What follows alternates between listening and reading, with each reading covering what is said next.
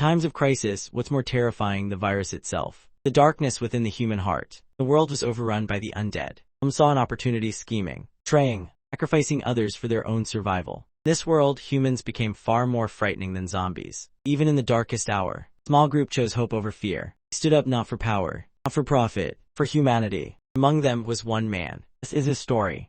The scene wasn't anything new. Yep, the world was smack in the middle of a zombie apocalypse. Everything was pure chaos. Build a safe zone, the government locked down the entire Busan area. Police had set up a safe haven at the very first checkpoint. But what's the real issue here? Well, 30 million zombies are losing their minds outside. Meanwhile, people are cramming together inside just to feel somewhat safe. Humanity's gotten colder, literally and figuratively. Folks stomp each other out like cockroaches, all for a shot at survival. Riots break out nonstop. Is this a country that treats its citizens like a burden while the elite still party in luxury? Nope, that's not it at all. The real problem that's driving society off the rails isn't the zombies, it's the housing prices. Flood of refugees swarming into the city caused house prices to go up literally 100-fold. Mid-range home in the city center costs hundreds of billions of won. Yeah, that's normal now. Even renting has become ridiculously expensive. One-time rent payments can be tens of billions of won. Monthly, just a few dozen million. Inside the quarantine zone, zombie territory. Inside, starvation and freezing to death. Everywhere feels like a slice of hell. Guy with a worn-out look was trying to warm himself from the cold. Guy none other than Kim Cheol-soo. He's 23 and works as a laborer. His dream, a modest home priced at around 40 billion won. To reach that dream, he works like a machine from dawn till midnight. Man sleeps only 2.5 hours a day. So far, he saved 4.5 million won. To buy that 39.5 billion won house without spending a single extra coin. Cheol-soo just needs to work for another 731 years. It's not so bad, right? Just 7 centuries. Let's be honest, saving like this forever won't get him there. If he wants to get that house faster, there's only one way. Cheol-soo looked up at an ad banner hanging from a building. It was for the 17th wave of the Homeland Recovery Campaign. It was advertised for those who are hungry, homeless, and hate zombies. Everyone who joins the campaign has to leave the quarantine zone and kill zombies. Each zombie head nets you 5 million won. Cheol-soo decided he's in. He headed to the train station and dropped 1.2 million won on a ticket to Pohang, the campaign zone. His gear, just himself, the ticket, and some lunch trays he stole from work. This time he's going all in. He's got nothing left to lose, go big or go zombie. There he becomes a zombie or wins his freedom. On his way, Cheol-soo accidentally bumped into a girl. Crash knocked her straight to the ground. Stuff and weapons fell out of her backpack. He grumbled a bit while trying to gather everything. Then some random thug showed up and decided to mess with her. He struggled to get her stuff back, but the guy was clearly way stronger. Thug grabbed her hair and started robbing her of her weapons. He didn't back down, so he yanked her hair harder to scare her. Just as he was about to leave, a hand grabbed his wrist, stopping him cold. It was none other than Cheol-soo. When injustice shows up, so does he. Hero mode on before zombie slaying even begins. Thug didn't like being stopped, his face twisted with annoyance. He started trash-talking, but after just a few words, Cheol-soo gifted him a facial makeover even his mom wouldn't recognize. Down he went, pitifully flattened on the ground. I can't focus on killing zombies if scum like you are busy hunting your own kind. You're barely even human. After dealing with the scumbag, Cheol-soo told the girl to quickly pick up her scattered stuff. Casually took the thug's long-range weapon as a reward for his good deed. Up above, a guard complained about the noise from below. Another one shrugged it off. They were just the poorest folks in Busan trying to survive. Anyway, by tomorrow, we won't be hearing those noises again. After all, the real purpose of this campaign was population control. Trains started moving. By evening, they reached their destination, the 17th Territorial Recovery Campaign Zone at Pohang Station. Train stopped and the doors opened. Passengers stepped off, all looking confused and disoriented. The place was completely deserted. Not a single zombie or soldier in sight. Just then, a loud voice blared from the station speakers. Thank you for joining the 17th Territorial Recovery Campaign. Everyone looked around, panic rising. Zombies are sound sensitive, so why the heck was it so loud? Cheol-soo stayed silent, a feeling of dread creeping in. Then came the real bomb through the speakers. The organizers admitted it. This campaign was a brutal population reduction program. Loudspeakers were deliberately used to lure zombies in for the dirty work. Sure enough, a horde of zombies came swarming in. Chaos exploded. On Earth, yep, it was right here. Cheol-soo took it all in without a word. He handed the girl the long-range crossbow and said, "You can borrow this, rents 10 zombies." Girl was still trying to figure out what was happening when Cheol-soo pulled a shovel from his backpack. Fueled with determination, he charged outside. One clean move, he took out a zombie. The noise drew more zombies right to him. Chial Su didn't flinch. He stood proudly on a zombie's corpse, eyes gleaming with fierce resolve. 7,900, that's how many zombies I need to kill today. With that, Chial Su entered the battlefield. One man, one shovel, wiping out zombies like chopping firewood. Honestly, he looked scarier and more monstrous than the actual zombies. His eyes were blazing like he'd lost all reason. No zombie could escape the wrath of his shovel. Girl hid in a corner, watching in terrified awe. She couldn't believe what she was seeing. Zombie massacre went on for hours. By sunrise, the bodies piled into a mountain-sized heap. Chial Su had officially crushed his zombie-slaying KPI for the night. Girl just couldn't understand why Chial Su would go this far for money. Aren't you afraid of dying? Chial Su replied with one simple reason: to buy a house. Preferably with a yard if possible. Meanwhile, back in the monitoring room of Team 3 at the Ministry of Land, Infrastructure and Transport, staff still hadn't recovered from the shock of Chial Su's insane performance. According to their counter, he had killed around 8,000 zombies. Back in Busan's 4th District border zone, the quarantine zone in Jijingjun, 2 guards were still standing watch. One of the 2 guards used binoculars and saw something moving at 12 o'clock. Turns out, his eyes were playing tricks on him. On closer look, it was just Chial Su and that girl he just met. Oh, and he was carrying a backpack stuffed with zombie corpses. A little later, Chial Su arrived at the government headquarters to sell the zombie loot. Total count, 890,541 zombies. 5,001 per head, that earned him a tidy sum of 44 billion won. Before handing over the cash, the manager asked him to keep the whole campaign thing a secret. And made him thumbprint a contract to seal the deal. An assistant whispered nervously, "Are we really giving him that much money? 44 billion's no joke." The manager replied, "He soloed hundreds of thousands of zombies. This guy's not someone to mess with. If we don't pay him, we might end up like those zombies ourselves. We'll give him the money now, then figure out how to get it back later." After all, as civil servants, their sacred duty was to not waste taxpayer money. After signing the contract, Chial Su walked out carrying several suitcases full of cold hard cash. True to his word, he gave the girl 30 million won as rent for the crossbow. With their debt settled, he hoped she wouldn't tag along anymore. Watching his cold silhouette walk away, the girl felt a tinge of regret. He called out to him, "When you buy your house, invite me over. I'll bring a killer housewarming gift." Chial Su, of course, didn't seem to care much for her words. Soon after, he picked out a house he liked and dropped 39.5 billion won on. Cozy home with a small yard near Seosan, Busan. This would be his new haven. Chial Su slowly approached, opened the door to step inside. Promised himself he'd try to live happily here. Everything felt a little too easy. It was kind of boring, actually. Deep in thought, he stepped into the house, not noticing. Very suspicious needle sticking out of the floor. Stepped on it and immediately started bleeding. Looking closely, the needle was coated with a strange black blood. Then he remembered the manager at the office had insisted on keeping his bloody shovel and bag. He claimed that bloodied gear posed a security threat and needed to be confiscated.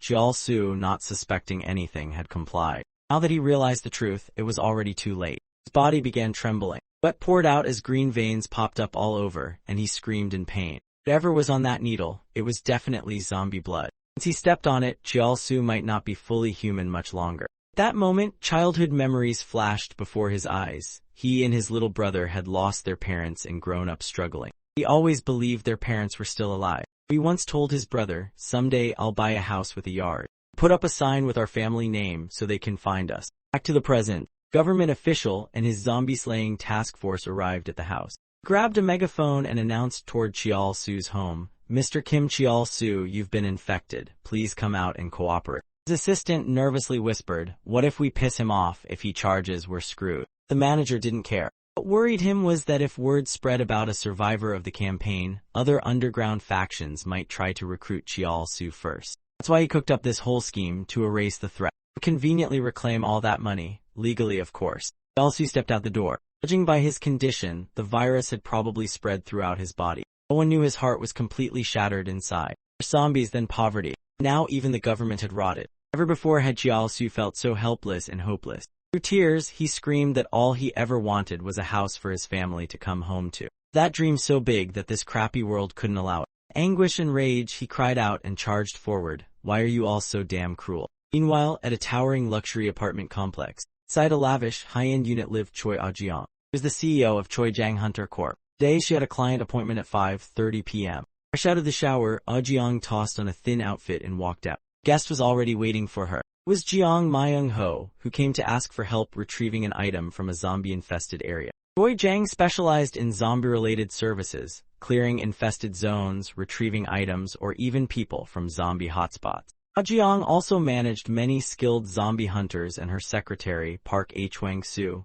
This case was no exception. However, the price tag for their services, not exactly cheap. Yang-ho looked at the price list, visibly stunned. Cheapest option started at 5.12 billion won. Mid-tier was around 16.2 billion and premium, a gentle 78.2 billion won. Final amount varied depending on the item's size and location. Yang-ho stared at the price list like he wanted to slash his own throat with it. He only had about 1 billion won on him. Barely opened his mouth to bargain before Jiang shot him a look. Secretary Park, are you really wasting my time by letting this beggar sit here? Please show him out. Panicking, Yang-ho blurted out that the item he wanted was worth over 50 billion won. Before the outbreak, he'd randomly bought some BTC for fun. Then, dollars and gold collapsed and BTC skyrocketed by 1,000 times. He was willing to offer a slice of his profit as a deposit, just hoping the company would help him. That Jiang's face lit up like a festival. Still, Yang-ho preferred a hunter with a slightly more budget-friendly rate. Jiang agreed immediately. Turns out she had a new recruit she was quite fond of. Maybe if they asked nicely, he'd take the job. Deal was sealed, mission locked. After Yang-ho left, Secretary Park asked who the new recruit was. Was he one of the guys from the recent recovery campaign? Jiang didn't answer directly, just said it wasn't exactly a recruitment. He asked her secretary to prep her things, she had to head out later. While they were at it, also prep tissues for a housewarming party. Yeol-soo stared ahead and shouted, I just want to own a house. Is that dream too big for this messed up world? Police nearby were so freaked out they just stood frozen. His voice echoed across the area, a house where my family can come live. Tears welled up in his eyes. Why does the world have to be this cruel? You know how the underground rumors go, never push a man into a corner. There's one rule among soldiers and politicians after the quarantine zones were built. Even a cornered rat will bite back and you never know what'll happen.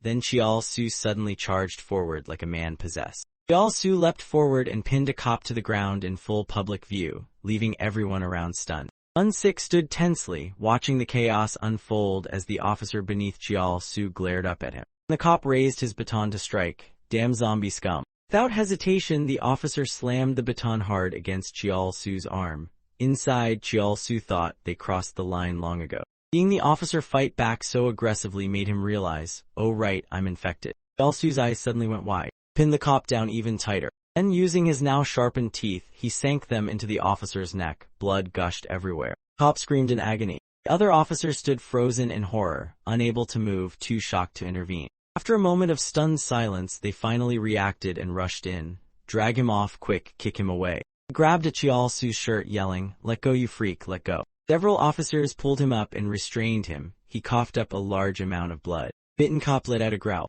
The rest of the force quickly hurled Yeol-soo away. Freakin' maniac. Wounded officer writhed on the ground, clutching at his bleeding neck. After a moment of struggling, the virus took hold. His eyes turned a ghostly white. One officer near Mun-sik panicked. He bit him. He did it on purpose. He's spreading the infection.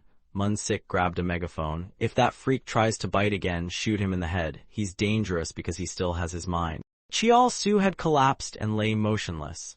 Mun-sik's announcement echoed, 3 minutes, he'll be fully turned in 3 minutes, pin him down until he loses it. The remaining officers stood on edge, ready for the worst. Mun-sik cursed under his breath, you worthless cowards. Seeing their hesitation, he shouted louder, there's like 10 of you, what are you afraid of, you want money or not? Cops remained silent, muttering half-hearted excuses about money. Suddenly Yeol-soo stood up, his body twitching unnaturally. The officer stared, too afraid to move. Jerked upright, declaring, no one's taking it, no one's making me leave. Mun-sik silently observed, waiting to see what he'd do next. Yeol-soo leaned forward and muttered, because this place. He raised his head, bloodied face, glowing eyes, is my home. Inside, his thoughts whispered, a man becoming a zombie. Seeing this, the cop stopped hesitating and charged. They all rushed him at once. Yeol-soo opened his bloodied mouth and roared, charging right back. The problem, he was the same monster who'd killed 8,000 zombies. Moments later, the yard was scattered with police corpses, blood soaking the entire house. Mun-sik ran in horror toward one of the bodies, desperately checking for signs of life. It was too late, the virus had spread. The dead officers began rising one by one, growling. Bodies twisted and jerked unnaturally, a grotesque display. Mun-sik was paralyzed by fear, pressing himself into a corner. His partner, now pinned by a zombified cop, looked at him with teary eyes. Captain, please help me. Before he could finish, he was bitten, silenced, jerked violently as blood splattered everywhere. Unsik was too terrified to approach. Sat trembling in a corner, breathing hard. It was just one guy, just one. How did it end up like this? Suddenly, Sangso appeared out of nowhere. Hugh, now this is a party. Unsik looked up stunned. Who are you? He asked, voice shaking. The man didn't answer, just unlocked his suitcase. He swiftly pulled something out. It was Ha Sangso, B-rank hunter from Choijiang, holding a lawnmower. This bad boy has cleared out 77,890 zombies. Seeing the weapon, Munsik instantly recognized the man, the lawnmower hunter Ha Sangso.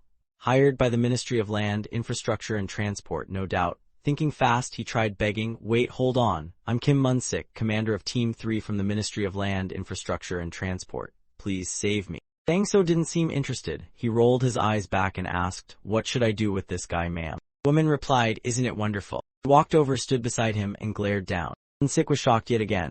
Jiang muttered, zombies talk now, that's new. Munsik panicked and shouted, what did you just say? Sangso grinned when he heard Jiang's remark. He revved up the lawnmower and raised it high. Understood. When Munsik saw the spinning blade aimed at him, he trembled. Wait, do you know who I am? Before he could say another word, Sangso made a clean slash. Munsik's head went flying. Scent of blood caught the attention of the zombified cops nearby. He growled and charged wildly. Sangso calmly waited as they came, then sliced through them with his mower.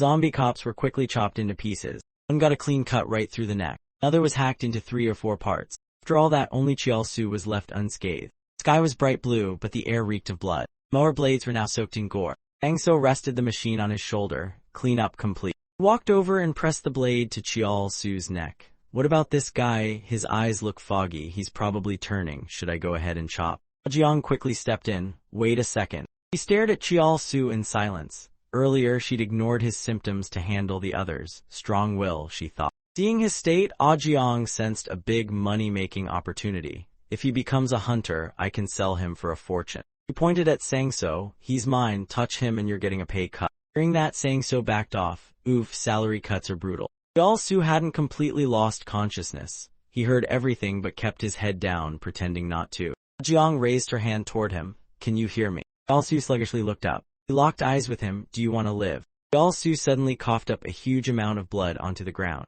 Jiang spoke more firmly. If you do, then answer me. Chiaosu struggled to respond. What do you mean? I'm turning into a zombie, can't you see that? He explained, we run a zombie handling service. We call it Hunters. Jiang knelt beside him, explaining in detail. Like you, we've suffered and survived. You made it through Campaign 1.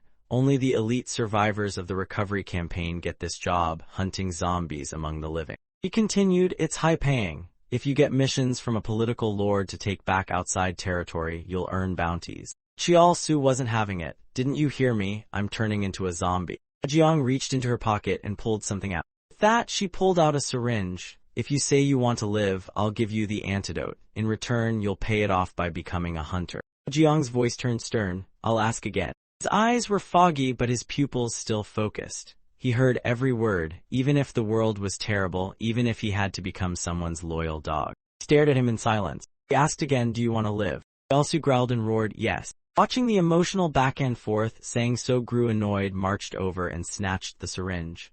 Hey, seriously, who wants to die anyway? Without hesitation, he jabbed the syringe right into Chiaosu's neck. Let's just stick this sucker in. As soon as the drug entered his bloodstream, Chiaosu's eyes rolled completely white. He immediately collapsed onto the ground. Jiang turned to Sangso. Looks like I owe you one. Sangso sighed, man. Demanding a signature in a situation like this is just cruel. Jiang shot him a look. That antidote you just used, it costs 500 billion per dose. Sure, life's priceless, but business is business. 500 billion. Sangso switched to a pouty tone. Who cares about money, right? Totally not me. He walked over and looked down at Chiaosu. Still. Seeing Chiaosu unconscious, he felt a twinge of sympathy. What a poor bastard, but hey, better than being dead. Suddenly Chiaosu's eyes blinked open. Still half zombie in the brain, his first instinct was to scream. Driver up front looked back. Oh, you're up. Chiaosu grabbed his head. Who are you? Where am I? The driver replied casually. What do you mean? This is a taxi. And the driver glanced back again. Anyway, what do you remember? Chiaosu paused. What I remember. Strained to recall, I went to Pohang. Memories of fighting zombies flashed in his head. Zombie hunting. He remembered buying a house, buying a home. His eyes glowed red, veins bulged. Widened his eyes, realization dawning. Wait, I was infected. Immediately checked his body all over. Even looked at himself in the mirror.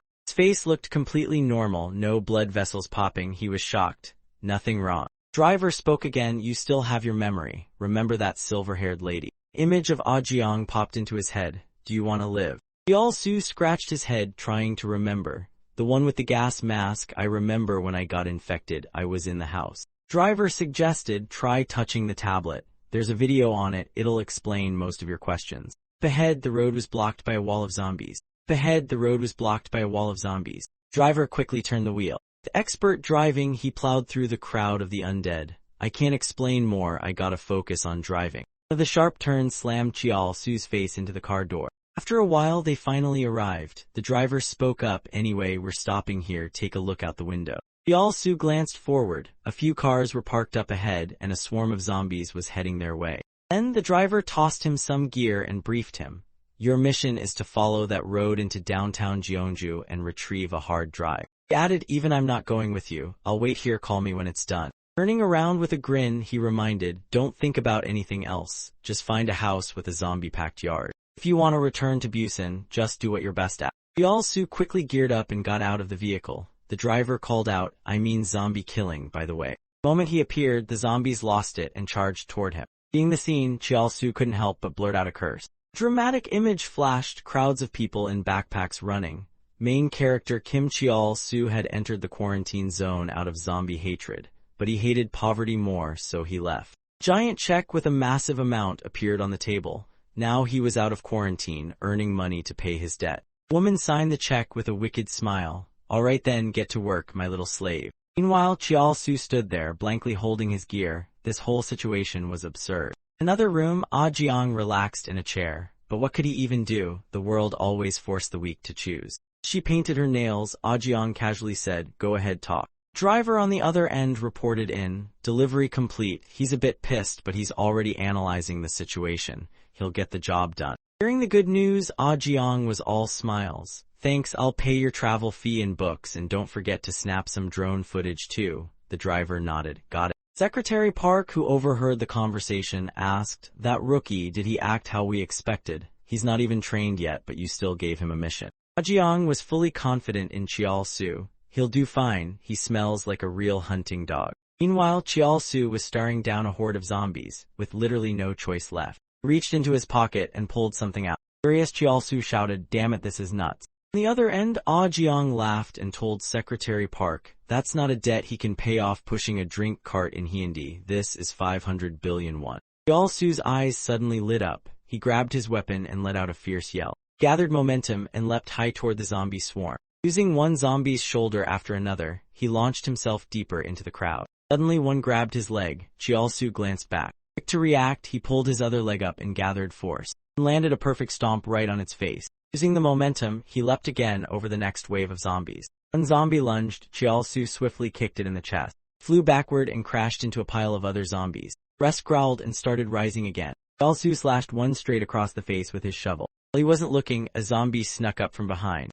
Jiao Su turned and glared at it. One clean shovel strike and the thing was crushed. The zombie collapsed on the spot. Within seconds, Jiao Su had cleared the entire area. It was still twitching. He stomped hard on its back, finishing it off. Jiao Su planted his shovel into the ground and sighed, exhausted. The drone had successfully captured everything. Footage of him wiping out the horde was now being broadcast live on screen. Holding a wine glass, Ah Jiang smiled proudly. Nice performance. I thought he'd freeze up as a rookie, but look at him handle those zombies. Driver grinned over the phone. How's this angle, boss? Ah Jiang was extremely pleased. Not bad at all. We still need footage for the promo video, so don't forget to keep filming, Mr. Driver. Then she tapped her wine glass against the screen and toasted. Cheers to the successful debut of Hunter Jiao Su and his beloved shovel. On the other end, after clearing the zombies, Jiao Su muttered angrily, that crazy woman, how the hell did she make someone unconscious owe her 500 billion won? At a glance, it looked like Jiao Su had accepted his fate and started working off his debt, but he stabbed his shovel deep into the back of a barely alive zombie on the ground. Fueled by rage, he kept slamming the shovel down until the zombie split in two.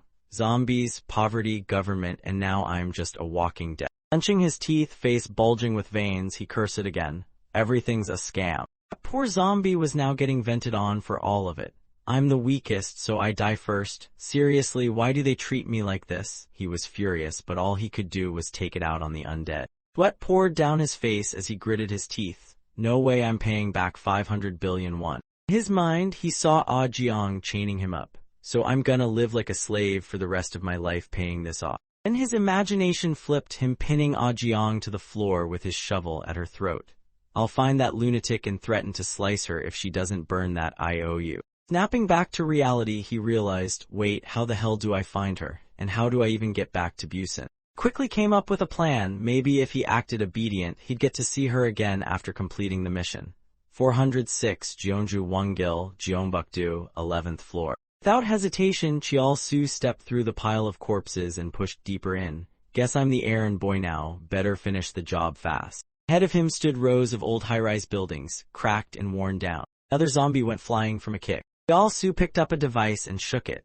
Jeonju Wonggil, Jeonju-si, Jeonbukdo, 11th floor. Stopped before a tall building, pausing to study it. Meanwhile, the driver was still controlling the drone, watching Chial-su's every move. He's inside the building now. Should we stop filming? Suddenly, the driver leaned his seat back, gazing at the ceiling. There are people like him who seem to have everything. Briefly thought about others' intelligence, instincts, endurance, strength, traits everyone wants. Yeah, the boss has sharp eyes. Everyone she picks turns out to be a monster. Pulled out his phone, looked at a photo of his daughter, and smiled. Hope I can earn enough for you too, daddy's little princess. Suddenly, a rock or something smashed into the car window. Driver snapped to alert, immediately grabbing his weapon. Scanned the front with tense eyes, weapon in hand, ready for anything. Looking closer, it wasn't a rock, it was a chunk of meat. Wait, was that meat? Got out of the car to investigate. The cut looked clean, maybe done with a blade. After examining it, he grew suspicious. No way a zombie threw this, they only bite. Finally concluded it was human-made. His expression turned deadly serious. Looked up at the rooftop, there was a sound. Driver froze. Who the hell is that psycho up there? Just then his phone lit up and started ringing. Quickly noticed and reached for it. His eyes were sharp, tense, sensing danger. Zombies, hearing the noise, began rushing toward him. You've got to be kidding me, he shouted. Meanwhile, Chial-su had made it inside, but what he saw overwhelmed him. So many computer parts. How the hell was he supposed to know which one was the hard drive? He yelled in frustration. The zombie outbreak happened before I learned it. I dropped out in elementary school. How would I know what a damn hard drive looks like? Not knowing which part to take, he scooped up everything in sight and carried it all out. 30 minutes in a gas mask. No, that damn loan shark. I won't let you get away with this. Arms full of random junk, he fumed. How could she make me suffer like this? I swear I'm going to kill her. Picked up the radio and shouted, hard drive or hard crap, I took it all. Everything looks the same, so come pick me up. If you tell me to walk to the car, I'll kill you. His voice crackled through the radio, but he didn't know the driver had already been killed by zombies. Are you gonna answer or what? Hey, driver. Man in black suddenly appeared near the car, drawn by the sound of the radio. He leaned through the window to listen. I told you I got the stuff, so hurry the hell up. After hearing the call, he smirked. So he didn't come to Jeonju just to sightsee, just as I thought. He came for the goods. Pulled out another chunk of raw meat. All right then, let's go fetch that delivery. His name was Park Sang-chul. Sang-chul pulled out his phone and set a countdown timer. Tucked the phone into the meat with the timer running. This man used to be a C-rank hunter at Choijiang. Park Sang-chul, the Phantom. Body count 2037. Once a hunter, now he hunts people like zombies. A C-rank ghost with a bounty of 2 billion won, and the reason he's now known as a former hunter. Sang-chul held the meat in hand and took off, all for the money. Once worked for Ah Jiang. Thanks for all your hard work this month, Phantom. Holding a fat wad of bills, he was surprised. This much. Ah Jiang set down a stack of cash and explained, you didn't do much this month. Even with that client referral union discount thing, you know our company takes 30% commission, plus tax and all that. So the final payout is 5 billion won. Sang-chul clenched the bills in frustration. Ah Jiang slammed the stack onto the table and called his name sharply. Phantom. She looked him dead in the eyes. You want to level up. If money's that tight, take on riskier jobs. That's already a decent pay for a C-rank. Hearing that, Sang-chul fell silent. Do something dangerous, huh? And she smiled and winked like nothing had happened, looking forward to next month. Even though he was boiling with rage, there was nothing he could do. That's what happens when you can't climb out of C-rank. Back to the present, he raised his binoculars and checked the situation ahead. Silently watched Chial-su's every move from afar. So you really took everything? Meanwhile, Chial-su was clueless, lugging the giant sack. You're dead, I'll kill you. Without hesitation, Sang-chul pulled out the chunk of meat. I'll smash that crazy woman and make a profit selling the loot. two birds, one bloody stone. He took aim and hurled it forward. This is why I can't quit this job. Meat smacked Chiaosu square in the face. It hit the ground slowly. Chiaosu stared at it, confused. Meat. The phone hidden inside started ringing loudly. Zombies drawn by the noise immediately charged at him. Chiaosu screamed in pure rage, what kind of godforsaken day is this? This is actual hell. Zhang Chul had once visited a phone store and gathered a bunch of electronic devices. Stuffed them all into his bag without hesitation. Did it for one reason: sound. Zombies are insanely sensitive to noise. He even chopped up meat into small chunks and took a shower to scrub off his scent. Put on full protective gear. Just to be extra careful, he used bleach to completely erase his smell. Thanks to that, he could confidently walk right past zombies. In short, hide your scent and lure the zombies toward your enemy. Meanwhile, a swarm of zombies kept charging toward Chiaosu. Shook the meat in his hand and cursed, stupid damn meat, why is it making noise? Is this some made-in-China cursed product? Zombies didn't just come from the front, they were now ambushing him from behind too, leaving him no room to turn. Zhang Chul squinted ahead, that was his plan in action. Seeing the mob pile onto Chiaosu, he smugly assumed, yeah, he's done for. Through his scope, he observed the chaos. Even an A-rank killer would get torn apart in a siege like that. Waiting for the right moment, Zhang Chul crouched behind a car. I'll use him as bait to wipe out the horde. If the rookie has what I want, even better. Suddenly, something flew right past him, making him flinch. Instantly turned around in high alert. Chiaosu had broken through. He smashed the zombies into the sky. Park Sang-chul realized, way too late, that this so-called loser had awakened some kind of unholy power. Chiaosu's eyes were glowing as he clenched his teeth in fury. Sang-chul couldn't believe what he was seeing. That lunatic, and he's worried about blood messing up the loot. This guy's a freaking monster at the top of the food chain. In his fury, Chiaosu charged through the horde, slicing zombies into fine pieces. Watching from the sidelines, Sang-chul was genuinely spooked. What the hell, what is that thing? That's not the same guy who rode in the taxi. Is he a blender? With this many zombies, you're supposed to be quiet, idiot. He tried calming himself, crouched behind the car, pulling out another hunk of meat and a second phone. It's fine, Park Sang-chul, he'll burn out eventually. Jeonju's a big city, plenty of zombies left. Sang-chul stood up and readied his next meat toss. Suddenly, Chiaosu sensed something off. For a split second, Sang-chul froze in place. Two locked eyes, like statues carved in mid-glare. Chiaosu shouted, are you the meat-chucking bastard? Sang-chul, caught red-handed, trembled slightly. Without hesitation, he still hurled the meat. Whatever, enjoy it. Once again, the meat smacked Chiaosu right in the face. Zombies surrounded him instantly. Chiaosu yelled, seething, I'm gonna kill you. You better pray I don't catch you. Sang-chul threw another one. This meat chunk dropped from the sky and hit him again. Driven insane, Chiaosu grabbed his shovel and charged in, hacking zombies into mincemeat. Sang-chul grabbed another piece of meat, waited for his chance, and threw it. After doing this over and over, he ran out of bait, while Chiaosu still had plenty of energy and was somehow getting even angrier. After several throws, Sang-chul finally realized he was out of meat and phones. Crap, and no more meat, no more phones, only got one last use trap left. Terrified, he turned to run. Gotta get out of here, that thing's not even human. Suddenly, a zombie head landed right in front of the path he planned to escape through. First the head was still alive, it growled. Sang-chul turned around in pure fear. Chiaosu charged at him, yelling, where do you think you're going, you little punk? Before finishing his sentence, he hurled the zombie at Sang-chul. We've got unfinished business. Sang-chul panicked and ran for real. Zombies outrank humans in the food chain. He vaulted over a fence and landed safely. But hunters outrank zombies, and I've killed those hunters too. Outside, it was pitch dark. A few zombies were sluggishly wandering the road. Another zombie was hurled to block his path again. The selfish ecosystem is now complete. Looked back, Chiaosu was right there with a shovel, charging like a demon. Furious, Sang-chul yelled, why the hell does someone like you exist? Chiaosu fired back, you lunatic, you provoked me first. Did you kill my taxi driver? Sang-chul stayed silent. Chiaosu clenched his teeth, face filled with fury. So not only did you piss me off, you killed my driver. You're paying with your life. Sang-chul hesitated, hand reaching into his pocket. You insulted me. Chiaosu grew cautious. A gun. As a precaution, he hurled his shovel straight at Sang-chul.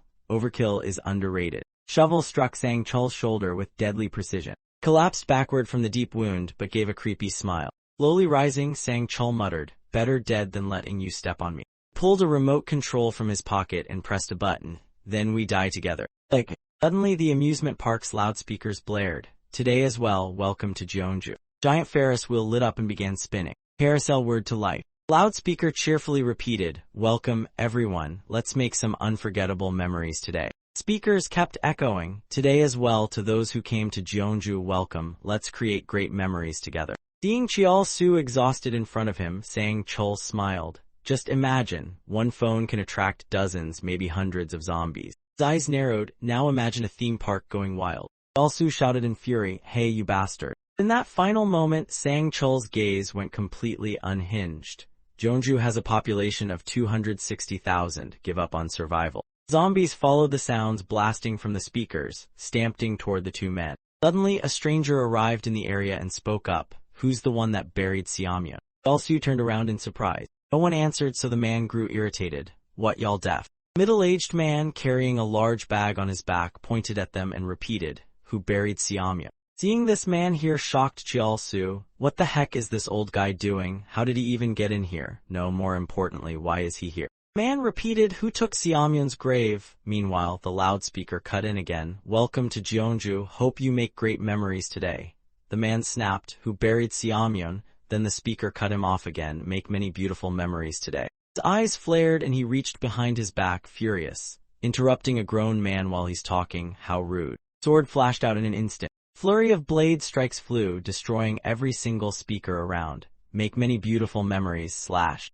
Cheol-soo and Sang Chul watched in alarm, clearly unnerved. Now truly furious, the man pointed his sword directly at them and roared, which lunatic owes Choi Ah-jeong money? You not gonna answer me? Hunter from Choi Jang A-rank Kim Chil Sam, the old man Kang T Gong. Kill count, 112,700. Terrified, Cheol-soo quickly raised his hand. I think it's me. Steaming teacup was set on the table. Negotiations were underway. Chil Sam held his cup and looked at the person across. You want me to rescue the rookie? Jeong nodded and explained. Yes, I lost contact with the hunter sent with him. Did he run into a mutant? Chil Sam took a sip and muttered thoughtfully, sounds like he ran into the hunter. Hearing that, Ah-jeong's face tensed. Secretary Park placed a large box on the table in front of Chil Sam. Ah-jeong ordered, I've dispatched a helicopter, it'll arrive in 30 minutes. Your mission is to rescue the rookie with the nickname the Gravedigger of Seamyeon. Briefcase opened, inside was a mountain of cash. If you accept, you'll earn 50 billion won. Chil Sam instantly slammed the case shut. No, something's not right here. Looked seriously at Ah-jeong. Little boss, have I ever taken a job for money? And with a single hand, he shoved the briefcase away. I want the antidote. Ah-jeong, shocked at his request, shouted in frustration. Hold on, I don't care how urgent this is, that request is insane. She stood up and slammed her hands on the table. That antidote, even with discounts, is still worth 300 billion won.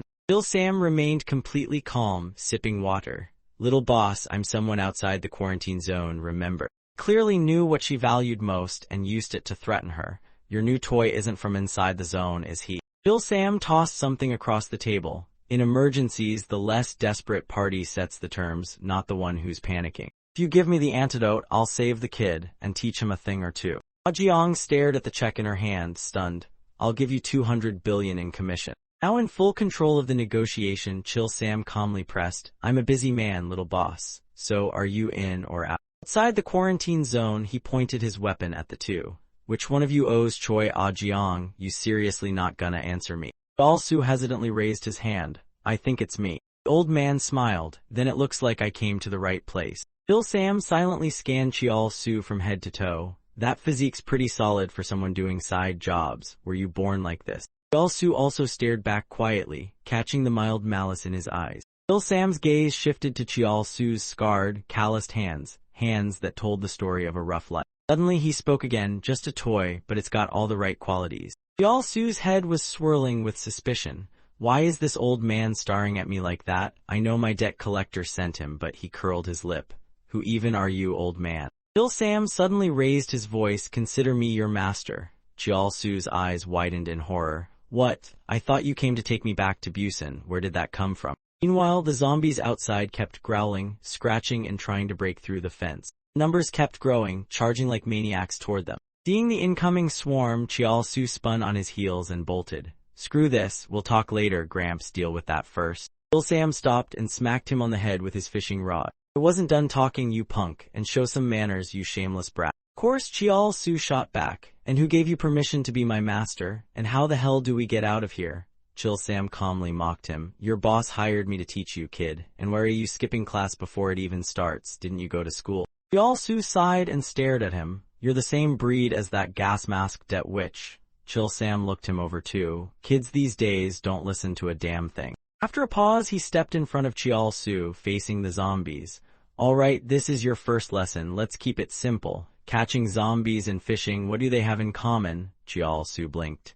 What does fishing have to do with this? Chil-sam pulled out a real fish and hooked it onto the rod. He cast the line far ahead. With one hand, he gave the line a playful tug. That means you're enjoying this, huh? And again, he cast the line hard into the ground. Fishing line weaved through the crowd of zombies. As the zombies kept rushing in, he looked completely relaxed. So, what's the best way to feel calm? His eyes suddenly lit up. He yanked the rod hard downward. Chial-su shouted in panic, Hey old man, you've got zombies right behind you. The undead had completely surrounded Chil-sam with no escape in sight. Still unfazed, he gripped the rod tightly. Patience, rule 1, only reel in when it matters. He barked, duck kid. Caught off guard, Chial-su froze. Fish attached to the line was suddenly reeled back. Chial-su immediately dropped flat to the ground. Chil-sam spun in place, swinging his rod around in wide arcs. The line had already wrapped around several zombie necks without anyone noticing. Chial-su's eyes widened in shock. A zombie's head was cleanly sliced off by the thin fishing line. One by one, hundreds more lost their heads the same way.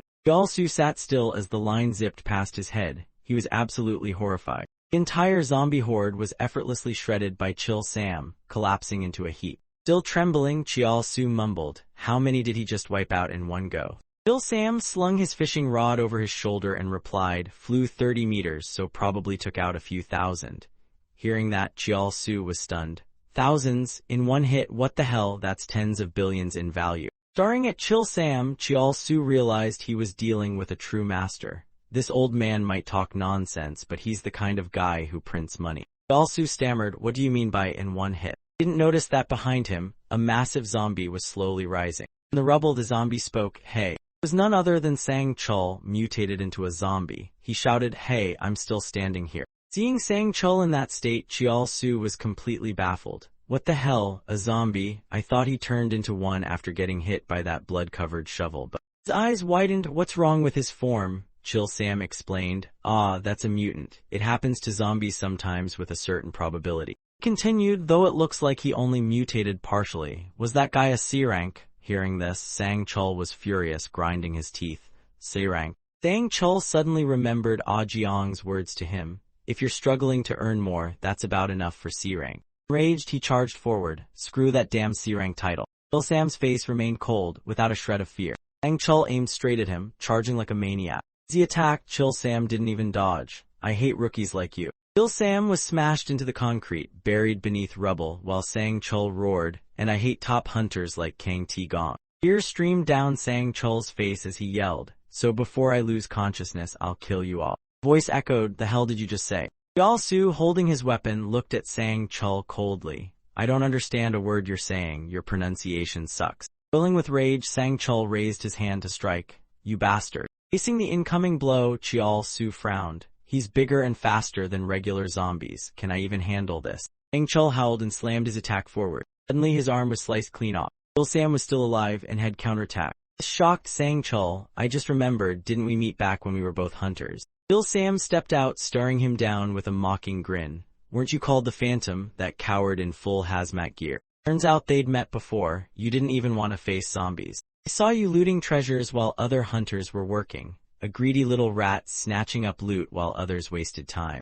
I even know you plotted to kill fellow hunters, and still not satisfied, so now you hunt hunters. Chil-sam narrowed his eyes. And now you're a mutant too, you ungrateful backstabber. Sang-chul clenched his teeth, glaring back with fury. In an instant, the kid snapped and screamed, raising his arms high. Chil-sam calmly sliced Sang-chul clean in half using his fishing line. He turned gently and called out, hey kid. Chil-sam quickly packed his fishing rod back into his backpack and slung it over his shoulder. Earlier, you said something about zombies and fishing and staying calm. Let me give you one more piece of advice. As Sang-chul collapsed to the ground with a strangely peaceful face, Chil-sam continued, even if people accuse you of being a butcher killing what used to be humans just to make money, you don't actually have to become a monster. While Chial-su was still frozen from his words, Chil-sam turned back and gently said, let's go. Choi Ah-jiang's waiting. Chil-sam happily sat by a lake, fishing rod in hand. He held up a big fish he just caught, grinning like a kid. You're one big boy, huh? Suddenly, a phone rang in his pocket. I'll be a real man with my wife and kid in my arms. Nothing will stop me. Chill Sam, annoyed, picked up the phone. Who the heck is this? Screen showed the caller's name, Little Princess. Seeing it was his daughter calling, his mood brightened instantly. Well, if it is Daddy's precious baby. Been a while, huh? What's up? Fighting with your husband again? Or are you calling to tell your old man you're skipping the holiday visit? From the other end came a panicked voice and strange noises.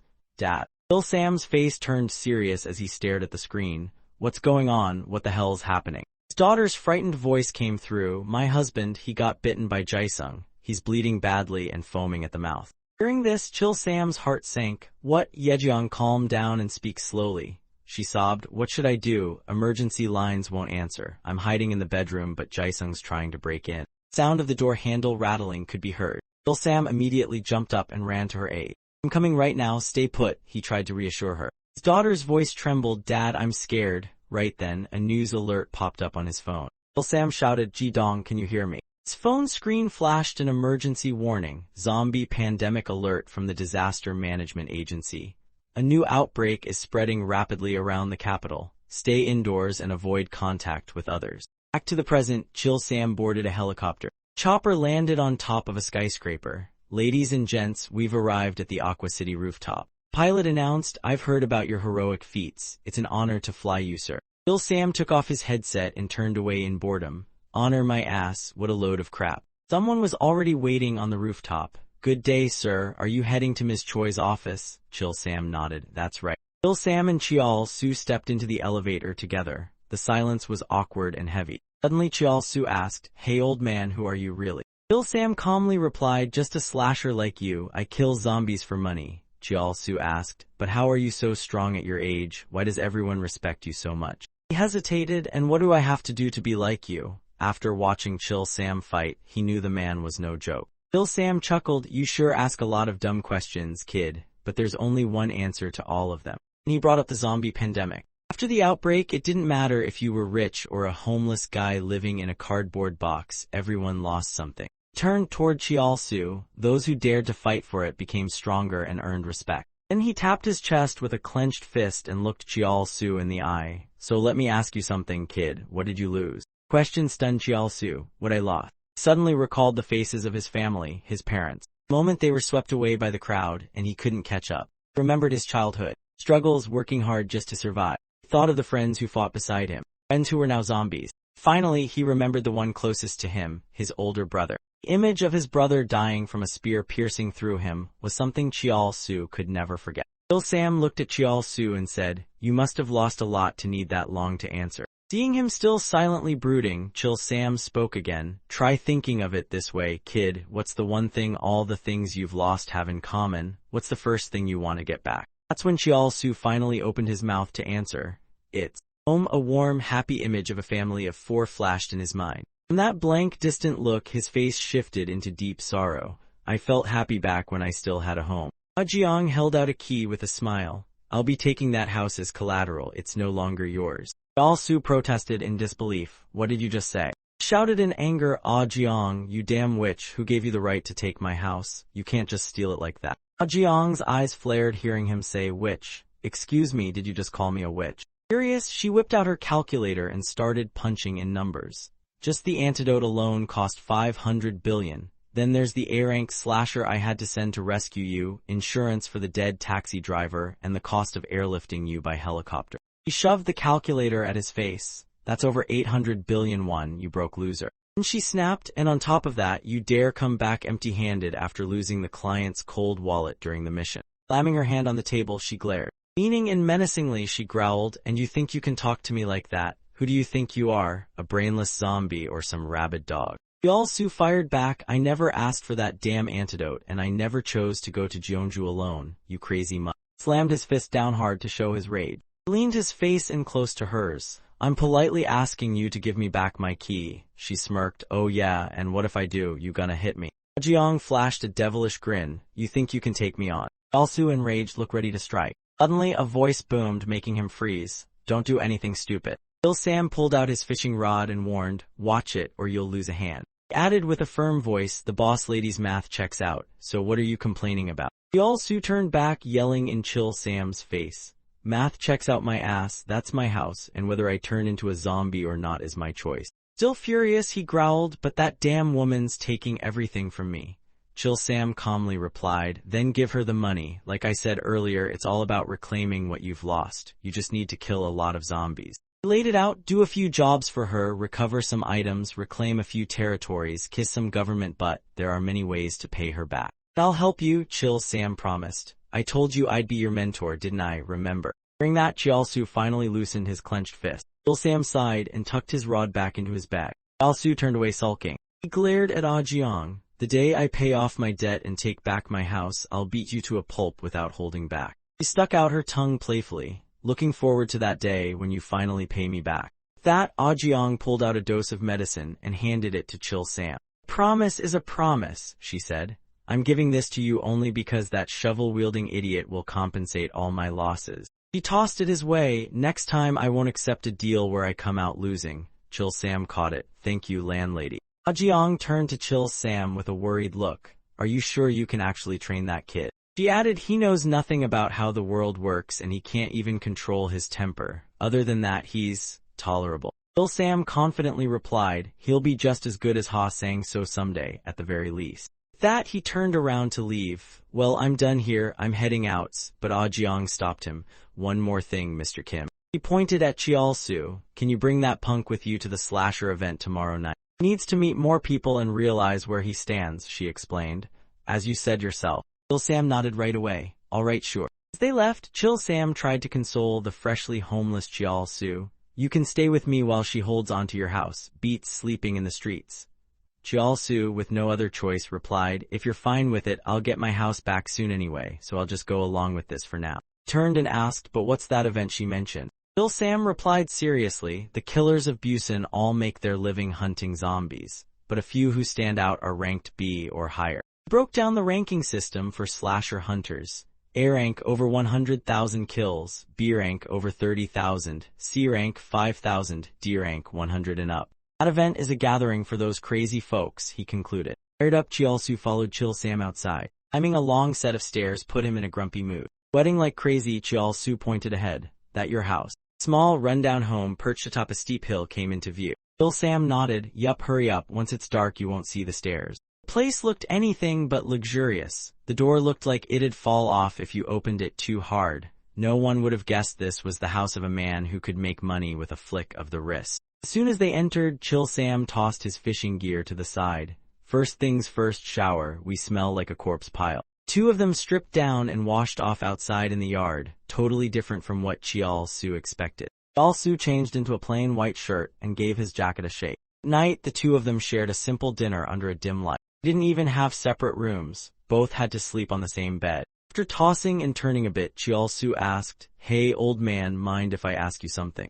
Paused, then continued. You've killed a lot of zombies, right? Chill Sam, eyes closed, responded, yeah. Chiaosu turned toward him. So, where'd all that money go? I doubt you spent it all on this wreck of a house. Even your bathroom's outdoors and your sink's just a faucet in the yard. You clearly don't blow money on luxuries. You don't strike me as the type who'd spend it on women either. Chill Sam immediately picked up on what Chiaosu meant. Calmly, he replied, remember what I said, every slasher has some crazy ambition. Just like how you went outside the wall chasing a house, you're not so different. Chiaosu asked curiously, so you're also crazily obsessed with something? You poured all your money into it. At that moment, Chill Sam suddenly opened his eyes, sat up and said, let me show you, it'll be faster that way. Chill Sam walked over to a tall wooden cabinet secured with an iron padlock. Pulled out a key he always kept on him. Without another word, he slid it into the lock. Chiaosu quickly sat up to see what the old man was about to reveal. Inside the wooden cabinet were photos of his family members. This is what I'm obsessed with, my daughter, my son-in-law.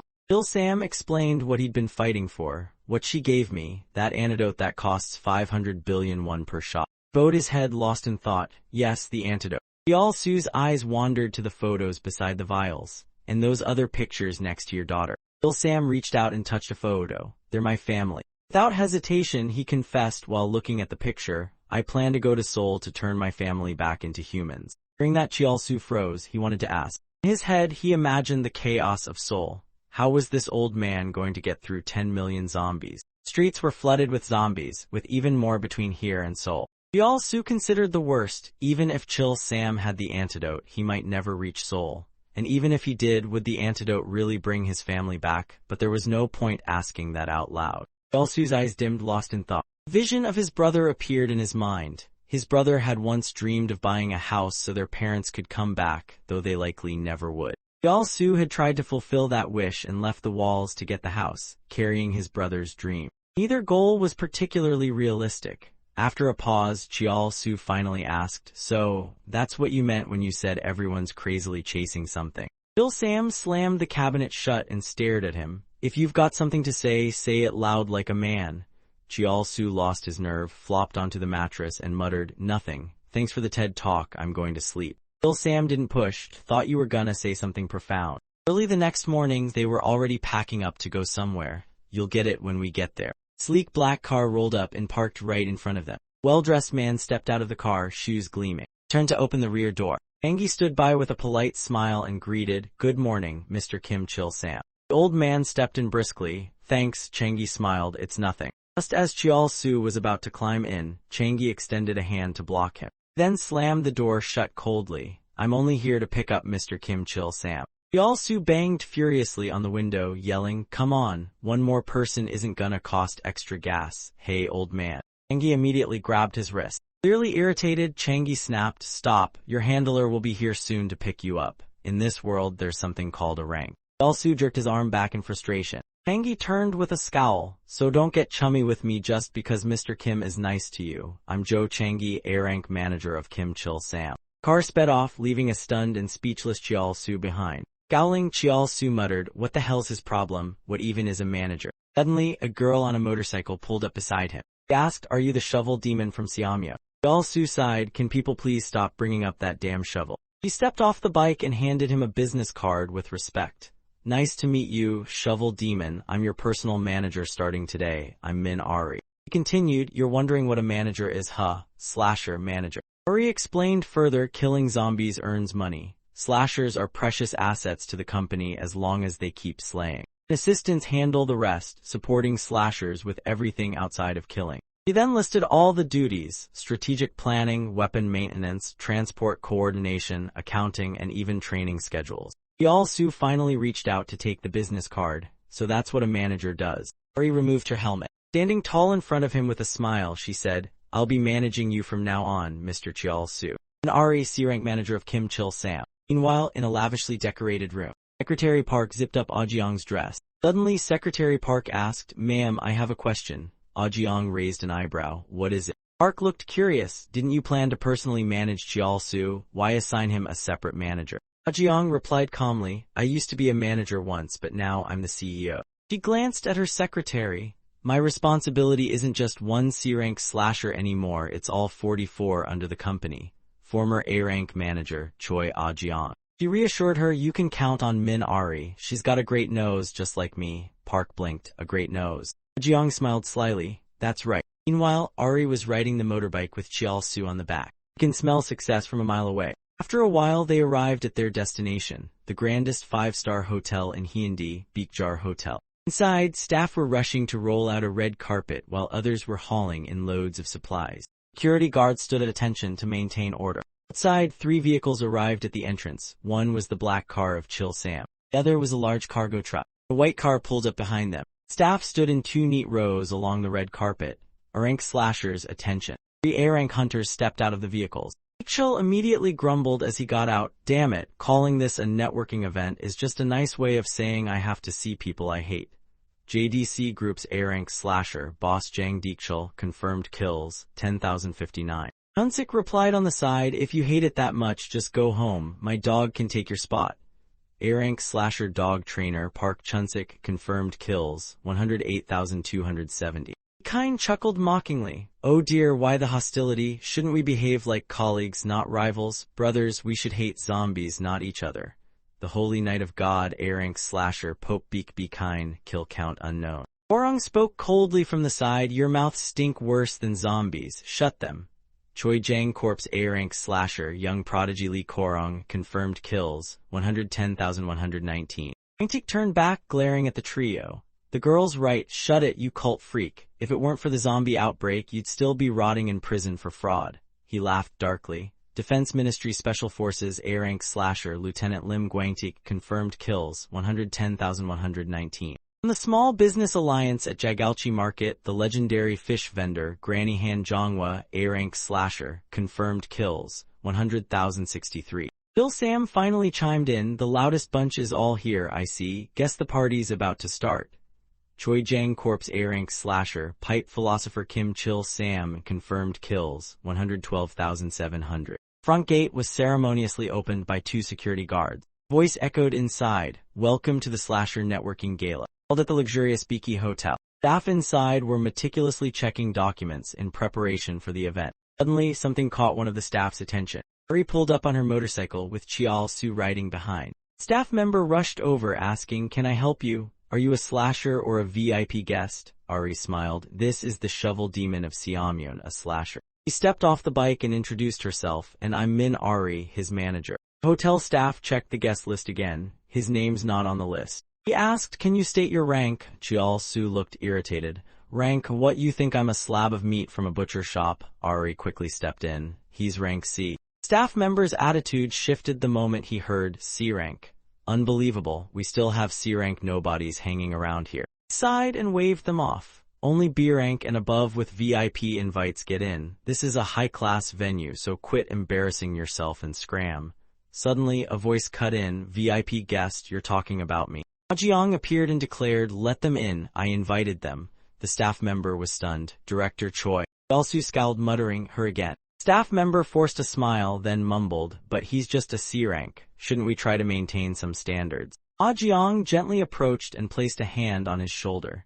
This super rookie here is a survivor of the 17th Territorial Reclamation Campaign. Elsu clicked his tongue in annoyance. Ah Jiang continued, you jumped from rank D to rank C overnight, and you're one of my favorite toys. Hearing that, the staff member immediately stiffened and broke into a sweat. I bet all the slashers and VIPs inside have heard of him and are dying to meet him. I told you I'm bringing him in. He leaned in and growled, you wanna be the guy who ruins the mood for me and all the guests. Walking into the lobby, she turned back and said to Chial Su, next time someone gives you trouble, just say you're mine. Permission granted. Chial Su scoffed, honestly I was hoping they'd kick me out so I could go home early.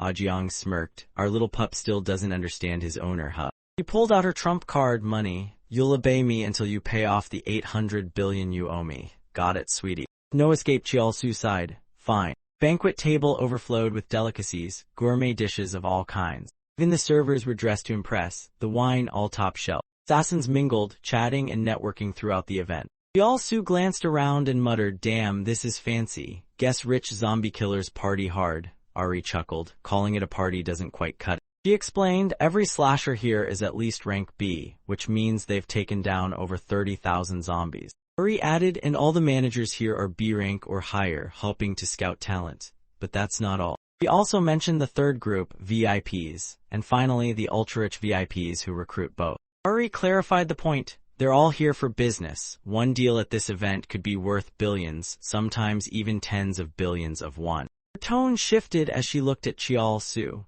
Unlike other industries that crumbled after the zombie outbreak, this one's booming. It's the only one still thriving in Korea. Chial Su scratched his head. Why are you telling me this now? Ari suddenly snapped, because I want you to adapt. You should be proud to be a professional in this field, Mr. Shovel. She stepped closer, her eyes intense. And I need you to be professional enough to ignore all the shady crap you're about to see. Casually, Chial Su picked up a wine glass. You're being dramatic. Took a sip and smirked. I grew up in the Hyundai refugee camp. I've seen worse than shady. Indeed, his past was brutal. Kim Chial Su had once been one of the lowest class survivors in the post-apocalyptic world. He thought he'd seen it all. Watching people trample each other for scraps of food. Witnessing the rich indulge while the world starved, taking on dirty, corrupt jobs just to stay alive. Suddenly, a man approached. I heard about your recent feat. You soloed 8,000 zombies, right? I want to hire you for a retrieval job.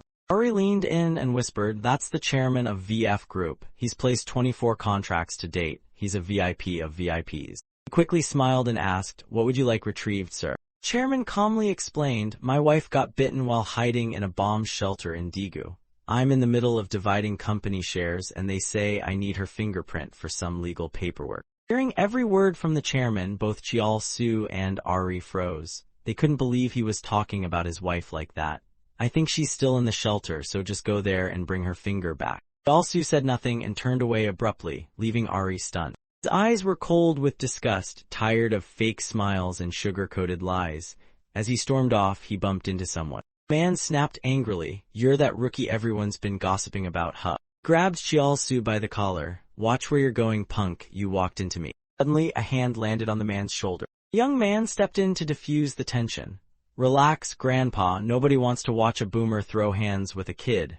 JDC Group, Rank B Slasher, Green Snake Changui, 31,207 kills. The man scoffed and walked away. "Damn JDC punks." Changui put an arm around Chial-su's shoulder. "Long-haired bro, people always treat newbies like this." As they walked, Changui continued, "They're all curious about you, but don't worry, the main event, about to steal the spotlight anyway." Right then the stage lights lit up. The host appeared, standing center stage in the spotlight. He smiled, grabbed the mic, and spoke, "Dear guests, enjoying the party? Feels a little boring, right?" Ah Jiang grimaced in the crowd. "What a bunch of arrogant clowns. We're not here to party, we're here to work." Host cheerily continued, "Well, don't worry, JDC Group has prepared a little auction to spice things up." Chial-su glanced at Changui. "An auction? You guys sell weapons to slashers or something?" Changui shook his head. "Nah, we're selling something way more exciting." Suddenly something on stage caught Chial-su's eye. 3 female zombies were wheeled out. The host spoke. From left to right, former actress, zombie who was once actress Lady Jin Hyungi. Beside her, former idol Miu. Lastly, So Hui. Host announced they were very hard to acquire, so bidding starts at 5 billion won. Changui lit up with excitement. "Ooh, the quality this time is top tier. We're gonna make bank tonight." Chial-su, unimpressed, turned away to leave. Changui hollered jokingly, "Is that your type? You got 5 billion on you, Mr. Romantic." Chial-su kept walking in silence. He couldn't take it anymore. Sure, people could spend their money however they like. This crossed a serious line. He grabbed a knife from the buffet table. Holding it tightly, he marched straight toward the stage. Ari panicked and shouted, "Chial-su." Host stammered, "Please bid," from the audience. Ari tried to push through the crowd. Chial-su's eyes had gone white, his expression terrifying. Without hesitation, he sliced off the heads of the 3 zombies.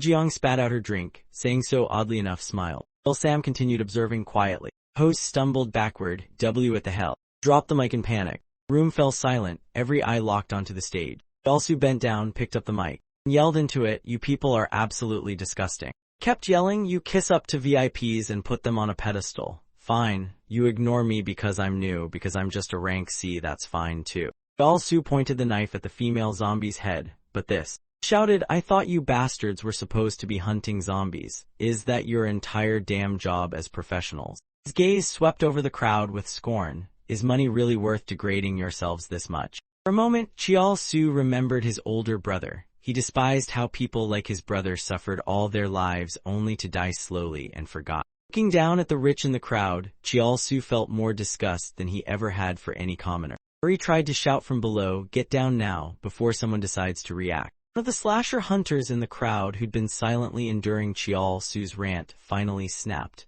"Damn right we degrade ourselves for money. What are you gonna do about it, you arrogant brat?" Her slasher eyes narrowed, now glaring directly at Chial-su. Dichul stepped forward with a scowl. "You gonna do something, mutt?" JDC Corp. Rank A Slasher Boss Jang Dichul. This guy had taken down countless zombies. He was the president of JDC Corp. And one of the top-ranked slashers. A massive corporate empire. He was once the star of a grand opening ceremony, but titles alone didn't describe the man. Press headlines were brutal: JDC Tower inauguration, lavish decline, ex-thug posing as businessman. Staff member quietly entered the office while Dichul was reviewing paperwork. "Everything's ready, sir," the staff member announced. Dichul asked, "How's our stock looking after that article?" The man quickly replied, "We've lost over 2 trillion won." Furious, Dichul's face twisted in rage. He crumpled the newspaper in his hand. "Got him it, lead the way." Nightfall at a shipping yard. A row of luxury supercars lined up in front of shipping containers. Dichul stepped out of one of them. Staff opened the doors to one of the containers for him. Inside was a man bound and bloody. He was tied to a chair, ropes biting into his skin. He was a reporter captured for doing his job. Dichul nodded. His men ripped the tape from the reporter's mouth. Sangdo immediately cursed, "You thug bastard, think you can get away with killing a journalist like me?" Dichul dragged a chair and casually sat down across from him. "Let me be clear, I'm not going to kill you." Pulled out a syringe. "I'm just going to let you live as something else." Sangdo stared at the needle and smirked. That's zombie blood, huh? You know what, Deekshul? This is why you'll always be a thug. I saw this coming the moment I wrote that piece. Deekshul injected zombie blood into Sangdo. Sangdo smirked defiantly. I'll make sure to bite you first once I turn. Consider it my patriotic duty. If this makes you feel better, go ahead. But it won't change the fact that you're just a thug, Jang Deekshul. Deekshul leaned in. You've misunderstood something, Mr. Journalist. I'm not mad about being called a thug. Black virus began crawling up Sangdo's neck. Deekshul's voice grew cold. I'm furious because that garbage article of yours made my company lose 1.2 trillion won in stock value. Sangdo's whole body began to tremble. What? Deekshul continued. And don't think my revenge ends with just turning you into a zombie. Deekshul turned to his underlings and ordered them, bring them out. He was holding Changdo's family hostage to threaten him. Changdo's eyes bulged when he saw his loved ones in front of him. No. Deekshul stepped forward looking at the trembling Changdo. Enjoy dinner with your family, or should I say, enjoy dinner of your family. Poison was starting to take effect. Changdo screamed, kill me before I turn into a zombie. Deekshul didn't care at all. He coldly walked away and shoved Changdo's family into the container. Changdo screamed both from the pain of the spreading poison and the agony of not wanting to hurt his family. Deekshul calmly stood outside the container, lighting a cigarette. I spared your life, did I? What are you whining about, you ungrateful bastard? Gave another order to the guy next to him. Check the container tomorrow morning and send some pics to the media. Let them see what happens when they don't write an article to boost stock prices. Jang Deekshul was a calculating man, or rather, he forced the world to calculate his way. Meanwhile on stage, Chialsu stood alone, facing Deekshul. Hurry ran over pleading, Mr. Jang, please calm down. Suddenly, before she could finish, a hand slapped her straight across the face. Hurry was flung across the floor. Her head slammed into the wall, leaving a large dent. Chialsu roared in anger. Deekshul glared at him. What the hell's your problem with the way I make money, huh? Chialsu clenched his teeth in fury. He shouted back, if this is the best business model you can come up with, you're no better than those rotten zombies. I'm gonna shatter that mindset of yours. As soon as he said it, he swung his knife to attack. Deekshul dodged it effortlessly, stunning Chialsu. Even more shockingly, he caught the blade midair. Just 2 fingers, Deekshul crushed the knife. You bark pretty loud. Maybe it's time I make you shut up like a mutt too. Deekshul threw a punch toward Chialsu. Chialsu raised both arms to block the blow. Then Deekshul drove his fist down straight onto Chialsu's head. His eyes gleamed with killing intent. Chialsu braced himself with all his might. Deekshul pressed down with even more force. Chialsu's arm bones suddenly snapped. Did my arm just break? Chialsu's entire body broke into a cold sweat. He frowned, trying his best to endure. His hands couldn't hold on any longer and dropped helplessly. Chialsu gritted his teeth, fear written all over his face. Deekshul showed no mercy. Launched a kick straight into Chialsu's jaw. Chialsu was flung away, coughing up a mouthful of blood. Couldn't even take a single hit. Deekshul leaned on one hand, watching him lie unconscious on the floor. He turned to his staff member, calculate the total damage. Value of those 3 auction items is at least 12 billion won. Staff member quickly took out a calculator, adding mental distress fees, brand damage costs, and some wine for the traumatized MC, comes to about 50 billion won more. He held up the final estimate, total cost 62.05 billion won, sir. Deekshul ordered, add it to the bill. He held up his blood-soaked foot for the staff member to include. Internally he cursed, what the hell is that guy, a zombie? Why's his bite so damn strong? Staff member quickly tallied the final number. An additional 1.2 million won, sir. Deekshul sat down beside Chialsu. Will have his sponsor cover the broken goods, therapy bills, and hospital fees. And he casually tore Chialsu's throat open with both hands. That's another 50 billion for the chaos he caused. I can recover it all if I use his corpse as a lesson. Suddenly, a thin white wire looped around his neck. Sam finally made his entrance. Deekshul scowled, what the hell are you doing? Can't you see I'm recouping losses here, old man? Sam smiled, you and your savage ways, I'm just following orders. Jiang stepped forward as well. She smiled and asked, Deekshul, do you have 800 billion won lying around? She knew Deekshul was someone who lived and died by his numbers.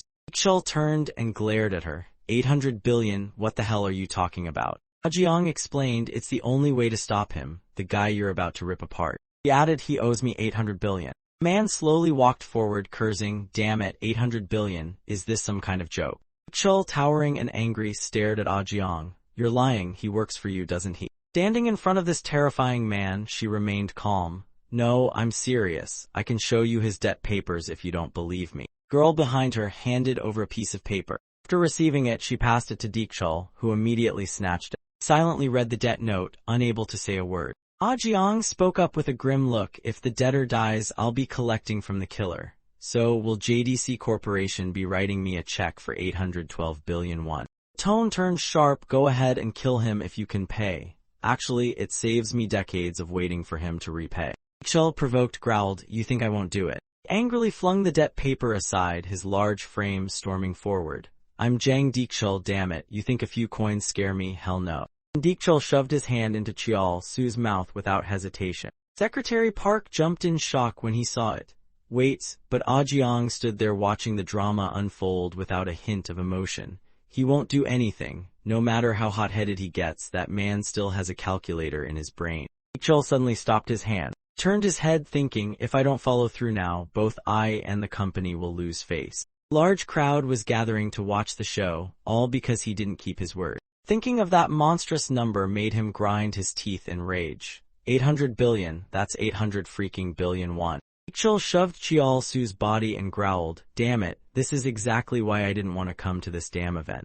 Jiang looked a little nervous but still managed to smirk. Diksel saw that and rushed over, grabbing her head. You just laughed at me, you little witch. Someone else suddenly appeared. Situation officially flipped. Diksel was now surrounded by elite forces. Orang stood there radiating intense killing intent. If you lay a finger on her.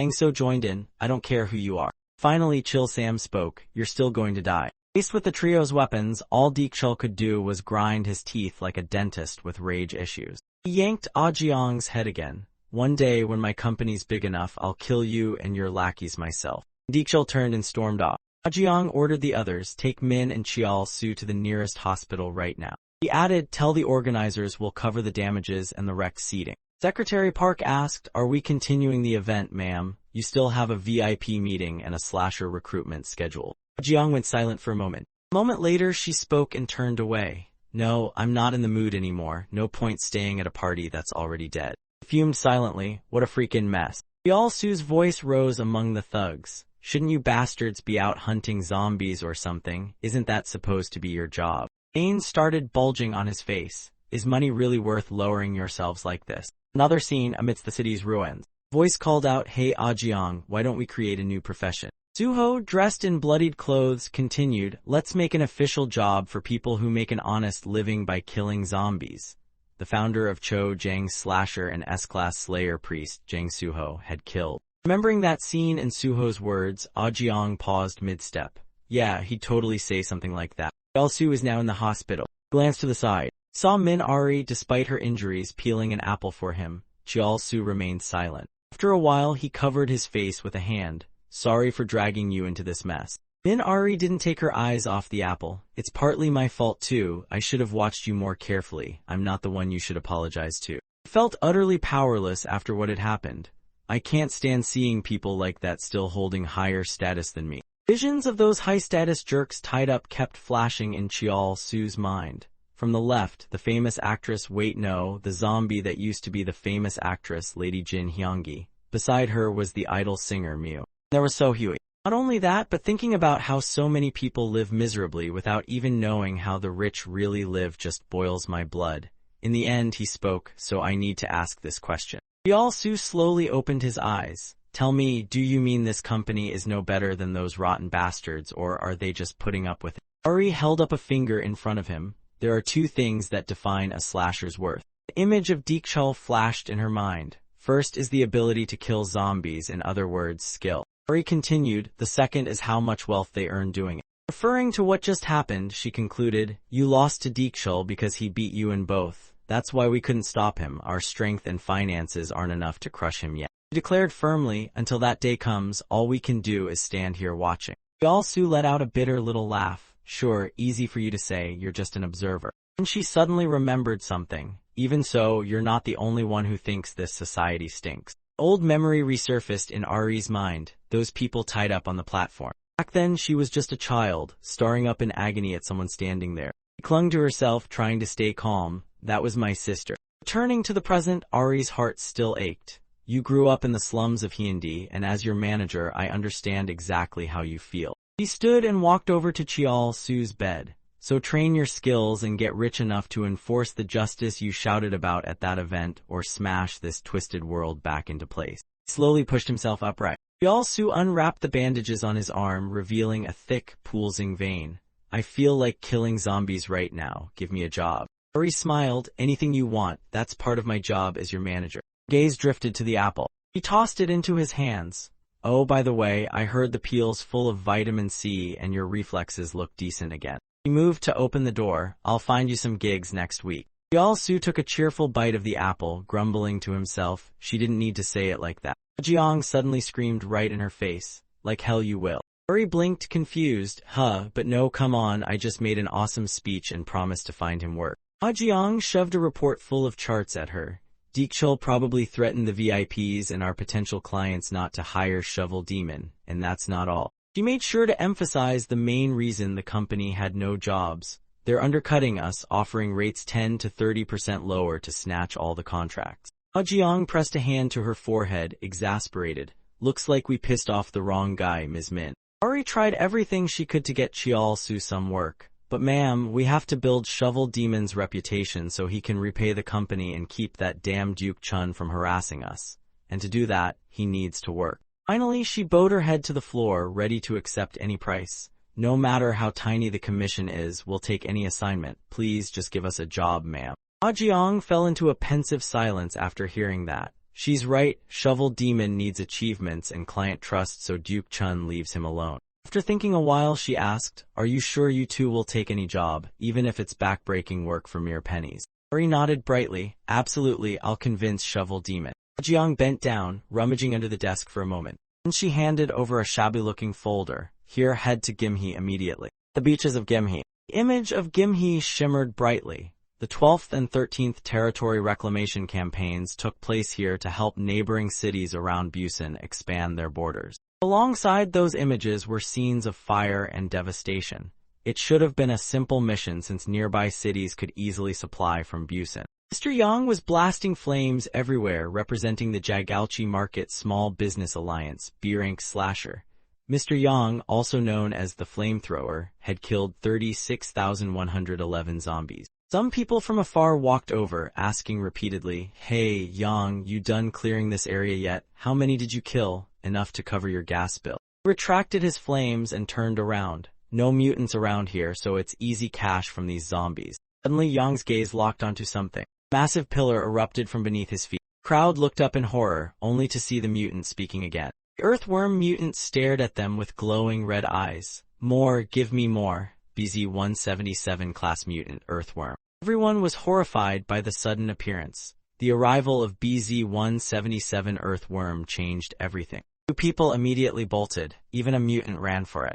A total of 31 slashers and 3,700 civilians were wiped out. The mutant kept scanning the area. More, give me more. The sudden appearance of the mutant turned Gimhe into a living hell. Deekchul had come with his crew. What even is that thing? A bug? A cursed sausage? Till Deekchul, then a super rookie, defeated the mutant alongside 50 JDC employees. Everyone lined up in 2 neat rows to take a victory photo.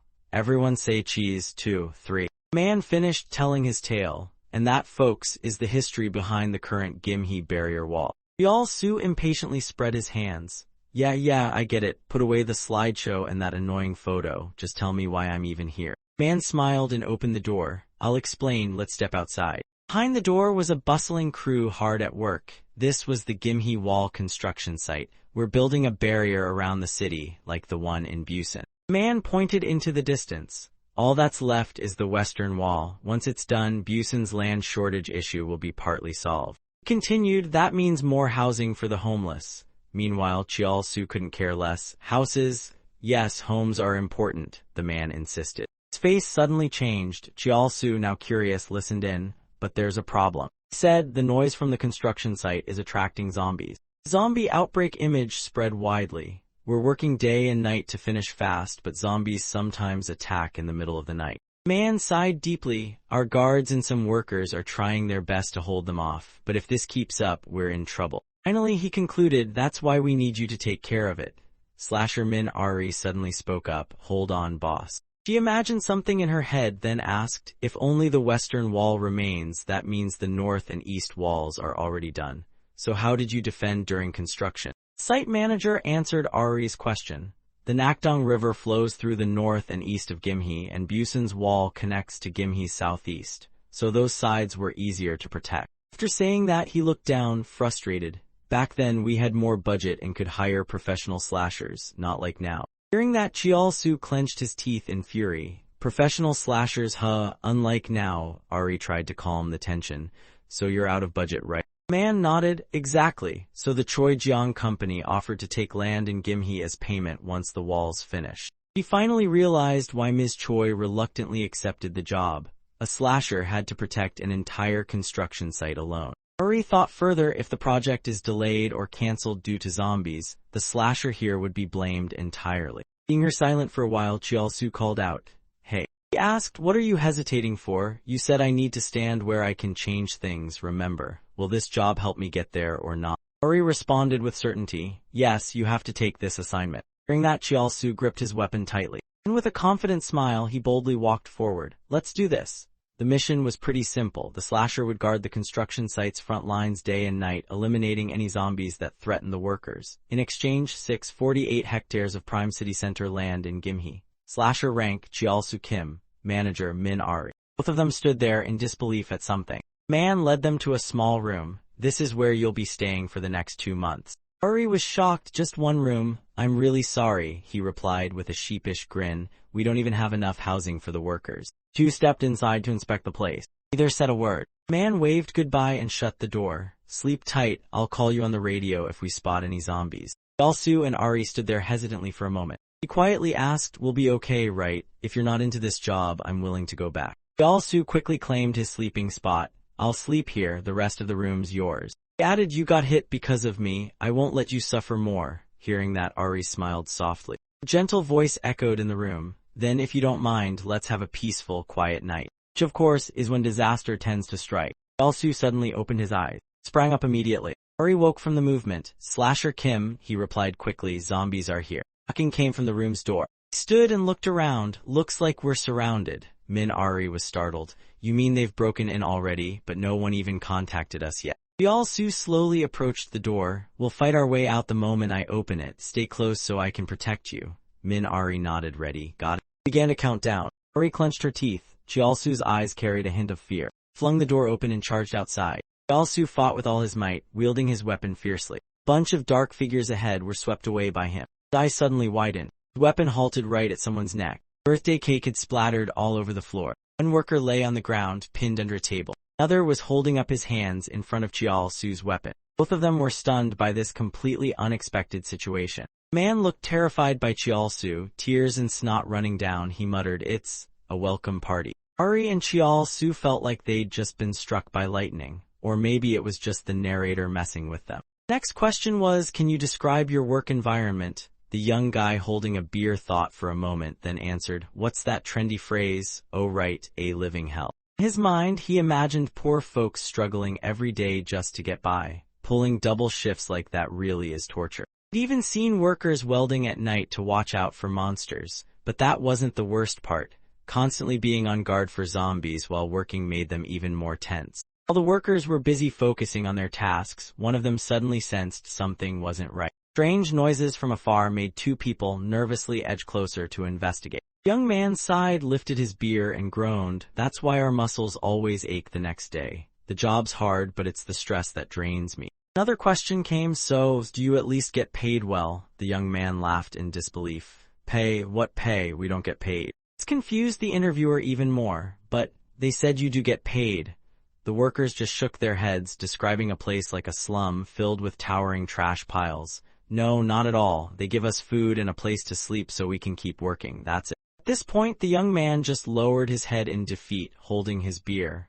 "If only they gave us something. I heard there's another blackout in the countryside this month." The interviewer was even more baffled. "Then, why do you still work here?" The young man looked away, embarrassed. "Well, I kind of brought this on myself." And his lips curled into a proud smile as he pulled out an ultrasound print. "I'm going to be a dad." The interviewer responded, "Congratulations." The young man glanced outside and muttered, "I'm not sure if it's worth celebrating, but they said construction workers will be the first to get houses once the walls finish." Seems like he was holding on to a hope for a brighter future with his family. "No one here's getting paid. We all work for the dream of having a home." And it wasn't just him, everyone here remained cheerful and optimistic, like nothing was wrong. They were either working for their families or just too tired of the homeless life. That's why we're all here. After finishing, the worker raised his beer and laughed. So please protect us, okay? Su stayed silent, unable to say a word. Ari glanced sideways at him. After stepping outside, the two of them stood quietly for a long moment, saying nothing. Finally, he sighed and spoke. Why did you ask them all those depressing questions? I'm bummed now. Contrary to what he expected, she stayed calm. Managers have a rule, don't let emotions interfere when a slasher is out reclaiming lost territory. Some people risk their lives to protect little kids from the undead, Ari sighed. But when it comes to rescue or protection, we have to strike at the slasher's heart and awaken their compassion. As they walked forward, she smiled optimistically. Once they realize what they need to protect, they'll grow stronger or something like that. Su glanced at her and muttered, nice speech, though it sounds like you just want me to work myself to death. She laughed at that, treating it like a joke. Exactly, you caused a scene at the mixer, so you'd better work it off. After some thought, Su gave a quick reminder. Don't let them party too long. I need rest in case the zombies show up. He headed back to his room, and behind him, Ari nodded. Yes, Commander. Out at a quiet, empty corner, he sat against a container in silent contemplation. Streetlight above flickered dimly, just like the workers' lives here. Blending into nature, he took in everything around him. Remembering what the worker said earlier, Su thought to himself, a house, huh? If that's all they want, then I've got to protect them. Scene shifted to the following morning. Inside the room, Su was sweating and doing endless push-ups like a man possessed. Outside, giant zombies were charging toward the site, ready to attack. One of the workers was so scared by the sight of them that he nearly jumped out of his skin. Before anyone could run, Su grabbed his shovel and charged outside like a hero in a shonen manga. He slammed his foot down hard on a zombie's head, crushing it in an instant. Still not satisfied, he spun and charged toward the next group of zombies, launching into another assault. His attacks were clean and efficient. He smashed one zombie after another like a living blender. In fact, with just basic attacks, he managed to wipe them all out. In less than 5 minutes, Su had completely cleared out the annoying undead. He sighed and casually walked away. He didn't notice the new zombie lurking behind him, patiently waiting for the right moment to strike. Seeing the opportunity, it lunged toward him with a feral scream. Blood splattered through the air. It turned out the zombie had been skewered by Su's weapon before it could even touch him. Blood soaked him head to toe, and after all that smashing, even he felt a bit tired. As he was about to head back inside to rest, he caught the stares of the crowd. Workers cheered like kids at a concert. That was amazing, Slasher, thank you, let's grab drinks later, yeah. Embarrassed by their overreaction, he just said, no need to thank me, I'm just doing my job, but hey, hand me that ladder, will you? I forgot to bring it down earlier. And the story continued. Afterward, he returned to rest. When he got called up again, Ari was doing accounting while reporting, you killed 8 zombies today, earned another 40 million won. At the same time, Chill Sam had also shown up. Every time he visited, he sparred with Death Stick Sensei. With just a few basic moves, Chill Sam bound Su in rope and scolded him. Still too slow, kid, and you need to learn long-range weapons. Clearly unimpressed, he mocked Su's form. Your attacks are too easy to read, all you do is flail that shovel around. Su just sighed, can you stop nagging, just untie me already. Chill Sam didn't even know how to reply. How work going? Su sat up slowly. Not too bad actually. He continued, honestly I never thought I'd actually enjoy being a slasher or slayer or whatever. Far off, the workers were still yelling directions to each other. Over there? No, not that way. Chuckled and muttered something cryptic. Having something to protect isn't so bad. Even Chill Sam looked surprised. Unlucky memories suddenly surfaced, making him somber. I just don't want them to go through what I did. Chill Sam said nothing, just silently listening. And with a deep breath, he smacked Su's back with his massive hands. He turned around with all the flair of a final boss. Then you'd better work harder. Su winced, clutching his back, confused and in pain. When he returned, Chill Sam tossed him a strange rope. I'm gonna help you out with something. Su looked at it puzzled. A rope. Chill Sam laughed, prepping for the next phase. Didn't I say you need to learn ranged weapons? Still too early for a fishing rod, use this first. Some time later, as Chill Sam drove back, his driver Changi asked nervously, Sir, I know it's not my place, but why do you care so much about that guy? You don't have to waste time on a nobody like him. Chill Sam laughed, you'll see, Changi. The words left him confused. Then he added, the day I leave for Seoul, that kid will become Busan's pillar. It seemed Chill Sam was quite pleased with Su's training. He's improving fast. Time passed and the scene shifted to JDC headquarters. Inside a spacious training room, a man was focused on practicing his golf swing. At that moment, the secretary stepped in to deliver a report. Mr. Chairman Na Sangdeok, president of the Busan Real Estate Association, is here to see you. As the secretary finished speaking, Sangdeok slowly entered the room. Scene shifted to a grand chairman's office. Deekchul sat calmly, discussing important matters with Sangdeok. After hearing everything, Deekchul looked confused and a bit surprised. The Busan Real Estate Association? You guys own all the buildings, land, and apartments in Busan. Rich folks like you need something from a zombie hunting company like ours. So nervous, Sangdeok bit his lip and replied, Chairman Jang, please keep everything I say from now on confidential. Deekchul, still cool as ever, sneered from his seat.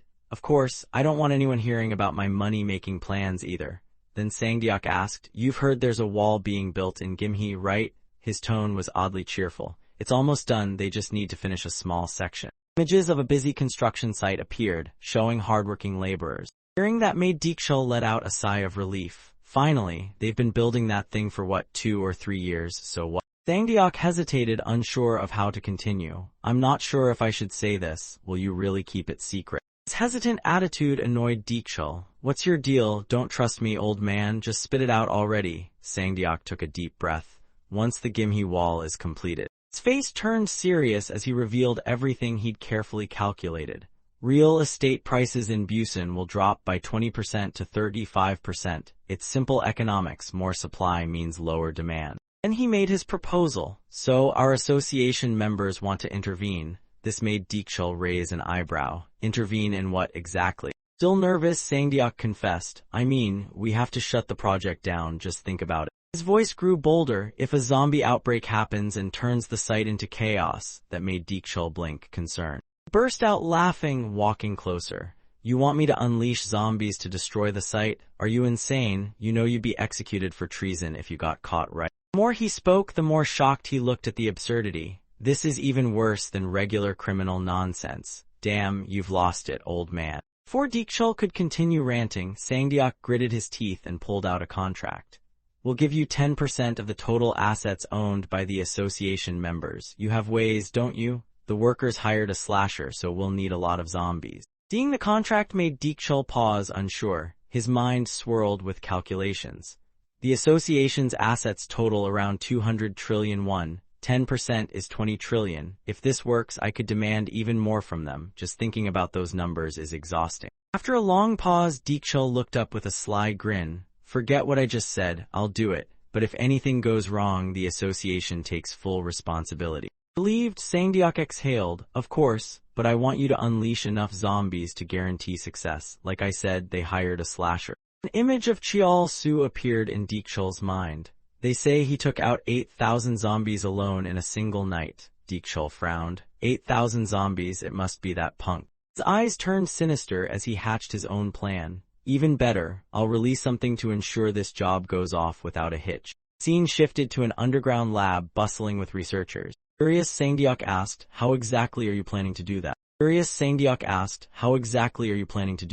Deekchul calmly responded, you've heard of Zomvex, right? It's the cure. Both men immediately imagined a miracle cure for zombies. It wasn't that simple. Rumors were already flying that it was made from mutated zombies. Because of that, zombie hunters started capturing and selling mutant zombies to laboratories. That's why some slashers sell the mutants they catch to pharmaceutical companies. In exchange, they receive huge sums of money by handing over the zombies to labs. Medical staff and researchers carefully transported these zombies to restricted labs. The pharma companies, hungry for profit, carried out illegal trades right under their own roofs. During all this, a new plan formed in Deekchul's twisted mind. He seemed quite pleased with himself. All we have to do is steal one and release it in Gimhae. That'll fix everything. As he got ready to leave, Sangdeok anxiously pleaded, I'm counting on you. Deekchul nodded. Fine, I'll handle it. Remembering something important, Deekchul suddenly called out. Oh, one more thing. Sangdeok looked a bit awkward. The terrifying look, Deekchul signaled for silence. Even if this gets exposed, shut your damn mouth. Got it? Just like that, the old man turned and walked away, leaving Deekchul alone in the room. Deekchul instructed his subordinate, call Changui. The earthworm we captured in Gimhae is pregnant with a larva. At the same time, an image of a regenerating mutant zombie appeared. Dikshiol coldly turned and ordered, "Tell him to bring it out and kill all witnesses." Hearing that, the subordinate nodded reluctantly. "Yes, sir," Dikshiol added, "and fetch 10 homeless folks from the slums, the type nobody cares if they disappear." Everything had clearly been calculated. The government will get suspicious if mutants just pop up. Brilliant plan, sir. I'll go get them. Scene shifted to a pitch-black basement. A man dropped his flashlight in fear at the sight before him. In front of him was a mutant zombie with a terrifying face. Just looking at it was enough to make the guard shake uncontrollably. Then saw a strange man, weapon in hand, taking down all the researchers one by one. Changui looked up, groaning, "Damn it, why are you guys so good at your jobs? Couldn't you be chilling in the lobby or taking a nap?" After whining for a while, he complained, "I didn't want to be the villain. I just came to grab this and leave. Why do you people keep forcing me to be evil?" Terrified guard stammered, "I didn't see anything. I'll head upstairs and take a nap right now, just spare me." Before he could finish, Changui interrupted, "Apologize. Say you're sorry for being too hardworking." Poor guy fumbled in panic. I'm sorry for working too hard." Changui looked slightly less guilty after hearing that. He walked toward the man slowly. "Come here, I'll make it quick and painless." Just the look on Changui's face made the man drop to his knees and beg. But unfortunately, begging didn't work on this twisted psycho. After cleaning up all the witnesses, Changui grabbed his phone. "Got it, boss." Meanwhile, a group of homeless people had been gathered in an open lot. Faces showed surprise as they looked up at the luxurious car in front of them. Dikshiol's secretary stepped out, flanked by 2 bodyguards who were visibly disgusted, holding their noses. "Damn, these guys reek." Tossed a contract on the ground in front of them. "This contains the job details and your wages." He added, "That money will be sent to your families as soon as you sign." With a look of pure disdain, he dropped a pen on the ground. "Sign it." Homeless people rushed forward, scrambling to sign their names. And just like that, the story moved forward. The stage was set. Mutant zombie had been secured. The poor souls had become disposable pawns. Dikshiol smiled smugly at how well his plan was going. But of course, nothing ever goes that smoothly. A small problem was about to pop up. Su was still fast asleep, unaware that the play had already begun. A hand shook him awake in a panic. He sat up groggily and pulled off his sleep mask. "What is it? Zombies again?" He turned around. The factory workers were standing there, smiling. Su looked confused. "You guys planning to drink in here or what?" One of the workers laughed. "It's been a month since you came here. We thought we should throw a little party. Come on out, we've cooked up a feast." Just like that, the party began. A delicious roast pig was spinning in the oven. Ari cheerfully served up tasty dishes in the kitchen for everyone. While Su was still deep in thought, a worker walked over and placed a hand on his shoulder. "At the very least, we've got to fatten you up, right? You're always on duty. I wish zombies would schedule their attacks or something, but you know, that's not how it works." They immediately pushed him down onto a chair in front of the feast. "Sit, eat." Su looked a bit awkward, raising his head to look forward. For him were sincere, honest people who didn't seem burdened by the hardships they'd endured. He wondered, when was the last time I had dinner with this many people? Memory popped up his birthday party, back in those long-lost happy days. Seeing Su still hesitating, the worker beside him handed him a big drumstick. "Why aren't you eating? Are you busy brooding like some deep-thinking slasher philosopher?" The man warmly shared, "We caught this pig in the forest ourselves. Everything else came from stuff we saved up. Don't worry, we didn't steal any of it." Su glanced down at the juicy meat on the table. Workers around him looked on with hopeful eyes, waiting for him to take a bite. Not wanting to keep them waiting, he took a big bite of meat. He smiled softly beside him. Tears welled up at the corners of Su's eyes. He choked up, "It's so good I'm actually crying." Guy next to him laughed, raising his beer. "Dudes, you hadn't even chewed yet when you said that. Trying to act tough again, huh? But I'll admit, you're pretty tough." Everyone ate heartily, chatting and laughing together with joy. They treated everyone here like family, and that made Su feel a pang of regret. "I wish we had more time like this." Noticed Ari still smiling, enjoying this rare moment of peace. Everyone at the site laughed like nothing had ever gone wrong. "Maybe, just maybe this will help me forget." Su looked up at the sky, thoughts swirling about his lost loved ones, parents who would never return, and the cruel reality he lived in.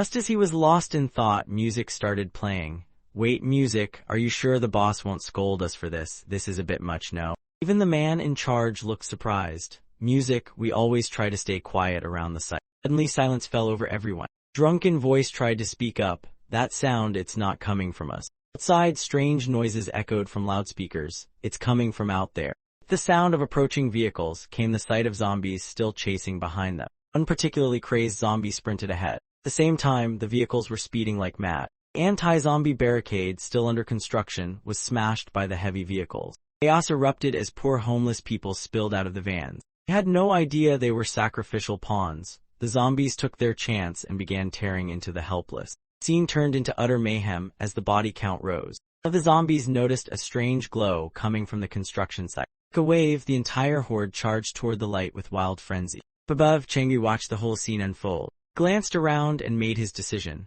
The alarm's already sounding, it's time to release the larva. As soon as he spoke, the jar containing the experimental zombie specimen dropped to the ground. 1 second later, the final mutant zombie was unleashed. This massive, slimy zombie rose up from the earth like a horror movie gone wrong. Its eyes opened as it let out a chilling call. Inside the room, workers slept soundly after a long, hard day. Finally, a peaceful night. Sensing something off, one worker opened his eyes in confusion. What's going on? An earthquake. The story continued just as tragedy always loves to strike. The entire room shook violently, sending people flying into the air. Turns out, the mutant zombie had opened its mouth and swallowed the entire container whole. Its sharp teeth chomped through metal like it was Sunday brunch. And no, this time the narrator wasn't joking. Zombie's calm, grotesque face let out a low growl as if declaring, "Round 2, fight." The scene descended into chaos. As people were still enjoying their feast, zombies burst in from who knows where. Every time I find something meaningful. Su looked around, bewildered. What the hell is happening? Did the music lure them in? Seeing the confusion on his face, Ari quickly stepped in. Calm down, shovel demon. If a slasher panics, the people will die. She glanced toward the distant room and decided instantly, I'll go get your shovel, we need to evacuate everyone.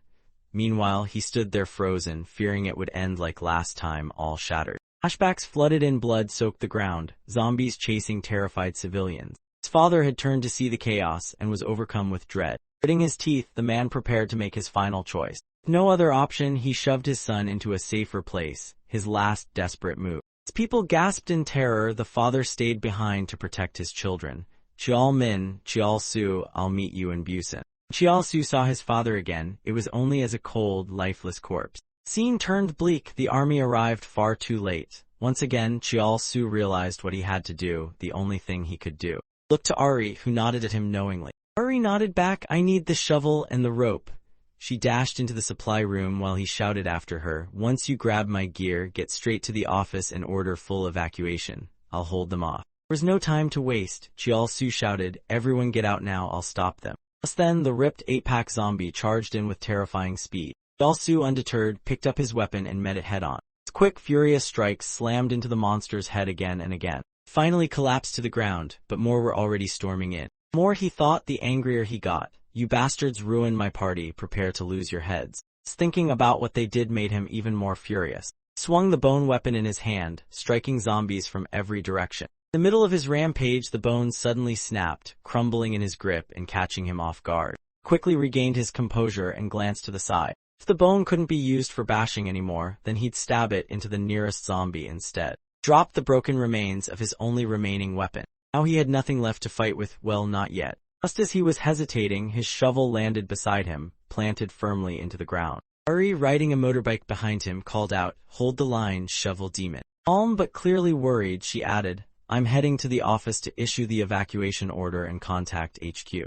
With that, Ari sped off, leaving Chial Su in the middle of the battlefield. After she left, he took a deep breath, ready to commit. Gripped his weapon tightly in his hands. He shouted at the raging horde, get ready for round 2, you uninvited freaks. Meanwhile, the workers were running for their lives, one of them panting, I don't see any zombies chasing us. Hearing that, the others stopped to catch their breath. You're right, the slasher must be holding them off. One of them, sensing something off, asked, hey, what happens to our homes if the wall collapses, or if construction gets delayed? That made the others panic. Then it's over. The agreement only kicks in once we finish building. If it stops now, we're screwed. Everyone fell silent. No one had an answer. Suddenly, one of them turned and started walking away, surprising the rest. Where are you going? You trying to be a hero or something? The man grabbed his shoulder, scolding, are you blind? The zombies are right there. You'll get yourself killed. As he turned back, tears streamed down his face. Whether I die out there or inside the wall doesn't matter anymore. Either way, I'm dead. The more he spoke, the more desperate he sounded. This is our last chance at a real life. If we give up now, we're just crawling back to that garbage excuse of a life. He wiped his tears, steeling himself.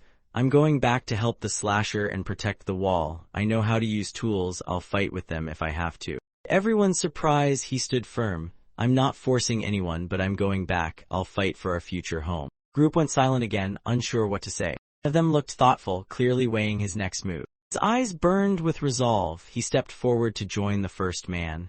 You're right, we deserve better. If we're gonna die, let's at least die for something. The moment he spoke, the rest of the group found their courage and followed behind. Back on the battlefield, Chial-Su was still fending off zombies from every direction. He told himself, I have to protect them, no matter what. Amid the chaos, he suddenly spotted a worker being chased, barely escaping the undead. Without hesitation, Chial-Su tied a rope to his shovel and hurled it toward the worker being attacked. The gesture moved the worker to tears. Thank you. But Chial-Su quickly barked back, don't waste time thanking me, just run. I have to protect the office and the dorms inside the wall. If they fall, we'll have a new zombie nest on our hands. More and more zombies poured in, and even Chial-Su began to feel overwhelmed. Seeing more and more workers beginning to turn made Chial-Su deeply unsettled. Some of them were already infected, meaning the number of new zombies could rise faster than he could kill. He turned to look for Ari, but she was nowhere in sight. That made him panic.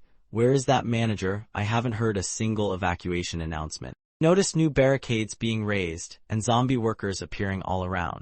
Scene grew even more chaotic as the walls started collapsing one after another. Chial-Su stood frozen, stunned. Behind him, large trucks had appeared. Drivers maneuvered skillfully through the chaos. They used container trucks to block the horde of attacking zombies. The sight was so unexpected, it left Chial-Su speechless. Workers jumped out of the trucks, armed and ready. Zombies spotted new prey, becoming even more aggressive. Too bad for them, they were immediately roasted by flames from the new arrivals. One of the workers grinned, we're here to back you up, Slasher. Chial-Su stammered, still confused, but why? One of them raised his weapon, because this is where we're gonna live, so we're gonna help protect it. Now they were all holding different tools and chatting. The hole in the wall, getting bigger. We figured you could use the help, Mr. Slasher. Damn it, everyone's ready to fight. I can't just leave them behind now. Quit whining, you already killed a ton of zombies before the slasher even showed up. Chial-Su looked at them, unable to argue. He sighed. Fine, but I swear, if any of you turn into zombies, I'm not gonna hold back. I'll finish you off myself. They all just smiled like they'd already made peace with that idea. Reinvigorated, Chial-Su charged toward the zombies, yelling, watch the breach. I'll kill anything that gets near the wall. And then he realized they weren't just fighting for themselves anymore. Everyone was focused, following his orders. These were the workers who built this wall for the sake of their future home. Workers did everything they could to block the zombies. They reminded each other, hold the line, we can't let them through. Chial-Su felt deeply moved. They had chosen to fight instead of run. The battlefield grew more chaotic by the minute, but the war was far from over. On the other side, Ari was panting, exhausted, staring at the disaster before her. She stood helpless, seeing the office container completely destroyed. Communication equipment was inside the office container, and now it was overturned. There's no way normal zombies could have done this. Feeling in her gut worsened. It has to be something not entirely human, a high-level mutant. But first she had to help Chial-Su. She spun the bike around. Shovel Demon can't handle this alone, he's only a C rank. We need reinforcements from Busan. Face turned grave. Looking behind her, she saw a scene she never wanted to witness in her entire life. Mutant zombie opened its blood-soaked mouth wide, lunging straight at Ari. Scene shifted to a high-rise building, the Korean Ministry of Defense's Emergency Command Center. Hand knocked on the door to the room. Short-haired girl with the cold expression was none other than A-rank Ministry of Defense Commander Yoon Jeong-song. Seeing her walk in, the commander-in-chief raised an eyebrow. Here to report. He nodded, yes, sir, nothing urgent to report, but there's something you might want to know. Gwantik quickly barked, don't wait for me to ask, report everything from A to Z. He was Major Lim Gwantik, A-rank slasher of the Ministry's Special Forces. Jeong-song nodded again and gave her report. We haven't received the afternoon update from the Gimhae site, sir. Also, Jukdong Wall opposite Gimhae reported seeing smoke rising. That, he calmly loaded a round into his gun with practiced ease. Then he aimed the weapon forward and stated, the Gimhae Wall is a core project of the provisional government. We can't afford even the tiniest screw-up. That said, Gwantik lit a cigarette, gathered his squad, and started walking. I'll handle this myself. Meanwhile, the brutal battle between zombies and Chial-Su was still raging. Prolonged fight had taken its toll on him. He was exhausted but had no choice but to endure. The zombie numbers had dropped significantly. Fighting never let up, but thanks to the workers driving the zombies into corners and sending out alerts, things were shifting. Jiao-Su focused on the scene of workers doing everything they could to prevent disaster. Looks like we're gaining control. I don't see any more infections. Something felt off. He turned to look behind him. Saw the barricades collapsing, but in doing so, they successfully blocked the zombies. One worker exhaled deeply in relief and gave a signal. Things were gradually improving, giving him some peace of mind. Sure, there'd be damage, but at least they could contain it and protect both the wall and the people here. Quickly turned to another direction, clenched his fists with determination. I can protect everyone. Then something felt off. Jiao-Su turned his head the other way. Right before his eyes was a massive mutant zombie chasing after Ari. Watching the enormous creature tear through everything sent chills down his spine. What the hell is that? Ari stopped her bike and shouted, "It's a mutant. Shovel demon, it's a freaking mutant." She explained everything in one breath. That thing destroyed the comms unit, but the workers who escaped to the Busan wall will report this to the slashers soon. Still panting, she added, so reinforcements should be here in about an hour. The only issue is. Seeing her ramble more than usual, Jiao-Su cut in. Stop circling the drain, just say it. He asked helplessly, that thing's a fully mutated Class B at minimum. Can you actually take it down? Monstrous zombie appeared in his mind again. That was what they called a mutant. He even remembered Chill Sam words, if it's only partially mutated, maybe it's Class C. Situation left Jiao-Su frozen in indecision. Damn it, if I don't stop it, everyone dies. I don't have a choice. He spiraled deeper into his thoughts. The last one was just a C rank. Realizing how serious it was, he shouted, "You and the workers need to evacuate. I don't know how to beat it yet or how bad the damage will be." Ori nodded understanding. "Good luck, I'll do everything I can too." The monster ahead was a massive mutant. This was about to be one brutal fight. Jiao-Su quickly scanned its features. Earthworms compressed their bodies to max out speed, but their full size could reach. Took a deep breath and searched more closely, around 35 meters. Towered over him like a 10-story building. It just kept repeating the word mother in an eerily confused tone. Hearing that, Jiao-Su chuckled. Mother the hell, just how massive is this thing? Slowly widened its eyes, calling out again. Very next second, the creature lunged at Jiao-Su, mouth wide open. His brain shut down for a moment. He couldn't think, he didn't know what to do. Then he grounded himself. That was a normal reaction to a mutant, right? His eyes sharpened with renewed resolve. Couldn't afford more hesitation. Kim Jiao-Su gripped his weapon tight. As the earthworm-type beast attacked, everything around seemed to blur into slow motion. It lifted its head and snapped, but Jiao-Su had already vanished from its sight. When he had a plan, he let his instincts and reflexes take over, swinging the rope, preparing for a brutal counterattack. History was repeating itself, just like the day he went berserk and slaughtered 8,000 zombies. The earthworm had no idea what it just triggered. Standing on its head, he raised his weapon and taunted, "Too easy. Big ones are always slow."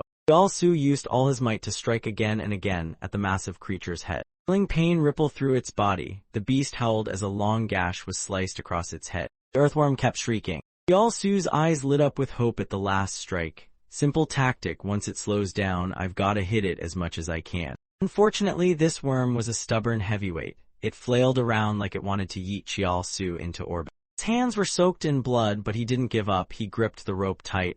If it thrashes, I swing with it. No way it's getting rid of me that easy.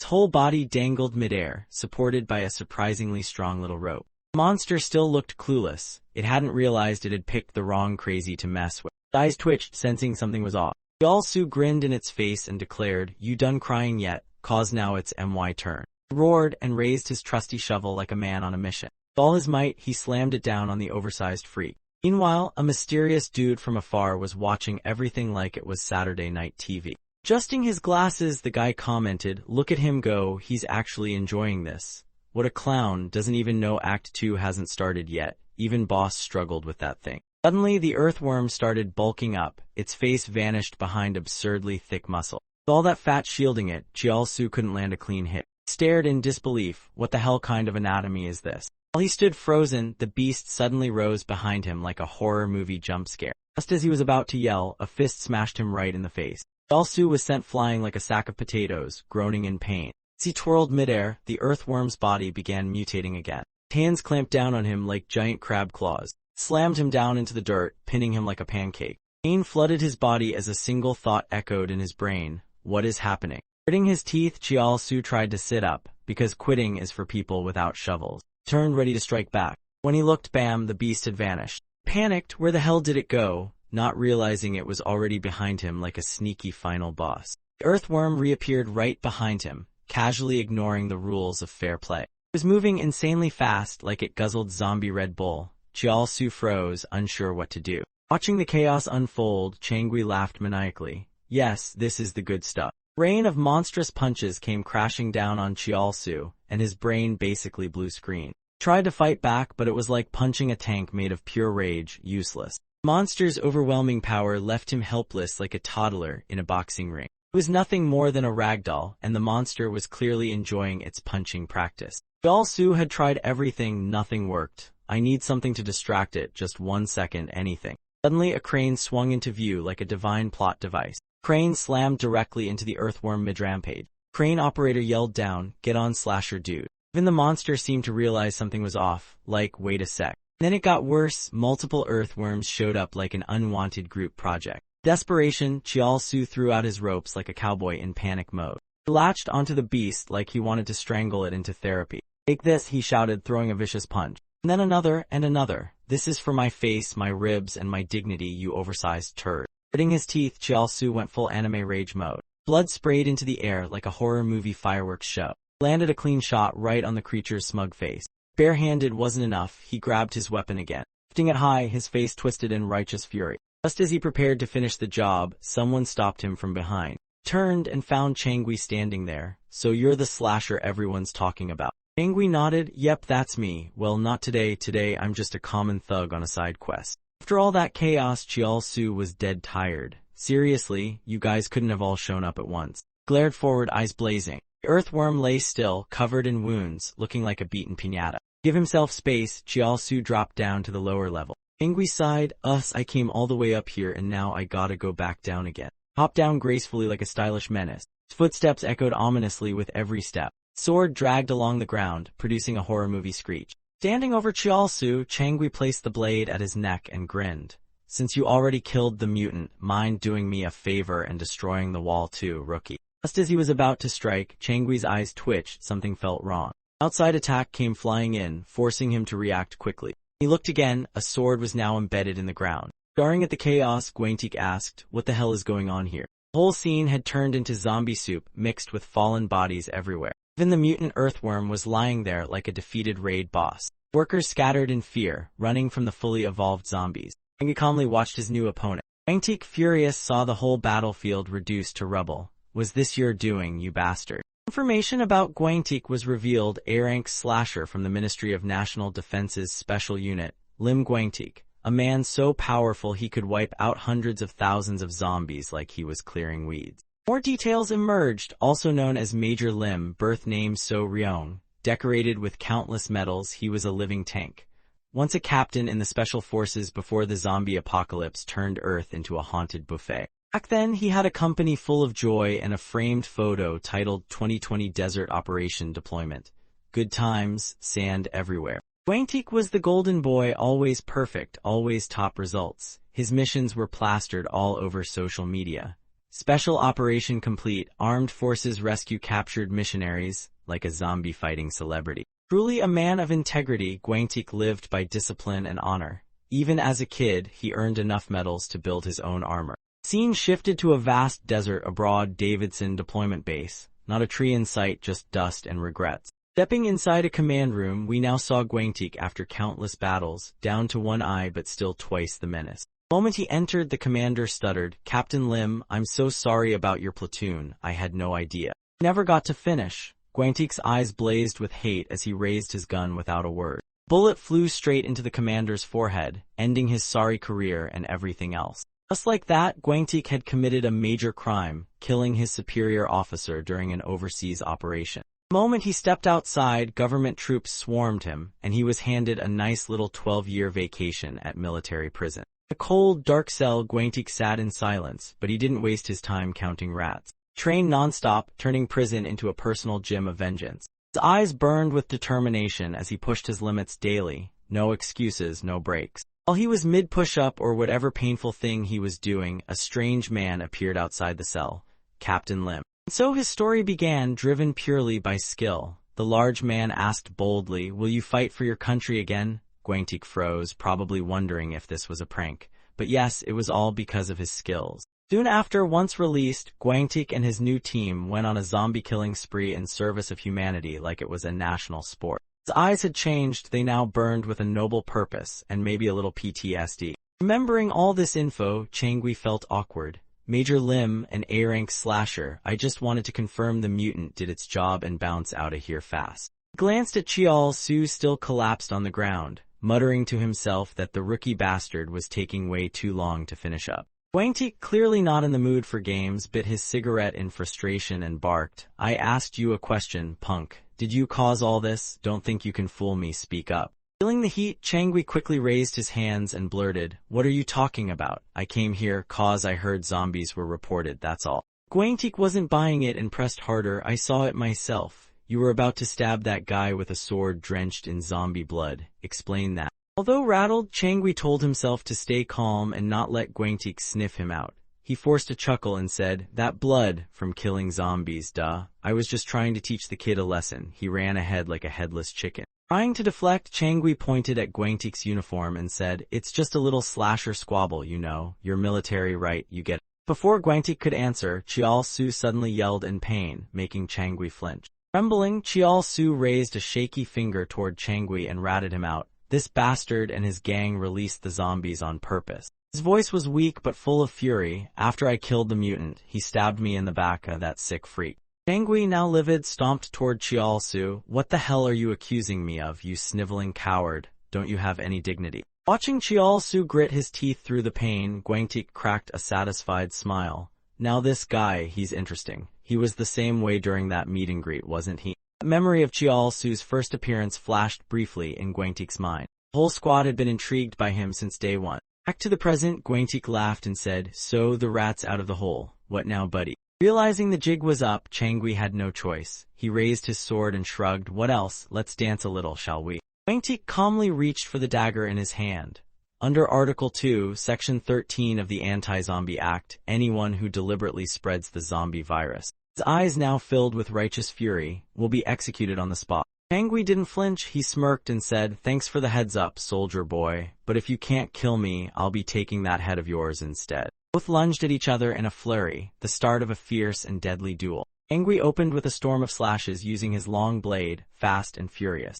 Luckily, Guangtik was just as quick, he dodged with ease. As the fight intensified, Changui felt uneasy. This guy ranks higher just cause he's got zombie kills, but I've killed way more people. Meanwhile, Guangtik looked like he was just stretching. Flashback hit Changui, he used to be a weakling, bullied constantly by thugs. Eventually, he'd snapped and slashed his tormentor with a sword. Been swinging steel longer than Guangtik, actually. Back in the now, Changui gritted his teeth and pushed on. No way I'm losing a man-to-man fight. His blade was vicious, aimed straight at Guangtik's throat at every turn. Changui was hell-bent on not losing under any circumstances. Down below, everyone held their breath watching the brutal showdown unfold. It seemed like the story was reaching its climax, but Changui's confidence was fading fast. Guangtik still had that medical vial clenched in his mouth like nothing was happening. No matter how hard Changui tried, it was all useless. Guangtik dodged every strike. He couldn't land a single blow, even after swinging his sword like a man possessed. He had his own plan, launching strike after unpredictable strike at the kid. Meanwhile, the enemy's blade kept slicing into his body every time he let his guard down. After so many relentless exchanges, Changui was panting heavily, exhausted. Is he toying with me? I helplessly watched as Guangtik spun the bloody knife in his hand with ease. Shouldn't this guy be dealing with the zombies around the wall? Why does he look like he's on vacation? Thought only fueled Changui's rage. He shouted furiously, "Why?" Guangtik just laughed like he'd heard a joke, then shrugged. Why mess with you? Oh right, new orders from above, preserve bullets when killing zombies. This time he held up his blood-covered knife and said, so I figured might as well get some practice in. Fighting you is surprisingly fun. His gaze darkened into something truly terrifying. Don't worry about the zombies. My team been handpicked based on real skills. Meanwhile, Chialgan turned to the civilians and shouted with admiration, your spirit is commendable, comrades. But now that I'm here, put your weapons down and relax. As soon as he said that, someone in the distance fired a shot straight at the zombies. It's one bullet and boom, enemy down, clean and quiet. Now it was Sorai's turn. With sharpshooter precision, she picked off the zombies, causing chaos around the site. Elsewhere, Chowan stood on a high ledge, carefully scanning the battlefield. clutched a custom-made weapon he'd prepped ahead of time. After taking a deep breath, he leapt down from his perch with his weapon aimed at the undead below. His attack slammed into the ground, pulverizing the zombies on impact. Back at the duel, Guangtik and Changui were still going at it. Guangtik grinned. "I'm pretty sure they've got the whole situation under control by now." Changui boiled over. "You." With everything he'd worked for falling apart, Changui snapped and charged forward. "You son of a..." Guangtik caught that exact moment, his lips curled into a victorious grin. "There it is, that's your fatal flaw." He'd figured it out. The one weakness was Changui's own anger and inability to stay calm under pressure. Guangtik calmly took a deep drag of his cigarette. As Changui lunged forward, he gently blew smoke from his mouth, and then pressed the cigarette directly onto Changui's forehead, making him scream in pain. Disoriented, Changui flailed his weapon wildly through the air. Guangtik seized the moment, gripping his knife ready to end it. He launched his final strike at the still raging Changui.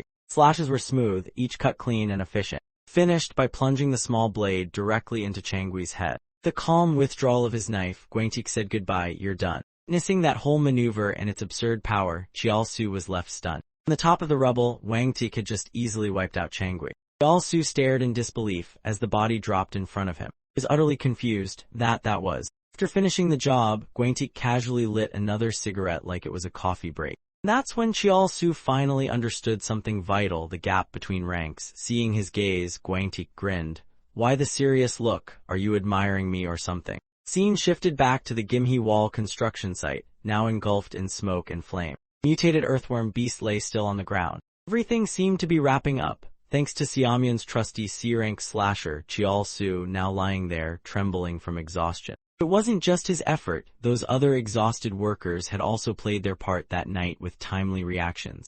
Guangtik stood by, waiting to see what would happen next, thanks to the timely arrival of an A-rank slasher. Things were starting to look up. The Gimhe Wall was successfully defended. Guangtik looked down at Chiaosu still lying there. Tough kid, but already down, huh? Patched Chiaosu's head up, muttering, "He's got skills, but needs a lot more training." Suddenly, a report rang out. "Commander, sir." He turned his head toward the voice. Yalgan walked up, smiling. "Wall secured. Mission complete."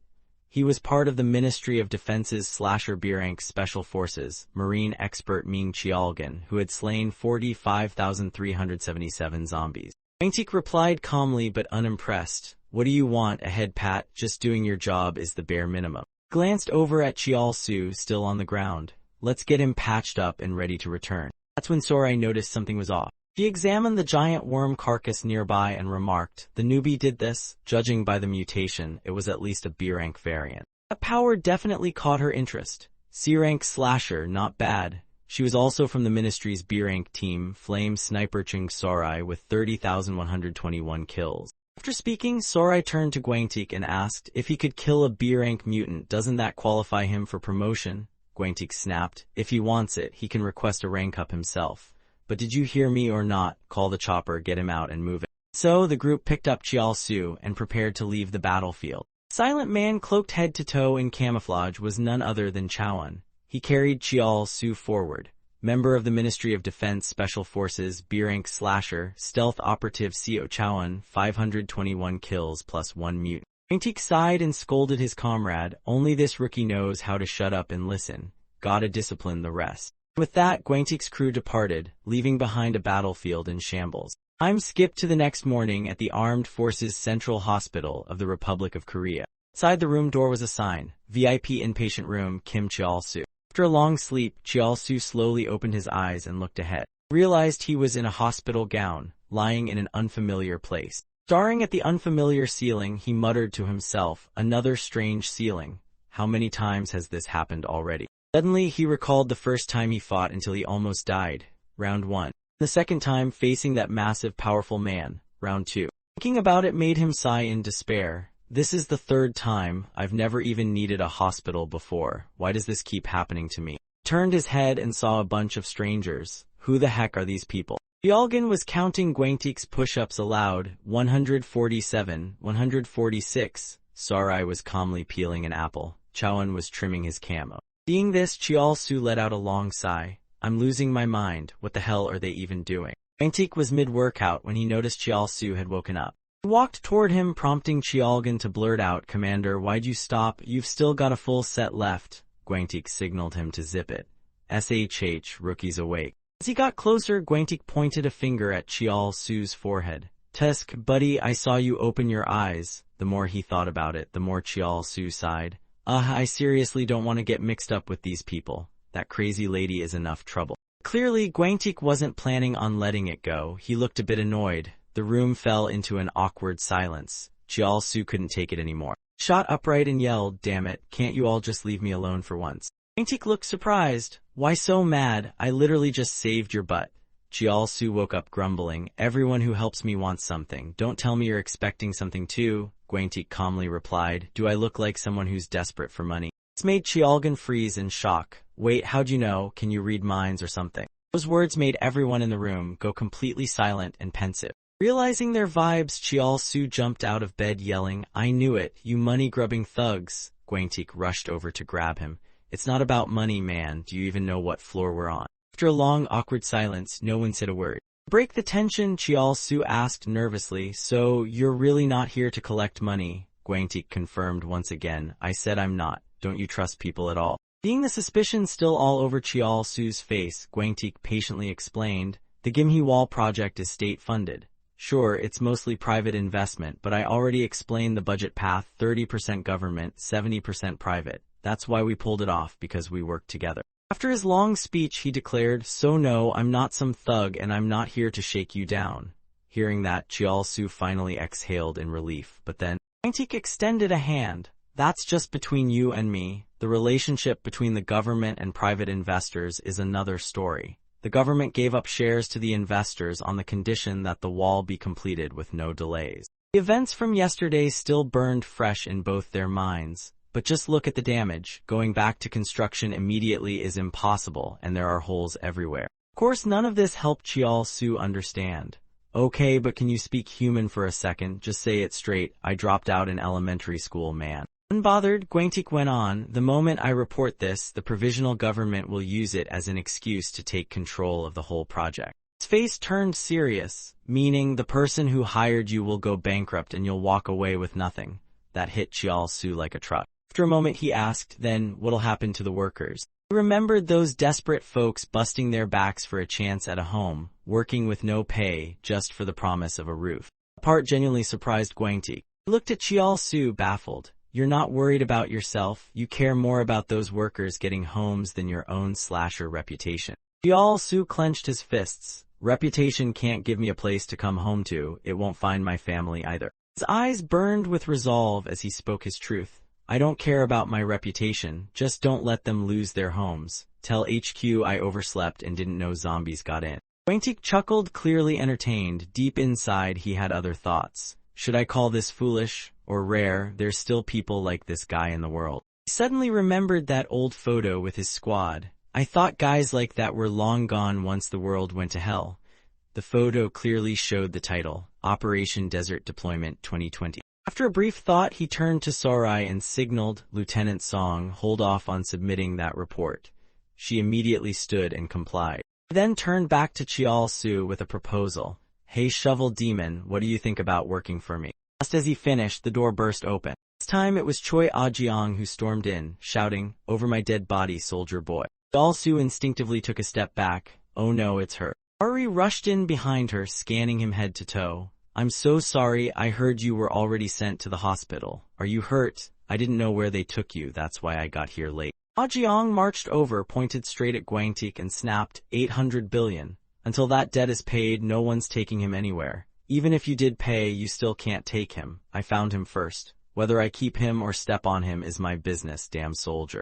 Guangtik just laughed, "Still clingy with your slashers, huh, money junkie? Wasn't this just like your drama with Jang Suho?" Naturally, that only made her more furious. As the two were about to explode into a full-blown shouting match, Sang So finally interjected. "My lady was immature, yes, but why did you have to bring up the one thing she's trying to forget?" Watching the mess escalate, Guangtik was visibly drained. He raised his head with a grumble. "You arrogant brats are seriously getting on my nerves." Right as tensions peaked, Chowan entered the room, surprising everyone. He calmly laid down the facts. "I don't think fighting with a client is a great idea if that client's someone the major needs." He handed a report to both Sang So and Ah-jiang, which left them stunned. The report read, "So why don't you lease your slasher to us? It's clearly a win-win." Let's break it down. A slasher-for-hire contract between two companies renting someone with specific traits and skills. Cheol-Su's profile popped up. Shovel Demon of Siamyeon, real name Kim Cheol-Su. Not that smart, doesn't respect authority, drowning in debt, 4-star offense, 2-star defense. Of course, these contracts aren't forever. They're time-bound for specific high-risk missions. Everyone knew how this worked. It was just business. Gwantik pointed at Cheol-Su and declared, "I'll calculate his rental fee and send it over through the company's FEC system." It was clear that talking to her any longer was like trying to explain taxes to a toddler. This made Cheol-Su snap upright in bed and protest. "Rent me? I never agreed to that. I'm not some damn slave." As soon as he said that, Ah Jiang spun around and snapped, "Can you pay 800 billion won right now, huh?"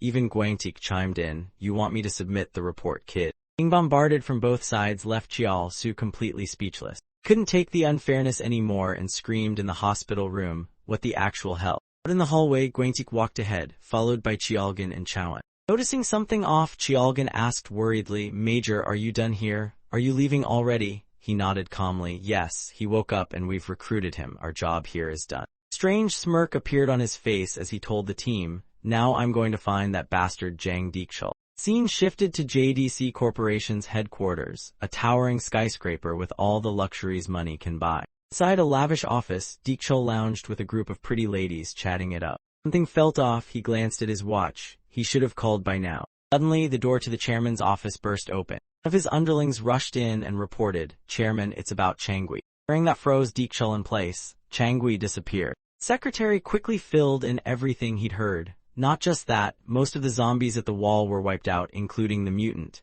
Deekchul sank into his own thoughts. So the plan failed. No way Changui just vanished after stirring up chaos. We're in trouble. Seeing his boss fall silent, the secretary pleaded, "Sir, please give us further instructions." A phone suddenly rang. Deekchul calmly picked up a little notebook with emergency contact numbers. He muttered, "I need to make some calls," his fingers flipping to numbers of key allies in the government, his last lifelines. Realizing things were spiraling fast, Deekchul barked, "Get everyone to the main gate now. Forget the drunkards, let the army sweep them up. They could storm this place any second." The henchman saluted, "Yes, sir." The more he thought, the more anxious he became. Damn it, it's been a while since I felt this nervous. A sleek luxury car rolled to a stop in front of the massive building. Gwantik stepped out, brimming with righteous fury. Staring up at the towering building, he muttered, "Look at that. Guess his dirty business paid off, huh? Maybe we should ditch our uniforms and start our own company. Don't you guys get sick of our government wages?" Sarai stepped out and reassured him, "We know you don't mean that, sir." Cheolgan nodded, "Our pay may be low, but it's honest. I'm proud of that, sir." As usual, Gwantik lit a cigarette and chuckled, "Well, I've got beef with our low wages. That's why I enjoy taking down smug rich bastards like this guy." Task force got into formation. "All right, team, let's move out." As soon as they stepped inside, the four of them were met by a squad of muscle-bound, 8-pack security guards waiting for them. Gwantik chuckled, "What is this? You guys opening a gym on the ground floor? Nice biceps, but let me make this clear. We're here to enforce the law. Don't get yourselves killed for unnecessary loyalty." Clearly, the guards didn't give a damn, glaring at them like they were ready to throw hands. The group found themselves surrounded by armed security goons. Catching a whiff of something funky, Cheolgan grumbled, "Damn, they smell." Sarai, ever the observant one, added, "Looks like they're not planning to let us in, sir." Just then Deekchul's secretary walked out and flipped the bird. "The chairman is currently unavailable, and who do you think you are barging into private property in the middle of the night?" That pushed Gwantik over the edge. "What kind of nonsense is that?" he barked. "Then how do you explain releasing zombies into a construction site at midnight, huh?" Guy kept pretending to be clueless. "Zombies, what are you talking about?" Realizing these clowns were playing dumb, Gwantik got even more irritated. "Still putting on an act? Fine, time for Plan B." He whipped out the Anti-Zombie Act and began reading aloud from Article 10, Section 1, "Any individual who knowingly spreads the zombie virus or is directly or indirectly complicit." Didn't even finish before some of the guards turned pale, suddenly unsure which side to stand on. Snapping the book shut, Gwantik warned, "You want to spend the rest of your miserable life rotting in jail, labeled as a traitor." Got the guards seriously rethinking their life choices. Trying to regain control, the secretary stammered again, "As I said, we don't know anything." Then came the standard legal excuse, "We have the right to protect private property and we can't let you upstairs, please understand."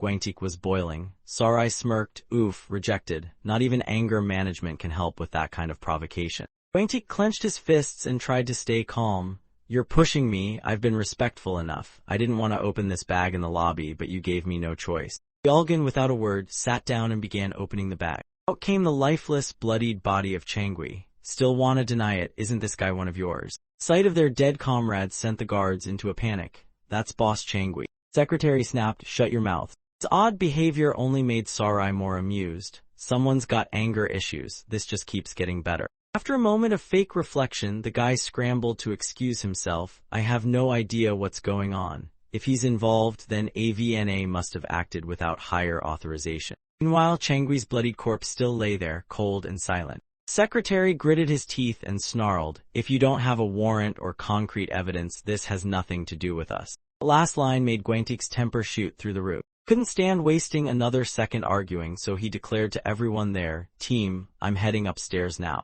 This time he ordered, restrain those traitors over there and clear the way. Chialgan clenched his fists eagerly. Permission to finish them off, sir. Sarai had already aimed her weapon straight at them, ready to go. Owen took a combat stance, prepared for action. Guangtik, with a cigarette in hand, addressed his squad. No killing, like he said, we don't have proof yet, but they're guilty of obstructing and disrespecting law enforcement. His gaze turned deadly as he lit the cigarette, so beat them within an inch of their lives. Team nodded in agreement. That's harsh, but I'll do my best, sir. The secretary in the back turned red with fury. No other option, he shouted, stop them at all costs. Don't let them get anywhere near the chairman's office. As soon as he gave the order, the guards charged toward the four like a swarm of angry bees. Their strength was no match for Chialgan, who casually flattened them one by one. Giant hands grabbed heads like grapefruits, and he used their bodies as shields. Human shields, delightfully eco-friendly. Awan moved like a blur, effortlessly taking down guard after guard with precision. Sarai, despite being a long-range specialist, calmly dropped foes like it was target practice. Chul's henchmen were dropping like flies, one after another. No time at all, the squad had cleared the room like pros on a training montage. Heavy footsteps echoed in as another challenger appeared. Yangbi stepped in front of Guangtik and growled, where do you think you're going, huh? He was Joe Yangbi, the North American grizzly bear, a slasher C-rank under JDC. Fuming, he cursed, answer me, you son of a, but before he could finish, fists flew and silenced him. Few basic strikes and he was out cold on the floor. Things were getting messy. The secretary turned and ran, yelling to the others, stop them, surround them, I'll alert the chairman. Dove into the elevator, sweating bullets. I thought we could hold them off, if only the B-rank slashers weren't out on missions. Shaky hand slammed the door close button. Just before it could shut, Guangtik's hand slid in like an action movie cliché. Secretary's face turned pale as his fate sunk in. Guangtik stared him down with a look that could melt steel. Repeat that for me, smart guy. Secretary stammered in panic. What are you talking about? The elevator doors creaked open. Guangtik stepped in, growling, if you've got something to say it now, or forever hold your shattered jaw. The elevator rose to the 36th floor with an ominous silence. The doors opened, the secretary's body lay still, very still. This massive room was the chairman's office, and Guangtik had just arrived at the door. Walked in and sighed, seriously, all this effort just to meet a bunch of thugs. Walking up to Deekshul, he grumbled, I know you've been stirring up trouble everywhere, but this time you've gone too far. You're coming with me to the Ministry of Defense for questioning. Deekshul didn't seem remotely bothered. He even laughed and casually replied, sure, of course. Thank you, sir. I'll return the favor someday. Have a lovely day. Watching him be that nonchalant made Guangtik furious. He threw his cigarette at Deekshul and yelled, hey, you thug, answer me. Deekshul turned back, face twisted with rage. Didn't your mama teach you not to interrupt when adults are talking? Seeing him riled up only made Guangtik smirk as he pulled out a pair of handcuffs. Don't you realize how serious this is? I'm arresting you for treason, you mobster scumbag. Deekshul chuckled with a mix of amusement and contempt. Treason? Are you joking? That's the dumbest thing I've heard today. His weird reaction caught Guangtik off guard. Deekshul added smugly, go ahead, call your superiors and ask how they plan to handle this situation. That made Guangtik pause, something was off. Guangtik, slightly flustered, asked, who the hell did you just talk to? Deekshul replied casually, oh, just a high-ranking official. You wouldn't know him, public servant like you and all. He waved his hand mockingly. You government salary boys don't get to meet the real players. Scene shifted to the smoky ruins of the Gimhe Wall. The incident had been pinned on Changui's unauthorized actions. Deekshul's gang had twisted the story, blaming Chial Su and claiming it was all orchestrated by the Busan Real Estate Association. Only one person had been arrested afterward, Sangdiok.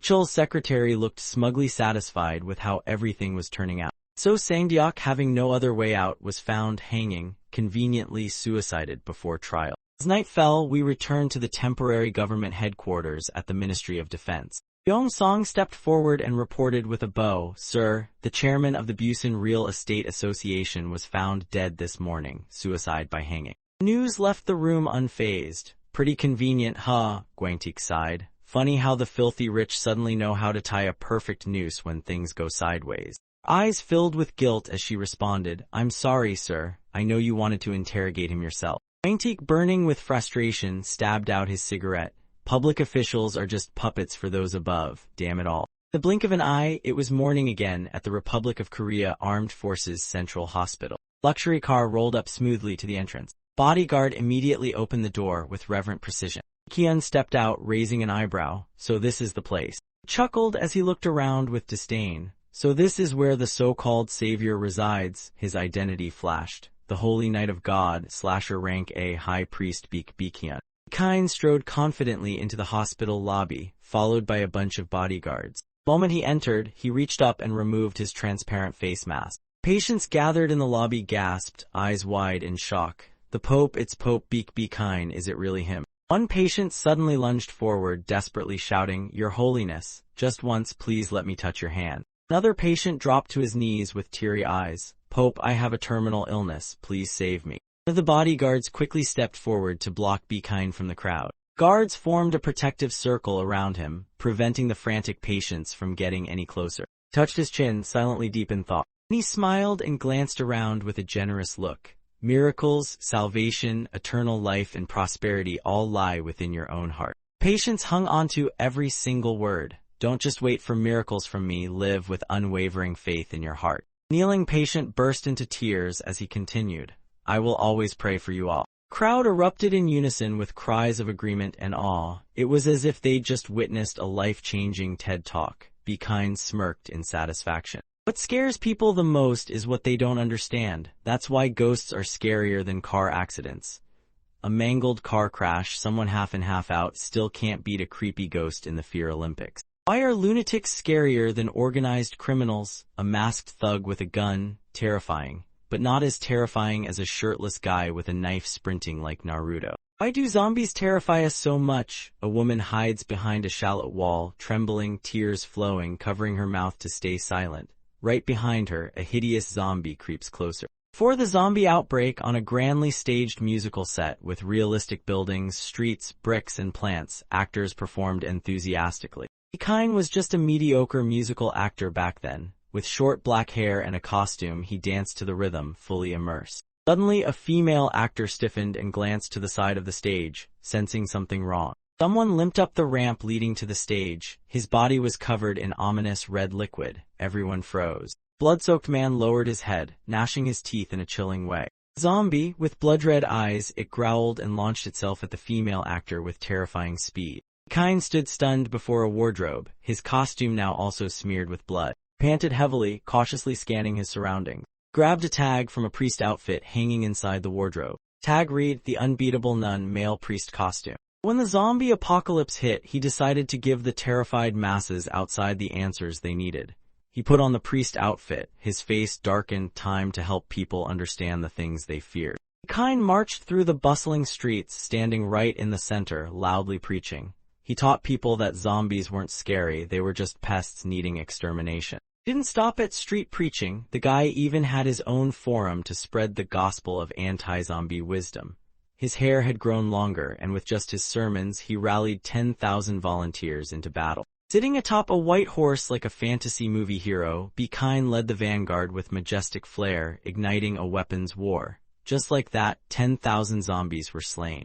Zombie corpses littered the streets in heaps. Blood mixed with mangled bodies created a sight so nasty, it was hard to tell what was what anymore. Zombie had a sword jabbed clean through its mouth. Red goo sprayed everywhere as its eyes rolled back in shock. Kyun now looked nothing like his theater days. His hair reached halfway down his neck, jet black turned golden blonde. He raised his gaze with no fear, firmly waved a flag bearing a golden emblem, standing tall over the zombie wasteland. Soon, his heroic image made the front page. "The Holy Knight of the Lord reclaims Ulsan." a sacred battle under the command of Pope Be Kind, just a humble messenger of God who happened to look amazing on a horse. A group of sharp-looking folks in black suits sat in perfectly neat rows. In front of them stood Be Kind. He declared, "Forget everything you thought you knew about zombies. Whether it's zombies, ghosts, demons, or humans, it doesn't matter." Flung his hand dramatically. "What matters is, they must all be subdued and destroyed." Flag symbol lit up on the screen. He continued, "God has mercifully given us this final trial, and out of his love we are divided into factions." He concluded, "Now the world has only two sides, those who live and those who are dead." As he finished, the room burst into thunderous applause. Everyone smiled at him like he was giving out miracle pills. He grinned in satisfaction, a grin with just the right amount of danger. Back to the present, that face was exactly the same as the one he wore in front of the hospital patients. Polite bodyguard stood beside the open elevator door, gesturing inside while stepping aside. "This way, Your Holiness." A full team of bodyguards formed a wall around him. Even as he stepped into the elevator, the guards didn't leave his side for a second. A long line of patients rushed toward the elevator doors, which were seconds away from closing. Still, they reached out through the narrow crack, desperate to touch him one last time. Through that tiny gap, Bi-kun smiled warmly and waved goodbye like a superstar monk. Finally, the elevator doors shut with a soft yet dramatic ding. Inside the elevator, a polite bodyguard spoke up. "Your Holiness, may I ask a question?" Be Kind didn't hesitate. He replied, "Of course, ask as many as you like. Isn't my job basically to answer your questions?" Bodyguard asked curiously, "Why are you here to meet a Class C slasher? He's not a disciple or anyone important. He's just Class C." Kind rubbed his chin, pondering. "You've got a point. He doesn't seem all that impressive, at least not by regular power standards, unlike our Class B slashers like." Began listing them. Master Monk Huan Yang, his face is hidden by a metal mask with a white cloth wrapped around his head and neck. His chest armor bears our sect's symbol, and he wields a sharp sword. Went on, "Then there's the Inquisitor of Heresy, with a terrifying hawk nose, his whole face painted a deep purple, even his eyes glow violet. He wears an oversized hooded cloak with the sect's emblem on the back, holding a triple candle stand with slowly burning candles. In his other hand, a nasty hook blade staff." Next up, Preacher Kim, a bespectacled man with an unreadable face. And of course, Suk Hai, even the head nun is more extraordinary and way more intimidating. I also thought of the trio, Gwangtik Deekshul and Ajian. Lately, the balance between slasher organizations has become nearly perfect. Their numbers of pro-level slashers are almost identical. Suddenly, his fist clenched. The bodyguard noticed the gesture, but I think that balance is about to break because of the young man we're about to meet. Vision flashed in his mind, Chial Su sitting confidently atop a pile of zombie corpses, eyes locked forward, yet still able to flawlessly strike down a zombie sneaking up behind him. He killed 8,000 zombies on his first day. Then he survived a bloody brawl with the Department of Land, Infrastructure, and Transport. Oh, and he's now on the government's naughty list for murdering one of their executives. In his memory, Chial Su was surrounded by a bunch of armored goons. He had one of them in a death grip while the rest pummeled him. Guy grabbed, rolled his eyes back, and screamed in pain. Now, Be Kind added, he's a member of Choi Jang Company but has beef with the JDC Corporation. Recalled that after the Gimhe incident, the guy even forged a connection with the Ministry of National Defense. Kind turned to the bodyguard. "Have you ever seen anyone like that? Just a few months in the game and he's already linked to so many major factions." His eyes sharpened as he looked at the bodyguard. "Besides Jang Suho, I've never seen anyone shake the board this hard." Kind was the first to step out of the elevator, hands casually in his pockets. "That's why I'm trying to build a good relationship with him. If he really is the next Jang Suho, picking a fight would only hurt our church." Inside the patient's room, the bodyguard quickly moved forward and opened the door. As it swung open, Be Kind greeted cheerfully, "Hey there, buddy. You've had a rough time, huh?" Inside, Chial Su flinched at the sudden entrance. Uri sat beside the hospital bed, slicing apples for Chial Su, and asked awkwardly, "Who was that?" He was mid-bite, looking just as confused. The man suddenly lunged at him, so fast he knocked Ari over, grabbing Chial Su's hand and sending the apple slice flying.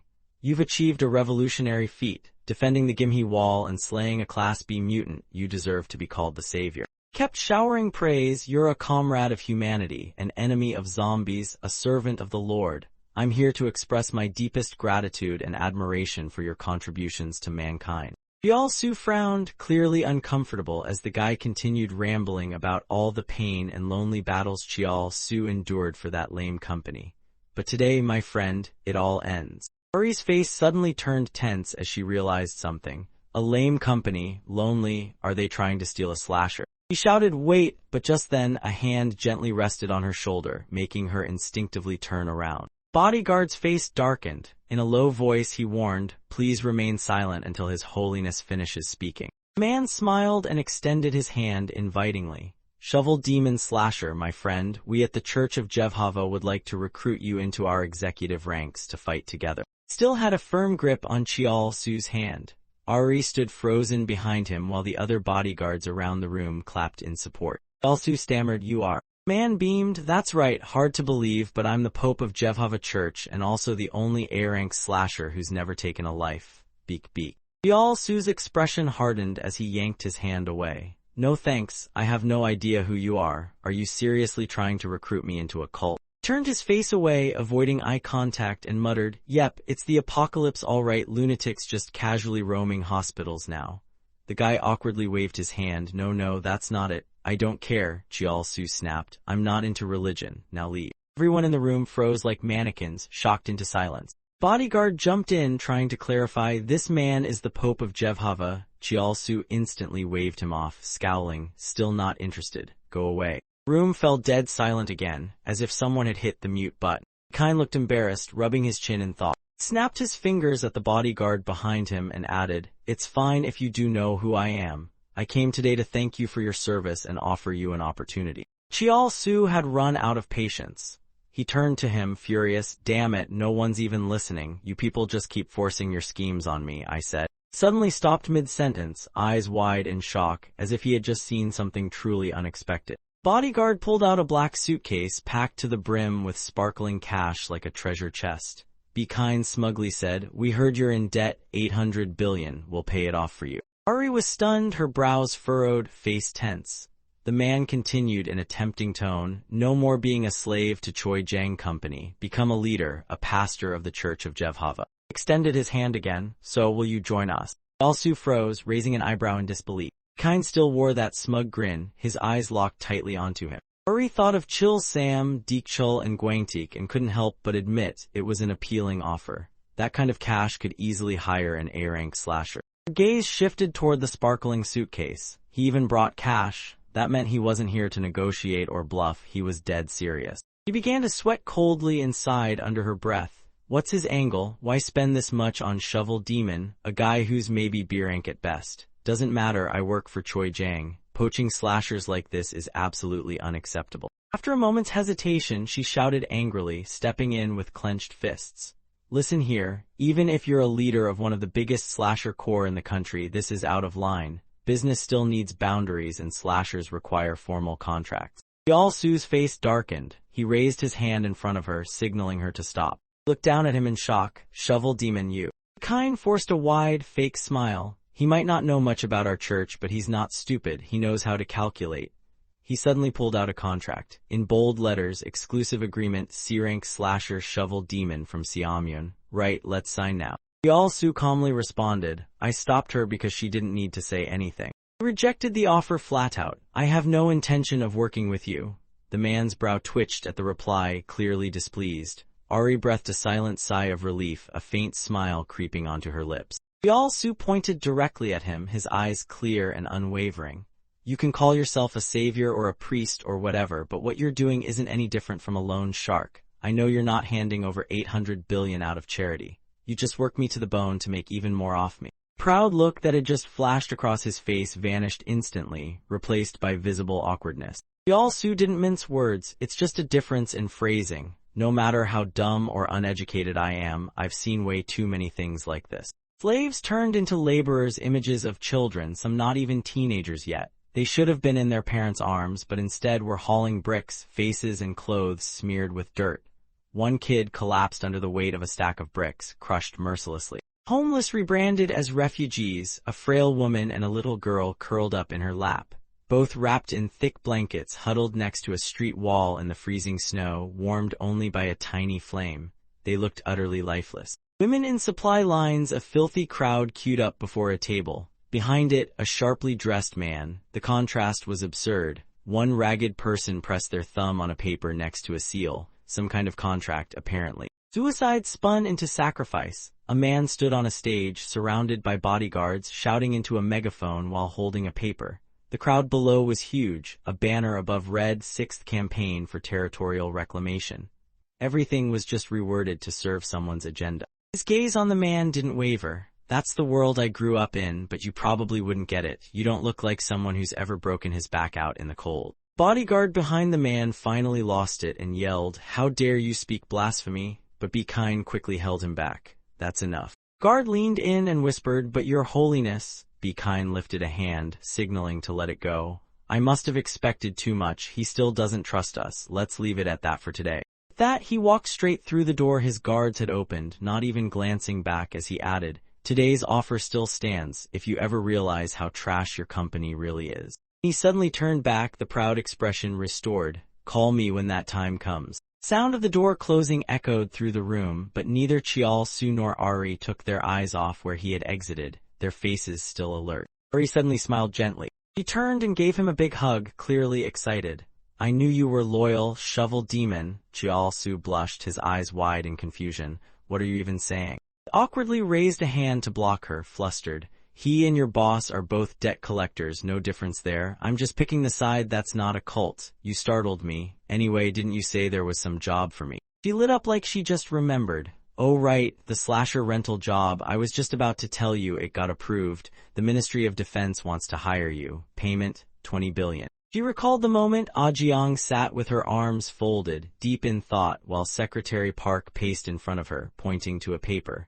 "We've just received payment from the Ministry of Defense, Madam Chairwoman." Ajiang held her pen near her lips, clearly troubled, as if her brain was fighting itself.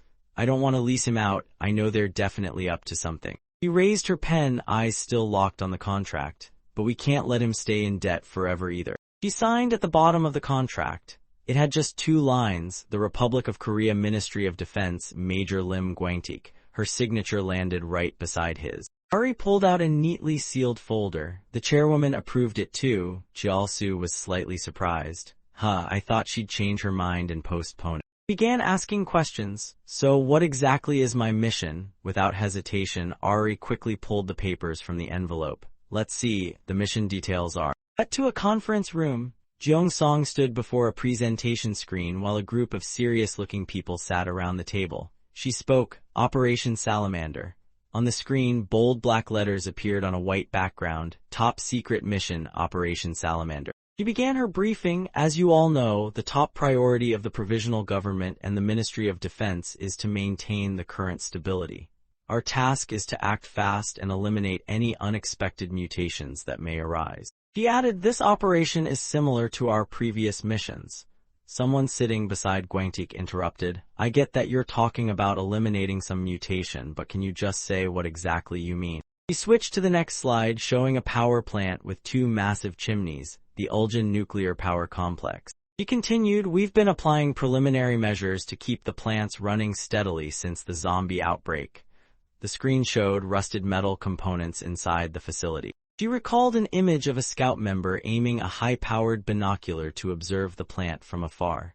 Reports from the scout unit suggest signs of degradation are already appearing. 2 chimneys were belching out thick, toxic black smoke directly into the atmosphere. Inside the plant, the cooling system was struggling to lower the temperature. She added, "The biggest danger we face is the failing cooling system.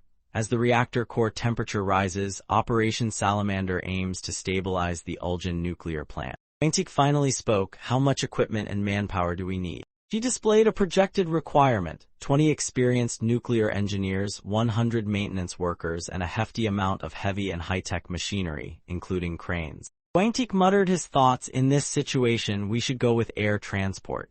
Jeong-song disagreed. "No sir, the purpose of this operation is..." She envisioned 2 convoys charging down a deteriorating road, overgrown with weeds.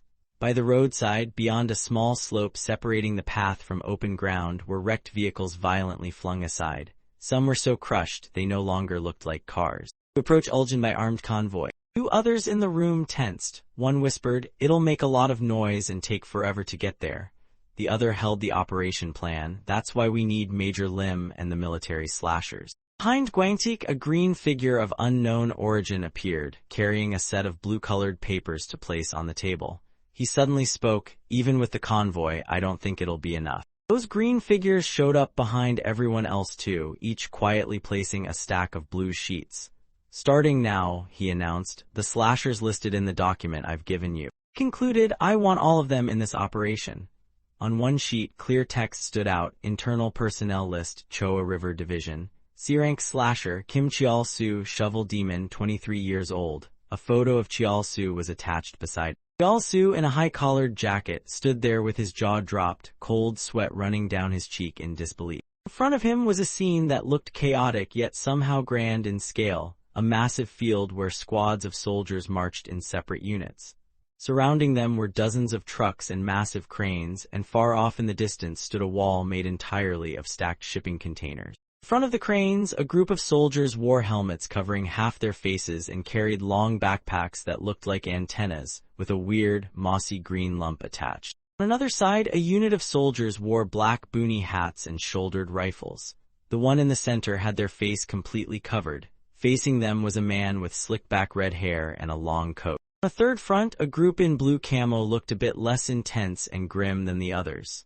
At the head was Cheolgan, his entire outfit in forest green camo. Guangtik, cigarette in mouth, slung an arm around the still bewildered Cheol-soo. "Ever seen an operation this massive before?" Cheol-soo muttered in awe, eyes still fixed on the bustling field. "It's not like I haven't seen big ones. The territorial reclamation ops, that one at the Gimhe Wall, those were more like defense battles. Reclaiming territory is a counterattack." Guangtik suddenly clenched his fist with excitement. "But this is a breakthrough, kid. Not just stopping zombies, we're bulldozing right through them." And his smile vanished, voice turning somber. "And maybe this is the last shot this country's got." Cheol-soo raised an eyebrow, puzzled. "The last shot?" Guangtik didn't answer, he just turned and walked away. "I'll see you later, good luck out there." Cheol-soo stared into the distance, his hair flowing in the wind like a moody action hero. Mission codename, Operation Salamander. The trucks began rolling out in groups. Inside, soldiers sat with knees pulled up, facing one another. Dust swirled through the air. It had begun. On a much larger truck, a different group sat comfortably in whatever outfits they liked. Their truck even had actual seats, no need to hug their knees in a steel box. Cheol-soo glanced around at them, his shovel leaning gently against his leg. Thought to himself, eyes still scanning the passengers. None of them were in military uniform. He looked at the group next to him again. All of them were privately contracted slashers. Drifted deeper into thought. I actually saw a few of these faces in the list Ari gave me to study. He remembered being in the hospital, eyebrows raised as he stared at the messy pile of books dumped on his bed. Flipping through the pages confused, he asked, "What are these?" Ari, having just flung the tower of books down, wiped sweat from her brow with a handkerchief.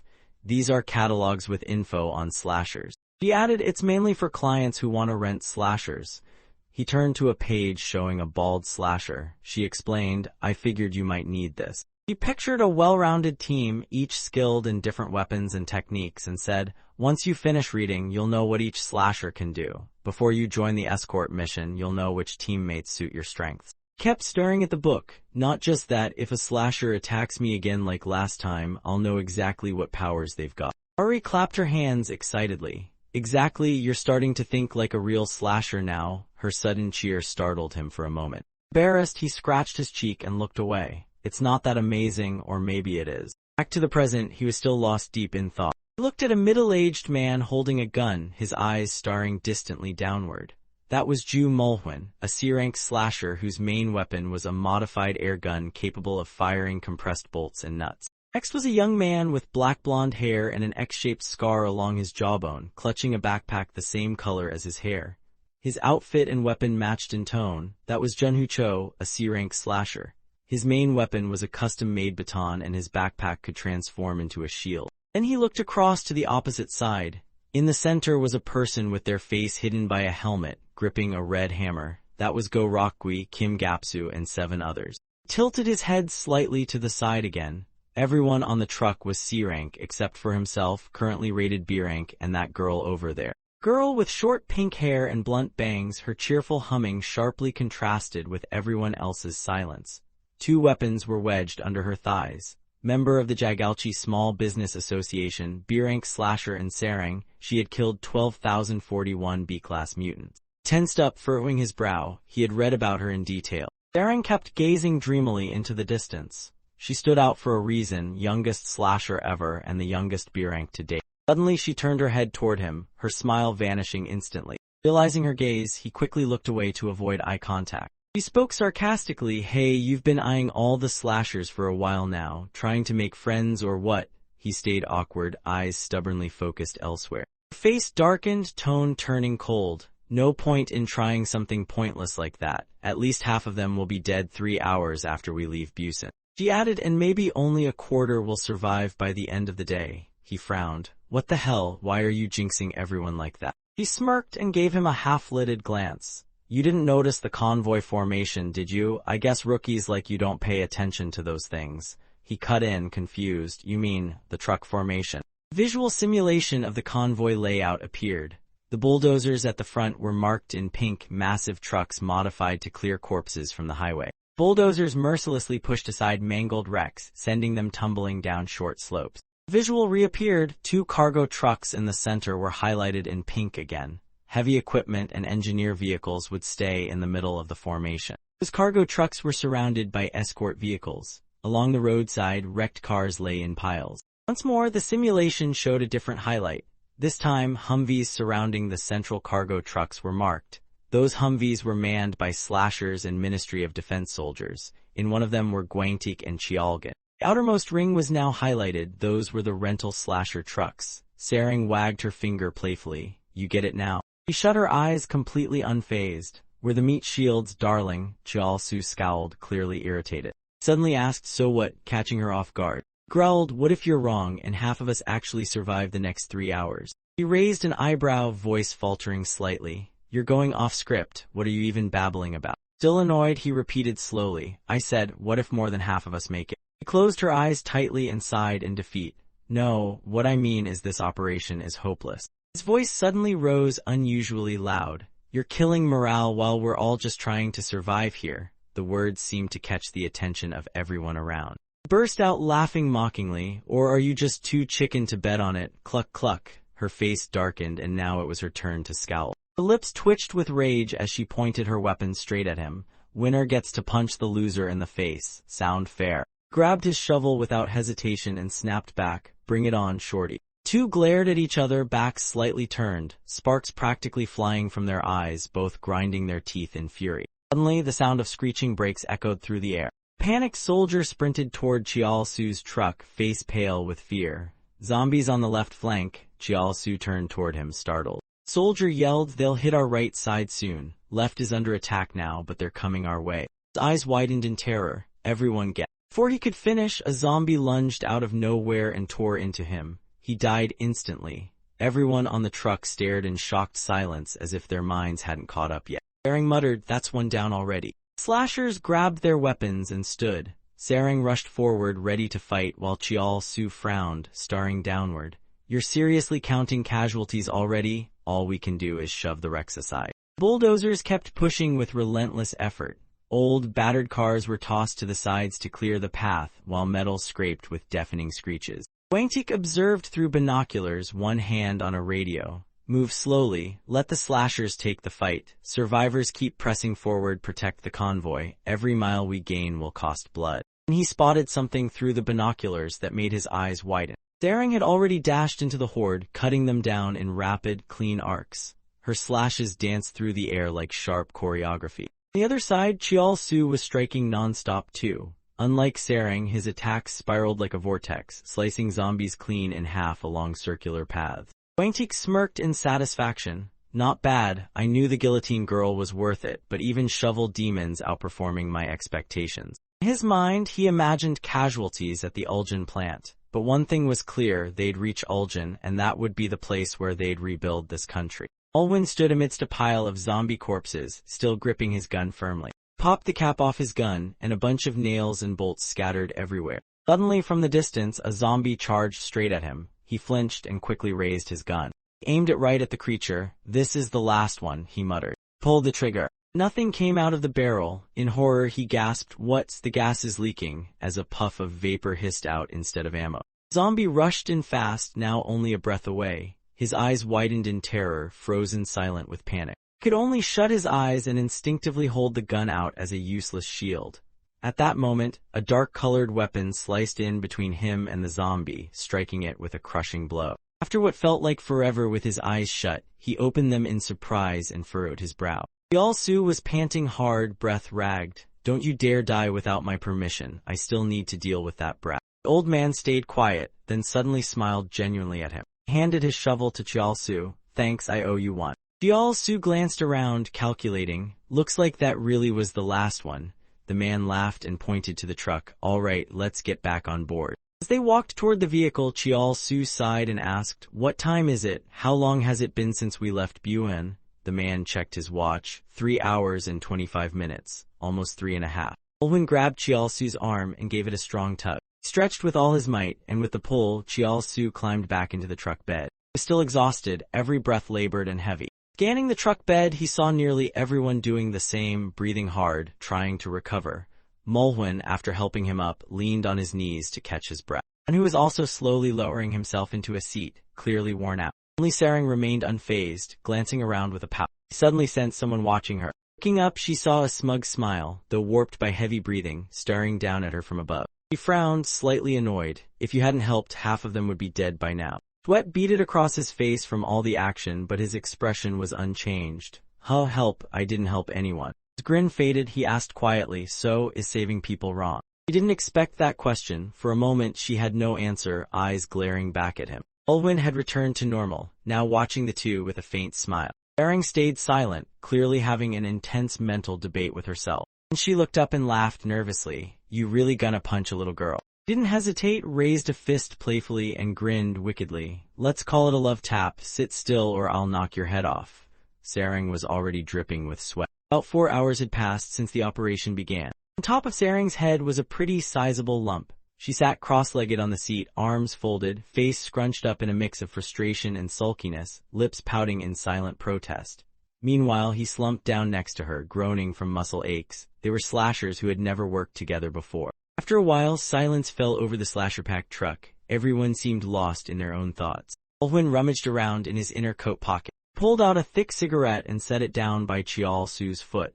This is a pandemic era when human selfishness peaks. One by one, the others on the truck also began searching through their coats and pockets for something. Sarang gave a half-lidded side glance toward them. Just like that, Yeol-su began to earn their respect. At some point, he had drifted into deep sleep, soft snores rising and falling. At his feet now lay a few humble gifts. A map appeared showing the distance from Busan to Ulsan, both coastal cities. The route was long, roughly 200 kilometers. Highway hadn't been maintained in ages. Grass grew wildly through cracks in the pavement. The guardrails were stained black, yet the convoy pushed on relentlessly. A soldier driving one of the vehicles reported over the radio, "Escort Vehicle 3, all clear, continuing route." Another driver followed up, "Escort Vehicle 7, all clear."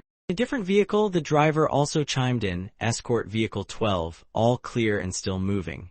Mid-sentence, his eyes locked onto something in the rearview mirror. In the mirror, a terrifying sight, a horde of zombies rushing at them from the distance at blistering speed. The driver banged hard on the back of the truck, a signal. Zombies approaching Escort Vehicle 12, prepare for combat. Slashers inside stood one by one, weapons already in hand. The driver repeated, "Zombies spotted near Escort Vehicle 12. Along the journey, battles broke out again and again. In no time, zombies swarmed the truck. The slashers spun around to face them. One of them quickly climbed up onto the edge of the truck, ready to leap into the fight. With one step and a swing, he slammed a zombie's head into the side of the truck with a loud crack. Moments later, zombie corpses were strewn across the road, none left moving. Escort Vehicle 12, no more hostiles, resuming movement. But many slashers had already fallen during the mission. Antic studied the map intently. He touched his eye patch thoughtfully. "We lost the slashers from vehicles 12, 13, 14, and 15, right? That's basically our entire left flank. Give me casualty numbers, I need to recalculate." Sarai, seated quietly behind him, raised her hand for emphasis.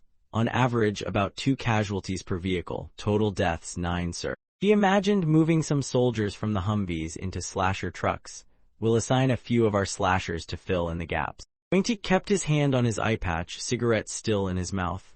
Not bad, fewer losses than I expected. His eyes stayed glued to the map as he visualized the convoy's new position. Originally, I figured all the civilian slashers would be dead by now. I even considered scrapping the slasher truck layer altogether. That way, maybe we could still utilize the Uljan nuclear plant. Zorai added, at least now those slashers understand the mission, and the presence of squad leaders seems to have boosted survival rates quite a bit, sir. Visual of a wolf pack howling up at a lone alpha wolf standing majestically on a high cliff, untouchable, under the moonlight. He glanced out the truck window thinking to himself, squad leaders, yeah, that's right.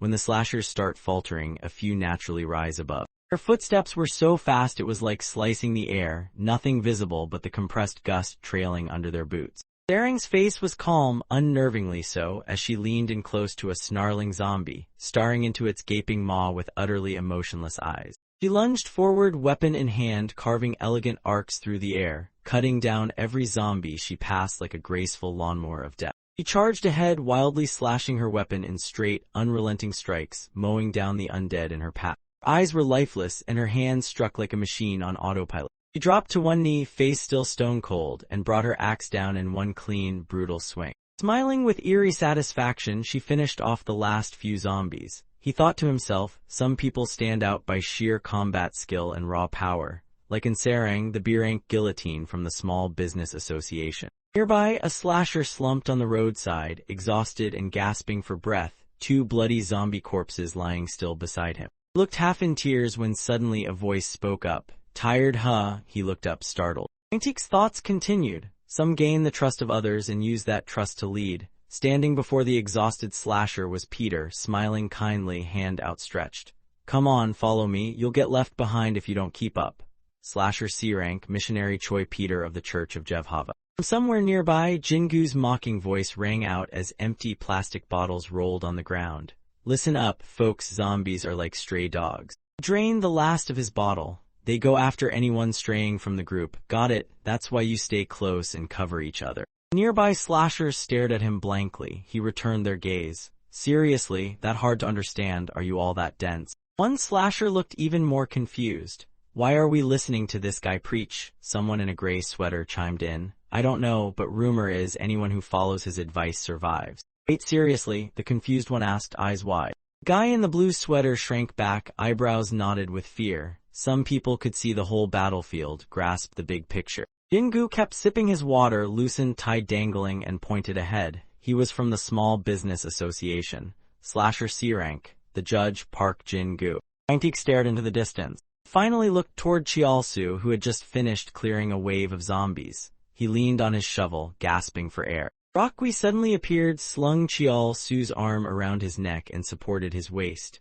Stop acting like you wiped out all the zombies by yourself. Come on, I'll help you back to the truck. Why are you suddenly so friendly? Chialsu asked. You even gave me candy. Rockwi grinned. Want another one? Ignoring his protest, Rockwi tossed another candy bar. Chialsu reflexively caught it. Wangtik thought to himself, some people naturally make others follow them. As he tore the wrapper and stuffed the candy in his mouth, he muttered, I told you, I'm fine. Still sitting in the truck, Wangtik kept his eyes locked on him, smirking with satisfaction. The strongest of them all is obviously Shovel Demon. Maybe luck played a part, but his team had the fewest casualties. Their zombie kill count was the highest. The best results with the least losses, exactly what I was hoping for. In the distance, Chialsu stood at the truck bed, seemingly talking to someone above. A figure leaned down and held out their arms to help. Wangtik's expression didn't change, his eyes still razor-sharp as they followed his man. From a distance, Sarang silently watched Chialsu laughing and chatting with Mulhwin. Arms around him, she muttered under her breath, killing zombies together really does make people bond, huh? Stood there frozen, her eyes locked on him. Cheeks flushed, and there was a touch of longing in her gaze. She lowered her head slightly. Her feet stayed firmly planted where they were. A haunting scene unfolded, zombie corpses scattered along the road, indistinguishable from the unfortunate fallen slashers. The soldiers had all gotten out of the vehicles. The air was heavy, the tension thick. Wangtik looked out the door, giving firm instructions. All right, hand the radios to the people I named. Clear, direct orders from team leaders will raise our survival rate on the way to Uljan. Major Lim was right, the effectiveness of this mission improved because of that. Four people, Chial-su, Sarang, Peter, and Jin-gu, each held a radio in hand, their eyes sharp and deadly. Thanks to them, the number of surviving slashers upon reaching Uljan was. A massive blue road sign came into view as dusk settled. Uljan City, Gyeongsangbuk-do, Uljan Nuclear Power Plant Complex. Soldier stepped down from the vehicle, gripping his fist nervously. The others followed suit, eyes filled with unease. Before them stood a massive power plant, metallic components, huge steel pipes, and two giant chimneys slowly puffing smoke. The Uljan Nuclear Power Complex. After hours of driving, Cheolgan looked sore. Grimacing, he stretched and chatted with Sorai. Gwaentik and the fuzzy green blob stood nearby, observing. More survivors than I expected. What's the status of the slashers? Sorai responded, over 80% of the ministry slashers and over 40% of civilian slashers survived, sir. That's way higher than we predicted before the mission. With a fresh cigarette in his mouth, Gwaentik lit it. It's not just about who's alive. I need to observe those slashers more. This mission has to push them to improve. Broadcast echoed through the area, the vehicles lined up neatly in the factory yard. We've arrived. Begin base construction. We won't enter the plant today. Rest for now. People began setting up tents in the open lot. Those done with their tents gathered around campfires, chatting and laughing together. The tent area was surrounded by long trucks forming a protective ring.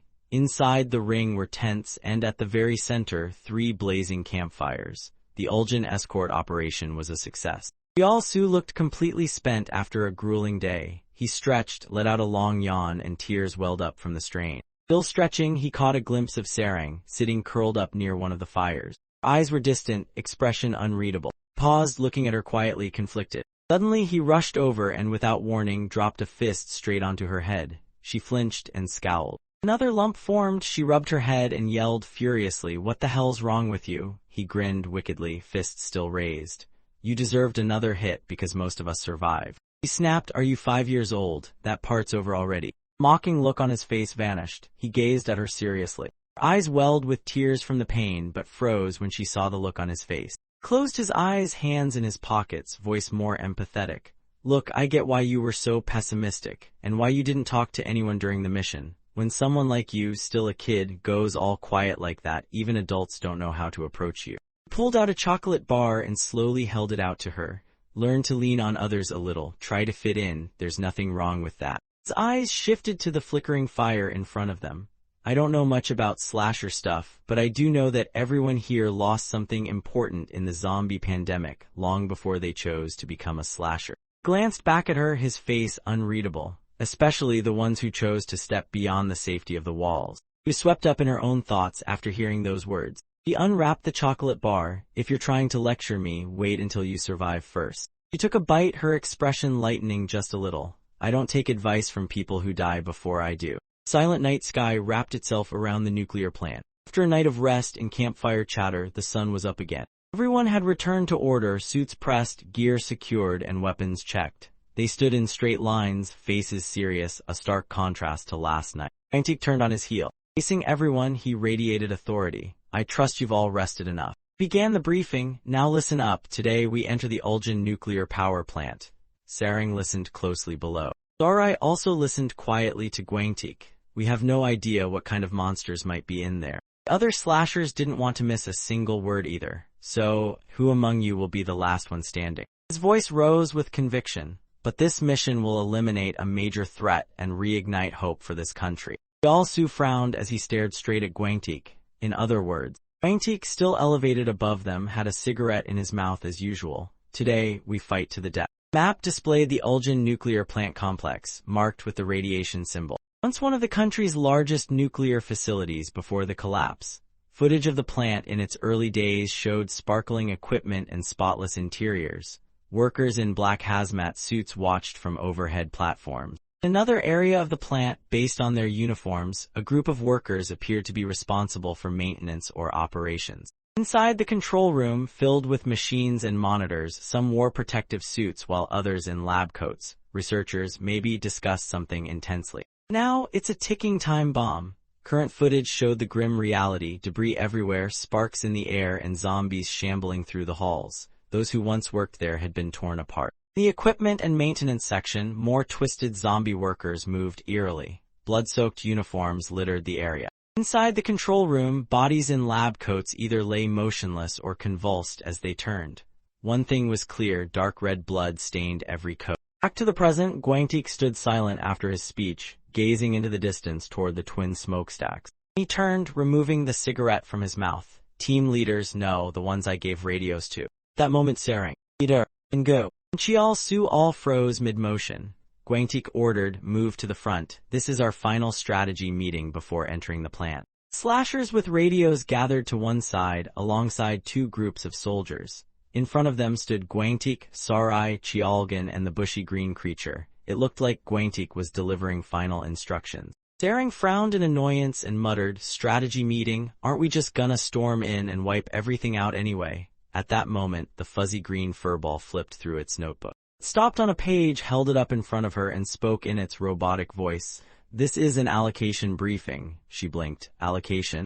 Clarified, the Uljan nuclear power complex consists of multiple power plants. Diagram illustration appeared. This meeting decides who attacks which plant and the order of operations. As Xian Chaoan said, Major Lim has divided the attack teams. Guangtik pointed toward the board as he presented. Operation Fire Dragon, Extermination Overview. Civilian slasher team leaders, Chialsu, Sarang, Peter, and Jingu.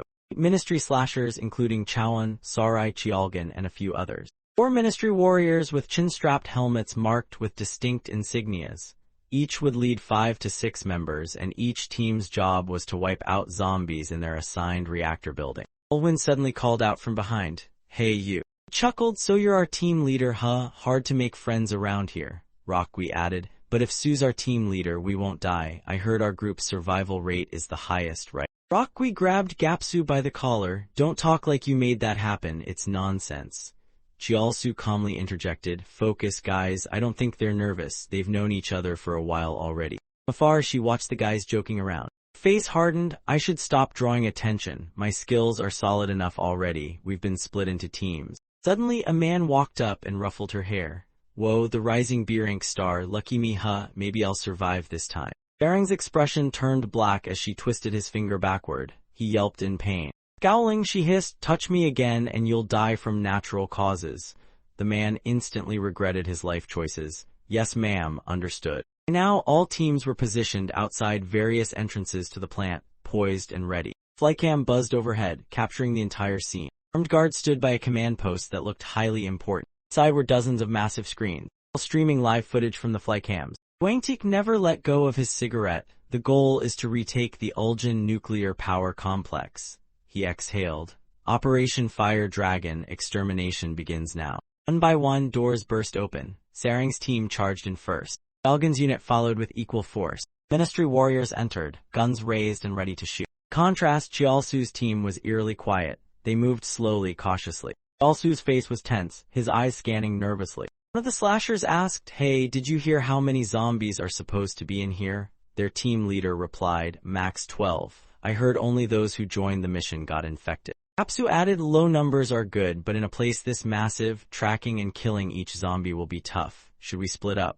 He stared at Gapsu in disbelief. What did you just say? This is a mission we can totally win unless a mutant appears, so why take unnecessary risks? Apsu looked slightly flustered. He explained, because the faster we attack and retreat, the higher our chances of surviving, right? Olwyn placed a hand on Chialsu's shoulder, agreeing with Gapsu. The guy's not wrong, Captain. We have to remember human stamina isn't infinite. His gaze shifted. The longer the cleanup takes, the more we'll wear out physically and mentally. That increases the chance of ambushes. What matters most is completing this mission safely, with 0 casualties. Chialsu touched his chin and thought for a moment. He reached into his jacket, searching for something. He pulled out a neatly folded piece of paper. The largest room inside the plant is an open space with multiple entry points. Can you help me locate it? Olwyn took the paper, puzzled. An open space, you mean like a central hall? Chialsu nodded.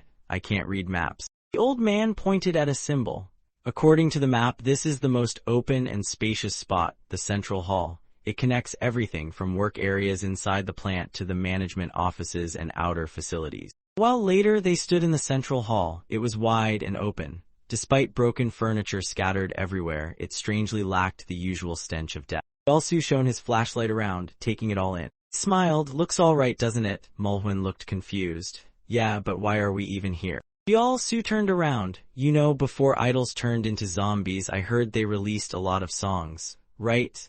Su nodded. True, but isn't that kind of a weird topic to bring up right now? Su grinned wider and suddenly suggested, let's take turns singing loud enough to echo through the entire nuclear plant. Lone zombie in protective work gear wandered aimlessly through the vast hall. Growled, its lifeless eyes rolled back with no pupils visible. Suddenly, the zombie jolted in surprise at the booming voice. I think I've fallen for your eyes are my heart tilde. On the corridor beyond a large door, the song continued to echo. Your eyes are my heart tilde. Several zombies, agitated by the unexpected noise, began charging madly toward the sound. Back to the moment when Su made his bizarre suggestion. Let's take turns singing loud enough to echo through the entire nuclear plant. Everyone in the group panicked. Wait, what? He laid out his reasoning. If we want to wipe out the zombies before we run out of stamina and keep our formation intact, then luring them here is our only real option. And he recalled the label on the map, Central Hall. That's why we came to this open space. Still smiling without a hint of worry, he added, so everyone pick a song, let's relive the old hits. Back to the present, a zombie's blood-red eyes glowed, mouth wide open as if ready to bite into whoever got too close. They were completely surrounded. Zombies charged from every direction, no escape routes left. The team stood back to back in a circle, weapons raised. Su stood at the center. He shouted to keep everyone focused, don't blink, don't turn around. Those eyes are the heart, keep singing, the song actually slaps. Rockwe was so terrified his jaw dropped. Maintaining a steady tone, Su ensured everyone heard, don't try to kill them all, just strike down anything that enters the circle. Trust your teammates and hold your position. They're getting closer by the second. Gripped his weapon tightly and declared, I'll handle the rest. Team swiftly swung into action, attacking the incoming zombies. They rotated between defense and attack in seamless rhythm. Rockwe growled through gritted teeth, his voice like steel grinding against mosquito netting. Zombies from farther away were also getting picked off by gunfire. Olwyn kept firing relentlessly at the horde. Sweat streamed down his face. There was no time to reload. Su hadn't budged this whole time. He twirled the corded axe around in a circle. Felt like an old-school cowboy alone against a dozen zombies. What does it take to have good instincts? He wondered. Kept spinning the axe. Good instincts. Olwyn suddenly yelled, Captain, we're completely surrounded. Someone's hand clenched their weapon so tight the veins bulged. It was about patience. Only pull when you have to pull. Spoke calmly, right now, duck. Gripped the axe cord tighter than ever. Olwyn noticed something was off and quickly backed away. Su's face twisted into a fierce scowl, his eyes flaring like sparks as he lunged forward. Sharp whoosh cut through the air at the same time, a powerful strike echoed loudly. Olwyn stared in shock at the zombies that just moments ago had been charging in. Now, their mangled bodies lay in pieces. One had its throat slashed, another struck clean in the nape. Their howls of pain echoed through the hall. Moments later, Su's slasher team was still crouched on the ground, heads covered as instructed. Su hadn't moved an inch, but every single zombie had been wiped out with just one strike. Olwyn looked at him stunned. This guy, he's seriously strong. He watched as Su casually spun the axe cord in his hand. No expression at all, like this was just another Tuesday. Olwyn gulped, eyes slightly wide. Who the heck calls this guy a C-rank slasher, or even an unverified B-rank? He's way too powerful for that. He recalled a memory him lying on the floor and Jianghua standing over him, holding a blood-stained sharp object. I've seen a strike like that before. She had helped him up and laughed. You okay? No need to thank me. We salespeople gotta look out for each other, right? He silently compared them. This kid's movements are just like hers. Suddenly, Su spoke. Were you bitten or something? Why are you staring at me like that? Olwyn gave a small smile and swallowed again. When I get back, I'm definitely telling the old lady about him. With his skills and attitude, we'd gain a serious advantage if we recruit this guy. Olwyn's fear was gone. He clapped Su on the shoulder. Why didn't you use that move back during the escort mission, huh? Why waste that talent? Su laughed awkwardly. It was my first time trying it, and this isn't a video game. I didn't know if it'd actually work. Plus, I had to manage positioning and tactics too. Looking around at the calm scene, he added, not that guys like us would understand that kind of thing. But anyway, it looks like we've cleared the zombies. Let's sweep the area once and get the hell out of this creepy place. Team A, composed of civilian slashers led by Kim Su, successfully cleared their zone. Su and the squad quietly stepped out of the carnage. Retaking the nuclear plant hadn't been that difficult. Because the truth was top secret, the facility had been run by only a small number of workers. Only a few were infected, so they didn't pose much danger to slasher teams. Staring let out a soft breath, her axe still embedded in a zombie's face. She turned and asked, "What? That was just my warm-up," she said. She stood up and glared sideways at her teammates, startling them slightly. They nervously showered her with awkward compliments. "Isn't it great there were only a few zombies? Things went so smoothly, right? Good job, really, you're amazing." One guy gave her a thumbs up. "Hey Sarang, maybe you can lower your weapon now." Team B, composed of civilian slashers led by Sarang, had also cleared their zone. Sarang scowled, unmoved by the forced praise. Secondly, each team leader had been thoroughly briefed on the plant's architectural layout. A map appeared, with Jin-gu sipping a juice box in the center. Every leader had received one of these maps, allowing them to navigate and strategize easily inside the plant. Jin-gu's team moved quietly. He focused on the map, still drinking, while someone behind him helpfully held a flashlight over his shoulder. The rest kept their weapons ready just in case. Squishy sound of the empty milk carton echoed as the sides crumpled. He gave it a light squeeze and casually tossed it at his feet. Pointed forward and announced, "Control room's about 30 steps ahead. Zombies might pop out, so stay alert." He reminded them to hold formation and move slowly. They all nodded cautiously. Blonde in the group muttered with disdain, thinking, "What a useless leader, just stands back and barks orders." Suddenly, the guy picked up his pace, leaving the others behind. Why are they even listening to this clown? Have they no opinions of their own? Pathetic, he scoffed internally. Jin-gu shouted, "You idiot, didn't I tell you to stay in formation?" The blonde was already way ahead of the group. He flinched. He muttered just as a door behind him creaked open, revealing a cluster of blood-red eyes. Zombies didn't hesitate, they charged straight at him. He spun around in shock. Before he could scream again, they tackled him to the floor, and he let out a single terrified shriek. Jin-gu calmly reassured the others, "Don't panic, we're far enough and in a narrow hallway. We'll be fine as long as we hold formation while fighting." The air went eerily still. The rest of the team leapt forward to handle the zombies. Meanwhile, Jin-gu calmly opened another milk box. The guy who'd held the flashlight for him stood nearby. Jin-gu looked down at the blonde idiot with utter disdain. That guy had now turned into a zombie, just as expected. Jin-gu finished his milk. "Told you to follow orders, did I?" Set the empty carton down in front of the zombie. "My condolences." He stepped aside as the flashlight guy approached, weapon in hand. The weapon came down with a sickening crunch of cracking bone. Team C, composed of civilian slashers under Park Jin-gu's command, had cleared their area.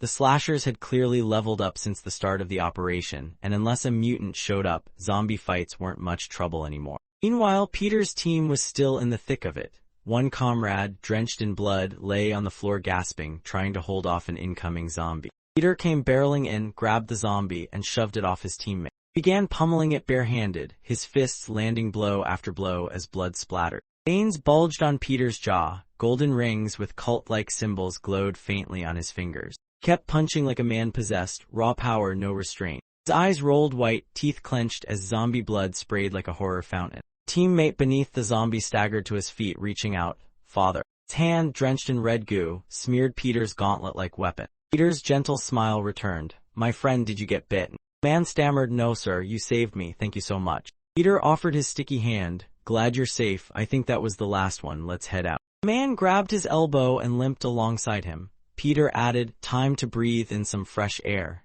Team D, composed of civilian slashers under Choi Peter, had cleared their area. Wangtik, watching the monitor and holding a radio, murmured to Sarai, "Looks like the cult team pulled it off too. How many teams have cleared their zones now?" Sarai listed them in order. "My team finished first, then Cheolgan, Kim Cheol-soo, and Sarang, Park Jin-gu, and lastly Choi Peter's team. That's 6 teams in total, sir." He scratched his head, looking like everything was going as planned. "Finally, time for me to do my part. I asked you to make a list of the lackeys working under the high-ups. Do you have it ready?" At the same time, Sarai pulled out a folder. "Yes, sir. I compiled a list of those who graduated from the military academy, those appointed through connections, and whose parents hold power in the provisional government. Military academy, National Assembly, criminals who will never side with us." Took the documents from her and began reading carefully. She pictured the Defense Ministry soldiers confusedly studying their maps. They'd been given deliberately altered maps to get them lost.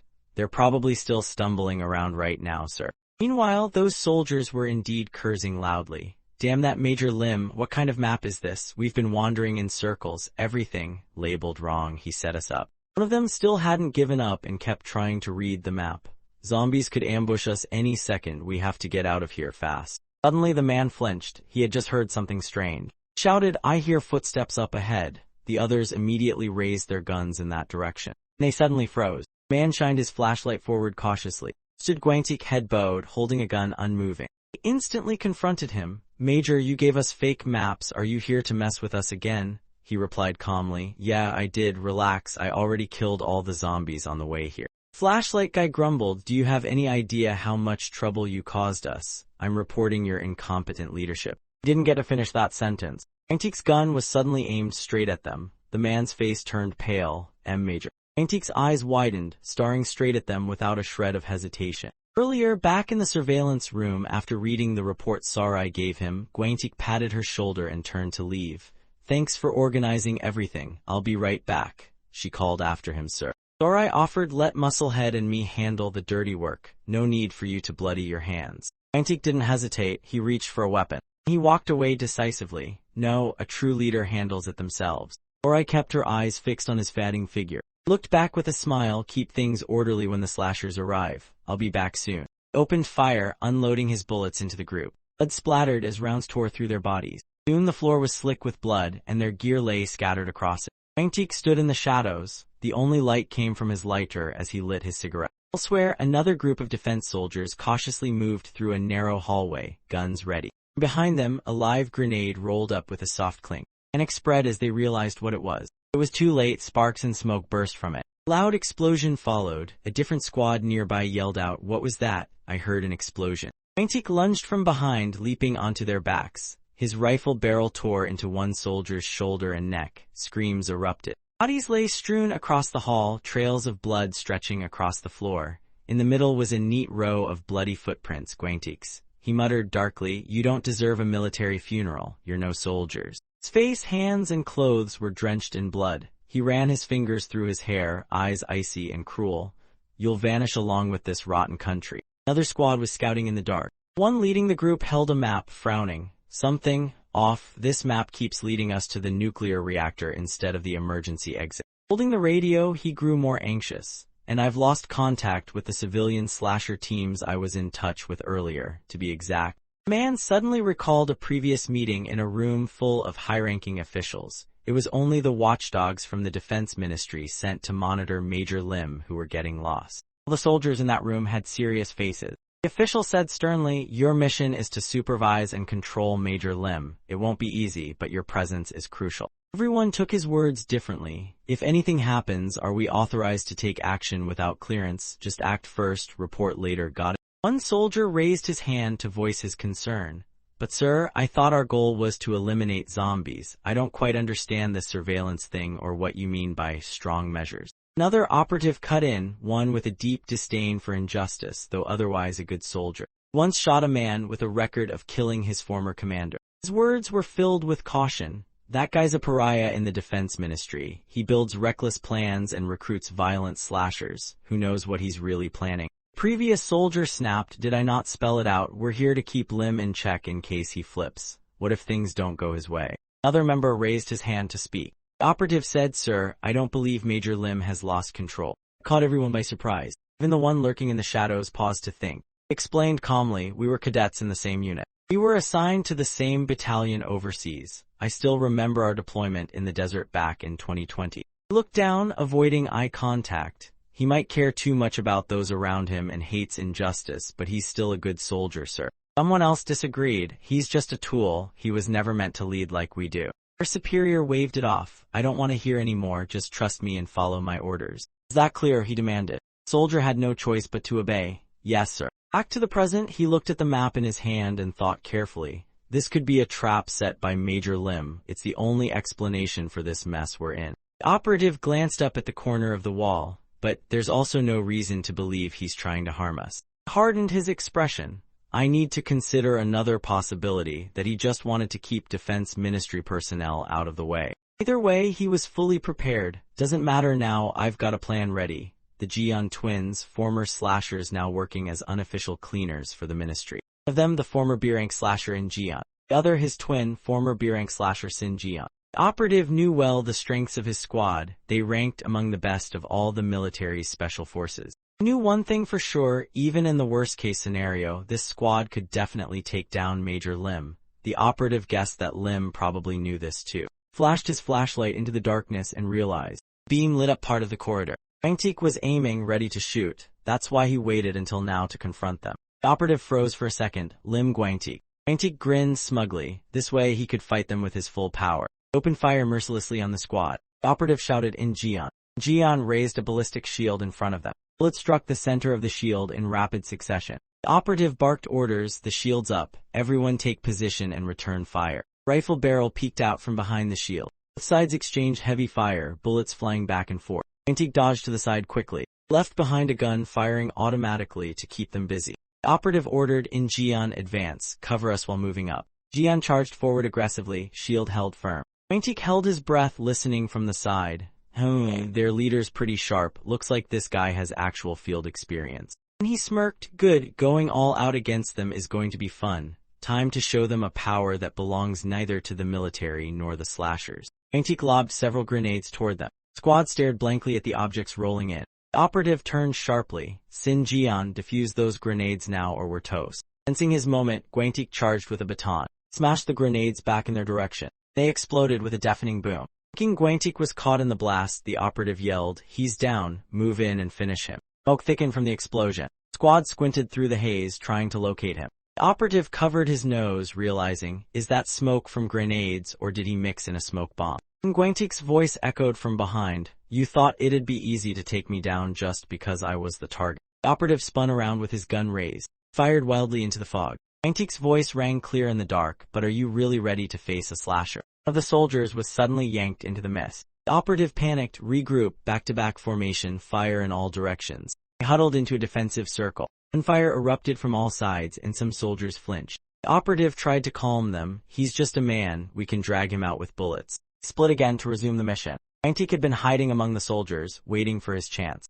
Turn fire began immediately. Bullets struck the operative. Collapsed wounded. Guangtik approached, what the hell are you doing here? The operative stared in disbelief. This guy, he's not even in uniform. The motion surged. Shouted it's Lim Guangtik. Guangtik calmly admitted, yes, you're right. Slashers are still human, so I have to use my brain. Well, almost all of your squad is down. I know the Defense Ministry sent you here to keep an eye on me. The operative trembled. I trusted you. From what I knew, you wouldn't kill without reason. I even told command that, but I was wrong. Guangtik slammed his gun down with a smack. The death of our former commander was just a warning of what was coming next. His heart burned with resentment. He flicked open his lighter. I figured you were all the same kind. Guangtik grimaced, recalling, sacrifice the few for the greater good. He was constantly oppressed and manipulated by political schemes. The cigar clenched between his lips and a knife in hand, he growled, but this time, you are the minority who picked the wrong side. The operative screamed, Sin Jian. Sin Jian burst out from behind for a surprise attack.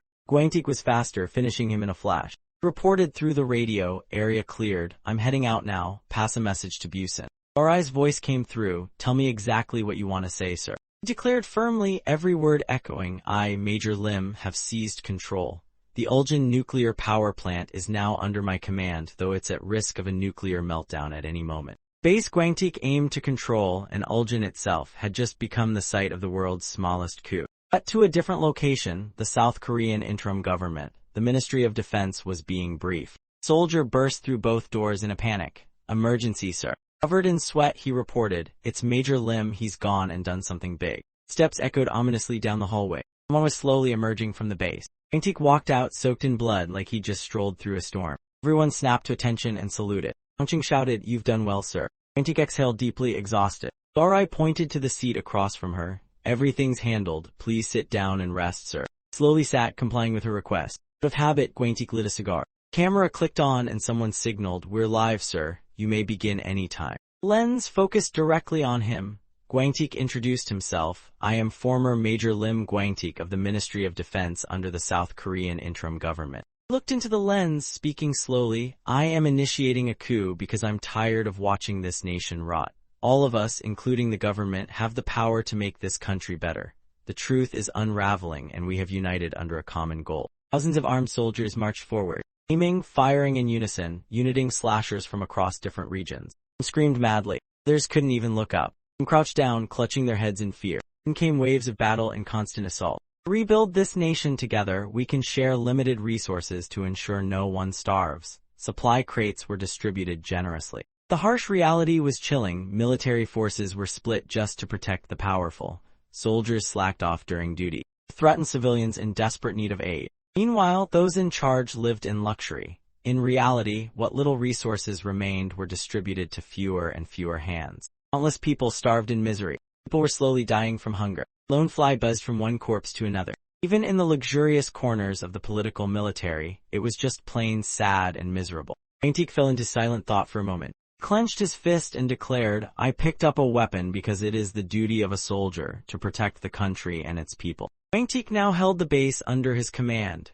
The Uljan nuclear power plant was under his control, and all engineers and technicians had become hostages. One of the engineers spoke up, "How much longer do you plan to keep us here? We need to restart the reactor. If not, something terrible could happen." Soldier answered, "Just be patient and follow our orders. It's not like anyone here wants to blow themselves up." Antique's message continued, "Until my demands are met and this country is stabilized, I'm not leaving this power plant." His eyes sharpened. "If you don't meet my demands, I'll activate the reactor and go down with this rotten country." The camera remained fixed on Guangti. Close-up shots emphasized his stern expression from every angle. Guangti claimed it was all for a noble cause, for our beloved homeland, for the enduring Republic of Korea. Everyone shouted in unison, "For the everlasting Republic of Korea." They all placed their hands on their heads in military form. "Long live the Republic of Korea."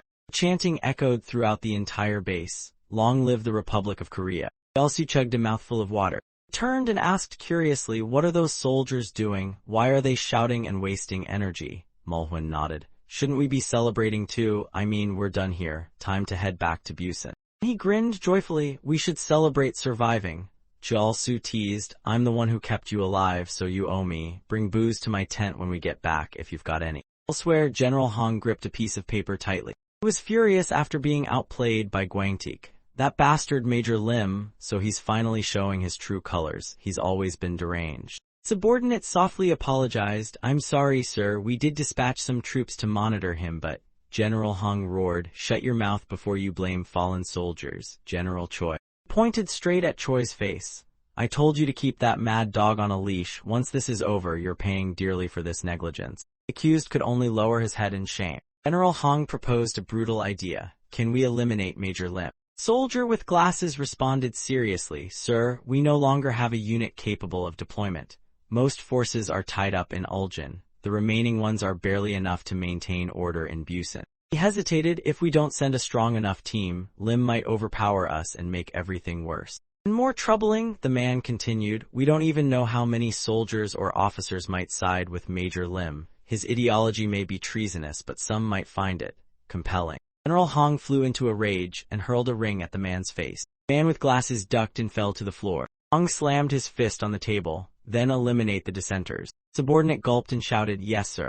General Hong gritted his teeth. "I want Lim wiped off the face of the earth. Start brainstorming. Maybe if you all slam your dumb heads together, you'll come up with a plan." Another subordinate hesitantly offered, "So, are we going to ignore Major Lim's demands? We don't know who might leak information to him. Maybe we should consider complying for now to avoid escalation." General Hong sighed. "Fine, we'll play along for now and pretend to give in." He admitted to himself, "I still don't understand what Guangtik truly wants." Elsewhere, Deekshul was roaring in anger. "You little punks, what the hell do you think you're doing?" The guy was being dragged away by two soldiers but still shouted at the top of his lungs. "I don't know what this is about, but I'm warning you, I've got connections higher up, you hear me?" He took Deekshul to the back of a truck. "You know who's backing me up, don't you? You think you can handle the fallout?" One soldier casually tossed a pair of handcuffs at his feet and said, "We know exactly who's backing you, but right now, you're coming with us." Deekshul still yelled, completely unfazed, and shoved off the soldier next to him. "How dare you treat me like this? You've got some serious guts, kid." Soldier calmly pressed a gun to his chin to shut him up. Stared him down coldly. "The entire city of Busan is about to blow sky high along with your precious connections. If it weren't for them, we'd have already dropped you right here, so be grateful and cooperate." Finally, Deekshul gave in and put on the handcuffs. He stood in a daze, mumbling to himself. Busan blown up. The truck began to roll forward slowly. In another truck, Sangdo monitored everything and spoke into his radio. "Report to Major Lim, Jang Deekshul has been detained. All demands are being met one by one." Shift to the base. Su's crew had gathered off in a private corner. Alan popped up from a lush bush. "Mr. Kim Cheol-soo," he called. Mulwin side-eyed him. "A bush just gave birth to a guy. Major Lim wants to see you." Cheol-soo raised a brow. "Another round of team leader meetups. We were just supposed to sit back until it was time to head home." Alan handed him a notebook. "There's a serious matter to discuss. Please be mentally prepared before you go." Cheol-soo looked suspicious. "Discuss? Why do they make everything sound so dramatic?" Soon after, some of them were being monitored closely by nearby soldiers. Cheol-soo asked, "What's going on?" Peter couldn't believe what he heard. "A coup, did I hear that right?" Wangtik calmly replied, "You heard right. Stop acting like I'm speaking Martian." Added a threat, "If you want to live, you'd better cooperate." Everyone's expression turned serious. They started considering how to convince their own squads. This was clearly an ultimatum. "Join me, and let's change this rotten country together." Suddenly Sering extended her arm down, catching Cheol-soo's attention. Freaked out, "Are you nuts? You do remember they've got guns to our heads, right?" Sering stayed fearless. "If they really wanted to kill us, they'd have done it already." She nodded toward the soldiers aiming rifles at them. "Besides, the guy in uniform said it himself. They need us to persuade the civilian slashers. They won't shoot just because we lower our hands and start talking." Soldiers stood motionless, faces completely covered. Wangtik smirked, amused. "Not bad, kid. You catch on fast, but don't get cocky. We may not kill you yet, but refuse to cooperate and things'll change real fast." Two stood facing each other, one seated, one standing. Then Sering slapped him so hard his face swung sideways. The soldiers around froze in shock. Cheol-soo and his group shared the same reaction. Sering glared and shouted, "So you're starting a coup and planning to blow up a nuclear plant. What if you fail? Are you out of your mind?" Wangtik rubbed his face while she continued, "We came here to kill zombies, not to go on a suicide mission with your army." Soldier behind her pressed a gun to her back and growled, "You all volunteered for a deadly mission anyway. What's the difference?" He admitted that but countered, "Sure, there was risk from zombies, but did we ever complain or say we were scared?" Cheol-soo and Peter stood by silently. "Why would you think that?" Sering went on. "We're slashers. We kill zombies to make a living. That's what we were hired for." Sering fired off her words, accusing Wangtik. "You surrounded the convoy with armored vehicles and used us as human shields. We pressed harder. You forced us to keep going with the mission, even when we were already exhausted." She felt this was unfair to her teammates and to herself, but we never once complained. We followed every order that had to do with zombies. Sering stepped closer to Wangtik, lowered her head and pointed. "But this isn't our job, absolutely not." She tightened her words, "Especially if this puts Busan in danger. My family lives there." He had already said goodbye to them, not knowing if she'd return. Sering boldly rejected his terrible plan. "If this means going up against the government of Korea, then count me out. I'm not joining your madness." Wangtik calmly replied, not scolding, "Yes, it may be difficult at first. The authorities might arrest slashers involved in the coup and threaten your families." He acknowledged the risks, "But if you don't help and the revolution fails, the future of this nation and its people will be ruined." Wangtik's mouth twisted as he spoke. "Then this world will be left in the hopeless hands of a few elites and their lackeys, and the slashers, just tools fighting to survive." Sering remained doubtful. "And how are you so sure? Maybe you're just paranoid." Wangtik gestured toward Sorai. Sorai approached and whispered, "Sir, I don't think you should share classified intel with civilians, even in a coup." Wangtik held the notebook in his hands and pondered silently. Without a word, he handed the notebook to Sering. Her face fell. "What is this? This your answer?" Jingu adjusted his glasses and snatched it from her. "All right, let's see what this is. Let the child yell while the grown-ups read." Flipped it open randomly. "Let adults handle stuff like this, please." Peter leaned in curiously. "You're not gonna read it with us? Come on, man, this might be important." Cheol-soo looked confused. "Me, I can't read, you guys go ahead." Three of them huddled around the notebook. Wangtik silently puffed on his cigar, waiting. The sky outside was clear, clouds drifting lazily. Jingu took off his glasses, their expressions now serious. Cheol-soo grew anxious. "What is it? Why do you all look like that? If you're done, just tell me already." He teased Sering. "I bet you're just curious, not actually able to read either." She glared. "Yeah, I didn't go to school, but that doesn't mean I'm as illiterate as you." He turned to Peter. "But the illiterate guy's right. Just tell him already, enough suspense." Jingu frowned. "The report says this country is in freefall. The only thing holding it together is the remaining food and supplies stockpiled before the apocalypse. Piles of crates filled with necessities, but the report also warns we're running out." Cheol-soo shrugged. "Is that a big deal? Doesn't seem that different from usual." Sering nodded. "Yeah, we've seen worse." Jingu added seriously, "Those used to poverty may not notice, but..." He added that the real issue wasn't total depletion of resources, but the fact that current supplies in circulation could only help citizens scrape by day to day. Chaotic city scene appeared with citizens flooding the streets. If that flow stopped, riots would be unavoidable. Even the poor and the weak have feelings, after all. Gwantik, sitting calmly, responded, if it were just that, we soldiers could endure, but there are deeper issues. Jingu chimed in, more seriously, we're also running out of ammunition. The statistics show we're close to the minimum threshold. Surprised, Chial-su asked, threshold, what's that? Jingu answered, once we drop below that number, it'll be impossible to restore the country to what it was. Data chart popped up, showing that threshold was also the minimum supply needed to carve a path out of Busan. Peter somberly summarized, in other words, the chance of Korea falling is 100% if we cross that line. And according to this report, we'll hit that line in. At this, both Chial-su and Sarang stiffened with serious faces. In about a month, look at you two, slow on the uptake, Peter added. Gwantik stared seriously, so now you know I'm not doing this out of spite or recklessness. What do you all think? Group fell silent, taking it all in. Now that you know the truth, do you feel any more inclined to join us? He stepped away to a corner to discuss privately. Jingu said, let's just join. If we refuse, we're dead anyway. And honestly, after reading that report, Lim's actions make sense. Sarang immediately retorted, I don't agree, I'll never take part in this. Peter glanced at her. So you'd rather be killed? Well. He nodded, making up his mind. I think we should join. Living behind those walls made me forget how bad it's gotten out here. Sarang turned angrily to Chial-su. What about you, huh? Caught off guard, Chial-su scratched his cheek. Maybe I don't fully get what's going on, but we don't have to join or reject them outright, do we? The others stared at him, confused. Continued, the soldiers are trying to get us on their side to avoid adding enemies, right? So we just need to agree, not rebel, and we won't get shot. Sarang scowled, what nonsense are you saying? Jingu clapped his shoulder, impressed. You genius. Meanwhile, in a secret interrogation room under the Ministry of Defense, Deekshul looked up. Door opened. Soldier entered carrying 2 cups. Placed one near Deekshul. Lit a cigarette and calmly announced, the higher-ups want to release you. Deekshul grinned, so that's why you're being nice, huh? I'll put in a good word. Maybe you'll just get reassigned to some low-tier unit. Soldier unlocked the cuffs, but with a catch. There's one condition. Deekshul's smile faded. You have to go to Uljan and eliminate Major Lim Gwantik. Deekshul blinked. Go to Uljan and kill Lim. I don't know what the ministry's up to, but I sure as hell can't pull that off alone. Soldier immediately replied, then we can't release you. But Deekshul raised his hand and said, one more person. Calmly made his condition. I just need one more person. The soldier frowned. Who are you talking about? Deekshul demanded, I need an A-rank slasher. He added, you guys know Major Lim isn't like other slashers. He's got combat experience as a soldier and as a slasher. Vision of Gwantik standing among a field of dead zombies flashed into view. Deekshul raised a finger to his head.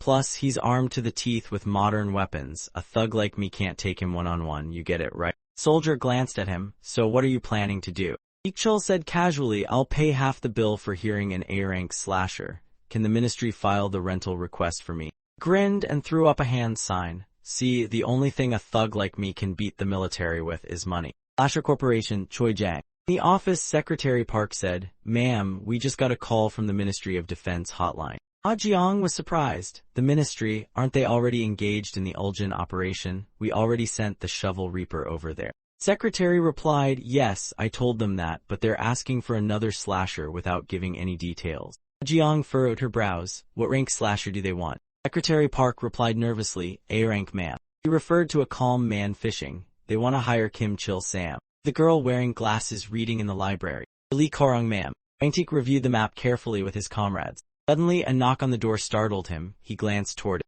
Chial-su opened the door, then looked around the room. We need to talk. Flashback. Chial-su looked confused. Why do I need to talk to them? I already gave my idea. You guys just handle the plan. Pointed at Jingu, confused. The smart guy here is Uncle Glasses. Still feeling off, he turned to Peter. And the preacher guy over there's the smooth talker. Peter groaned. Please stop calling me that. Unlike him, Jingu calmly spoke. I can help set the terms, but you have to do the talking.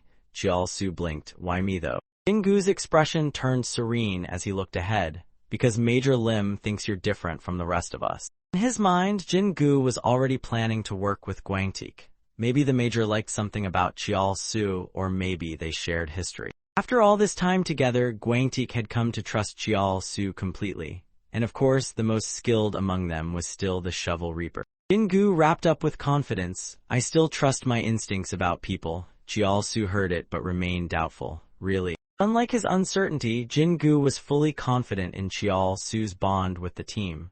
Memories of them sticking together flashed as Jin-gu spoke. Somehow you make people feel close and trustworthy just by being around. After hearing that, Sarang snapped and yelled back, exactly, stop whining and act like an adult. You were so persuasive when lecturing me earlier. Back to the present, Jiao-su stepped toward Guangtik and calmly voiced his thoughts. His expression was serious as he spoke the plan aloud. Kim Jiao-su's proposal was both simple and painfully dumb. Guangtik, however, pondered deeply after hearing it. The proposal had been refined with help from Park Jin-gu and passed on to Major Lim. Step 1. The slashers are not soldiers and are not obliged to follow Major Lim's orders. Simply put, the military and slashers are separate. Step 2. The slashers remain neutral under all circumstances and don't side with anyone. It's a quiet standoff. Everything was progressing as planned. Step 3. The slashers will protect soldiers from zombies on the road back to Busan until the situation stabilizes. After laying it all out, Jiao-su calmly extended his hand to Guangtik.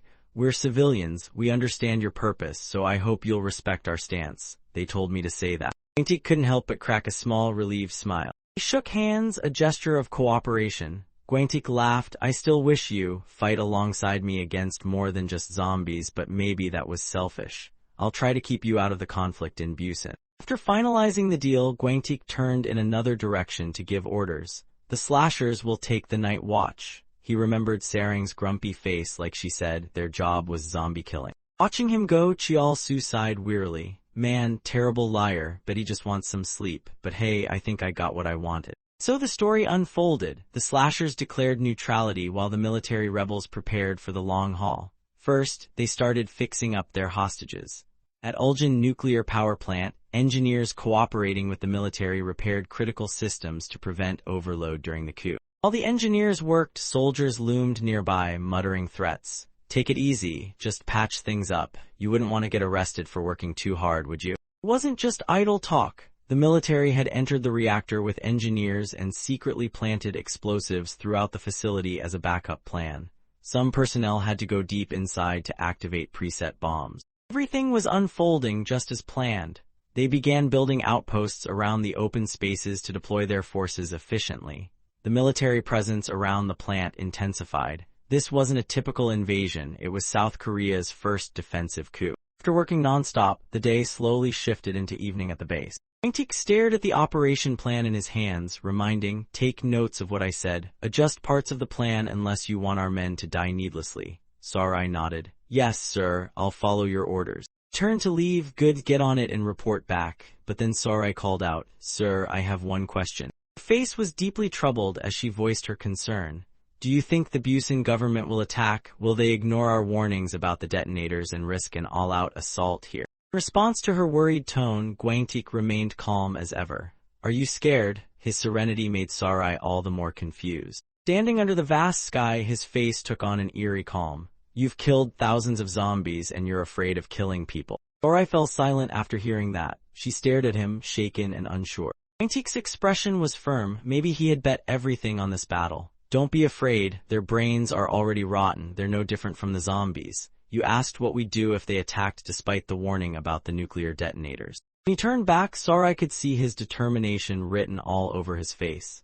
Like I said, they can't think straight anymore, their brains are mush. Guangtik's voice rang steady as ever, so get ready, they're coming for sure. The scene quickly shifted to the airstrip in Busan. The military was mobilizing, executing the original plan step by step. At a distance, Deekchul calmly observed everything. He glanced at the sky, now pouring rain. It annoyed him. What the hell with the weather? His assistant quickly explained.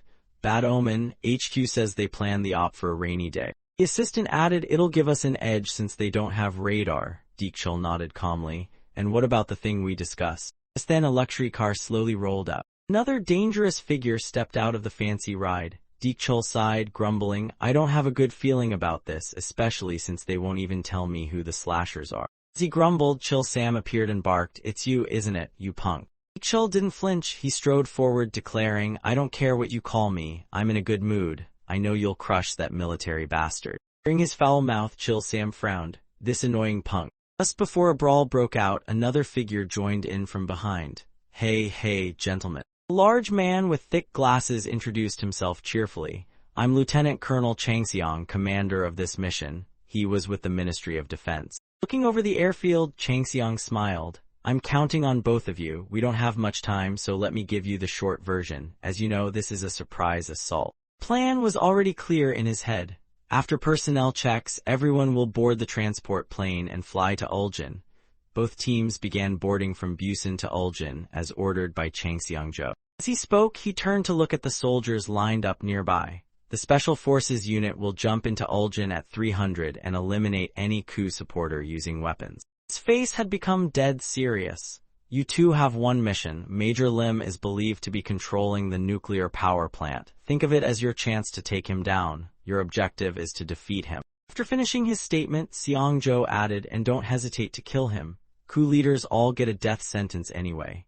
Chill Sam calmly spoke up. I read the documents on the way here. I understand about the coup, the plant layout, and using the facility as leverage. Chill Sam glanced at the current state of things, still unsure. But what about the slashers who aren't working for the Ministry of Defense? Hearing that, Xiangzhou calmly adjusted his glasses. They won't be charged as long as they cooperate with us. If they side with Major Lim, they'll be accused of rebellion. His tone darkened.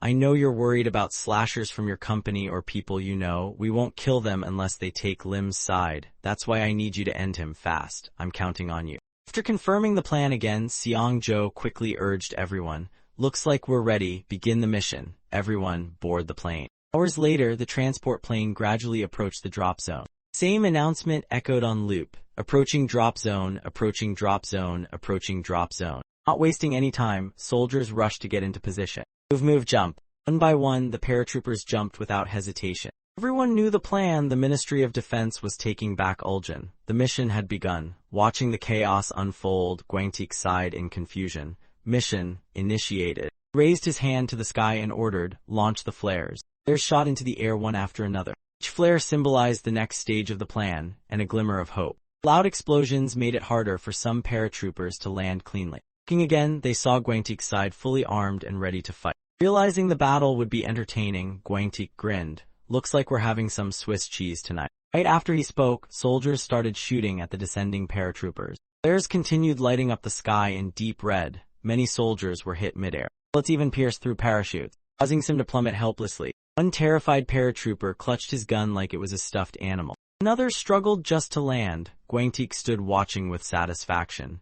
Hilarious. Did they really think they'd hit anyone while parachuting? What is this, duck hunt? Drizzle didn't stop. It only worsened the chaos. From above, the enemy seemed to be panicking. We're dropping right into hell. How did they know we were coming? Guangtik scoffed. That's probably what you're thinking, huh? Typical Ministry of Defense clowns. Cowards with guns. Even as chaos erupted, others worked secretly behind the scenes. Some soldiers had long been waiting for a reason to turn on their own.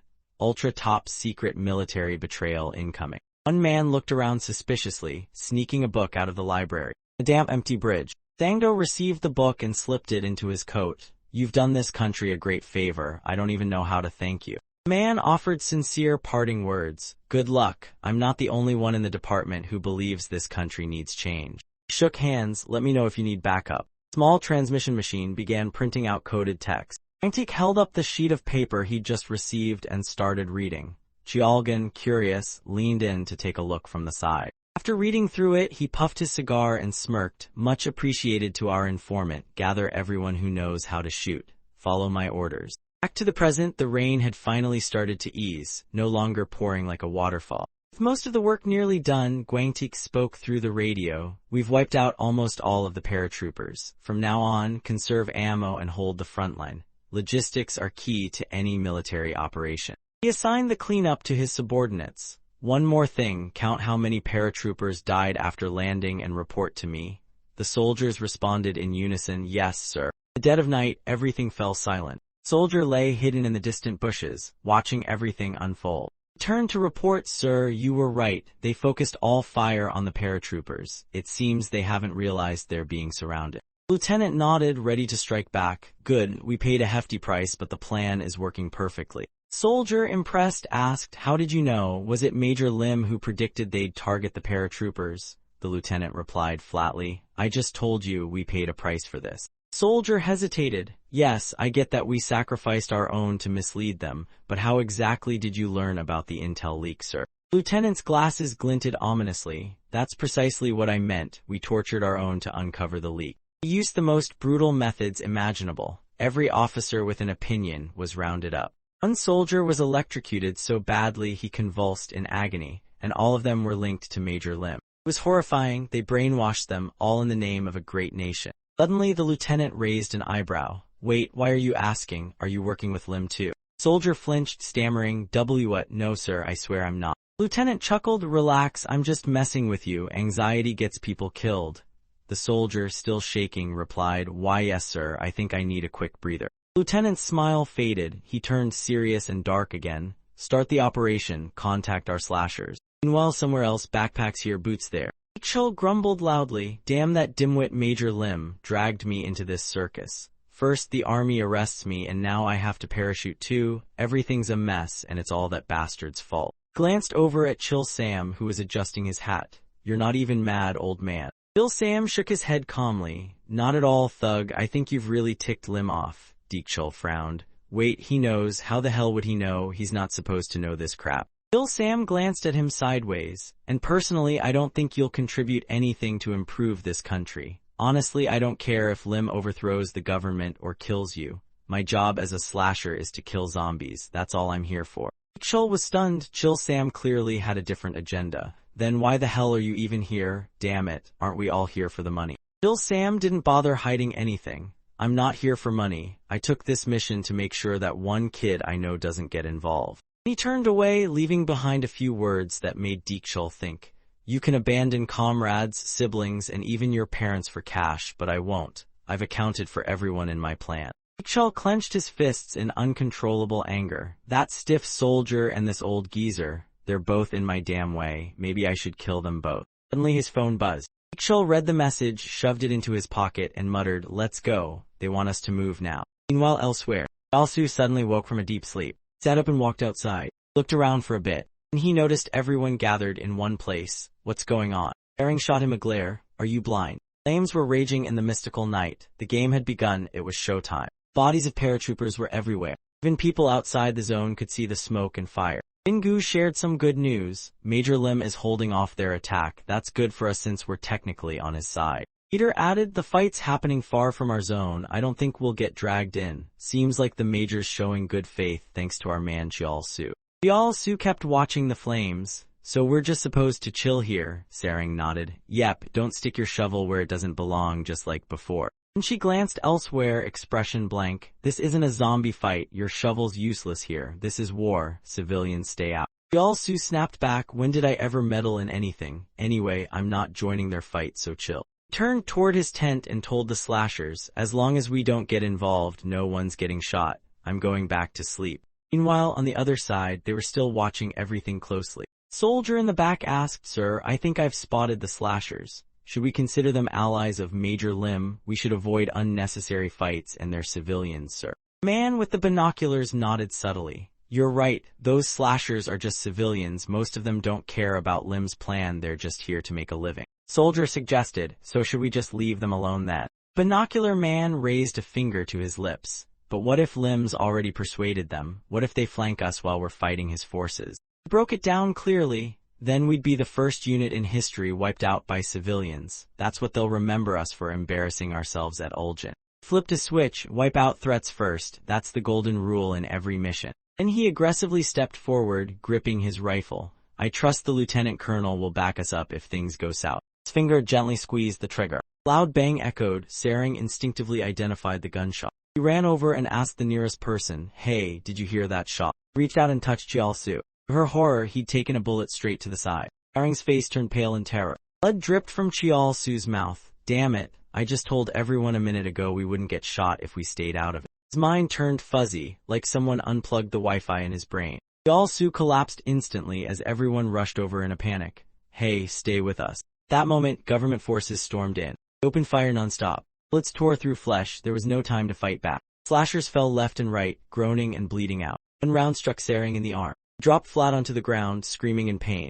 Touching her bleeding arm, she winced. Why are they shooting? Wait a sec. She gritted her teeth and reasoned through the pain. They're from the defense ministry. Hundreds of soldiers stormed in. It was going to be a long, sleepless night, but weren't they supposed to be busy fighting Major Lim's army? Daring clutched her shoulder tight to stop the bleeding. Did they split up just to wipe us out? Few others charged in with weapons. You bastards, we didn't even touch you. I swear I'll kill every last one of you. Guy with the binoculars signaled the troops. He unloaded a hail of bullets on the two. Bodies collapsed right in front of Sering. Stared after them, teeth clenched tight. Tears rolled down a man's cheek. Captain, help me. His eyes went blank. Sering's eyes went bloodshot with fury. Gritting her teeth, she pushed through the pain to stand. I swear. One hand on the ground, filled with hate, I'll slaughter them all. Su stopped her, dragging himself toward her. No, wait, now's not the time. She struggled to break free, burning with rage. You want me to stay neutral after what they've done? Are you stupid? They killed our comrades. Grabbed her hand and pulled her back. Fell backward by momentum.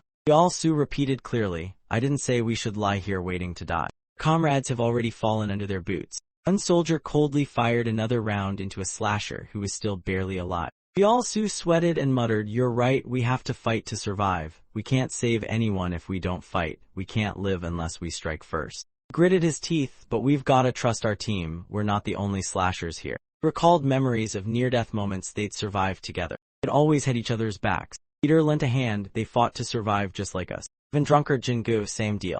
Su's words were full of conviction. We wait for the right moment, distract them with teamwork, lie low, don't get spotted. Meanwhile, Jingu was hiding behind a tent, watching. Few others were hiding with him. Alwyn whispered, confused, so now what? We just hide here and hope they don't notice. Jingu took a sip of milk. Nope. Clenched the empty carton in his hand. We're up against seasoned soldiers. They ambushed us with a meticulous plan. They'll sweep every corner before even thinking of leaving. We're dead if we just keep hiding. Another team member, fuming, gripped his weapon. So what do? Fight them? They've got guns. We can't fight trained soldiers with our zombie-killing gear. Jingu glanced at him sideways. His eyes landed on the weapon in the guy's hand. An idea sparked. Exactly. Slashers only fight zombies. We can't win head-on. While the guy still looked confused, Jingu snatched the weapon from him. Why state the obvious like it's news? Jingu raised the weapon, eyes burning with resolve. Fight or die, this dried stuff isn't it zombie blood? The others stood frozen in shock. Alwyn hesitantly asked, You're planning to use that against the soldiers? The guy in a cap swore, Damn it, can't believe we're actually doing this. They won't just stand there and let us infect them. It's a good plan, but how do we pull it off? Jingu nodded, Exactly, they won't let us get close, but some of us don't need to. Pointed at Mulhwyn, like Ju Mulhwyn, you've got a gas gun, don't you? Jingu furrowed his brow and gave clear orders. Just one, you only need to hit one of them, infect one and weak become strong and then we strike full force. That's our window. Alwyn gripped the gun, nervous. What if I miss? What if it doesn't pierce his skin? If I mess up, we all die. Are you really trusting me with this? Jingu smirked and answered calmly, If you miss, we'll curse your name before dying. But hey, no pressure, right? Finally admitted it, Su was right. Humans only look out for themselves. Slashers, even more so, they've been through it all. While Su and Sering lay uncertain if alive or dead, with both team leaders down. Defense Ministry's troops were patrolling tightly and facing armed enemies. A hand reached down to pick something off the ground. They were still choosing to fight. A man scraped blood off it with a knife. They weren't dumb enough to just throw their lives away. Jingu slid the knife across his own palm and let the blood drip into a cup. Two of them began crafting a little special recipe. Jingu gave it a good shake, like he was mixing up a zombie cocktail. Then they poured it into Mulhwyn's gun barrel instead of splitting it up. Final step, he rebooted the gun and searched for an exit. One side searched in the light, the other waited in the shadows. Jingu briefed everyone again, Don't forget, their uniforms are thicker than you think. If you hit their helmet or body armor, we're screwed. You only get one shot, so wait for a clean one. Turn to the rest of the tent. Once the infection spreads, the others will attack the panicking soldiers. We're not the only ones left alive. Arm the hiding slashers, some are still out there. Corpses lay strewn everywhere. Some still followed the ambush orders. Su and Sering too waited quietly. Jingu shouted, Are you guys ready? Alwyn held his breath, gripping his gun. The others were poised to strike. Two soldiers crept cautiously forward. They were clever too, hiding and preparing. Suddenly their eyes widened, they realized something. Government forces mirrored the movement. The two advanced step by step. Blood ran down, seeping into teeth and eye sockets. The man screamed with savage fury. The soldier punched their leader in the face. Jingu roared, This is it, our chance, charge. The team responded with wild enthusiasm, surging forward. Someone appeared before Su and slammed a shovel down. Rockwe raised it for him. I saw you both from afar. Thank God you're alive. I brought your weapons. Su, panting, stood up and told Sarang, see, told you they'd distract the soldiers. Now let's move. Turned toward him, visibly worried. Wait, are you okay? You look awful. Maybe lie down a bit. Su sneered, seething. You kidding? I'm not dying till I take out those bastards first. Binocular guy screamed, you treasonous scum. Something flew out smoking. Su and Sarang dashed past him. Heads will roll, you're all guilty of treason. Peter groaned and lunged at the soldiers. One by one, he started dropping them, no matter the cost. One guy even used his own face to attack, dedication or brain damage, unclear. Suddenly something shot out like lightning. Soldier got a shovel straight through the guy. Su took a deep breath, watching it all unfold. Binocular guy stammered, why you'll all be charged with treason. Before he could finish, he dropped dead like a sack of potatoes in front of everyone. Su finally muttered, we tried staying neutral, but I guess it's too late for that. Rallied the group, head to Major Lim, we've got to tell him what happened and help if we can. Not a single soul objected.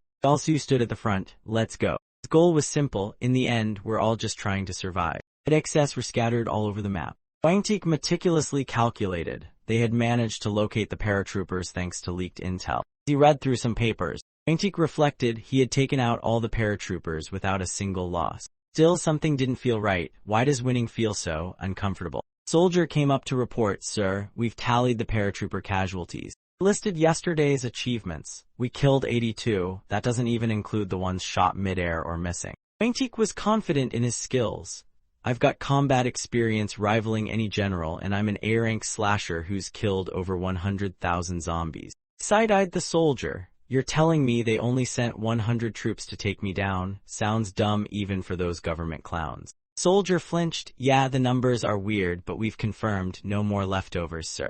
Double-checked thoroughly, all identified as special airborne forces. If they'd landed safely, they'd be a real threat. The enemy was stretched thin and the defense ministry was in short supply. They likely couldn't muster more squads. Soldier holding more files added, leadership sent their best team to eliminate one target. That's confirmed, sir. So, they probably have something else up their sleeve. Wangtik nodded, good insight, my gut's rarely wrong. Your conclusion makes sense, it's rooted in fact. But something still felt off. Why can't I enjoy this victory? As night fell over the base, few soldiers peered through night vision binoculars. Sudden flash lit up the darkness, and right then the government unleashed 5 times more troops than they could afford. Soldier flinched, they've sent the strongest elite squads left to end this. Everyone looked around dazed, what was that? Before anyone could react, a squadmate was shot. Sergeant. Guy ahead turned back, you called me, what's up? Barely got the words out before yelling, ambush. He too got taken out with a clean shot. One by one, soldiers dropped like flies from the rooftop. Down below, someone was sniping like a god. That kind of skill, only one group could pull that off, the Defense Ministry's elite Eagle Eye Sniper unit. Myung peered through the scope and ordered his men, chamber your rounds, wait for my signal. From a distance he watched with an intensely serious face. They managed to build such a solid base in so little time. Look at those guard placements, it's like staring at a textbook military manual, said Special Forces Sniper Commander Lieutenant Colonel Young-Han Myung. And Myung confidently muttered, but that's exactly why it's their weakness. We were trained under the same system, I don't even need to look to know where to hit. He gave out instructions, direction 32, left flank, direction 17, above, watch the wind. Yes, sir, the soldier shouted. Sure enough, distant enemies dropped like flies in the blink of an eye. And Myung reported over the radio, this is Eagle Eye, enemy lookouts eliminated. Outer defenses breached, it's your move now. Seo nodded with approval. Copy that, good work, now it's our turn. Squad geared up for the assault. We still have surprise on our side. Conserve ammo, keep it quiet, infiltrate and hit all enemy units. Commence the base raid. Ministry of Defense Anti-Terror Unit, Mad Bull. Hun Seo gritted his teeth, ready to lead. Lieutenant Colonel Jeong Hun Seo, commander of the Anti-Terror Unit. Beefy soldiers immediately surged forward. Meanwhile, the snipers advanced swiftly. The anti-terror squad charged like a freight train on rocket fuel. All of them struck at a single pressure point. Meanwhile, inside the base, soldiers were still cleaning up fallen enemies. One of them finally turned around out of curiosity. Vicious Ministry of Defense unit came storming in. Soldier turned pale. What the heck? They're flanking us, those inside shouted. All units, grab your weapons, we're under attack. NCO smirked like the smug villain in a war drama. Gunfire erupted, chaos exploded. Full-blown firefight had begun. Base defenders returned fire with wild abandon, taking down ministry soldiers one after another. Hand-to-hand combat broke out, still no clear winner. A wounded soldier yelled, this is North Outpost. Enemies flanking from the side and storming the base. We're outgunned and outmanned. Request reinforcements ASAP. Hulking shadow loomed closer. Nuncio gripped his bayonet and growled, "I hate snitches." The only word the soldier could mutter was, "No." Then a bloody scene unfolded. Quantique watched everything unfold from inside as the radio crackled with panicked reports. "Southeast outpost under attack. Enemy will reach the base center in 7 minutes. Isn't Central Outpost supposed to be monitoring them? Western defense is in danger. Northwest unit reports infiltration." He clenched his teeth in fury. "Those bastards sent every elite unit left in Busan. They're coming at me from every direction." Suddenly, Quantique had an idea. What if zombies attacked Busan while they're all here? He was genuinely worried. How would they even handle Busan's security now? It seemed like he had miscalculated. "They sent everything here. They don't need to entertain my proposal anymore. I underestimated them." He slammed his hand on the table. "The leadership of this country is more pathetic than I thought. They fear people like me. That's why this country's future is doomed." Quantique picked up his radio. He spoke each word with piercing clarity. "Units, listen up. The government has deployed almost all their remaining forces here." He ordered swiftly. "Outer units, fall back while delaying the enemy. Units within the base, prepare for an all-out counterattack. We are now facing the henchmen of a corrupt regime, people who want you and your families erased.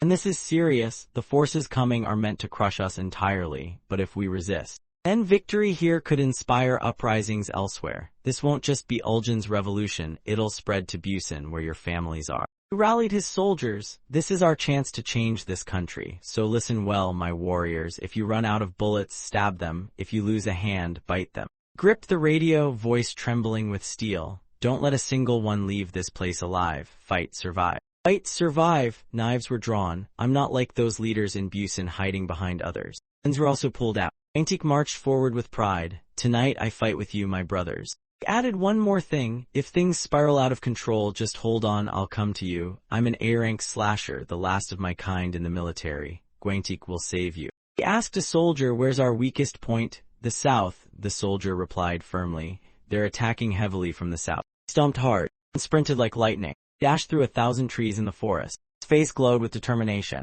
Suddenly a hook shot out, snagging his collar. Quantique was yanked mid-sprint, completely blindsided. He was dragged across the dirt like a sack of rice. Eyes wide, he glared up. Bill Sam floated casually and said, "Apologies in advance." Deekshul added, "No apologies here, screw you." Steel fist landed square on his face, the force of a fireball from hell. Deekshul's eyes gleamed with violent joy. Blood gushed out of Quantique's mouth as he was pummeled. The Ministry of Defense took the upper hand. Everything was going exactly as planned, using the Air Force to distract Major Lim and his crew. Night battle raged harder as they focused their attacks on the weaker defense point. Quantique sprinted like the wind deep into the forest. Soldier hiding behind a tree reported, "As expected, sir. The target is moving south." The other side caught the info. "Sir, we're awaiting orders." Lieutenant smirked slyly. They knew everything was going according to plan. They understood Quantique's weakness. Major Lim would never abandon his comrades. Mocked gleefully, "What good is intelligence if you can't control your emotions? Pathetic, Major Lim." Now that the Ministry of Defense had counterattacked, it was time for the slasher squad to do their part.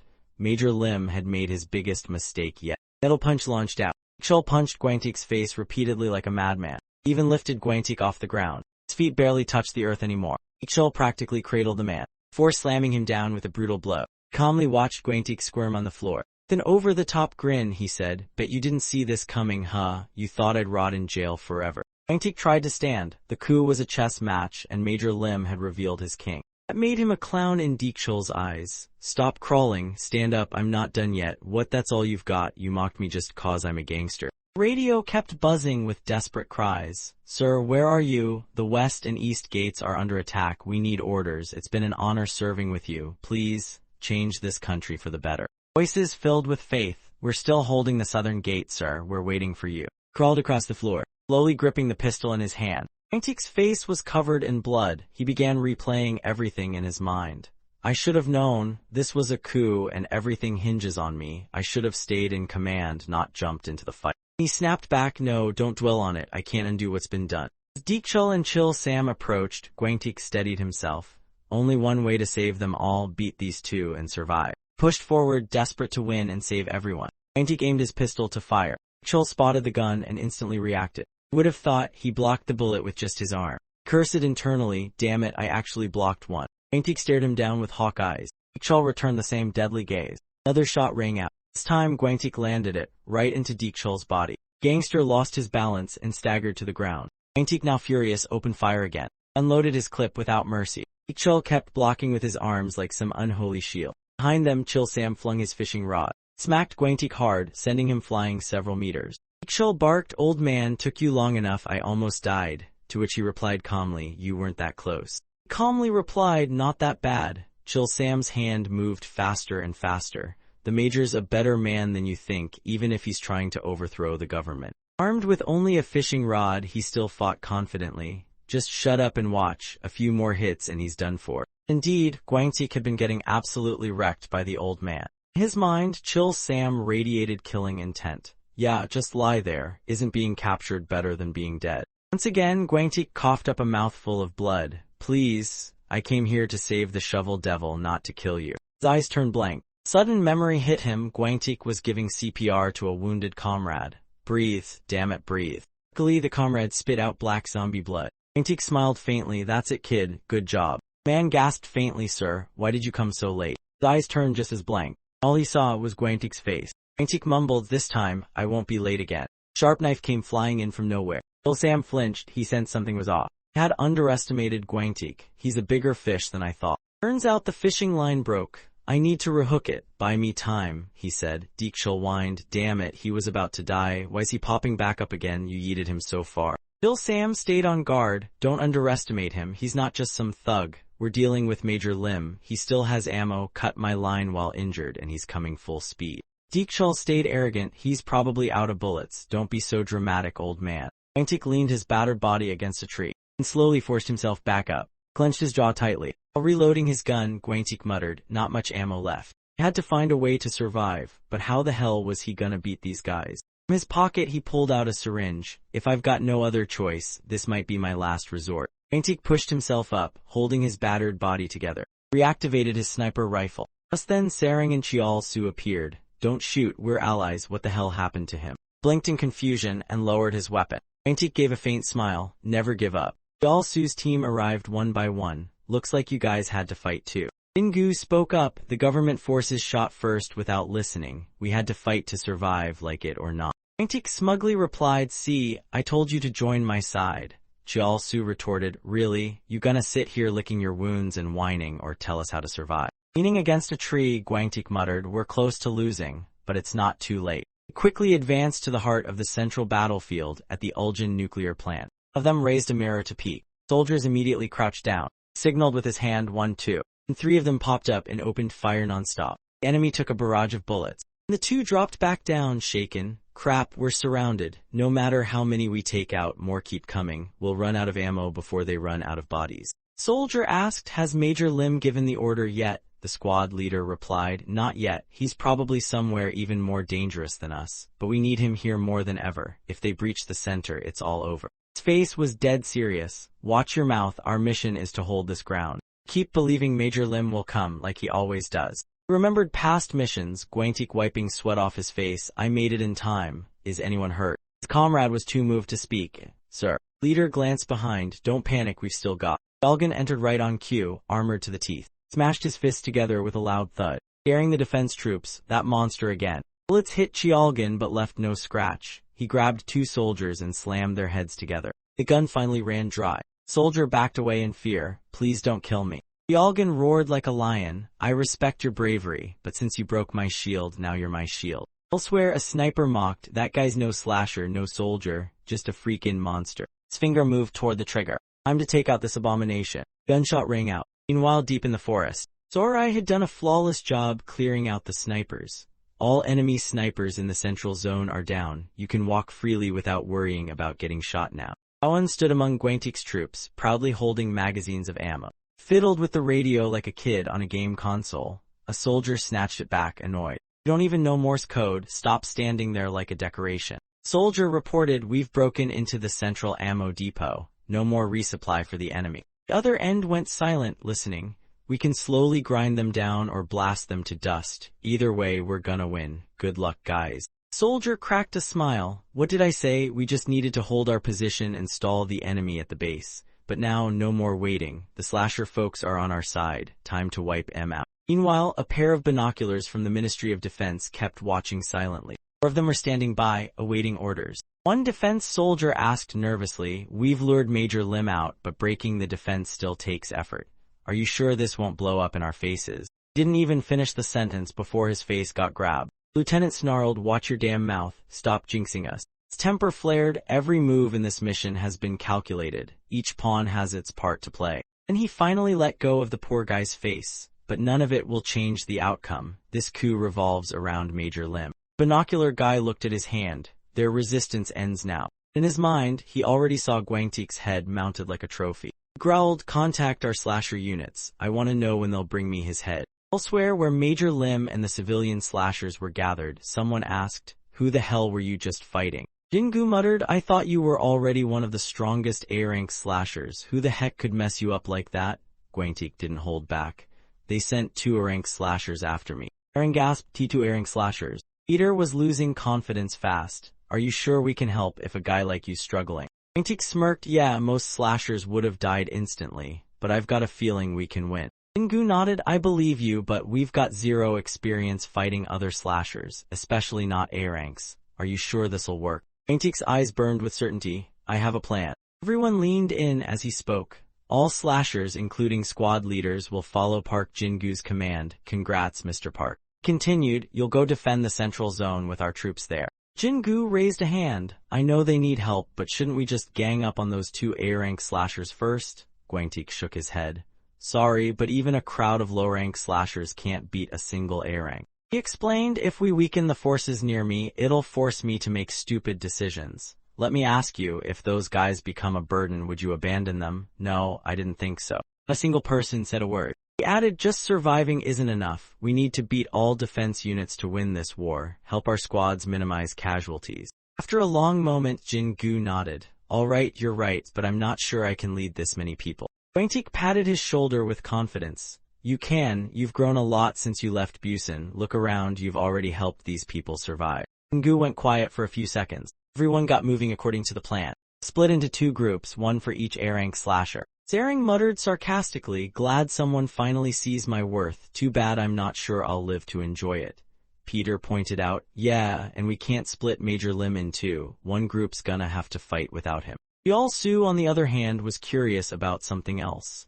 "I've been dying to ask, who exactly did they send? That gorilla guy gotta be here, right?" Guangtik turned and praised him. "Good instincts. Yeah, the gangster is here." Yal Su volunteered eagerly, "If you're taking on Deekchul, let me have him. I've got some unfinished business." Guangtik didn't object, even nodded. "Sure, that's the plan, but the other guy's gonna be a handful." Chial Su blinked. "What do you mean?" Guangtik nodded again, exactly what it sounds like. And he dropped the name that made Chial Su freeze up. "The other one is Mr. Kim Chil Sam." He remembered what Chil Sam once said. "I'll help you. I said I'd be your master, remember?" Guangtik added. "I heard you two were close." Chial Su's face went pitch black with awkwardness. "So, it's me and everyone else versus Chil Sam." Guangtik smiled to calm him down. "Relax, we won't kill him. I respect old folks, you know that. The government probably forced him into this. When he's down, try to talk him into switching sides." Chial Su suddenly clenched his fist. His voice turned styly. "No mercy for enemies. I won't go easy on that damn gorilla. You cool with that?"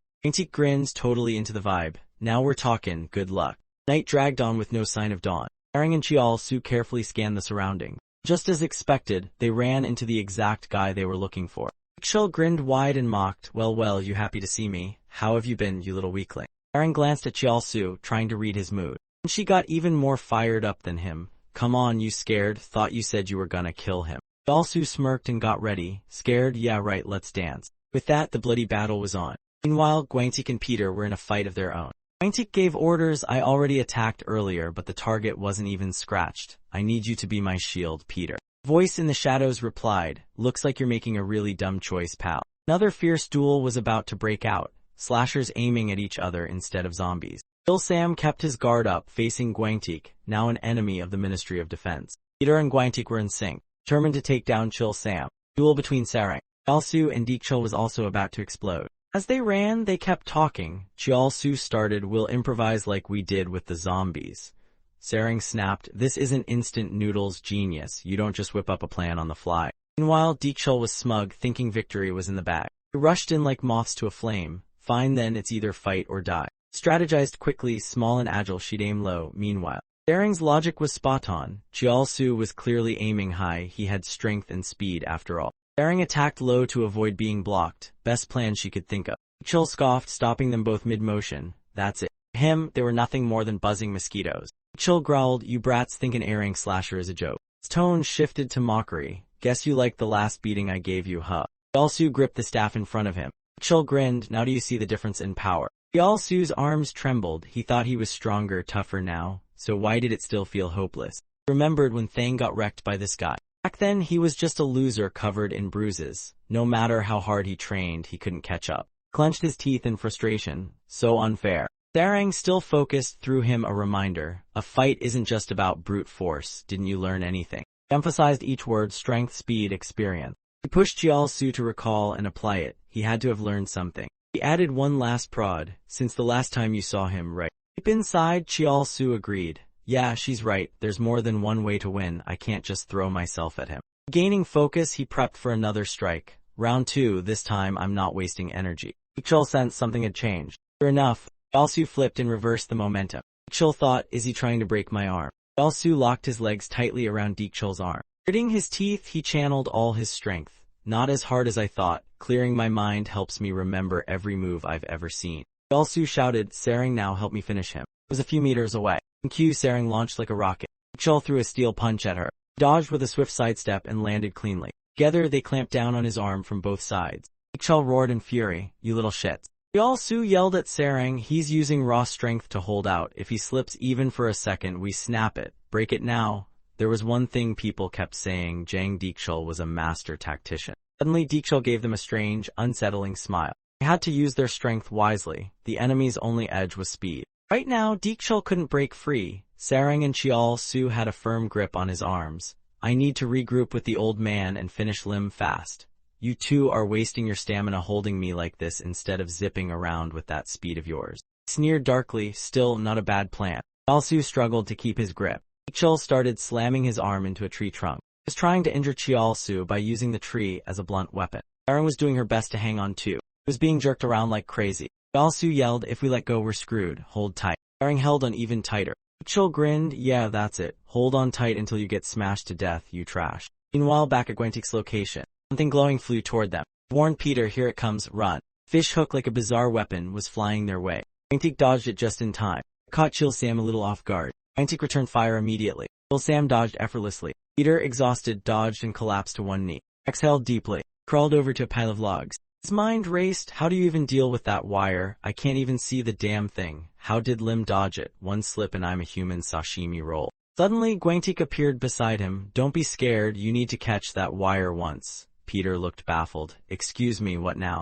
Gwentik calmly explained Chil Sam's ability. That old man can see my bullets and dodge them. No wonder he's considered the strongest A-rank slasher. He's on another level. Gwentik reminded both Peter and himself, we need to be flexible. Catch the hook before it gets pulled back, then drag him toward us. That's how we'll win. Right then, Peter snapped, you want me to catch that thing? That wire could slice a whole forest. It'll cut me in half before I even touch it. Gwentik stayed calm, look closely. It only cuts what it's aimed at. I'm starting to see the pattern. Gave Peter advice. Focus on its trajectory and rub some sand on your hands. You'll need friction, trust me. Peter stared like he'd just been asked to catch lightning. You're joking, right? Let out a heavy sigh. Peter needed to double-check, was this plan even possible? Gwentik simply replied, you just have to do it or that old man's gonna kill us. Peter clawed at the dirt, you're insane, you know that. He rubbed the soil onto his hands and said, you'll have to cue me, I can't even see that fishing line. With a cigar in his mouth and a knife being sharpened on a gun, Gwentik muttered, relax. What are you afraid of? Didn't your pope say you'll go to heaven if you die fighting zombies?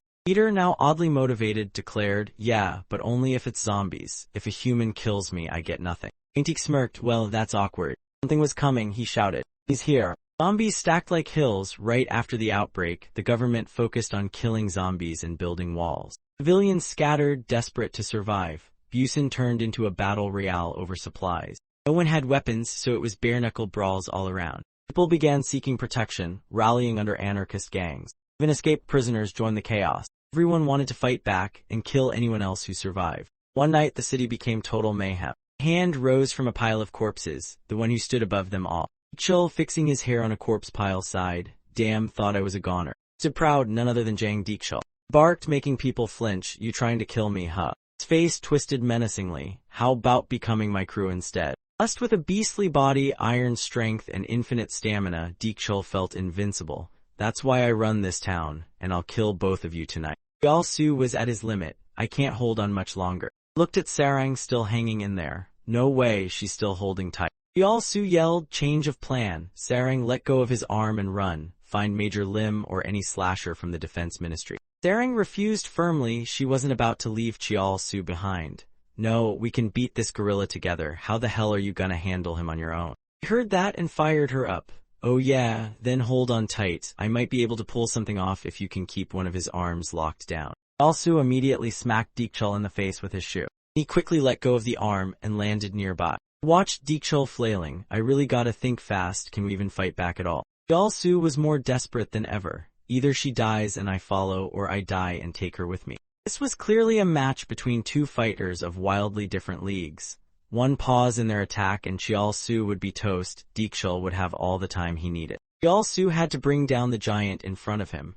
This was a battle he had to win, no matter what. He took a deep breath, embraced his inner street rat, and decided to fight dirty. Deekchul watched as Yeol-su moved closer. Suddenly, something was thrown straight into Deekchul's eye. He grabbed one eye and yelled, what the hell? Guy or girl didn't matter. Yeol-su revved up his legs. Every man's got the same weak spot, no matter how elite, and that's exactly where he was aiming. Direct kick right between Deekchul's legs, a blind spot groin shot. Deekchul never saw it coming. Yep, that hit was all about exploiting weaknesses. Yeol-su seized the chance for a follow-up. The pain would curl his stomach. He landed a side strike, then aimed for the liver. Deekchul screamed in agony. Yeol-su glared down at the face in front of him, completely fired up. Even Sarang looked stunned. How the heck did he manage that? A B-rank slasher isn't supposed to outplay an A-rank, not even for a second. Truth is, everything had a solution. The answer was simple. Yeol-su never forgot the humiliation he suffered that day, lying motionless after being defeated by Deekchul. Deekchul always underestimated certain things. He never cared about those weaker than him. Yeol-su had been climbing toward him, hopping for the day he could win. Yeol-su always had his eyes on Deekchul, while Deekchul only ever thought about himself. Yeol-su had nurtured this grudge for a long time. Since that day, he thought about how to defeat and crush his enemy every single day. And now, finally, he was close. Shouted at Sarang, what are you waiting for? Snap his arm, he's already losing strength. Hearing that, she immediately put all her strength into twisting his massive arm. Last, there was a loud crack from the bone. Guy howled in pain, you filthy brats, damn it. Enraged, Deekchul tried to punch Yeol-su in the face. Yeol-su scooped up a handful of dirt. You're not catching me that easily. And flung it right into Deekchul's eyes, blinding him completely. Yeol-su kept barking orders, don't give him a second to recover, snap the other arm too. Sarang slipped around to the other side and grabbed the remaining arm, twisting it with everything she had. Sound of bones crunching echoed like biting into crispy chips. Deekchul screamed and cursed at the top of his lungs, damn it, you little punks. Slammed Sarang into the ground with brutal force. The strike made her cough up blood immediately. Yeol-su screamed in panic, kid. Deekchul could feel every bone in his arms trembling. Yeol-su gritted his teeth and glared at him. That kid finally managed to mess up his arm good. Clenched his fist with conviction. He had to survive this night. A gorilla without arms would never beat a human. With that, Yeol-su rushed in and smashed the guy's mouth. Deekchul couldn't handle it and spat out a mouthful of blood. Yeol-su gasped for air, panting heavily. Sarang had been flung far away, now watching anxiously. Yeol-su had been shot in the stomach and fought that gorilla of a man. He wouldn't last long. She raised her voice to boost his spirits. It's a battle of willpower now, Yeol-su. You've got that fire, don't you? Keep going. Yeol-su, determined, went for another punch. This one's for payback.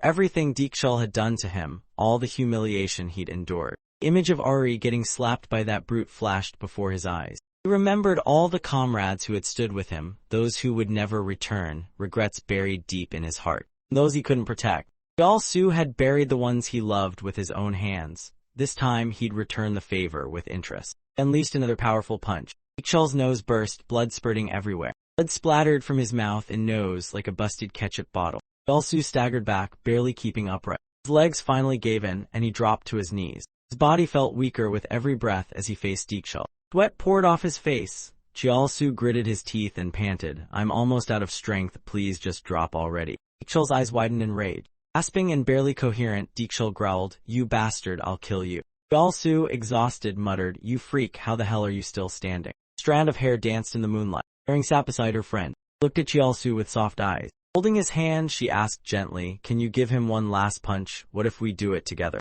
Chiaosu smirked. Eri once told him, "Sharpen your skills and build your own legacy." Clenched his right hand. In the left, he once cursed out trash like these guys. "I thought we were supposed to be fighting zombies. That's why you guys are called professionals, right?" His face now burning with rage. "But you sold your souls just for some cash." Eri had reignited the fire inside him to reshape this rotten world. Every word was etched in his heart. Bring it back to what it was meant to be. Together, Chiaosu and Sarang threw everything they had into a final punch. Blood flew everywhere like a cheap horror movie. Finally, Deekshul collapsed and passed out cold. Chiaosu panted as he looked at Sarang. The battle with Jang Deekshul. Sarang returned the look with a smile. Two high-fived, the perfect ending, a glorious victory for Kim Chiaosu and Sarang. Peter and Gwangtik were still struggling with Chil Sam. He maneuvered his fishing rod while thinking, "They're going deeper into the forest. Is this part of Major Lim's plan? HMPH, not bad. I bet they're aiming for the blind spots to dodge the fishing line. Not good. I need to capture Major Lim ASAP and end this ridiculous battle."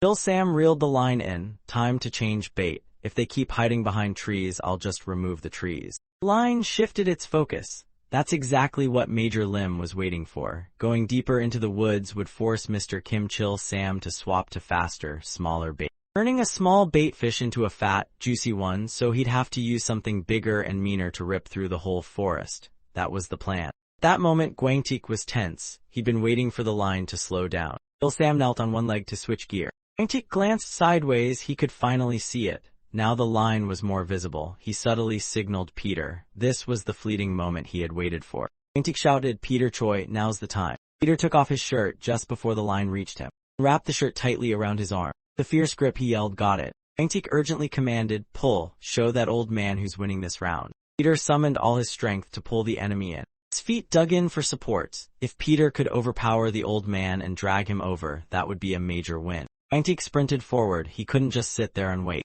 Dashed through the woods where Chil Sam was hiding. "I'll end this fight while his weapon's useless." On Chil Sam's end, he struggled. "Why is the line so tight? Is it caught on a tree or something? Or maybe." Most likely answer, Major Lim is holding his line with his bare hands. Over on the other side, Peter held the line with brute strength. No matter what, he wasn't letting go. That guy might be an A-rank slasher, but he's older. This wasn't about technique, it was raw power. And Peter refused to lose. Peter took one grueling step at a time. Step dragged the opponent closer. In the distance, Chil Sam was being pulled in by Peter. Chil Sam struggled to adjust his rod. The line, not snagged something, pulling it.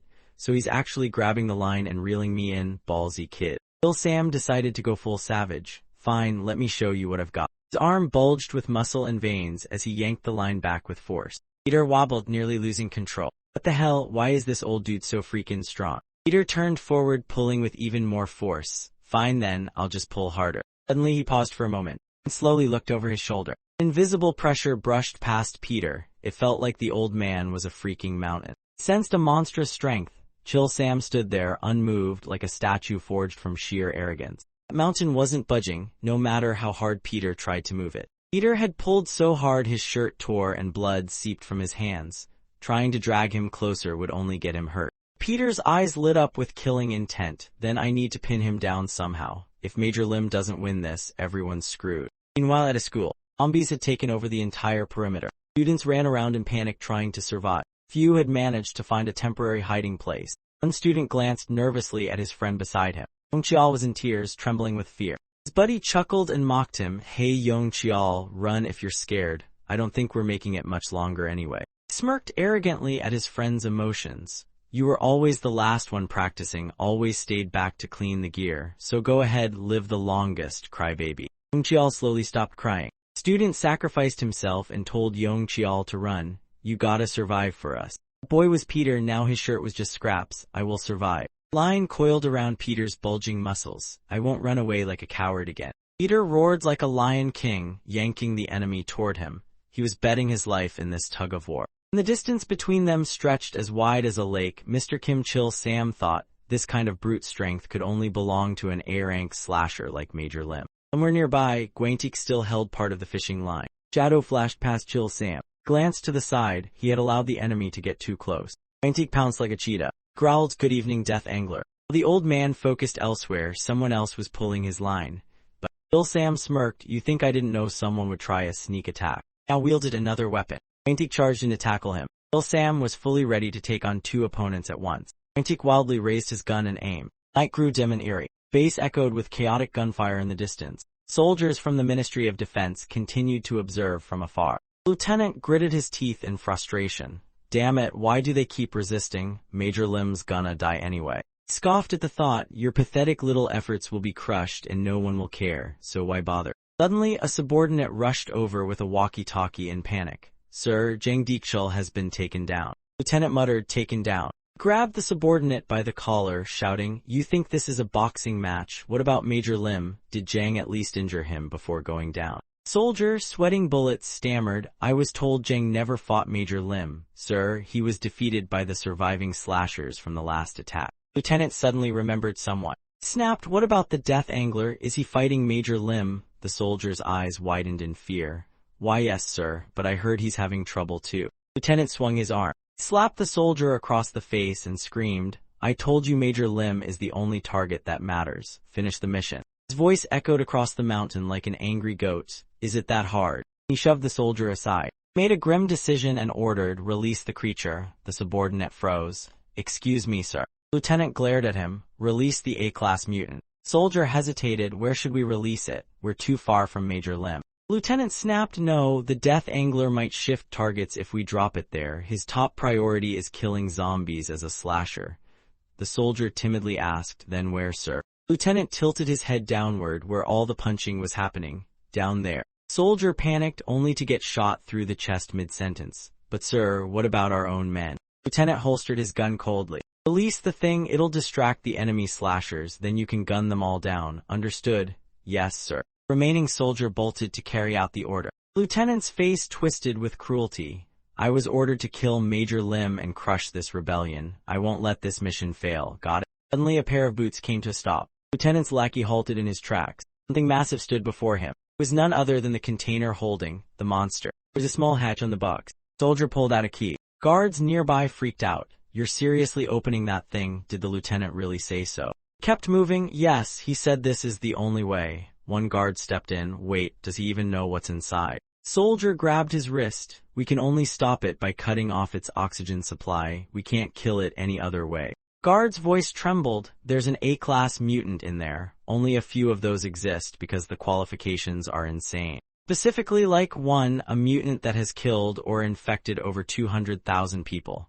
These things are nightmares with legs. 2, a mutant that can single-handedly destroy 2 regiments, or has power comparable to an entire army corps. Cause death and devastation. 3rd, a mutant that has taken over 1 or more cities. Even more terrifying, 4th, a mutant that has killed 1 or more A-rank slashers. It's nearly unbeatable. A zombie qualifies as an A-rank mutant and a threat to humanity if it meets any of those conditions. However, every rule has its exceptions.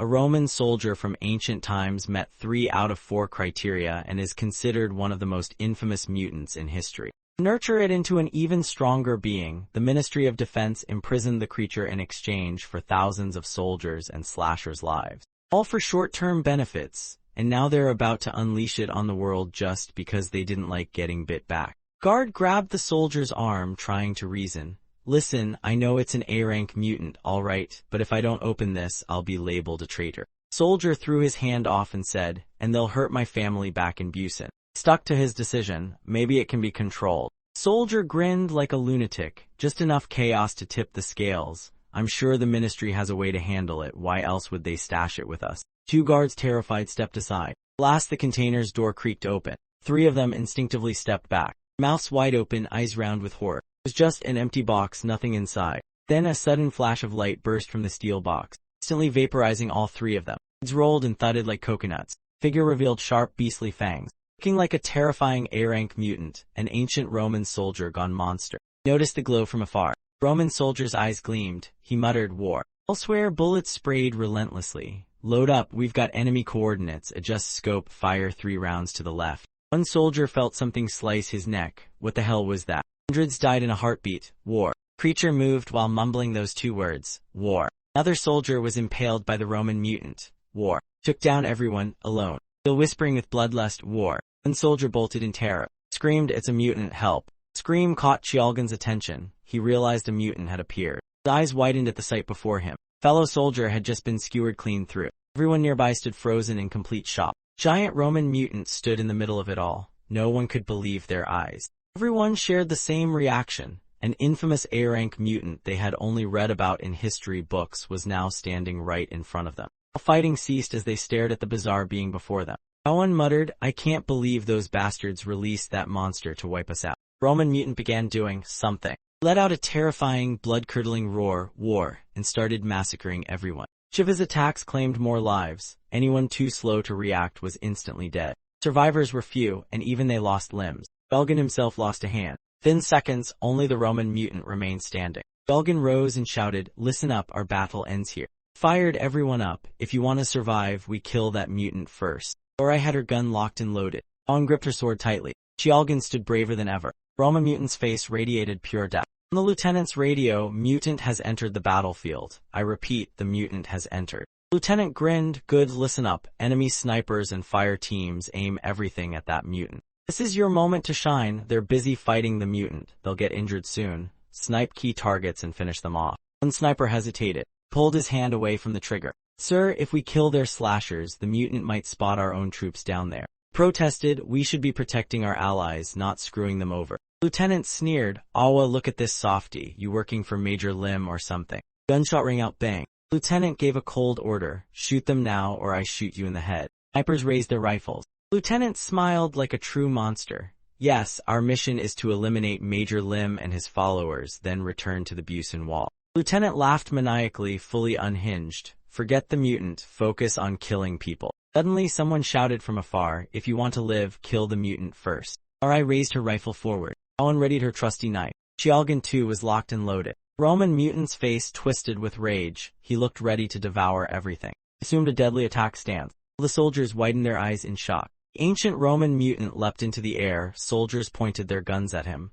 Die. Charged him like a mad bandit. Soldiers screamed in terror. Roman mutant used a spear to gnaw at Chawan's head. Pieces of metal ground and clashed violently. Chawan gritted his teeth. "This thing is way too strong. I can't push it back." Sprang up, deciding to take a risk. "All right then." Struck at the mutant's legs, thinking, "I'll disarm it from below." Roman mutant growled furiously. Lunged upward to regain control. Shield started to crack and splinter. Chawan stared wide-eyed. Wasn't that shield meant for defense? Ancient Roman mutant charged toward Chialgan. Glanced briefly. Chialgan's expression was pure panic. What scared him most about humanoid mutants? Realized something strange. This mutant had human-like internal organs. Chialgan unleashed a flurry of punches to its gut. Roman mutant couldn't resist them. Chialgan shouted, swinging another punch, "You're going down."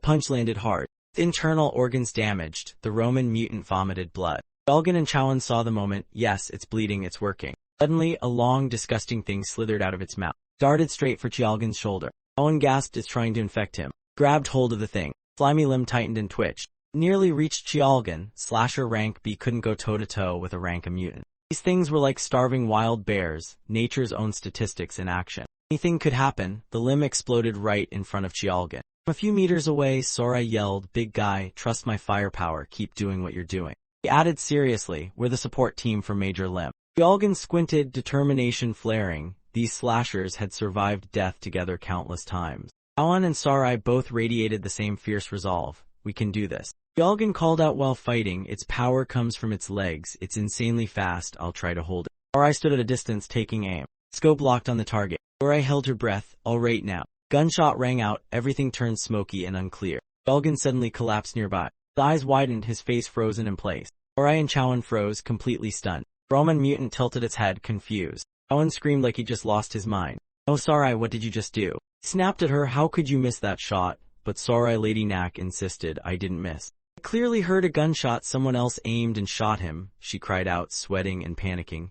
"But who was it? Why now of all times?" Then she recalled something. "Do you think the government in Busan is attacking? Could they really ignore our warning about blowing up the nuclear plant and go all in here?" Antique answered firmly, "They'll definitely come. Like I said, they can't think straight. Their brains have already rotted." Sarai couldn't accept the idea. No way. Why would they shoot a slasher while there's an A-rank mutant here? That frozen moment of Sarai's doubt. Sniper was already aiming at her. Another shot rang out. Sarai took a bullet and collapsed in disbelief. Has the world rotted this badly? Is this what we're fighting to change? With her last breath, she held onto one hope. "Major Limbs, you have to win." Sarai's body fell in front of Chawan. Screamed in panic, "No, no." Roman mutant swung its shield, hammering blow after blow toward Chowan. One hit flung him back nearly a meter. Luckily, his teammates caught him just in time. Fellow soldier tried to calm him down. Hang in there, breathe, we'll buy you some time. Soldiers rushed in, standing behind the monstrous Roman mutant. Suddenly, a voice crackled through the Defense Forces radio. Wait, what do you think you're doing? You're aiming the wrong way. Lieutenant ordered them, the mutant isn't our target. We're here to kill Major Lim, the rebel who started this coup. The enemy is distracted by the mutant. This is our chance. One soldier stammered, but sir, tried to explain that mutant will kill us all. Whether rebel or not, shouldn't humans be fighting together right now? The officer pressed a gun to the sniper, back. Spoke with menace, find that whining brat and shoot him down. Lieutenant shoved the radio to his mouth and growled, let me remind you, our mission isn't to fight the mutant or save your sorry lives. It's to eliminate the rebels. Tried every way to get the soldiers to obey. If you want your families to get a cozy little house in Busan and not end up tortured, then follow my orders. Otherwise, you'll be shot like those rebels. Soldier clenched his teeth in fury, aimed his rifle at Guantik's team. One of them was stunned. What the hell are you doing? Trembling soldier replied, I can't let my son suffer in Busan. I've got a family. You're a soldier, you must understand. Even though it tore him apart inside, he pleaded, please, just say you understand. The lush forest, gunfire thundered like a storm. Soldier, bleeding badly, struggled to sit up. The shaky voice, he said, we have no chance against that monster without slasher support. So please, survive. The soldier finally gave his life. Alan muttered, this is insane. Voice cried out among the crowd, no way. For a distant scope. Lieutenant grinned with satisfaction, looks like it's all cleaned up here. Barked orders to the rest, clear the field. We've wiped out the rebel force. Let's check if that old man finished off Major Lim. If not, we will. He was clearly pleased. It'll save us time getting back to Busan now that our mission, done. Still babbling, he added, call in the executioners. 4 or 5 should be enough for the rest of the squad. Then, where do you think you're going? Came a voice from behind. Lieutenant flinched slightly. Antique squad emerged. Alwyn raised his gun casually. You all heard him, right? Do we really need to keep listening to this clown? Ingu stepped in, rally the survivors, shoot these scumbags, all we need is their radios. Lieutenant's cowardly face was finally revealed. Wait, this is all just a misunderstanding, Jingu growled, misunderstanding. Attacked neutral slasher civilians.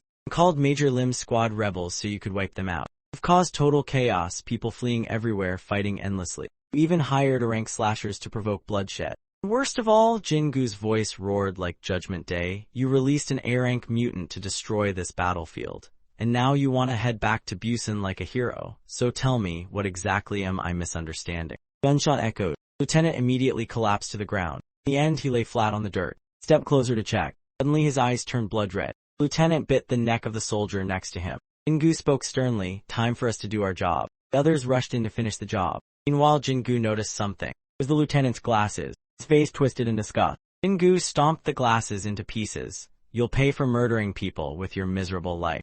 Su dragged his exhausted body, while Sering nervously supported him step by step. He glanced at him worriedly. He was badly injured, and even at his best, he'd collapse fighting an A-rank slasher. Deep down, her anxiety grew. After getting shot, he still had to give it his all. That's not even counting when he fought Deekshul. He softly asked, hey, how about we take a little break? Sering tried to steer the conversation. He mentioned that the other slashers were helping the units fight off the Ministry of Defense Forces. Sering also emphasized that taking down Jang Deekshul was our mission. Blood continued dripping from Chial Su's feet. Even though he was exhausted, he refused. Sering couldn't take it anymore and snapped, are you deaf? You could die from blood loss and worse, become a liability. Chial Su mumbled, while we were fighting Jang Deekshul. The Ministry of Defense Forces before that. In all that chaos, I felt something. Chial Su keenly pointed out that both sides were at a stalemate. Kept clashing with no end in sight and no clear winner. Shared his thoughts while staring into the void. Still remembered what Sering had said were slasher mercs. He silently listened to every word. That's exactly why. Chial Su wished for peace. Flashback to a few minutes earlier, Guangtik confronted Chill Sam. Chill Sam looked skeptical, someone else pulling the strings, huh? He cracked a creepy smile. Chill Sam tensed his arms, ready for a fight. Guangtik dashed in from a distance like a missile. The old man gripped his fishing line, ready to counter. Guangtik's eyes flashed, he raised his gun, locked and loaded. A puff of smoke drifted in from the woods. Final drop of blood spilled. Someone was watching him. Chill Sam returned the stare with one eye half open. Guangtik had seized the upper hand. Tugged the line slightly. You really think you can take out both of us at once? Guangtik challenged him, you better reel that thing back before I shoot first. Pointed a sleek auto-loading pistol at Chill Sam's face. Chill Sam shifted slightly. and calmly lowered his rod, casually lit a cigarette. He analyzed the situation. Bill Sam actually wanted to help. He sincerely advised him to give it up. Gwaintek said nothing for a long while. Finally he spoke. My rush decision cost me everything. He looked at the photo he took with his squad. I'd lost too much. I've lost my soldiers, gone through unimaginable pain. What he received in return was the righteousness of his unit, the brutal beatings from the government. Countless times he bled, clinging to what little humanity he had left. All he got in return, a box with 4 walls and 0 freedom. Gwaintek pointed straight at Chill Sam, lit Chill Sam's cigarette like a proper gentleman rebel. Gwaintek went on, that's why I must do this, so step aside, you won't change my mind, don't make me kill you. Snapped his Zippo shut with a click. Gwaintek gave his farewell, I'm off now, Mr. Kim. Bill Sam fell into a thoughtful silence. Finally muttered like a warning. Bill Sam wanted him to turn back while he still could. Gwaintek replied with a dry smile, good luck to you, Mr. Kim. Gunfire erupted in rapid succession. As Gwaintek walked, he silently prayed. Bill Sam could only sigh. He felt an odd sense of unease. Firing was helping Chial Su toward the old man. The old man stammered, you. Bill Sam called out, hey kid. He smacked Chial Su a couple of times. Chial Su blocked the hit, yelling, how was I supposed to know I'd get stuck in a war zone? Daring quickly grabbed Chill Sam's hand to stop him. He's at a total loss for what to do. So Chill Sam asked them, visibly worried, you done throwing punches? What did you do with the gangster? He wanted them to come with him. Let's head out. This place is gonna turn into a bloodbath. We need to leave before it kicks off. Arang and Chial Su just stood there frozen like loading screens. Bill Sam grabbed his radio, preparing to call for backup. Chial Su stopped him by placing a hand on the radio. Two stared each other down awkwardly. Bill Sam gently warned, don't go doing something stupid again, kid.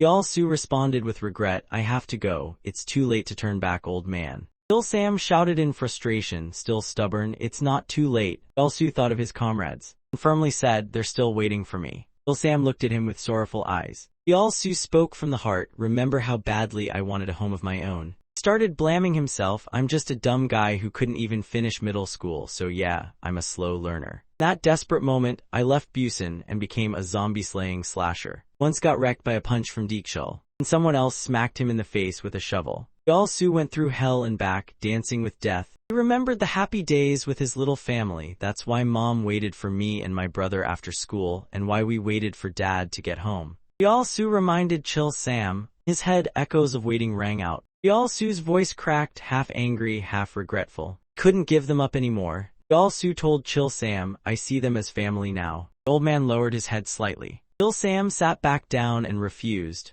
Compromised with Chial Su, fine, you've got 1 hour to finish everything and come back. I can't protect your new family, but I can get you home. Chill Sam hinted at Peter, almost like a side quest. Turned to Sarang and asked, and you, little miss? Gave him a weird look, little miss. Chill Sam handed Chial Su over to her. On the cliffside, Gwaintek surveyed the area. Bodies lay scattered all around. His whole body felt frozen. Elgin was gone. Usorai widened his eyes in disbelief. Chill Sam's warning echoed in his head. You'll see hell appear before your eyes. Gwaintek screamed in agony into the dark night. Staring at the corpses below, his heart shattered.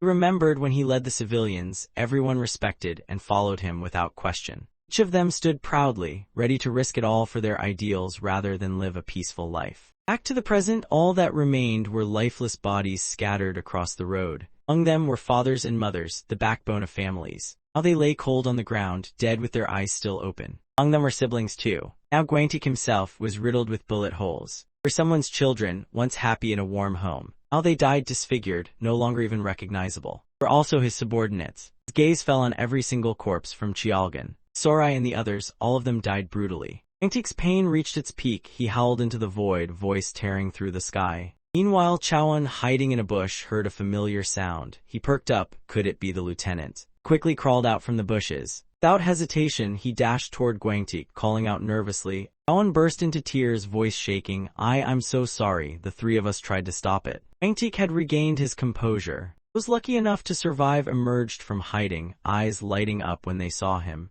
Gwaintek stood firm and addressed them, report the situation. As he recalled it, he clenched his teeth in rage. Hearing this, guilt ate at Gwaintek. Shocked, they stared at him wide-eyed. Gwaintek growled that mutant and the scumbags from the Ministry of Defense caused this insane war. With that, he turned and began walking away, bowing his head slightly. Owen panicked and rushed to grab his arm. Looked up at Gwaintek, sobbing with a snot-covered face. And Chowan noticed something and froze in shock. Gwaintek couldn't hold it back anymore. Mourned the photos they once took together, pictures of true comrades. He followed him and paid the price. Suddenly he looked straight at Chawan and called out seriously, "Seo Chawan." Gwangtik stepped in close, staring into his eyes. "Thinking of the coming deathmatch," he said, "while I fight that thing, go and rescue the remaining staff and engineers still locked inside the nuclear plant." Chawan was completely shaken by those words. He cried as he looked at Gwangtik. And slowly Chawan let go of his hand. Gwangtik's voice cracked, "I'm truly grateful to you all." With that he sprinted off like a missile, eyes blazing. Ancient Roman soldier appeared, each step shaking the earth. Gwangtik arrived and faced him. Spear thrust forward, but Gwangtik barely managed to block it with his blade. Roman kept pressing forward with his sharp spear, grinding it against Gwangtik's short sword. Gritting his teeth, Gwangtik held on with all his strength, quickly fired point-blank at the enemy. Bullet hit the Roman's armored face. The Roman swung his massive shield at Gwangtik. Gwangtik braced himself with one hand on the ground. His body twisted almost horizontally to avoid the blow. Seizing the chance, he launched a powerful kick, sending the Roman staggering. Roman was momentarily stunned. Gwangtik landed, bent his knees, and quickly scanned the enemy. The Roman charged again like a mad bull. Gwangtik narrowed his eyes, focusing hard. He slashed, but the Roman was faster. His spear shattered Gwangtik's short sword. Gwangtik stayed calm and raised his gun to counterattack. The Roman wasted no time and sliced the gun clean in half. Gwangtik gritted his teeth in horror. He once believed war was the only way to protect civilians. Roman hurled his shield straight at him with a brutal swing. Shield smashed right into Gwangtik's stomach. Gwangtik was sent flying. A loud thud echoed as he slammed into the ground so hard that a gust of wind kicked up a cloud of dust. Moments later, the dust cleared, revealing his stiff, motionless body. He looked up at the sky, eyes filled with despair. Just then the Roman soldier loomed overhead, spear raised high, aiming straight at Gwangtik. Seeing that, Gwangtik could only close his eyes and accept death. Strangely, nothing happened for a while. In front of him was a shovel, blocking the Roman soldier's strike. Deep voice spoke, "Lieutenant, you're something else. You beat Jang Deekshul, and now what?" It was Chial Su, who had jumped in just in time. Chial Su glared at Gwangtik and shouted. Suddenly, a flash of purple light shot across the air. Ering leapt in, swinging with all her tiny strength toward the enemy. He frowned and snapped, "Seriously, civilians are fighting their guts out and soldiers are slacking off." Roman soldier stumbled from the hit. Suddenly, a long monster with terrifying sharp teeth lunged out. A loud bang followed. Its remains splattered across the ground. At that moment, a group of people stepped out of the forest. Jingu wiped sweat from his forehead and said sternly, "No need to worry about the ministry's zombies." Gwangtik looked utterly stunned. "No, weren't you all dead?" Chial Su frowned. "Dead, please, we nearly died, sure, but we're not about to kick the bucket before finishing the job and getting paid." Turned to Gwangtik, "I have to get you and every surviving soldier home." Gwangtik remembered Chial Su's words from before. Chial Su extended his hand, bowed slightly and locked eyes with Gwangtik. Gwangtik was stunned by his loyalty. Slowly he smiled. Sat up quickly, grasped Chial Su's hand and said firmly, "Let's go home." Cut to another scene. A group was hiding in a sealed room when the door creaked open. Chawan entered with an injured soldier. Engineers quickly lined up and filed out. One anxious-looking engineer approached the soldier. "Right now, Lieutenant Lim is trying to stop the A-class mutant the government unleashed. What if the bomb planted in the nuclear facility was just a fake, meant to fool ministry spies?" He looked toward the engineers and said in a solemn voice, "We're sorry for scaring you all this time." Chawan raised his head and said firmly. The crowd looked hesitant, but he continued. But to the other side, there was once a flicker of hope. An elite A-rank slasher stood guard. His gear was ready, and his eyes now burned with unwavering resolve. Still new, 2 B-rank slashers had just taken down an A-rank. Gwangtik glanced at Jingu, a C-rank slasher with sharp judgment. Looked to Peter, a tough-as-nails C+ slasher. To the seasoned slashers forged through hardship. Gwangtik's breath was shaky, his eyes dimmed as he thought. One B-rank slasher had taken a bullet to the stomach. Another B-rank was covered in bruises. They were all gasping, energy drained after the brutal fights. Meanwhile, the A-class mutant was just getting warmed up. Eyes locked onto its prey with terrifying focus. Previously, the Roman soldier had been locked in a reinforced cube for 10 years, heavily guarded. Now, still at full power, he reveled in it. That he stomped hard, and charged forward, aiming his spear at Gwangtik. Nearby, Chial Su swung the rope in his hands at full speed, and lashed it out, whipping the mutant right in the chest. Not giving him time to recover, Sarang gripped her twin axes and narrowed her eyes to aim. He rushed in for the strike, but the Roman soldier raised his shield just in time. Quickly, Peter rushed forward like a wrestler and locked his arms around the mutant's waist. Gritting his teeth, he used every ounce of strength to hold him down. Ngu shouted loudly, signaling the team. The others, enraged, rushed in from all directions to surround the Roman soldier and attack with everything they had. Suddenly, the mutant lifted his leg high. Peter panicked and squeezed tighter, trying desperately to pin him down. Suddenly, a fiery flash of light exploded, burst out into beams that shot in all directions, slicing through everyone, sending blood flying. Also Jingu, firing Peter, along with Guangtik, all fell back in shock, eyes wide with horror. The Roman soldier quickly lunged forward, smashed his knee straight into Peter's face. Peter was sent flying and collapsed, while Sering rushed in to block the attack. The Roman soldier instantly changed targets, swung his shield, slammed it right into Sering's side, knocking her down. Realizing things were going south, Chiaosu gritted his teeth and swung the rope tied to his weapon, hurled it straight toward the Roman soldier. The rope looped around and tightened on his bicep.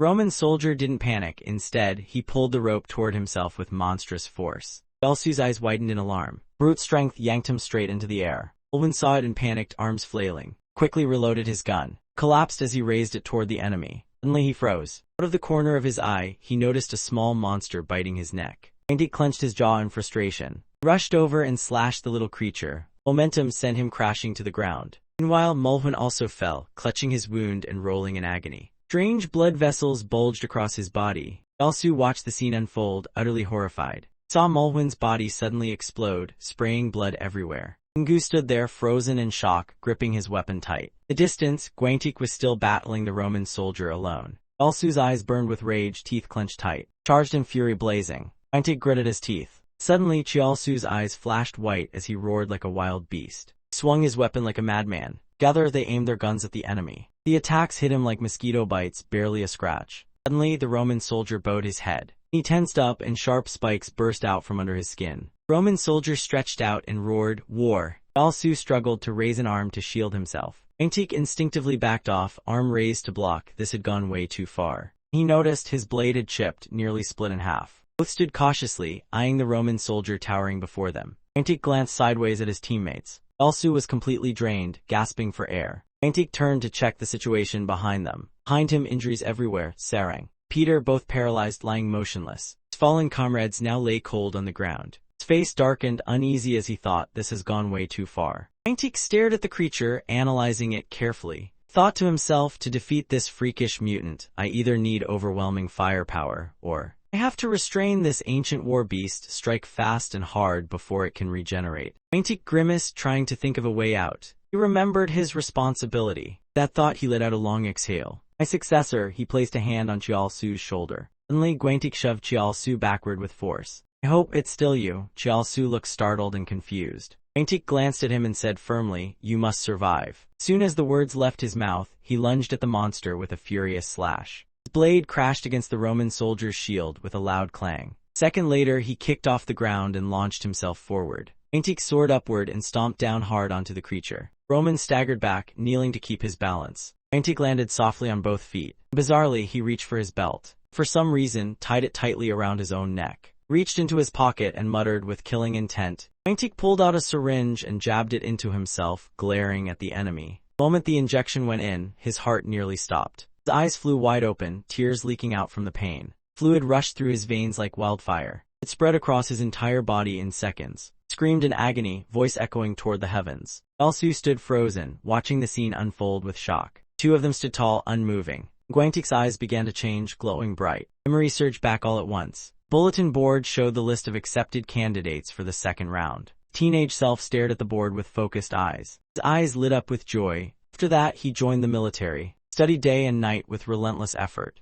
Just to get into that academy. By day he ran to build stamina. By night he studied under a dim lamp. Every day repeated like that. Sat staring intently at the application form on his computer. Time flew by and soon came the graduation and commission ceremony of the officer academies. Guangtik stood at attention and saluted. That changed when he met Jeong Song, who smiled gently at him with warmth in her eyes. Comrades like Corporal Kim, Mr. Dong, all the others, Yalgan, Orai, Awan, Alsu. Turning to the present, strange mucus kept slithering and wrapping around his body. I really regret everything, he muttered. I got everything except the chance to see them again. Even so, I figured this day would eventually come. He spoke in a deep voice, don't worry about anything else. This is the path you must follow, Kim Chiaosu. Chiaosu's eyes widened, stunned. Guangtik said coldly, turn away, please. Bent his knees, bracing himself for the next attack. Roman soldier roared like a mad beast. Tied his belt around his neck to delay the mutation from spreading to his brain. That's why he did it. He could buy himself maybe 10 more minutes, then he jumped high into the air. That time all I need to do is fight. Roman soldier calmly stood his ground. A moment later both struck with immense force. Roman snarled, eyes locked in fury. Gwaintek strained his vision, searching for any weak spot. Two fought evenly, blade against blade. Peter and the others watched anxiously, breath held. Gwaintek thrust his blade hard, but the Roman deflected it with his shield. Daring furrowed her brows, unable to take her eyes off the brutal battle. Roman lunged with his spear. Clashed again, both unleashing deadly blows. Yalsu raised his arm to shield himself from the dust, trying to follow the fight. I must kill this mutant and bring everyone back to the Busan Wall. That's my final duty. Up until now, have I ever truly taken responsibility for anyone? Thought of those who had died tragically because of him. Gwaintek froze, then steeled himself. Suddenly his pupils vanished. His eyes turned completely white as he clenched his teeth and charged forward with all his strength. Roman soldier was momentarily shocked. Before he could react, Gwaintek raised his weapon and slashed straight at his neck. Blade pierced his throat and blood began to spurt. Just as he was about to slice clean through, the Roman soldier moved, startling Gwaintek. A moment later, the soldier swung his spear and severed Gwaintek's arm. Gwaintek gasped in horror. Roman soldier spun his spear, drove it straight through Gwaintek's body. Gwaintek coughed up blood, writhing in agony. Roman pressed down hard, making him slump forward, drained. Soldier's eyes gleamed with excitement as he growled wildly. Suddenly something seemed to stop him. Looked around in confusion. That moment Gwaintek's eyes lost all reason. Gritted his teeth and straightened up, as slime surged from his body. Coiled itself around the Roman soldier's spear. Roman tried to pull it back, but it was stuck tight. And to his surprise, his face filled with shock. Gwaintek's arm had transformed into a cannon. Fired a massive round. Hit the Roman soldier dead on. He was blasted backward. Dazed, he looked up in disbelief. Before he could regain his senses, Gwaintek's fist came flying toward his face. Another powerful blast shot out, smashed directly into his face. Roman soldier growled furiously, teeth grinding. Quickly stood and swung his shield to counterattack. Suddenly he froze, face twisted in shock. Beneath him, Chiaosu roared with burning spirit, furrowed his brows, trying to hold the enemy back with all his might. Roman struggled wildly, refusing to be subdued.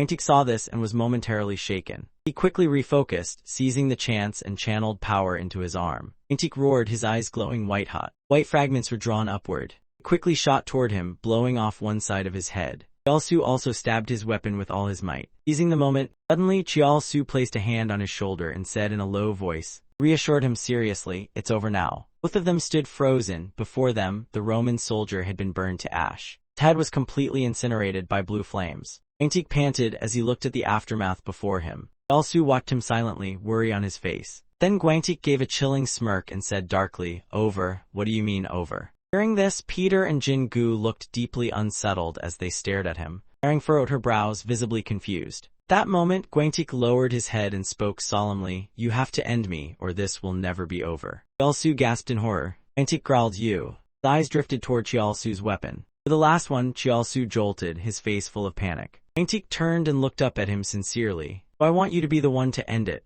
Even someone like Kim Chiaosu, who didn't finish elementary school, could understand what the major was asking. Shovel gleamed under the light. Chiaosu frantically looked back at the others. Ingu's face turned grim as he shook his head immediately. Slime slithered over and wrapped around the shovel. Gwaintek lifted it, gripping it tightly, and moved toward Chiaosu. Tried to restrain himself, using the last shred of reason to plead with him. Chiaosu panicked, face pale. He stared at Gwaintek, mind spinning. Thought of his old life, maybe he could return to a normal one inside the Busan walls. Chiaosu furrowed his brows, sweat dripping. Remembered his older brother's silhouette. Back then he was just a clueless kid staring blankly at his brother. He was too young to understand or do anything. His brother worked himself to death, carrying heavy loads every day to make ends meet for him. His gaze darkened, quite literally. Still couldn't believe the body being wheeled away was his brother. The only thing his brother left behind was the shovel. In front of him, Gwaintek extended the same shovel toward him once more. Chiaosu recoiled in fear. Gwaintek pushed the shovel forward.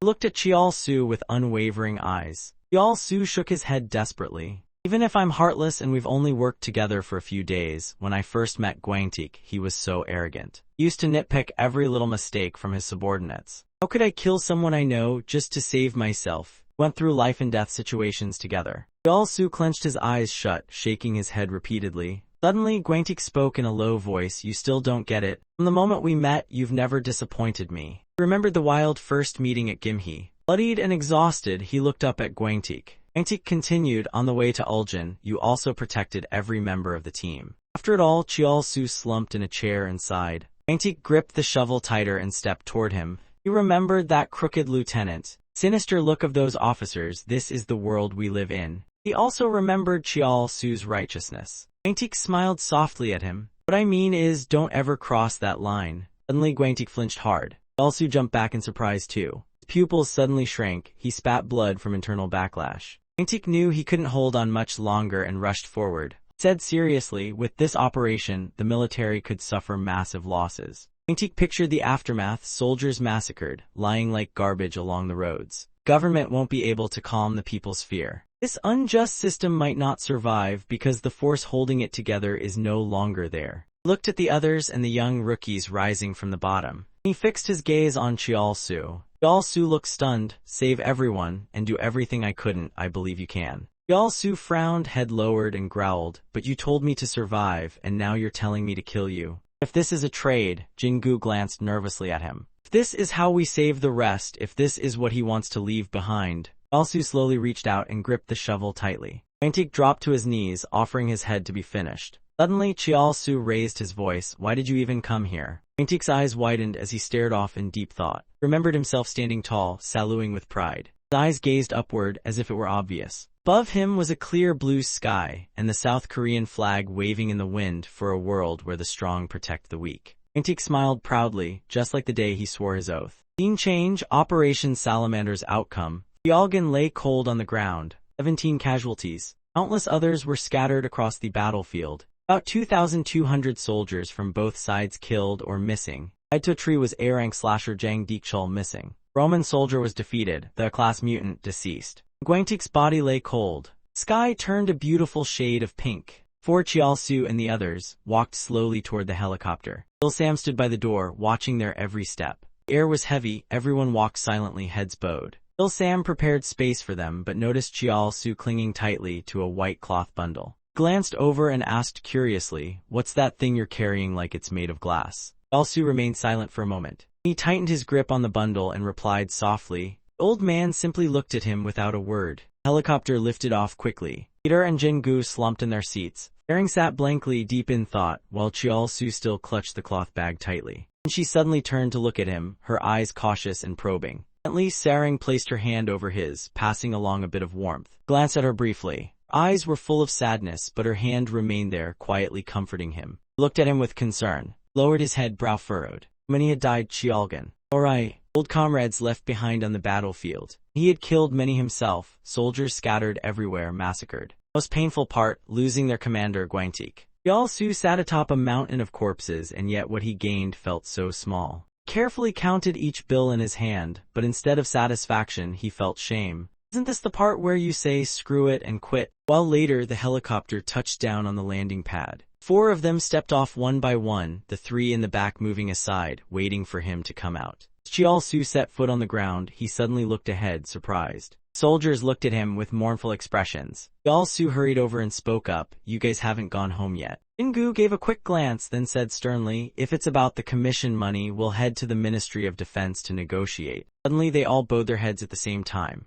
And said in a low voice, even if we've turned into zombie-killing money junkies, we still have a conscience, you know. Others began voicing their thoughts too. They all lowered their heads and said in unison. Chial-su looked at them and replied gently, first, let's all go home and rest. He added, call us anytime. We might be tired of this zombie gig, but we'd still love to work with you again. Jingu sipped his milk carton with a pensive face. Peter looked at Chial-su and said seriously, you've had the roughest time. Saring lowered her head shyly and spoke softly. He looked worried and tried to cheer him up.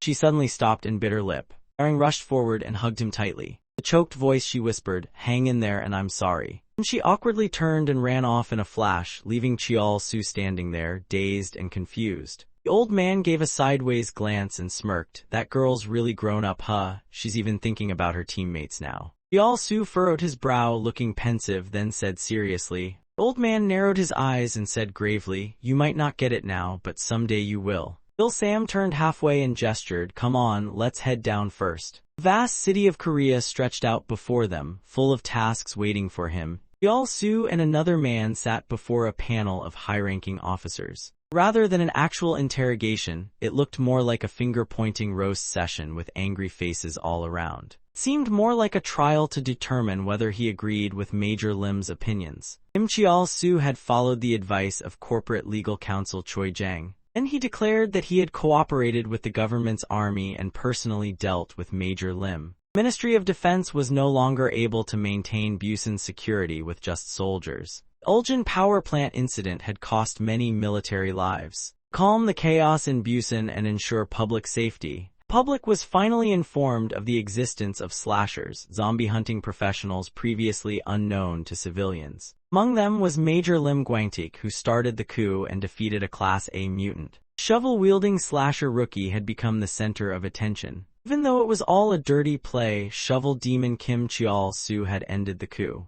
First came the power, the label of a Class A slasher. Information flowed in endlessly. Second came an epic investment boom. The country itself had propped him up as a hero. As a result, many investors were ready to throw cash his way to win him over. Third, the talent magnetism. Black and white pawns were scattered all over the board. Tides had turned. Meanwhile, higher-ranking slashers couldn't show results because their work was being snatched away. Three key elements: status, money, and manpower. In cuts to a towering skyscraper, Slasher Corp, Choi Jang's company. Suddenly, a foot slammed the door open with a loud kick. Jeong and Secretary Park jumped in shock. Cheol-soo stormed in like a tank. She fumbled out, "What is this?" Slammed a green card down on the table. Two peeked at it. Turns out, it was a cash withdrawal account under the name Kim Cheol-soo. Ah Jeong picked it up, examining it with a puzzled look. Suddenly, her face turned into one of utter shock. Jeong saw the amount on the account. He couldn't help but scream, 800 billion. Cheol-soo flashed a smug smile. Said coldly, "Also, I added another billion in there myself." Cheol-soo turned his head, giving a sharp glance back.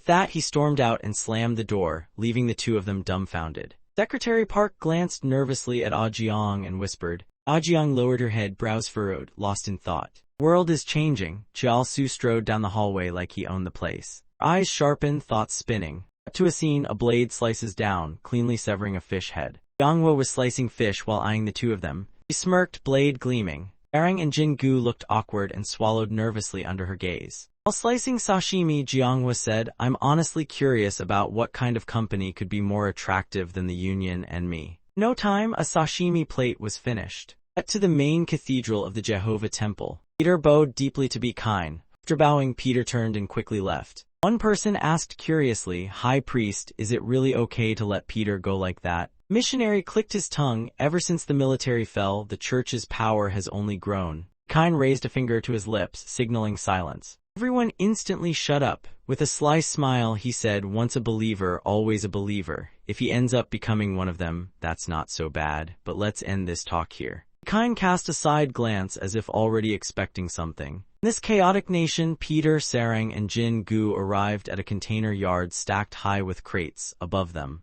Cheol-soo turned his face, glancing down at them. Not just those three, Ari was also slowly approaching him. So what kind of change awaits this time? In cut now, the full moon had risen high into the night sky. Tattooed man grumbled with a scowl. Chol yanked off the restraints, fuming and cursing under his breath. He stomped forward thinking, "First I need to get to Busan, then gather more companies and kick off the full-scale war plan." Stranger's voice was cold. "Jang Deekchul." Deekchul whirled around in shock. Stood a man, imposing, on the mountainside cliff. Former co-founder of Slasher Corp, S-rank origin slasher Jang Soo-ho. "How are you here? I thought you were dead." Deekchul trembled with fear. "But you didn't hold a grudge, huh?" Soo-ho sneered, "You so-called survivors, aren't you all just disgusting? I harbor no personal grudge." His face contorted, sweat cold on his brow. "What are you doing here now?" he shouted. Soo-ho calmly slipped a syringe from his coat pocket, stared at the needle and said, "Soon enough you'll know." Cut to a busy Korean city street. That day was just an ordinary day. Two events would change everything.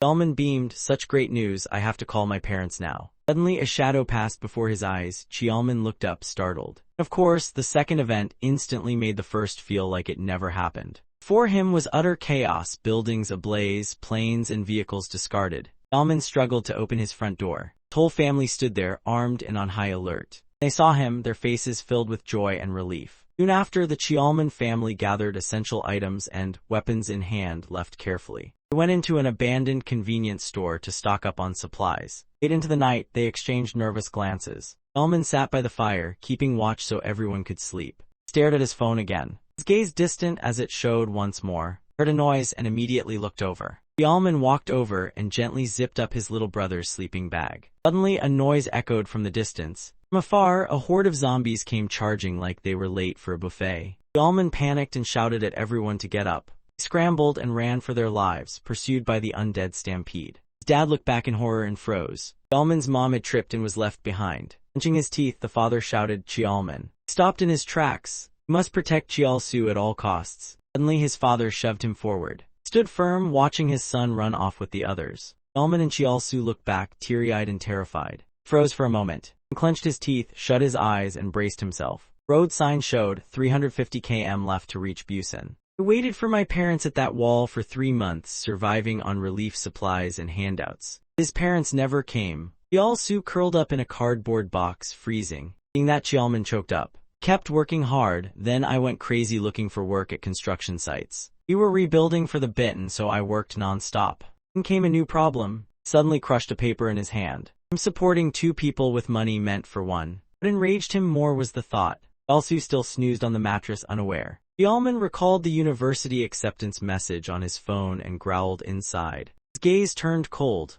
At this rate, I can't even dream of affording a studio apartment. He panicked and slapped a hand over his mouth. This world makes people do anything to stay safe. Old folks left abandoned by their kids, and parents leaving behind their children. Chialman's mind raced, his eyes turned blank. Next day, in some corner of the city, Chialman handed his brother a plastic bag and said, "Eat this and wait here a bit, okay?" Chial-su sat on a bench, happily munching. He turned back, pulled his cap down, and thought, "This'll do. From now on, I'll just live for myself." He looked toward the train station. Chialman looked up at the sky, deep in thought. Slowly opened his eyes. Chialman jolted awake from a deep sleep. Train car was empty, just him and his regrets. Sat there stunned, eyes vacant like his brain was still buffering. Security guard walked in and blinked in surprise. Getting off or just planning to ride forever? A voice echoed in his head. It was his father's voice. You must protect Chial-su to the very end. Chialman's eyes widened. He'd forgotten the promise. Turned and ran back the way he'd come. While running, he thought, even if mom and dad never returned, maybe I can still keep that promise.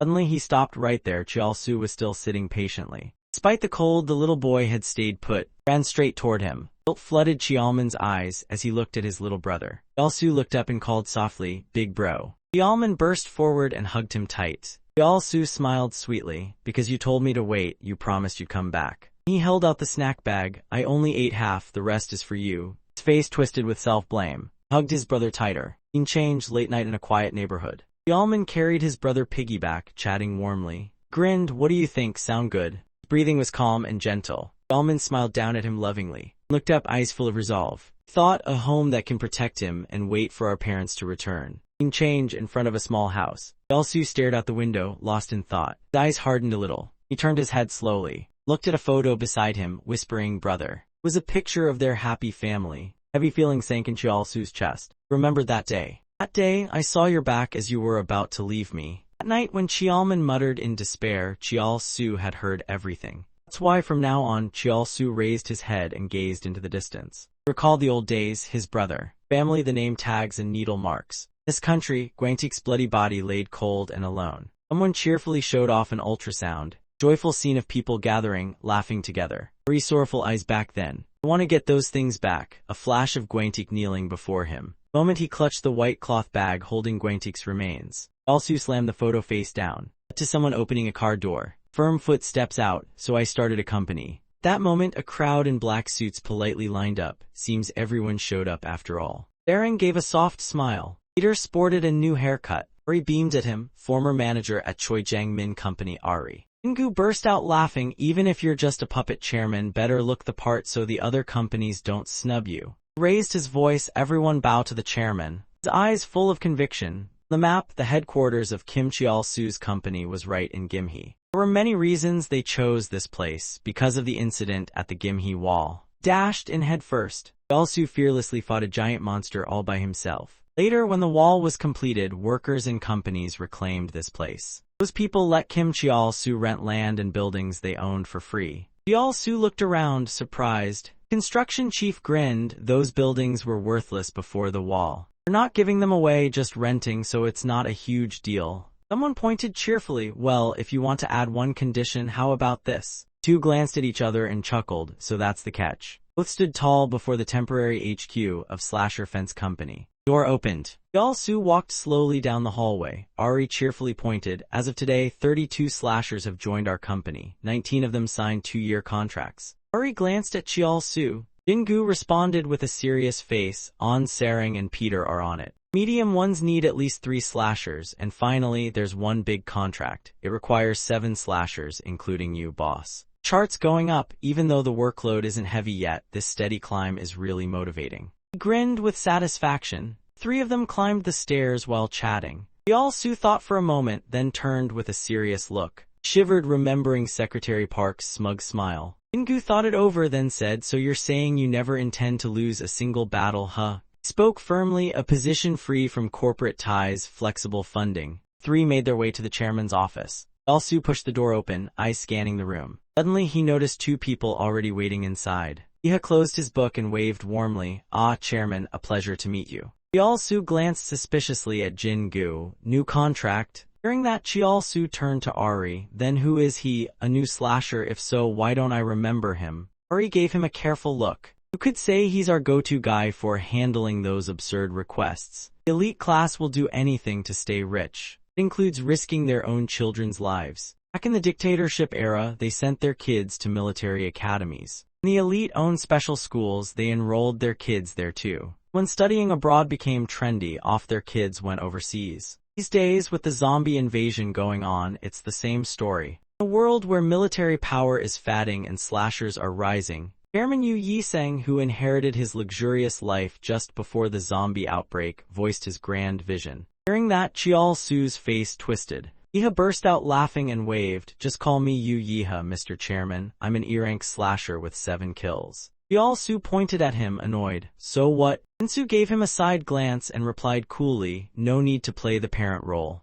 Yeol-soo rubbed his temples and snapped, parenting? No thanks, take him away, and next time don't accept weird commissions like this, got it? Yeha smiled brightly. Stared calmly and added, just my dad alone, the chairman of Yuchun Group, invested 200 billion. Ari glanced at Yeol-soo awkwardly and explained, held his forehead in frustration. He gave a stiff smile. Yuchun Group says we must assign him a commission and he also requires special training. While later at the company, 3 entered a training room in the basement. Dummies all had red X marks on their heads and torsos. Yeol-soo pointed at them and ordered seriously, start by attacking those. Turned away tiredly and waved. Yeol-soo turned back in surprise and the kid said, Yeha grinned excitedly, eyes gleaming. Yeol-soo glared at him and growled, a direct fight, huh? So annoyed, he held back and explained calmly. Yeha smiled casually and made an offer. If I lose miserably, I'll pack up and leave the company with Jin-soo. Hearing that, Yeol-soo fell silent, his face deep in thought. He mumbled in a low voice, if you're making that kind of deal, you must have something you want out of this too, right? Yeha hesitated, his tone cautious. If I win, I want the next commission to be assigned to both me and Jin-soo. Yeol-soo studied him and thought, he's offering a win-win deal like he's already planning for the next round. He broke into an excited grin. Yeol-soo cheerfully agreed, all right, go prep your gear and be back in 30 minutes. Your babysitter too, he added. Yeol-soo turned and ordered seriously, go get ready. Some time later in a room somewhere, Yeha was now fully geared up, gripping his chainsaw and looking ahead. On the other side, Jin-soo was armed and watching with a serious face. Yeol-soo stood in front of them solemnly and said, gave them a stern look and added, even if I get injured, don't stop, keep going. The sound of the chainsaw roared, followed by a crack of thunder. Jin-soo crouched into a fighting stance, eyes cold and locked on Yeol-soo. Yeol-soo glared at them, are you charging in or should I start?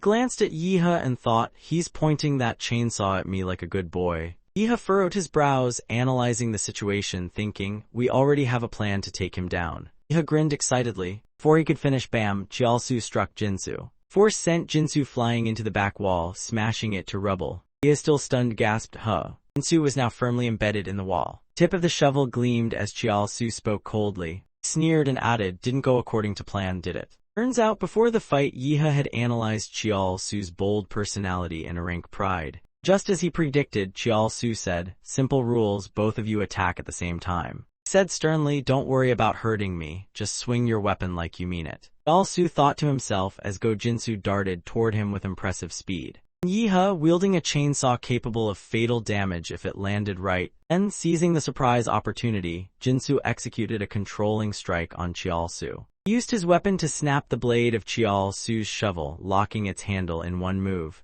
While Chiaosu's weapon was pinned, they launched a dazzling finishing blow. Yihe smirked, "Our next request is to accompany you on a mission, Chairman." Quickly became the reliable right-hand man of an A-rank slasher, with Yihe rising as the hottest new rookie. What was Yihe's plan? He'd be celebrated by all, because everyone has a perfect plan until they get punched in the face. Back to reality, Chiaosu had already dashed forward before Yihe could finish his second sentence. Confused He glanced at Jinsu, who was still embedded in the wall from earlier. Chiaosu said coldly, "What's wrong?" Sneered, "Didn't go according to plan, did it?" Yihe clenched his teeth, panic written all over his face. Furrowed his brows, gripped his chainsaw tight, and charged in. Blade slashed toward Chiaosu, who casually sidestepped it. Seeing his target, Yihe stumbled forward and grew visibly flustered. Chiaosu thought, he's panicking, swinging way too hard and losing control from the centrifugal force. Suddenly Chiaosu raised his weapon high. Yihe froze in fear, instinctively shutting his eyes, waiting for the impact. Time passed, but nothing happened.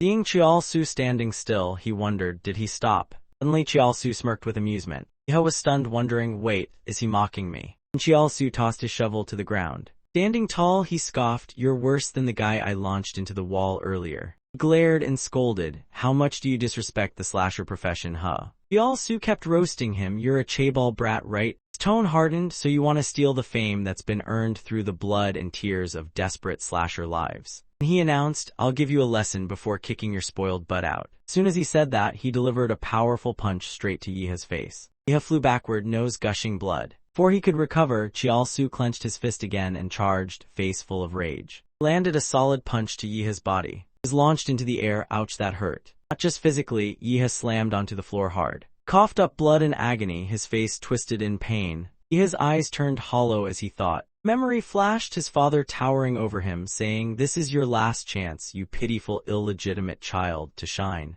At the very least, you should learn some of my toughness." Back to reality, Chiaosu wasn't done. Chain snapped loose. Yihe flew headfirst into the wall. His face full of regret, he thought, so in the end I still disappointed my dad. Yihe collapsed beside Jinsu, as Chiaosu calmly walked over. Growled, "Don't you dare mock or take this lightly." Chiaosu suddenly recalled his fallen comrades and shouted in frustration. Stared coldly at Yihe and said. He grabbed his gear and stormed off. Yihe kept his head down. Suddenly a chain shot out and wrapped around Chiaosu's neck, catching him off guard. Instinctively ducked low to dodge it. Chiaosu spun around, surprised. Yihe staggered to his feet, barely standing, and said, "Grip the chain tightly." His face darkened, but his eyes burned with resolve. Even so, he clenched his fists. "I've got my own kind of despair." Memory returned, his mother walking away in the rain. Yiseng stood upstairs, placing a hand on Yihe's shoulder. Boldly, he grabbed Yihe's head while tears streamed down the boy's face. The household smirked around them as Yiseng added, "But the truth is, you stayed because you carry my blood."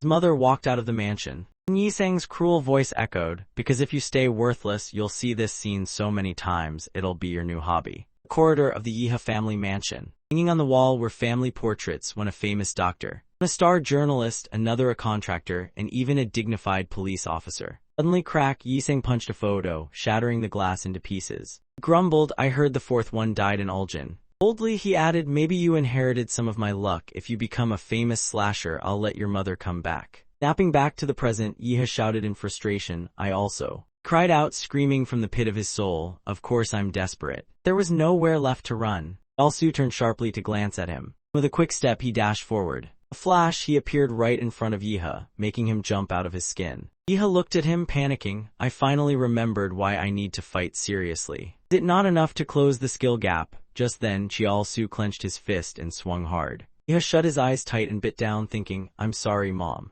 The punch didn't come, Chiaosu just flicked him on the forehead. Yihe blinked in confusion, staring blankly at him. With a straight face, Chiaosu said, "That wasn't half bad." Hands on hips, he added with a smirk, "Chains." Staring seriously at Yihe, he continued, "Your situation, your age, your background, it's all different." Kim Chiaosu could feel it. This kid, deep down, is the same kind of person he used to be, someone who's lost something precious. Yihe's cry just moments ago. In other words, Chiaosu gave a side glance and thought. Reached out and said softly, "I won't kick you out." Chiaosu added seriously, "But in return, take this seriously and learn." Yihe looked surprised, and quickly grabbed his hand and responded, Su couldn't help but warn Oh and lose the rich kid act. Cut to Yiha now training hard with all his might. His face scrunched in pain, sweating buckets. Jinsu gave him a sharp look, then flung his shield at him. Yiha quickly stepped back and dodged it. Before he could recover, bam! Boldly, Jinsu drove his foot into Yiha. Suddenly, Jinsu's face turned surprised. Turns out Yiha had managed to block the kick with his staff just in time.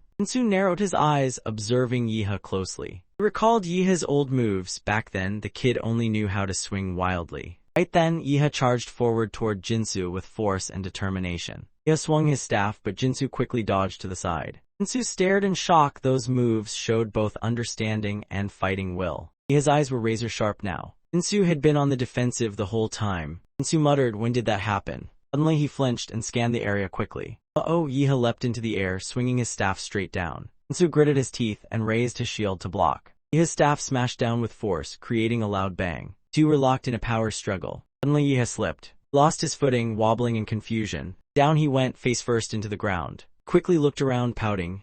Su strolled over casually. Hands on hips, Su scolded him. "I told you to practice killing zombies, not sparring with people." Hearing that, Su nearly exploded, bonking him on the head. Yiha winced in pain. Su glanced at him and thought, still, his movements really are improving fast, might soon be reliable enough to bring along. Said aloud, "Go get changed and meet me at the door, we've got a place to go." Su stared at him in silence. Yiha blinked again, confused and a bit worried. And suddenly bonk, Su smacked him on the head. Cut to Jagalchi City, headquarters of the Jagalchi street vendors. Streets were packed with people, laughter and chatter filling the air. Li arrived at a food stall. Meanwhile, Su's group crept through the crowd in full disguise. Su scanned the area, mumbling, "Where the heck is this meeting spot with Sarang? How deep into the market do we have to go?" Uri glanced over and warned, "Almost there. No matter how hot it gets, keep your hoods on." Suddenly, she spotted something in the distance. Uri beamed and waved excitedly. Sarang turned and joked with a grin, "Looking at your faces, you're probably thinking it'd be easier to just bring the engineer to the company, huh? We should all feel grateful we're meeting someone this amazing," she continued. Suddenly, she glanced at Yiha and asked, "And who's this kid? New employee?" Sarang looked surprised. "What, you're taking on disciples now? Are you broken in the head or something?" Continued explaining, "We've had tons of Slasher Guild members apply, but honestly most are just rank C or D." Sarang looked skeptical. Su got serious, "That's why we need to strengthen our existing cards." He raised his voice at her, "So stop hiding out somewhere until missions pop up. Take a rookie with you and train them too." He replied coolly, "When we founded this company, I made you a director." Uri walked over, smiling softly as she whispered to Yiha. He pointed to the pink-haired woman. "That's Director Sarang, one of the company's co-founders." And she looked at the big guy. "That mountain over there is Director Peter." Uri gestured toward the man leading the way, and finally, the one in front is Director Park Jin-gu. Yiha nodded, smiling with excitement. Uri chuckled and encouraged him, "Just focus on catching up to their level." She added, "And by the way, the chairman's got a lot of emotional scars, so he doesn't open up easily." Suddenly, Su announced, "We're here." He stopped in front of a weapons workshop operated by the Jagalchi Steel Brotherhood. Drew quickly opened the door, slowly stepped inside. Yiha glanced around the interior, eyes alert. Su's gaze fixed on something ahead. Lying on a bed was a frail-looking man. That man was none other than the weapons engineer of the Steel Brotherhood. Su looked him over and thought, "This is the engineer. He's totally different from what I imagined." Sarang gleefully ran over and shouted. The old man shouted, "Huh, Sarang, you're here." He immediately hopped off the bed and disappeared somewhere.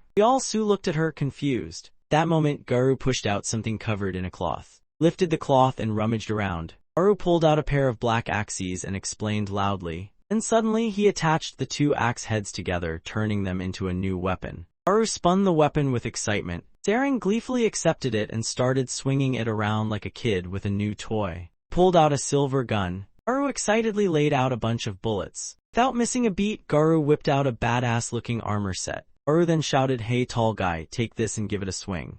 Su caught it swiftly. Gave it a few test swings, surprised. Garu yelled, "Did you just say post-apocalyptic corpse shovel?" "Now swing it," Garu instructed. Su hesitantly complied. Suddenly the shovel split at the joints. Su's face lit up with shock. Shovel's tip launched forward, flying straight ahead. Sarang and Jin-gu yelped and ducked like their lives depended on it. Garu pointed and shouted, "Heard you fight like a caveman, tying chains to your shovel." Finally, Garu brought out a saw and pushed it toward Yiha. Yiha stared in disbelief. Seeing him frozen, Su calmly nudged, "What are you waiting for? Grab it already." Su smiled lightly. I already smashed your old chainsaw. Iha clutched the weapon, looking dumbfounded. Iha started hopping in joy. Su stepped closer to Garu and whispered, thank you for your hard work. So, how much do these weapons cost? Suddenly Garu muttered, the cost is. Cold voice cut in, you'll pay, over here. Group of tall, intimidating people walked in, chuckling menacingly. Manhwa slowly stepped forward, her voice low and heavy. She gave them a bone-chilling smile,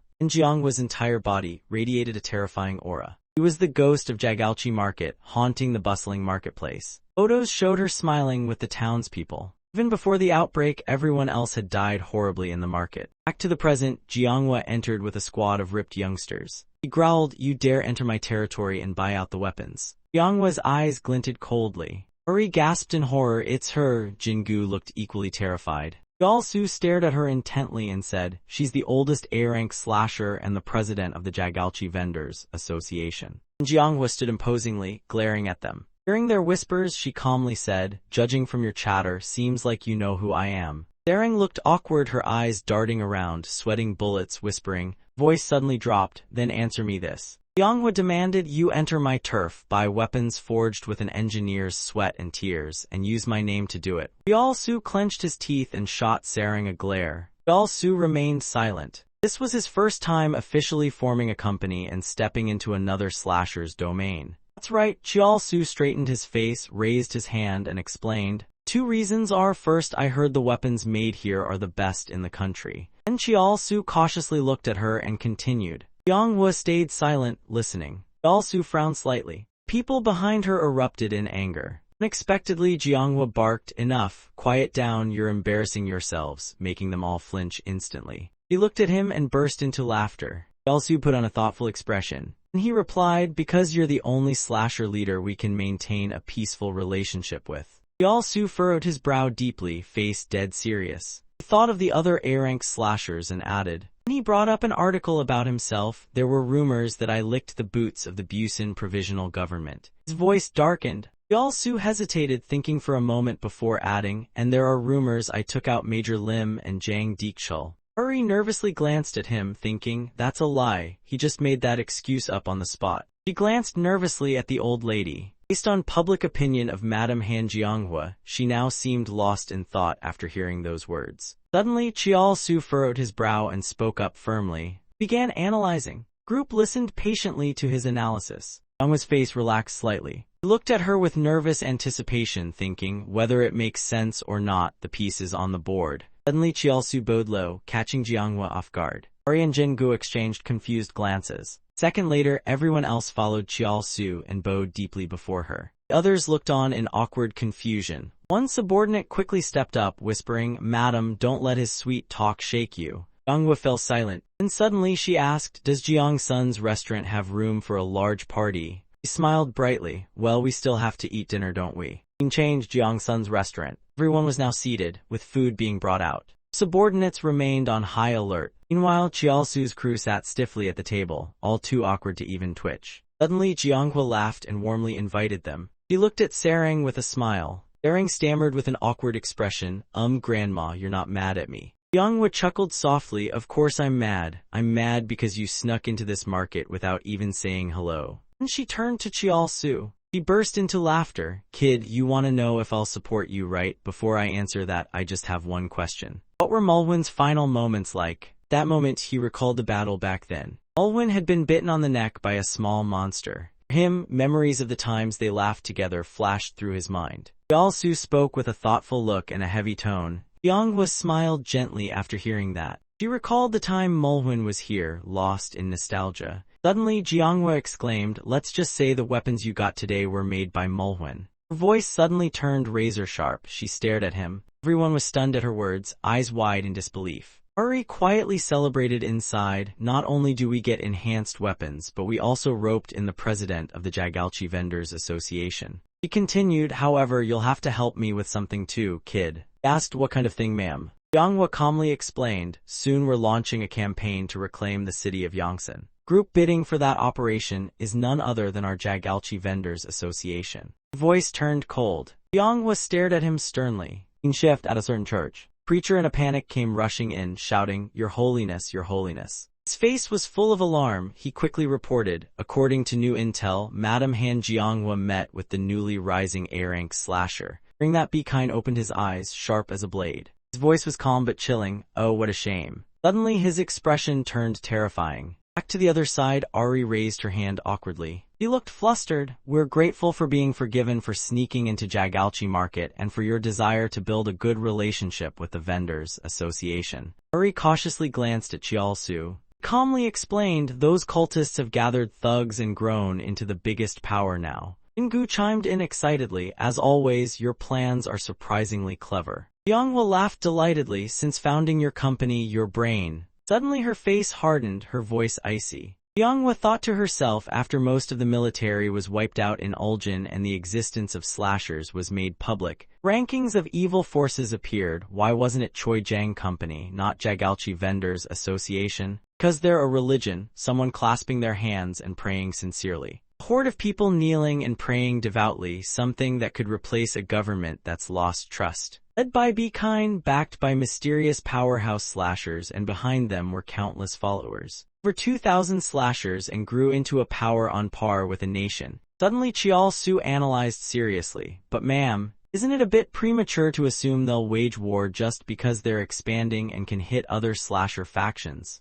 Her voice hardened. She tapped her head. But when you live long, your gut starts predicting things. A horse without reins will eventually trample someone. Be Kind, she once caught him going berserk and beating someone senseless. Turns out that was Be Kind in his younger days. Chiaosu fell silent. Suddenly Chiaosu frowned with a serious look. Experience really does matter. Car was rolling down the road. Inside, Chiaosu sat awkwardly, glancing sideways. He sweated nervously. Why have you been staring at me nonstop for the last 20 minutes? Chiaosu was stunned, looking at Ari. He scowled and shouted, Jehovah's Cathedral isn't just the biggest slasher faction, they're now a political force too. Ari's glare darkened. She scolded, and you did all this without consulting us. Chiaosu covered his ears, flustered, quickly defending himself. You're right, the risk is massive. Meaning, if they don't attack and stay within the rules, there won't be any direct confrontation. Back in Uljan, I saw it with my own eyes. Enemies from within are scarier than zombies or mutants. Not just for Jagalchi Vendors Association, but for my own beliefs and his too. His face hardened and his eyes flared with resolve. He saw his expression and thought for a while, then turned away with a sigh. Chiaosu grinned and patted her head. Face turned red and Ari bit her lip shyly. Then she quickly said, I'll compile a list of slashers for the Yongsan Reclaim operation. Things weren't looking good. The operation would take place between the Busan and Gimhe walls, to a tall skyscraper. Inside were factions from all sides: Jianghua, Chiaosu, Be Kind, Jagalchi Vendors Association. A-rank slasher Han Jianghua looked calm as ever. Dance company near A-rank slasher Kim Chiaosu wore a serious expression. Chul's surviving forces, leader and Jehovah's preacher, B-rank slasher Jian Changxiang, radiated mysterious vibes. Last, Jehovah's Pope himself, A-rank slasher Be Kind. Someone explained the rules. The slasher's job is simple, just eliminate. The assault team consisted of 3 A-rank slashers, 27 B-ranks, and 110 others. The grotesque monster opened its giant mouth to attack. Chiaosu calmly swung his blade, sliced off its head, blood sprayed everywhere. Suddenly someone asked, so, are we done yet? Iha suddenly raised his hand to examine the blood.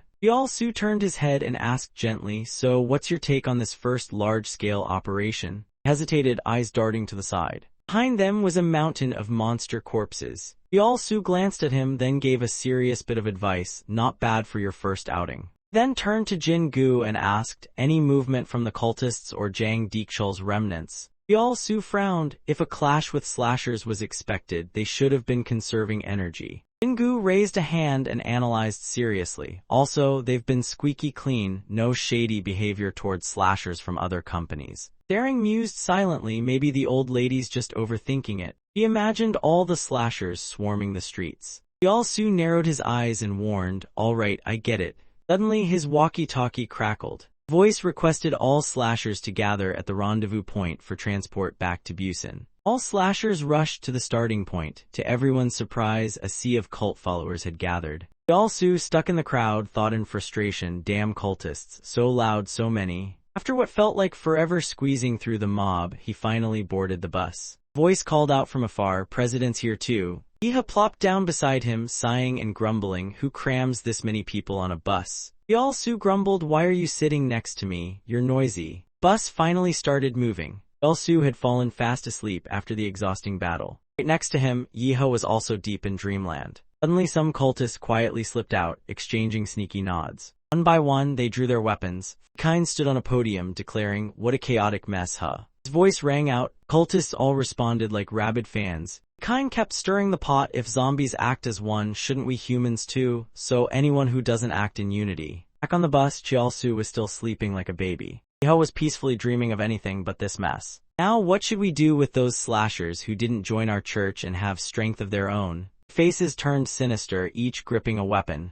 Meanwhile, on bus 2 heading to Busan, Dan stirred, woken up by the noise mid-nap. Rubbing his eyes grumpily, he mumbled, "So noisy." Just then, a cultist with a nasty snarl aimed a knife right at his face. 1 second later, splat. Over on bus 3, panic reigned as cultists launched surprise attacks. The driver glanced calmly at the rearview mirror. Said nothing, his shirt flashed the church insignia like a final plot twist. Bus kept rolling toward Busan, like nothing had happened. Cut to bus 14, Kim Cheol-su was sleeping when a cultist crept behind him with a gleaming knife. The guy clenched his jaw and stabbed downward hard. Suddenly, Cheol-su grabbed the lever. He yanked it, his seat dropped low, startling the attacker into stumbling back. With nowhere to run, the cultist got whacked by the chair and screamed in pain. Cheol-su stood up slowly, gripping a shovel like a grim reaper. The cultists around him were horrified. He screamed in panic, "You guys pretended to sleep to trick us. What did you do to the pastor?" Raged, they charged, screaming, "Die, you bastards." Cheol-su's eyes gleamed with a deadly spark. He swung his shovel swiftly, unleashing a burst of force that blasted into the cultists. The moment the move ended, blood splattered everywhere like a horror movie premiere. All the cultists collapsed, groaning and clutching their wounds in pain. Cheol-su exhaled deeply, furrowing his brow. He yelled, "Wake up, rookie." As soon as he looked up, the gory scene hit him like a truck. Yeha, still half asleep, mumbled dreamily, "Boss." Remaining cultists, though hesitant, still grit their teeth and raised their weapons at them.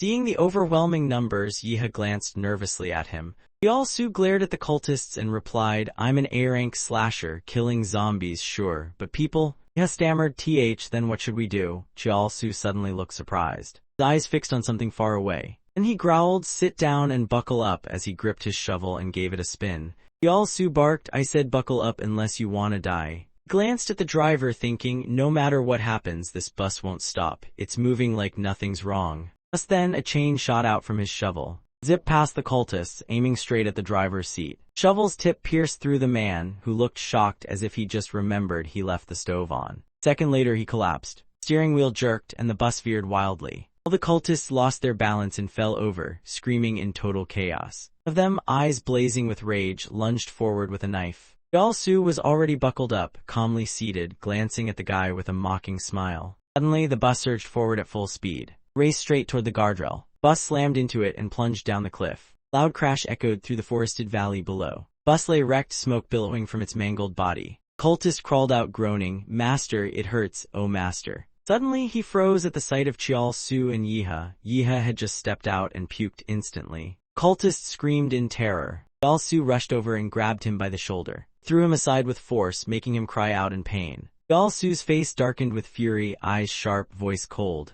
Cultist collapsed on the ground, closing his eyes. Cheol-su sneered, "Nope, you're not dying yet." Cheol-su grinned wickedly, his aura chilling. Stabbed his shovel right past the guy's shoulder. "From your toes, ankles, thighs, knees, even your—" Cheol-su laughed excitedly. From a distance, Yeha watched, thinking, the Jehovah Church believes that those turned into zombies are sinners. Dying as a zombie means you weren't chosen by God. Some time passed, and the sky turned eerily quiet. Cheol-su stepped out of the bushes. Yeha asked, "So, did you get anything?" Cheol-su scowled deeply. "These bastards planned this on a big scale. The rest of them are seriously dangerous." Cut to the ruined city, where a lone car glowed in the dark. Kine sat inside, grinning, peering out the window. Cultist cheerfully asked, "So it's begun, right, master?" Great slasher purge had begun. Over on bus number 5, the scene wasn't much better. Bus number 6, same deal. A few passengers woke up in time to fight back but were outnumbered and met their end. Back on B. Kine's bus, he grinned, "If this operation goes well, we in the slasher organization will finally be on par with Cho I-Jang Corp, huh?"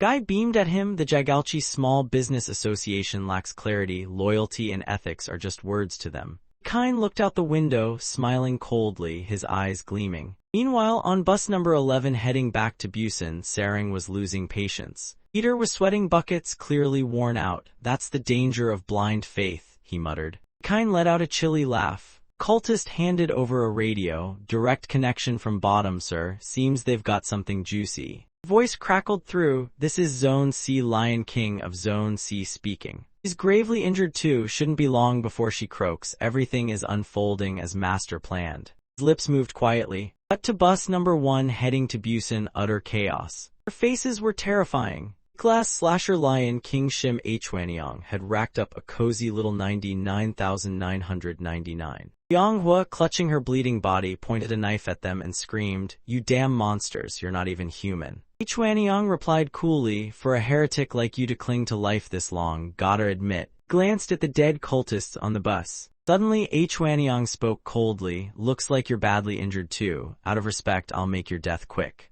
Far away, a sturdy foot stepped onto the rocky ground. Suho observed the scene from a distance and growled, "Oh great." Behind him, a hulking monster loomed menacingly. A masked man nearby calmly added, "Story been told before, all throughout human history, even in this zombie apocalypse, it's just rinse and repeat." Inside the lab, the scientists had already been devoured by zombies. Corpses, both human and zombie, piled into literal mountains. Meanwhile, the brutal civil war raged on, and they shoved innocent civilians into Hyundai like chess pieces. Those poor souls became victims of this madness, dying horribly, and that report's key point, eliminate those who can't help rebuild infrastructure. After reading it, the president looked absolutely shook. He whipped his head toward his secretary. Secretary nodded firmly, like she was confirming a dinner reservation. Then she pointed forward dramatically. Meanwhile, other movements started popping up. Everything hit a standstill as essentials became rare. Story continues, and I wasn't gonna spill this, but should I drop a bombshell? Untested, the vaccine brought survivors back from the brink, could even turn infected citizens and mutants back into humans. Of course, things got worse. The government canceled mass production. The approval report was right there. If you want that miracle vaccine, you'll need a truckload of cash to turn hordes of zombies back into humans. Don't forget, vaccine production needs massive manpower and a vault full of funding just to get started.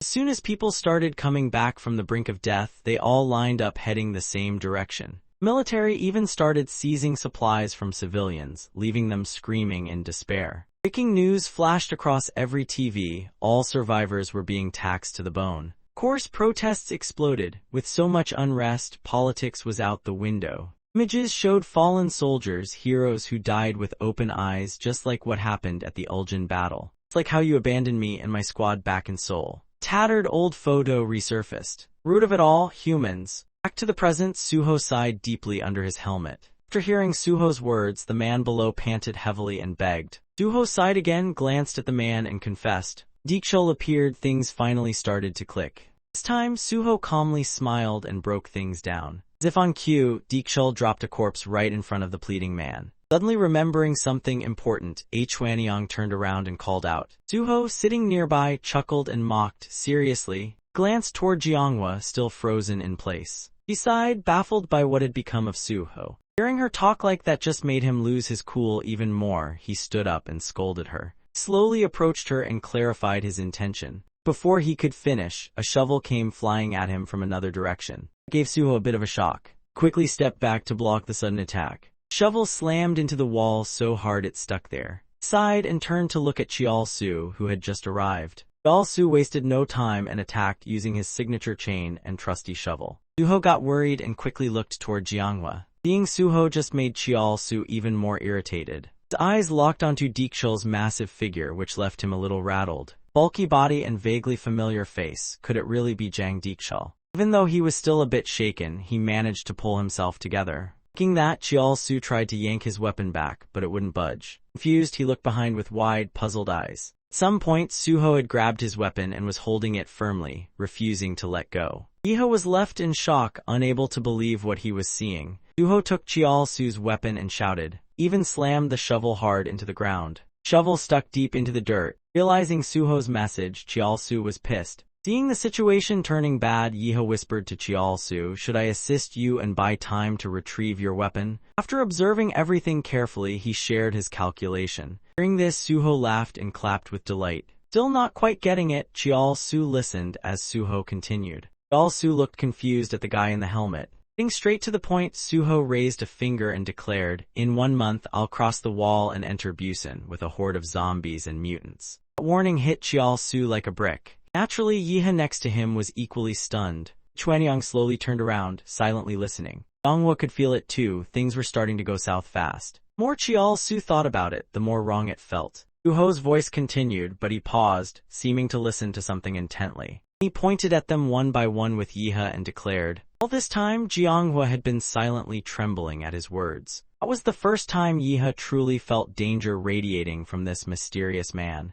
After finishing, Suho clenched his fist with fierce determination. After hearing all that, Chial-su became dead serious. Suho's voice suddenly turned cold. Calling all of Suho's words, Chial-su stood there stunned. His mind flashed back to the image of zombie hunters and military choppers always backing up the civilians. Plus, the civilians had started arming themselves. The more he thought about it, the more off it felt. That something told him Suho wasn't bluffing. The situation had become incredibly urgent. He thought through everything about this mysterious man named Suho. After thinking for a moment, Chial-su tightened his grip on his weapon. Everyone around was silently watching, waiting for his decision. As if reading his thoughts, Suho began losing his patience. That startled him a bit, he didn't know what to do. Suho continued, "You're all the same, always overthinking once you get strong enough." Suho still seemed dead serious about what he just said. His eyes darkened as he spoke his mind. "So go back to Ban while you still can, we'll be meeting again soon anyway." Time passed slowly, and now the moon had risen high above a long, empty road. Time passed slowly, and now the moon had risen high above a long, empty road. Chial-su was helping Chuanyang walk forward. After checking the distance, Chuanyang quickly spoke up. Just as he finished, Chial-su shoved him hard, knocking him flat on his back. Chial-su's face was furious and he snapped, "You idiot, what the hell did you eat?" After his rant, Chial-su got straight to the point. Thinking about how chaotic everything was about to become made him sigh in frustration. It seemed Chuanyang was finally starting to understand what he meant. With no other choice, Chuanyang nodded. Cut to a fancy luxury car cruising down a long road. The man in the car looked at the radio and asked in surprise. His mind flashed to a troubling memory. He even made Deekshul dance to his tune. Remembering Suho's warning made everyone shiver. The first time, Be Kind found himself completely stumped. Bit his lip so hard it bled, then made up his mind. He remembered the blood-soaked battlefield and hesitated. I'd be seen as an accomplice to it all. Kind felt totally helpless, unsure what to do next. He imagined furious civilians beating the crap out of him. Unable to take it anymore, Be Kind called out. After a long moment of thinking, he made his decision. Hearing that, Stephen quickly clasped his hands together and bowed deeply. Before Stephen could finish, Be Kind cut in. Still not understanding the full meaning of Be Kind's words, Stephen nervously asked, "Excuse me?" Hearing that request, Stephen fell completely silent. While he was still lost in his own swirling thoughts, Be Kind gently placed a hand on his. Now, Be Kind's face had turned cold and calculating as he ordered.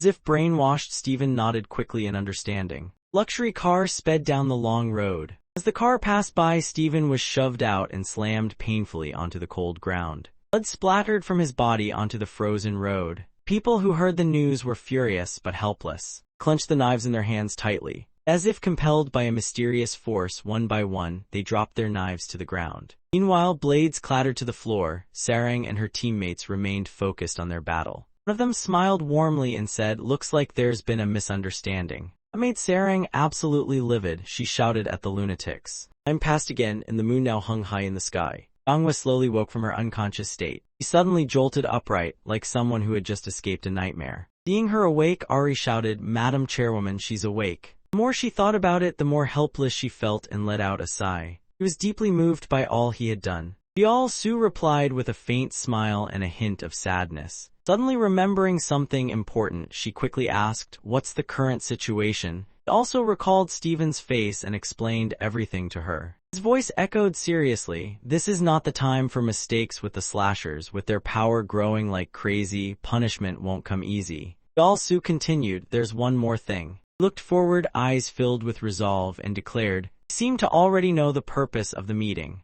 Gates slowly opened to welcome the honored guests. Footsteps of Be Kind and the others echoed as they entered, ready to stop the attack of the original slasher. Everyone's face had turned serious after everything that happened. Yeol-su's face was dead serious as he made the announcement. It was clear he had already guessed the purpose of the meeting. Gate continued opening. Yeol-su walked into the room steadily. He and his teammates, including Be Kind, marched in together. Sam's face grew solemn as he scanned the room. Gorong and Chunsik remained silent. Only Yeol-su showed not even a shred of fear facing what came next. After that, they all sat down and focused on discussing their next move. Yeol-su took his seat alongside Chunsik and Be Kind. Breaking the silence, he began recounting the events of that day. Back then, Suho wore a helmet and blocked every attack thrown his way. Sam and Gorong listened with unwavering seriousness. Manhwa filled everyone in on the full situation. Ever since Suho challenged them and declared he would destroy the world. Naturally, Chunsik and Be Kind reacted with impressive levels of nonchalance to all the dire news being shared. Still, everyone knew Suho was dangerously powerful. The entire room fell into a heavy silence. Not a word could be said.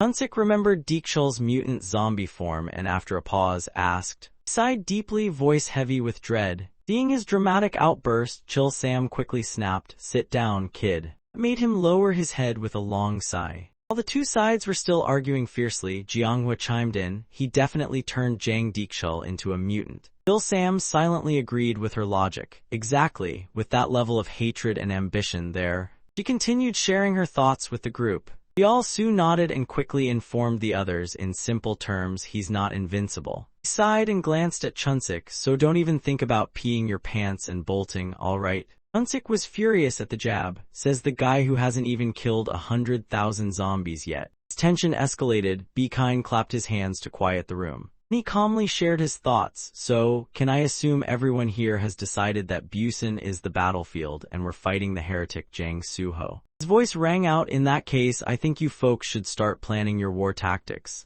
Be Kind turned toward Jianghua, but first I want to make something clear. As he addressed everyone, his face turned deadly serious. Sam was stunned by that bombshell. Chunsik stared at him in disbelief, but Be Kind continued. In case anyone thinks their ears are broken, let me repeat myself. Yeol-su's face grew more annoyed with every word. Be Kind turned to a nearby soldier on guard.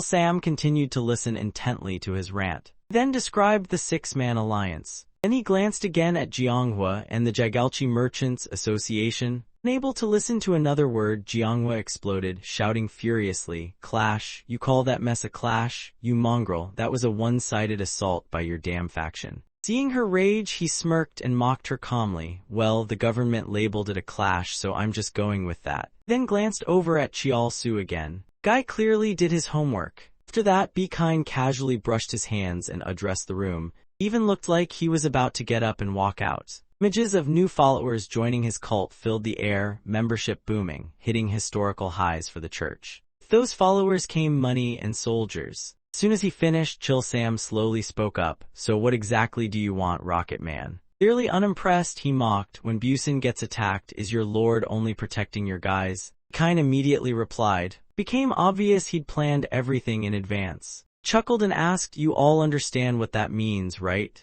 Chunsik sat beside him, too stunned to speak. Seeing everyone dead serious in the room, Be Kind could only laugh. Grinned proudly. Appoint me, Be Kind, as the supreme commander of Busan's defense a month from now. Then he glanced at Sam. Hearing that made Jianghua grit her teeth in pure rage. Be Kind looked like he was about to go on. Calmly walked forward, causing Be Kind to raise an eyebrow. Man whined, am I supposed to feel insulted now? Instead of leaving, Yeol-su walked straight up to him. Sensing something was off, Sam's instincts kicked in. This feels familiar. Kind quickly tried to continue. I'm not even done explaining my conditions. Second later, Yeol-su's punch smashed into his face, sending him flying. Even though Sam had predicted it, he still froze. Chunsik looked slightly pleased by the brutal blow. Because he couldn't react in time, Be Kind slammed hard onto the ground, groaning in pain. Trying to stay calm, he coughed a few helpless times. His bloodied face contorted with rage as he shouted. After the outburst, he pointed at Yeol-su and barked, where are the other slashers? Everyone just stood there, watching him get wrecked without lifting a finger. Yeol-su grabbed his collar again, making him flinch in confusion.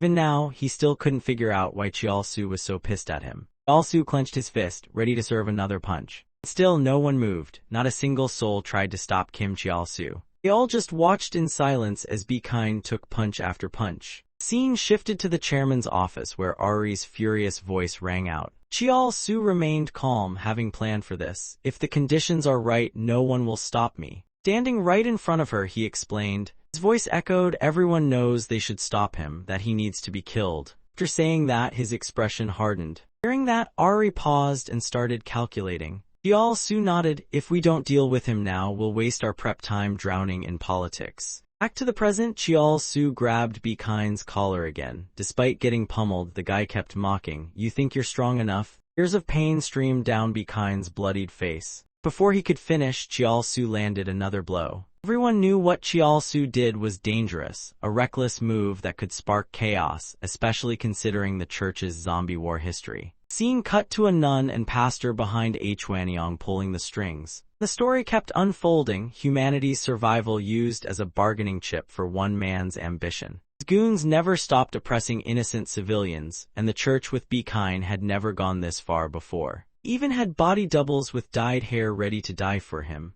The answer is actually quite simple. It's all thanks to the method acting technique. In his hands, the script clearly outlined his role as the Pope of the Jehovah Church and the savior of the zombie apocalypse era. Holding the script calmly in his hands, Be Kind was composed. As time passed, controlling the infected made him thrilled. Even collaborated with the military to grow stronger. Slowly but surely, 550 years of moral decay took root in him. Standing alone in a grand cathedral, he believed his idea was one of a kind. Meanwhile, a mysterious symbol gradually revealed itself, and he became convinced he was an immortal, all-powerful being. Standing in that sacred space, Be Kind sighed and declared, I'm not acting anymore. Back to reality, everyone in the room was stunned silent by Chial-su's actions. Even the military guards stood frozen, not daring to utter a word. Be Kind's blood-soaked face lay motionless. Images of innocent corpses scattered across the ground appeared. Outside, chaos erupted as citizens took to the streets in protest. Chial-su's eyes were filled with the fierce intent to wipe him out at any moment. Punches rained down on Be Kind's face.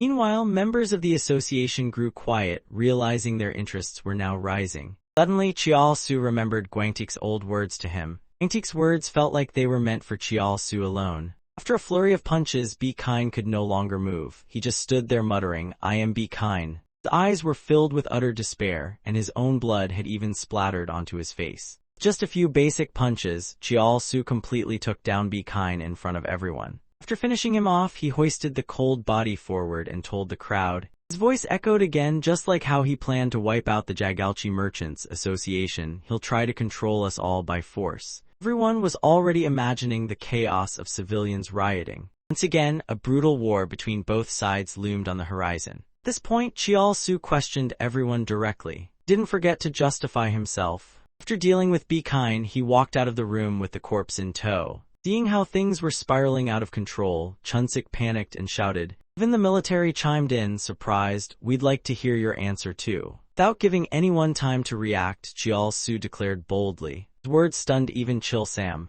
He was clearly dead set on the plan, unify all the slashers and survivors to stand against Jang Suho. Everything seemed to be aligning with the original plan. People inside the church were thrown into panic at the sudden chaos. Confusion erupted as no one could understand what the heck was going on. During the ruckus, Hwanyang rushed out. Seeing the wall smashed by the truck, even he was left speechless. Truck's doors slowly opened as everyone braced themselves for whoever was about to step out. The entire crowd held its breath. Chial-su's boots hit the ground with a firm stomp. He tossed Be Kind's cold corpse to the ground and announced to all. Sight left Hwanyang and the entire church staff completely stunned. Standing boldly over Be Kind's lifeless body, Chial-su declared, I've killed him. His voice echoed without pause, coldly questioned them all. Truth slowly unfolded. The people in the church were shocked. Now all they could do was stare at his cold corpse lying there. Everyone seemed hypnotized. One of them panicked, thinking, crap, what do we do now? The rest looked confused too. Wasn't that guy God's messenger? I just got promoted to priest and started enjoying the perks, why now? One of them rushed over to the head priest and asked, Father, what do we? The priest was startled, totally unsure what to do next. After taking a deep breath, he suddenly yelled. That sentence froze everyone in the church like a divine glitch. Even Chial-su, witnessing this for the first time, was left speechless. Watching everyone's reaction, the priest looked nervous. Another follower cautiously looked at Chial-su. With no better option, the guy awkwardly joined in. Yet another follower quickly jumped in to inform everyone. Now people desperately tried to convince themselves that all they'd done wasn't in vain. Seeing the crowd start to align with him, the priest gave a smug little smile. Even Huanyang noticed the shift. Suddenly, he remembered the humiliating scene of Suho sitting on him. With that, he snapped back to Chiaosu with a determined look. Seeing Huanyang walking toward him, before he could react, Huanyang grabbed his hand and raised it high, announcing, "This is Kim Chiaosu. He reached A rank as a slasher in just 6 months." The moment those words landed, the entire crowd froze like they got sprayed with church-grade glue. 1 second later, they all erupted into a wild frenzy of cheers. The scene left Chiaosu completely stunned. Still, this had been his whole goal. He glanced sideways, wondering, did I really do the right thing? Inside the vehicle, Sarang, Ari, and Yiha were all waving enthusiastically in support. Time shifted back to the meeting room. Bill Sam slowly turned around and asked in confusion. Quickly nodded, "Exactly, and now," he glanced at Ajiang, "I need to hear your version of the story." She looked puzzled and raised her head. His eyes were intense as he jumped straight to the point about what happened between Jang Suho and their group in Seoul. Secretary Park immediately interrogated him. Seeing that, Ajiang coldly waved her hand to signal stop, making Secretary Park flinch hard like she got slapped by holy water. Ajiang didn't answer but cautiously asked. Su replied the survivors were just a few people. Room fell silent. Then Ajiang made a request. "Before I tell the story, you have to promise me one thing." Her face suddenly darkened and became guarded. Su looked up with burning eyes and firmly declared, "I know I can't save everyone behind the walls. I come from poverty." He added that since it's all in the past, he won't let it shake him. He brought up the name Jang Suho. Ajiang said he used to be a genius. To her, he was the first survivor during the campaign to reclaim territory. He revealed he was also the first person to invent the slasher profession, killing zombies for a living. He introduced the company they had co-founded. One evening years ago, in an abandoned high-rise building. After the zombies had been cleared out, he stood before 2 massive doors with thick locks. According to Ajiang, the unclaimed treasure was outside the wall. He explained they expanded their land after signing a government contract, which brought in lots of soldiers to support them. Back then, she and Jang Suho rode the momentum. In Busan, where dreams and hope were all but extinct. She remembered how happy and close everyone was back then, working for a noble cause while raking in ridiculous amounts of cash. Jiang admitted, "We used to shine so bright." That day, she cheered joyfully, "Let's raise our glasses, but hey, the chairman should give the toast." He hesitated and refused. "What are you doing? I can't do that." Still, the group smiled gently at him as he stood there awkwardly. In the end, he reluctantly raised his glass and mumbled shyly. He nodded, trusting his comrades from the heart. Jang Suho lifted his wine glass and made a solemn vow. A peaceful world.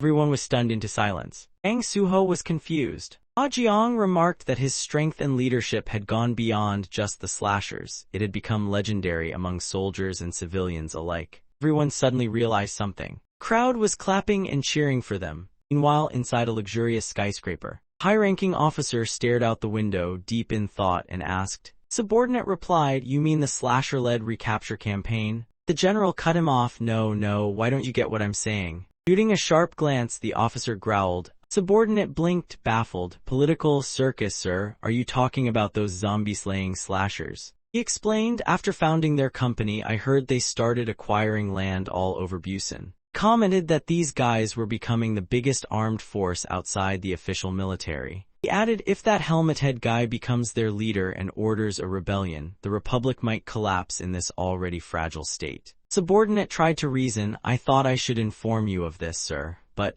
and was immediately interrupted. "But what?" Subordinate cautiously replied, "Their usefulness is greater than we imagined." Hearing this, the general chuckled darkly. "Did I say we should kill them all? I'm not that kind of buzzkill, Colonel Yong." General ordered, "Just apply a little pressure." He revealed the plan. To do that, the best move is to eliminate that troublesome leader. The main target this time is Jang Suho. That exact moment, Jang Suho scratched his ear and muttered, "Is someone bad-mouthing me, or is it just sweat in the helmet?" Then one day, Ajiang suddenly burst into Jang Suho's room with a beaming face. He called out, Chairman. Suho, with his feet propped on the desk, asked, "What's going on?" Ajiang excitedly announced, "You've got a new mission request." And Ajiang pulled out a document. He proudly revealed, "This isn't just any mission, it's an exclusive contract with the government of the Republic of Korea." He added, "And that's not all. The reward includes exclusive economic rights worth 50 trillion won. Seeing how pumped up Ah Jiang was, saying that if they pulled this off, they could secure some serious social standing, Jang Suho just thought to himself. Amused, so social standing means even murderers or slashers can live comfortably if they have it. Looking at her still unchanging level of excitement, Suho couldn't help but wonder. He asked, "We've gotta go all the way from Busan to Seoul, right?" He laid out the plan. They would eventually build a checkpoint right inside Seoul.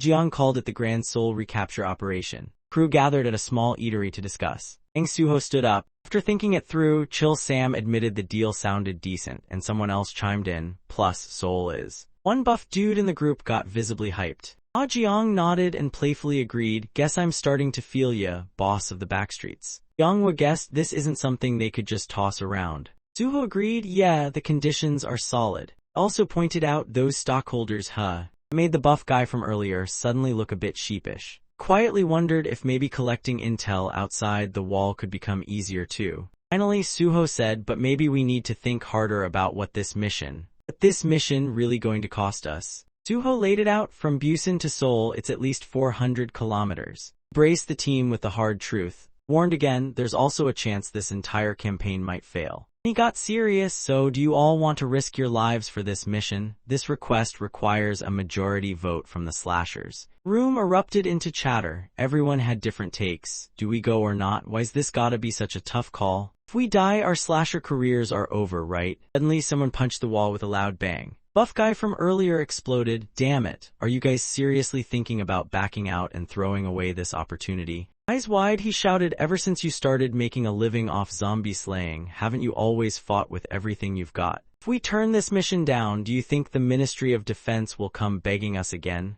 Room fell silent. Pumping his chest in frustration, the buff dude declared, "We'll drop from rank 1 to 2, then 2 to 3. Fired up like a motivational speaker on steroids, he roared. After that passionate speech, he was totally out of breath, panting hard, but his words definitely made people think twice. Catching his breath, he added, "How can we go back to the way things were?" Still rambling, he added, "The thought of my kid growing up back in Hyundai, I'd rather die than return to that dump."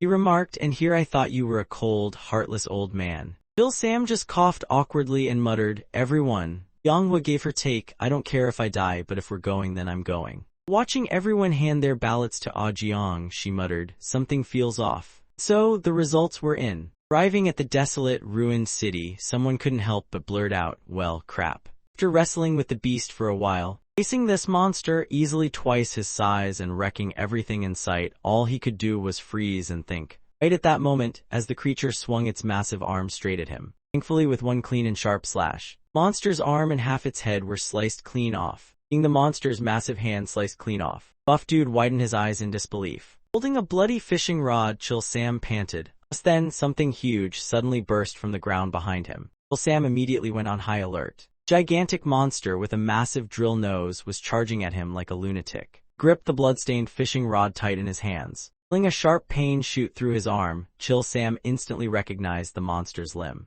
Staring at the bloodthirsty beast charging straight at him. Just as he was about to make a move. Blink, the monster was already sliced down clean. Jang Suho had arrived. He announced, "We'll stop here today. At this rate, future missions are gonna suck big time." Sunset. Jang Suho ordered everyone to fall back as instructed. Ah Jiang recounted that there wasn't much help except from the government. According to her, they were provided with the bare essentials and a place to sleep, but that's all. Ah Jiang commented that the army was basically acting like a dog owner tossing food, just enough so the dogs wouldn't starve. Suddenly someone called out Jang Suho. He walked over and a government officer asked, "How much ground did you take back today?" Hearing that, the officer frowned and asked, 130, you mean 130 meters. The officer erupted, "At this rate, when the hell will you retake all of Seoul?" Just then, the buff guy stormed in, grabbed the officer by the collar and glared, "You damn pencil pusher." Still fuming, the buff dude shouted, "Trying to get to Seoul is hell." The other corps members just stood silently. Ah Jiang stepped forward and said, "How far we've gone, how many we've fought, that doesn't matter now. What matters is how many slashers do we have left?" she asked. Sitting nearby with his head down, Suho replied softly, "2 died today, so we've got about 40 left." Cautiously asked, "With that many?" Sangso spoke up, "If all 40 were as strong as our chairman here, then sure, we could pull it off." Hearing that, Jang Suho could only remain silent. So, he made a decision. The campaign to retake Seoul would begin. The officer's face darkened, and he abruptly shoved the bulky guy aside, leaving him stunned. The officer barked, "You signed a contract with the Ministry of Defense of the Republic of Korea." Jang Soo-ho fired back, "So you're saying we should all just march to Seoul and die?" The officer, unfazed, replied coldly, "Just stick to the contract." That line seemed to push Jang Soo-ho past his limit. Jeong recalled how at that very moment, he realized these bastards intended to bleed the slashers dry while everyone else watched in shock. Thinking to himself, "So you planned this from the start, shoving us into Seoul without giving a damn piece of intel?" Just as she tried to stop him, wait, flashed back to the comrades who had followed him here with trust, and now everyone looked bewildered. Jeong thought, "Do they want all of us to die here?" Guy flinched and closed his eyes, bracing for impact. Instead, Jang Soo-ho simply patted him lightly on the shoulder. The calm yet intense look, Jang Soo-ho bowed and declared. He added, "In return, extend the time to regroup the troops and select elite soldiers to support the slashers in this mission." He spoke politely, but the pressure in his tone was crushing, as if saying, "I'm counting on you, so don't screw this up." He told himself, "As much as I want to punch his lights out, doing so would ruin our only shot at getting my people back to Busan." With unwavering eyes, Jang Soo-ho vowed to save everyone and return home. The team still had 145 kilometers left to reach Seoul. In front of them was a swarm of raging undead closing in fast. Jeong narrated how from that day, he zoomed ahead in a car, honking furiously to lure the zombies toward him. He stepped out to face the monstrous horde alone. Swift, nimble movements, he leapt high above the undead crowd, weapon in hand. His goal, retake Seoul as quickly as possible. He slashed fiercely, mowing down bloodthirsty zombies. Just then, another zombie lunged from behind, ready to strike. Jang Soo-ho swiftly noticed and sent the creature flying. Alone, he pushed back wave after wave of zombies with all his might. The dust settled. Jang Soo-ho was visibly exhausted, breathing heavily. Suddenly, a massive monster charged in like a final boss in this hellish game, just when he hoped to return to a normal life. Seeing the beast barrel toward him, Soo-ho muttered to himself. Ever since Soo-ho started fighting solo, the road to Seoul was becoming more and more difficult and full of obstacles. Meanwhile, the spirits of those trapped in this hellish place were crumbling by the day. After enduring brutal battles, the members returned with exhausted and battered bodies. Seeing the current situation, Jeong thought to herself, it's been months since they left the safe zone. She couldn't hide her concern. Watching him gasp for air, Jeong realized even someone like Jang Soo-ho, who seemed unshakable, was starting to crack. When your mind starts breaking down, so do your actions. He was making more mistakes. Jang Soo-ho immediately hurled the zombie away. Bitten man looked at his injury, cursed through gritted teeth, and shouted, "Damn it." Guy next to him, watching his comrade begin to change, couldn't hide his fear. Sighed like a man who had just accepted death. Taking the chance, he urgently ordered, "Do it clean and fast," startling the young member next to him. As the doomed man lunged forward in madness, the young guy's eyes widened in horror. Reflexively slashed. Number of injured and dead slashers didn't stop climbing. Back at the base, the sound of punching and cursing echoed. Panted heavily while yelling, "Do you have a death wish or what?" People rushed in to lift the injured man under Deekchul's furious eyes. Bloodied and silent, the man looked like a rag doll. Jeong froze and muttered, "He's inside the war room with maps covered in red marks." Jeong looked baffled. "You're joking, right? You're saying release Jang Deekchul." He worried aloud. "He literally killed Yang Yeon with his bare hands." Jang Soo-ho replied, "Even so, we've got no choice. Without Deekchul, the rear defense collapses." Just as he finished his sentence, whack, something smacked Jang Soo-ho right in the head. The room instantly went dead silent. Jeong tried to argue, "We became slashers to live as humans." Jang Soo-ho said nothing. He just stared at the floor. At last, Soo-ho declared, "I'll take responsibility and bring everyone back to Busan safely." Hearing that, Jeong was completely confused.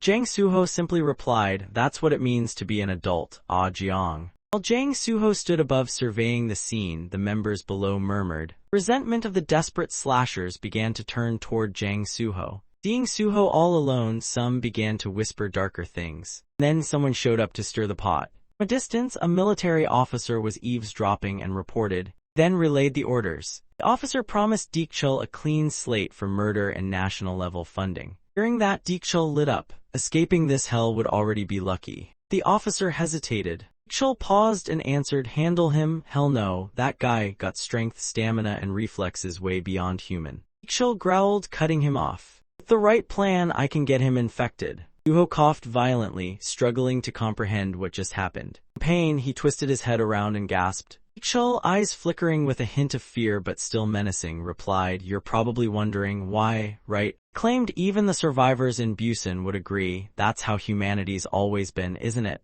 Chul added, "And hey, I really didn't think we'd actually reclaim Seoul anyway." Chul sneered coldly, "Yeah, in this hellhole, you're the only one still dreaming." He confessed, "The government said if we don't take you out." Chul even had the nerve to try persuading Jang Suho, saying, just like that, he hopped in the vehicle and drove off, leaving Suho bleeding out from a fatal wound. Inside his helmet, Suho's eyes were bloodshot, filled with pain. Dark veins had already begun spreading across his body. Finally, Jang Suho could hold out no longer. He collapsed to the ground. The sound of Deekchul's engine roared as his voice called out loudly. The fake panicked face, Deekchul ran over and shouted, "Something's wrong, it's Jang Suho, the chairman." "He's infected," he announced, both Chil Sam Jeonghwa. Upon hearing the news that infection had occurred, even Chil Sam, Jeonghwa, and Sang So were all stunned. Everyone was shaken and blurted out, "What did you say?" Hearing this shocking news, Chil Sam couldn't believe his ears and stammered, "Chairman Jang Suho is." Jeonghwa's face darkened as she murmured, "He's been infected." Sang So, standing beside them, was also overwhelmed and muttered, "That's why I told you all to go back to Busan." With the news of the chairman's fall, everyone started whispering in panic. "What now? Should we cancel the mission?" "You can't say that. It's thanks to the chairman leading the charge that we even made it this far. But if he's infected, how the hell are we supposed to attack now? I'm getting out of here first." Young Yeol. But Jeonghwa quickly reined them in. "You loudmouths need to calm down first," she snapped and questioned firmly. "Jang Deekchul, are you absolutely sure you saw the chairman being attacked?" Deekchul replied confidently, "Of course. That old hag with 3 Class A mutations jumped him all at once. He didn't even have time to react before going down." He added, "I was lucky to spot a motorcycle and escape." Hearing that, Jeonghwa looked worried and muttered thoughtfully, "He must have been too exhausted. If hallucination-type mutants showed up, it's understandable he got taken down. He was like a moth to flame, burned out at the end." Before anyone could process it all, Deekchul shouted, "First, abandon the assault and return to base camp immediately." "Damn it, hesitate now and we're all dead. You seriously think you can take on that guy after he's turned into a mutated monster?" In that moment, Chil Sam felt something was off. He thought to himself, something's not right. The situation is too chaotic and the information is too fragmented. Chil Sam cautiously reasoned, "We haven't even seen with our own eyes whether Chairman Jang is really infected. Is retreating now the right move? Can we even trust that thug's words? Honestly, I want us to push deeper and confirm it ourselves." But then, considering Jang Suho's strength, Chil Sam thought, if what Deekchul says is true, then the survivors could be wiped out. That would mean all of Chairman Jang's efforts would be wasted. Suddenly, a hand landed on Chil Sam's shoulder, pulling him out of his thoughts. Sang So approached, reassured him, and reminded, "If the chairman is truly down, then you're the next one to lead. Before chaos spreads, at least guide the slashers to a safe zone." Seeing that, Chil Sam nodded in agreement. He placed a hand over Sang So and realized, just like me, everyone must be afraid too. Then he gave the order, "All right, let's pull back for now." Chil Sam immediately shouted, "Everyone listen. First, we'll retreat to the base camp. Stop blabbering nonsense and creating more panic." He carefully reminded everyone, "I'll say it again, maintain formation and retreat to base. Make sure no one gets left behind." Off in the distance, Deekchul smirked. He gave a sly, smug grin and muttered to himself, "Everything's going exactly according to plan." Meanwhile, at the command headquarters of the Seoul recapture operation, everyone was in complete panic and anxiety. Especially Ah Jeong, who couldn't believe her ears. "What do you mean he's infected? Where is he? Antibiotics, first aid, anything?" But faced with her stubbornness, everyone around her remained silent, the room drenched in gloom. Ah Jeong, baffled, began to suspect, "Don't tell me." She confronted everyone angrily, "You all left him behind, didn't you?" Hearing that, Deekchul exploded, "What the hell, you want me to carry him on my back or something? He was already Superman when human. Now he's a mutant monster. Who the hell's gonna bring him back? You nuts, kid." From the back, Chil Sam hesitantly said, "I'm sorry."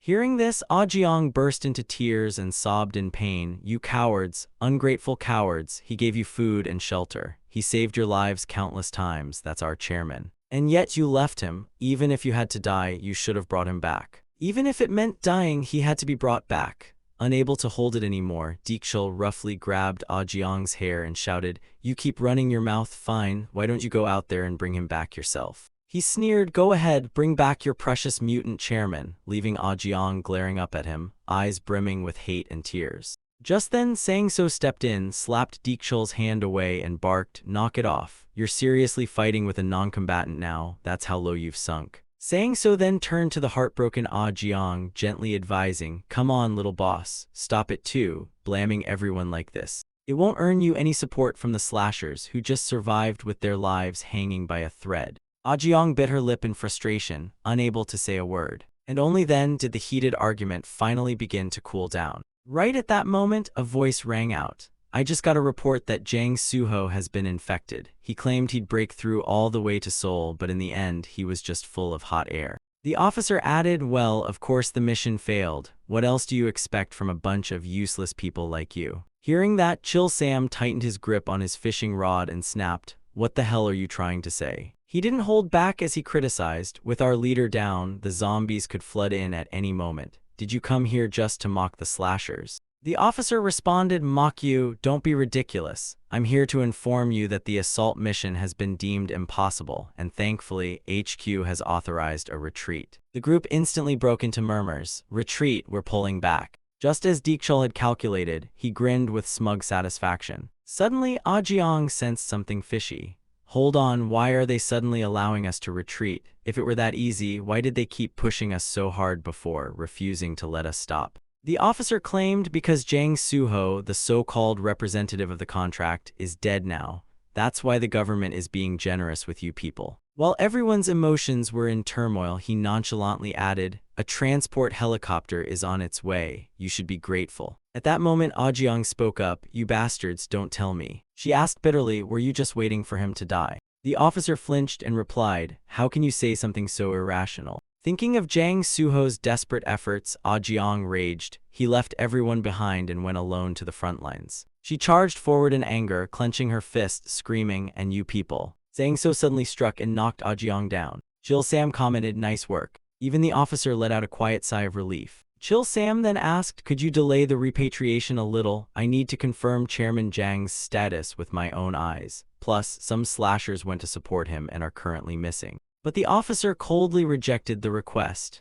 "No exceptions. If you're not on that chopper in 30 minutes, you'll be walking back to Busan." With that, he turned and left them all stewing in chaos. It was really a choice between honor and staying trapped in this hellhole. Some had already started weighing their options. Or should I abandon comrades who might still be alive just to get out? Someone turned away right then and began packing to return home. It was a choice, become a zombie or a traitor. Everyone scrambled to pack their things. Watching the scene, Deekchul sneered, pretending to be noble now. What a joke.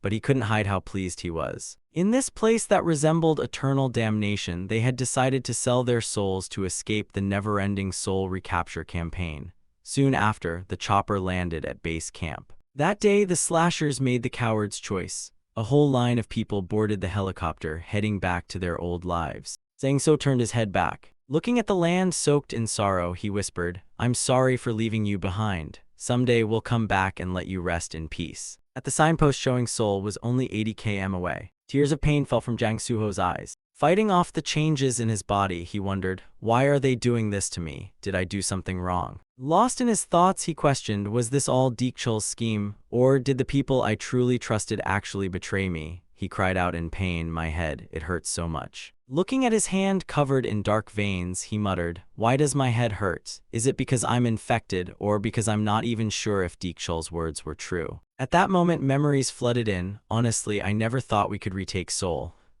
Deekchul's voice echoed in Jang Suho's ears. "Yeah, in this living hell, you're the only one still trying to crawl out of it." Now gasping for air, he muttered, "My head, it's pounding." Suddenly, a loud noise thundered from the sky, grabbing Jang Suho's attention. He froze in place, staring blankly at a helicopter flying overhead. He asked himself, "Is that?" Jang Suho snapped. He roared, "You bastards." At that moment, pure rage exploded within him. As Deekchul had said, the image of the slashers and soldiers retreating looked like they'd been waiting for this moment all along.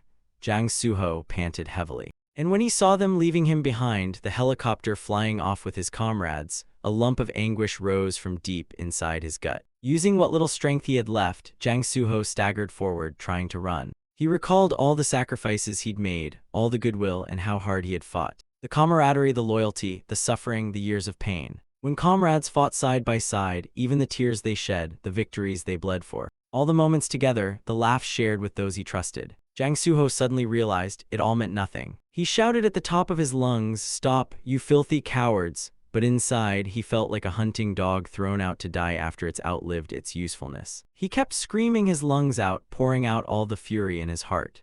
"You damn traitors, that sign still says 80 km to Seoul and I got here by sheer will, wasn't that worth something?" But now, with the bitter truth weighing down, Jang Suho could only crawl and gasp, ordering them to stop. Just as he finished yelling, his legs gave out and he collapsed pathetically to the ground. He watched as the helicopter disappeared into the distance. Bitter tears streamed down Jang Suho's face as he cried out, "You bastards." In his pain and fury, he whispered, "You're not even human anymore." As the sun set, he lay face down on the pavement. It seemed like Jang Suho had completely lost hope, lying there in silence. But then a flicker of thought sparked. "No, I can't die like this." His body twitched slightly. He told himself, "I can't end my life like this, having done nothing, being nothing," and forced himself to rise. Even with sheer will and determination, he refused to die like a discarded tool, used and thrown away. But his body gave out and he collapsed to the ground. He thought bitterly, "I didn't fight this hard just to end up like this." And so once again, he struggled back to his feet. Every step left Jang Suho panting just to stay upright. Dragging his body in utter misery, he thought, "I sacrificed myself this much, not to be tossed aside like garbage." Even infected, he kept dragging himself forward. Rage boiling inside, Jang Suho cursed through gritted teeth. "So this is what I've become? You bastards who did this to me, I'll never forgive you." The first thing Jang Suho did was try to stop the infection. He looked at the wound Deekchul's knife left, now mutating and spreading. He understood the situation. With no cure, no proper surgical tools, not even antibiotics, stopping the infection through normal methods was hopeless. So Jang Suho chose an unconventional method. He pulled out his own knife. Breathing heavily and trembling, he stabbed the blade straight into the wound, embracing the incoming wave of pain. Staying conscious, he began cutting away the infected flesh. Knowing that some Class C mutants could regenerate, Jang Suho manually removed every inch of spreading corruption. He thought, "If I don't turn into a regular zombie but mutate into at least a Class C, then maybe," and kept slicing off large chunks of infected meat. He told himself, "If I remove the infected area, I might survive." He looked down, his abdomen now had a giant hole in it. Jang Suho left it all to fate, whispering, "Please heal, please." Thankfully, his wound actually began regenerating. Shocked, he immediately began cutting out every infected area, the mutation's origin points. Somewhere on the road, still 214 km away from Busan, Jang Suho kept carving out infected internal organs. Along the path, he left bits of his own meat behind. Whenever the infection spread, he'd cut out the organ again. This became routine daily surgeries whenever the infection resumed, like a blacksmith hammering steel. He continuously amputated the infected zones to trigger and limit the mutation. Through it all, Jang Suho kept marching forward. After sustaining this brutal method for nearly a year, he finally ended the process. It took a year to remain sane and regain control of his limbs. The man had peeled off so much flesh that his internal organs were practically exposed for an entire year. Looking at his current body, Jang Suho remarked, "All right, from my pinky to my tongue, everything's back to how it was when I was in the military. Seems like God hasn't totally given up on me, or maybe he gave up on all of you instead." Glancing back at the zombies trailing behind him, he thought, "Well, the first phase took some time, but I guess it was part of the training arc." As he stared at them, Jang Suho recalled his past. The zombies were devouring the organs he had left behind. He stood there stunned for a long moment, then growled, "You freaks are disgusting, get lost." As soon as the words left his mouth, the zombies froze. Then to his surprise, they turned and fled in fear. He wondered, did they understand me? He pondered whether the zombies eating his discarded flesh were somehow reacting to his commands. Watching the entire horde staggering toward him, Jang Suho thought, "Obviously, I can't fully control them yet. Complex orders are still out of the question. But if I can develop this ability, it could be extremely useful." He looked up at the sign. It read, "Busan 215 km. Jang Suho growled with fury, "Busan, the place that betrayed me and turned its back on me." He wondered bitterly, what are you all doing now, back there in cozy Busan? At that moment, after returning to Busan, the slashers had gone their separate ways. With their pillar Jang Suho gone, the slashers refused to remain with Choi Jang's company. Deekchul's new company, founded by Jang Deekchul himself, was now being strongly supported by the government. The Jagalchi Small Business Association announced it would focus on smaller commissions, citing the safety of the slashers as top priority. The Free Slasher faction decided to control their own destinies. They scattered all over the place and so on and so forth. In a room littered with empty beer and liquor cans, Sang So stepped in. Seeing Ah Jiong slumped in despair, drowning herself in booze, he stood silently for a moment. He approached and gently said, "I know you're feeling awful, but we still have to manage the company the chairman left behind." Sang So believed it's the only legacy he left us. The least we can do is carry it on. But Ah Jiong painfully snapped, "And for what? No matter how well we run the company or how much we help people, this thankless country and its people will never recognize us." Hearing that, Sang So reasoned, "Then if you can't find a better reason right now, do it for money. Whatever works. As long as the company the chairman left is still running, I don't care about anything else." "Money?" Ah Jiong asked. Sang So replied, "Yes, cold hard cash." He explained that the money should be used wisely to change the country someday. Bribe the government, unlock areas outside the wall, and maybe even restart the Seoul recapture campaign. Finally, Sang So declared, "With money, we can do all of that once we're ready, so please keep running the company." Hearing that, Ah Jiong muttered, "Money, huh, sounds good enough." She added emptily, "If I can earn that much, maybe, just maybe, it'll fill the void in my heart." Back to the present, Ah Jiong continued, "That's it. The story of Jang Soo-ho and the slashers who, for whatever reason, left him behind. Maybe through it all, his faith in humanity completely vanished." She asked quietly, "Now do you understand why Jang Soo-ho harbors such hatred toward us? Even so, you still want to fight for humanity?" After a pause, Cheol-soo replied, "I made a promise." He firmly stated, "I'll stand on the side of humanity." Cheol-soo added, "And like I said before, chill out. I'm a slasher. My job is to kill zombies. You think I'd ever join them?" Wrapping up the whole twisted tale and his vow to fight for humankind, he proposed, "With the battle set for a month from now in Busan, please promise that you'll support me and my company." Cheol-soo reasoned, "I don't think Choi Jang's company would ever pull a hostage stunt like Beak Be Kind did.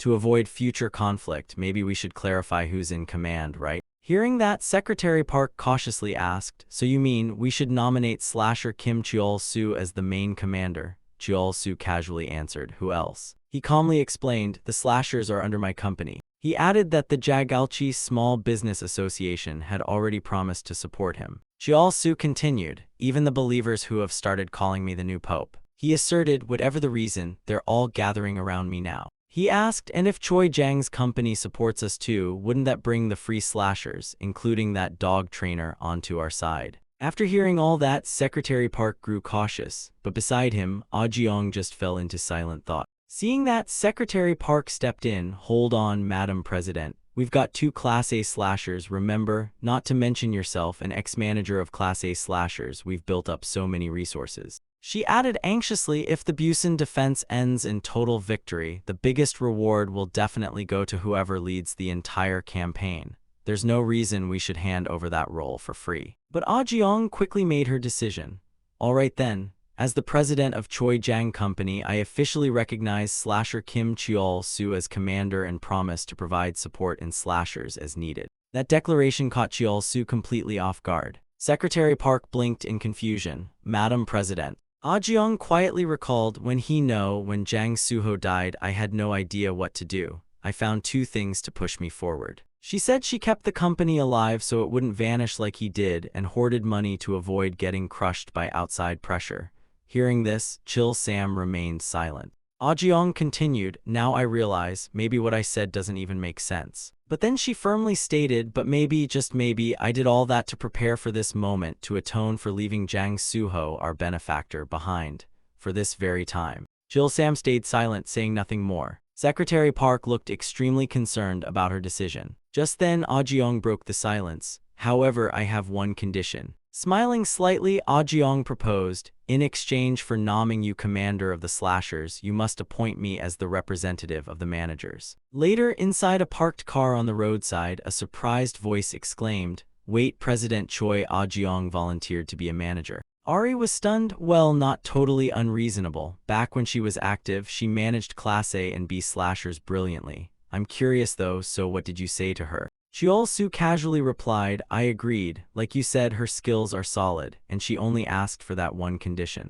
He explained, plus from the perspective of other slashers and even the government, it's better if power is shared around.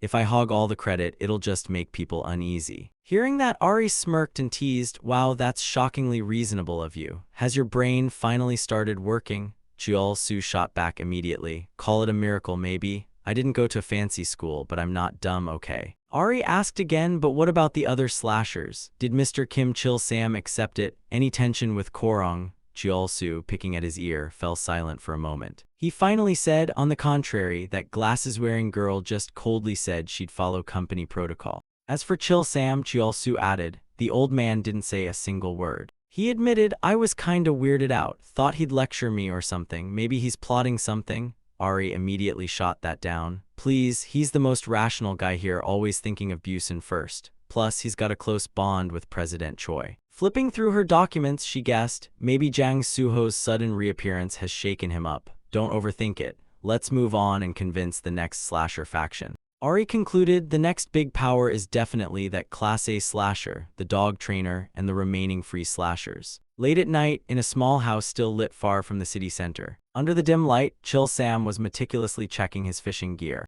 He inspected every part with extreme care. After a thorough round of preparation, Chil-Sam suddenly noticed something. He walked over to a cabinet equipped with a sturdy lock. He took out the necklace that held a key, then used it to unlock the cabinet door. Inside were neatly pinned photos of Chil-Sam's loved ones, along with boxes of injection syringes. Looking at them stirred up indescribable emotions in Chil-Sam's heart. He gazed intently at the photo of De-Young. Chil-Sam whispered, I'm sorry I saved up all this for you kids, but just wait a little longer, all right? Taking out one of the injection boxes, he murmured, this isn't some meaningless gesture, it's to save the people of Busan. In the night's darkness, walking with his gear ready, Chil-Sam left behind just one sentence. And this is also for your old man's comrade. Heading down to the neighborhood where his subordinates were waiting, he asked, did you make contact with the helicopter? Changi replied, yes, sir. They said they'll arrive at the TV station's helipad nearby in 30 minutes. Chil-Sam said, you must have had a tough time with this sudden request. Thanks a lot. Let's head to the station. Hearing that, Changi hesitantly asked, sir, before we go, may I ask one last thing? Chil-Sam's tone turned ice cold. You want to ask why I'm heading into the enemy's den alone, is that it? Changi couldn't hide his concern. I just don't understand why you have to do this. If you just waited a month and fought alongside the other slashers. But before he could finish, Chil-Sam cut him off. First of all, when Jang Soo-ho said he'd attack in a month, that meant he needed a month to prepare. In other words, he's likely vulnerable right now, unready. Chil-Sam continued, second, if a battle breaks out in Busan, the damage could be worse than we expect. If Jang Soo-ho really can control zombies, the scale of attack will be massive. Even if we win, Busan might never recover. Third, this fight can end if we take down Jang Soo-ho. It's less a war and more of a duel. Lastly, if I act alone, it'll look like the spontaneous move of a single stubborn old man, not a planned strike. And if this one geezer sneaks in and actually kills Jang Soo-ho, maybe the war can be stopped before it starts. Chil-Sam asked, now do you understand? Changi hesitated, but why? He voiced his worry, why does it have to be you, sir? Changi argued, if it's a small strike team, even I or Korong would be better. Why not send a younger slasher? But then Chil-Sam simply laid a hand on his shoulder. He reassured Changi, our generation wrecked the world, so we ought to clean up our own mess. Chil-Sam added, and Jang Soo-ho ended up like this, part of that is on me too. He declared, that's why I have to go, to carry that burden, Changi. As he boarded the helicopter bound for Seoul, Changi swallowed his unease and prayed earnestly, please come back safely, sir. Aboard the moving helicopter, after a long moment of silence, Chil-Sam looked like he was ready for whatever might come. And so, the chopper soared past the old training base. Watching from afar, Jang Soo-ho grinned and muttered, didn't I say it would be a clean win? He added, I absolutely loathe cheaters, you know. Behind him was no ordinary zombie horde. They were marching like a proper escort unit. He remembered that gathering from back in the day. Back then, Jang Soo-ho suddenly looked up ahead. He saw Chil-Sam stepping outside. Jang Soo-ho followed him out and caught him lighting a cigarette. Seeing this, Chil-Sam asked, why'd you come out here? You don't even smoke, do you? Jang Soo-ho grabbed the cigarette and replied, exactly. I'm out here to stop you from smoking, leaving Chil-Sam completely puzzled. Tossing the cigarette aside, Jang Soo-ho reminded him, didn't you promise to quit once your daughter had her baby? Chil-Sam sighed, right.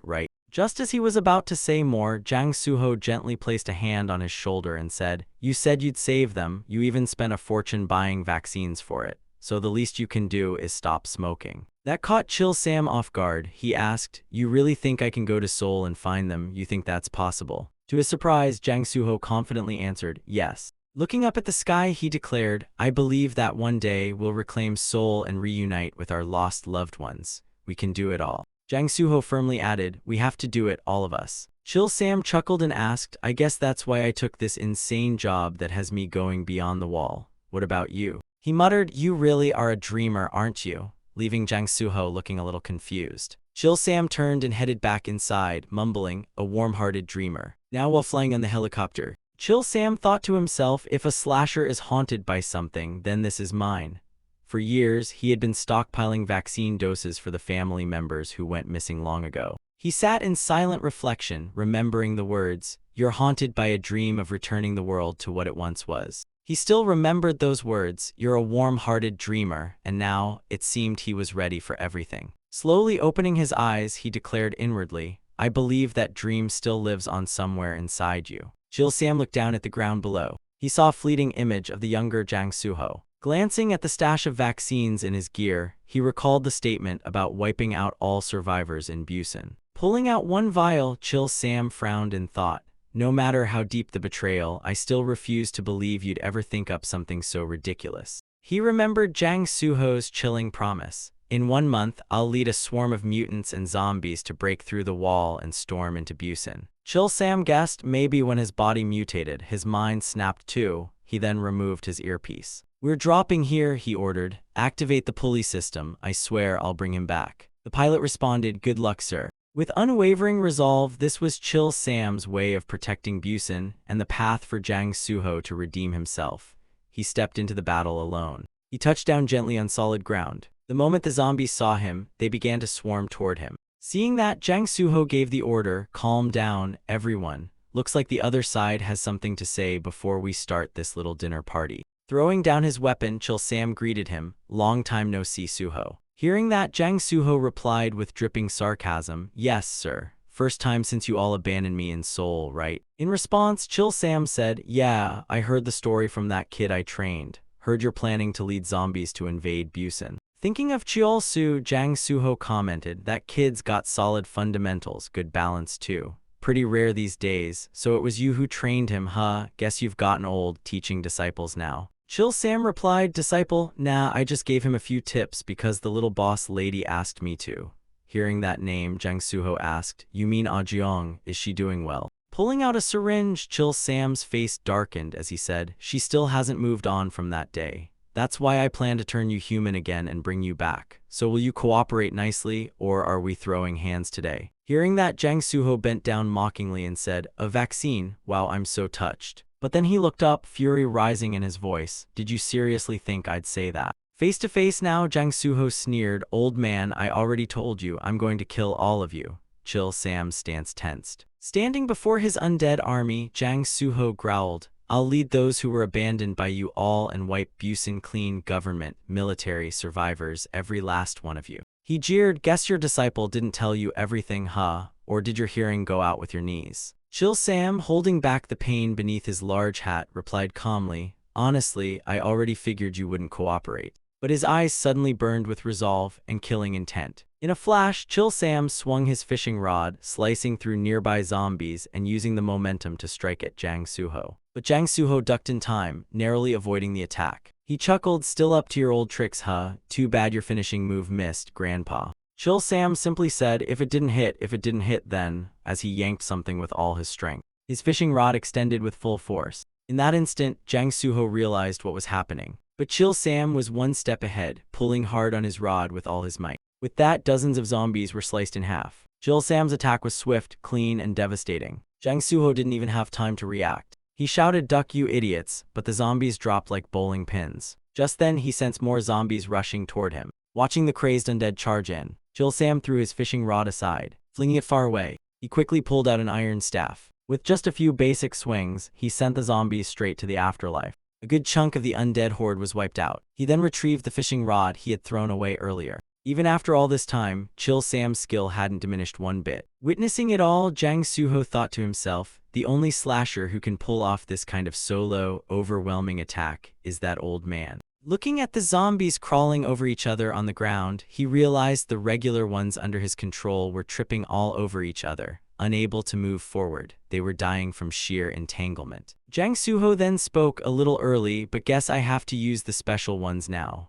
Behind him, countless bloodthirsty red eyes emerged from the darkness. Chill Sam instantly went on high alert. He thought to himself, not waiting the full month and coming here alone was definitely the right call. He decided this was the moment he had to push forward and save that boy. Suddenly, Jang Suho lifted the visor of his helmet. Chill Sam was caught off guard. Jang Suho pulled out a whistle. A chilling whistle echoed through the night air. Seeing that, Chill Sam muttered, "A whistle, is that a signal?" Right then, small holes began forming in the ground. Zombie hands immediately shot up, crowding their way out, shocking Chill Sam. The undead grabbed his legs. Chill Sam shouted, "What the?" and then he realized they were mutant strains. Up in the sky, a monstrous beast began circling above. Instinctively, he knew this thing was dangerous. It came darting across the sky like lightning. The zombie bird monster dove in, heading straight for Chill Sam. Just as it closed the distance, with only a few swift strikes, even Jang Suho was stunned watching it all unfold. Chill Sam's killing intent overwhelmed everything. With just a few clean slashes, he sent the zombie bird straight to hell. Jang Suho thought it came from a blind spot and he still took it down. That old man's reflexes have seriously improved. Looking up at him, Chill Sam taunted, "That all you got? Just this little toy, Chairman Jang?" "Of course not," Jang Suho said with a smirk, and just then, another beast charged in wildly. It was Deekshul in a full-on berserk zombie form, sprinting like a madman. The dismembered zombie arms from earlier also started regenerating, facing attacks from both directions. Chill Sam muttered, "All right then, bring on all the mutants you've got, Jang Suho." Seizing the perfect moment, he leapt high into the air, causing the massive zombie to crash into the crawling arms. From above, Chill Sam analyzed, "That thing's built like a tank and it's charging straight at me. It must be pretty confident it won't get sliced." With his plan set, he thought, time to swing with maximum centrifugal force, and launched into action. He calculated precisely, then swung his rod downward, aiming right for the massive zombie beast. The fishing line instantly wrapped around its neck, and began tightening mercilessly. But just then, Chill Sam noticed something was wrong. The hulking creature didn't hesitate. It grabbed the line and started thrashing wildly, trying to break free from Chill Sam. It roared and yanked the line with terrifying force. Caught off guard, Chill Sam shouted, "Damn it." The zombie form Deekshul slammed him straight into the ground. Just before impact, Chill Sam quickly curled up and rolled midair. Thankfully, his reflexes saved him. He landed safely. But then he immediately realized how dangerous the battlefield had become. Now, while Deekshul held onto his fishing line, other zombies were rushing toward him like starving wolves. Assessing the state of his rod, he thought, "Out of all my rods, the one with the widest coverage is the one he's grabbing. I can't just let it go," he muttered, noticing the iron staff still in his other hand. Chill Sam swiftly turned the tide, slicing the incoming zombies into tiny meat confetti. But Deekshul yanked hard on the fishing line. Chill Sam lost his footing and tumbled to the ground. Still, he dug in and pulled back with all his strength, trying to reel in the beast. The zombie Deekshul growled, "You old fossil." Chill Sam replied dryly, "Even in zombie form, you're still as disrespectful as ever." Using the staff, he launched repeated attacks at Deekshul. But the brute tanked every blow, still clinging to the line. One brutal pull yanked Chill Sam forward before he could react. Deekshul didn't hold back and hurled him a long distance. Specifically, he threw him high into the air. In that moment, Chill Sam understood. Deekshul's strength hadn't weakened at all. As he began falling, a dark puddle suddenly formed on the ground. A mutated zombie beast appeared with an abnormally twisted body. It spread its arms wide, revealing a stomach lined with deadly spikes. In the blink of an eye, Chill Sam was slammed right into it. The moment it caught him, the monster clamped shut, trapping him inside. At that very moment, Deekshul charged in with murderous rage. He rushed like a lunatic, and stopped in front of the creature holding Chill Sam. Deekshul let out a thunderous roar, then poured all his strength into pummeling the beast, trying to crush Chill Sam within. Blow after blow rained down, until blood began oozing out from inside. Only then did Deekshul finally stop. But suddenly, the beast restraining Chill Sam froze. It sensed something wrong. Clean, decisive slashes sliced through, tearing the zombie monster apart in an instant. Even Deekshul was left speechless. Bursting out with blazing eyes and killing intent, Chill Sam stood tall, radiating power. Even the thick-skulled Deekshul flinched with caution. Taking the chance, Chill Sam jabbed the vaccine directly into Deekshul's body. The needle sank straight into the creature's artery. Staggering from exhaustion, Chill Sam muttered, "Knew it. a vaccine can't reverse a mutation instantly. But at least, he added, the injected area should revert to normal. And right away, one side of Deekshul's body returned to human form, leaving him in total shock. While reassembling his fishing rod, Chil Sam reminded him, I told you back when you were still human, never underestimate old people, Jang Deekshul. And with that, he immediately wrapped the line around Deekshul's neck. Using the last of his strength, Chil Sam launched a full-on assault, and succeeded in taking Deekshul's head clean off. Jang Suho was utterly stunned. He stared at the severed head lying on the ground. Chil Sam calmly muttered, now we're finally seeing eye to eye. After a moment, Jang Suho thought, as expected, that old man has pure battle instinct and knows how to use the vaccine effectively. That's why I didn't want to get too close. He reasoned that if the vaccine touched him, it could destabilize his body. If that happened, he wouldn't be able to control zombies or create more mutants. Still, Jang Suho came up with a plan. No helping it, I'll wait until he wastes a bit more vaccine, then I'll deal with him myself. He added, is it cruel? No, if I can turn him into a mutant, it's not a waste, it's a tactical asset. Just then another eerie whistle echoed. Jang Suho commanded, everyone gather here, burn it all to ash. Meanwhile, he threw a pile of documents toward Changi. Ah Jiang shouted furiously, are you insane? Even if we were fully prepared, this wouldn't be enough, and yet you let an A-rank slasher go on a solo raid, and even gave him a chopper. She raged on, and he's not just any A-rank, he's considered the strongest of them all. Why would you risk losing someone that valuable? Hearing this, Changi, though bowing his head, answered firmly, because he's our elder. He insisted on handling Jang Suho himself before younger slashers had to die for it. Ah Jiang worried, but what if he dies? What if it ends up being a meaningless sacrifice? Changi replied with conviction, maybe he will die, but I know for sure it won't be meaningless. Ah Jiang was completely at a loss. Changi continued, even if he falls, it'll still be a powerful move that shifts the odds for the upcoming battle in Busan. And right now, Chil Sam was staking his entire life on that one move. Chil Sam swung his fishing line with all his might. He gripped the shaking rod tighter and tighter. The heavy footsteps of zombies echoed closer. This time, it was another monster, and it seemed just as strong as Deekshul. And on top of that, a much larger zombie appeared, along with zombie birds circling ominously in the sky. But wait, an army of grotesque mutants of all shapes and sizes were now pouring in like a bloodthirsty legion, while Chil Sam stood alone. He summoned every last ounce of strength left in his body. Chil Sam slashed through waves of other zombies. He aimed next at the boxing zombies that charged forward. But then he quickly realized they weren't taking any damage. Worse, they just got more fired up and charged in even harder. It charged at Chil Sam like a maniac, trying to kill him, but thanks to his martial prowess, he narrowly dodged. In this life-or-death situation, Chil Sam realized this zombie monster had overwhelming physical strength and couldn't be taken down the usual way. The boxing zombie came barreling forward, this time showing off its ability to sprout multiple long arms aimed straight at him. Surrounded by a tangle of noodle-like arms, Chil Sam instinctively backed away. But then something felt off. The moment he turned his head, he saw another giant zombie creature lumbering toward him. It quickly grabbed hold of him, trying to restrain him. Taking advantage of the moment, the boxing zombie charged in, fists locked and loaded to pulverize Chil Sam. In the nick of time, Chil Sam whipped out a vaccine syringe. Without hesitation, he jammed it into the giant zombie that was holding him. Thinking about how this dose was meant for his son, Chil Sam whispered, I'm sorry, son. The vaccine took immediate effect on the creature. While it groaned in pain, Chil Sam seized the chance to break free and dash toward the boxing zombie.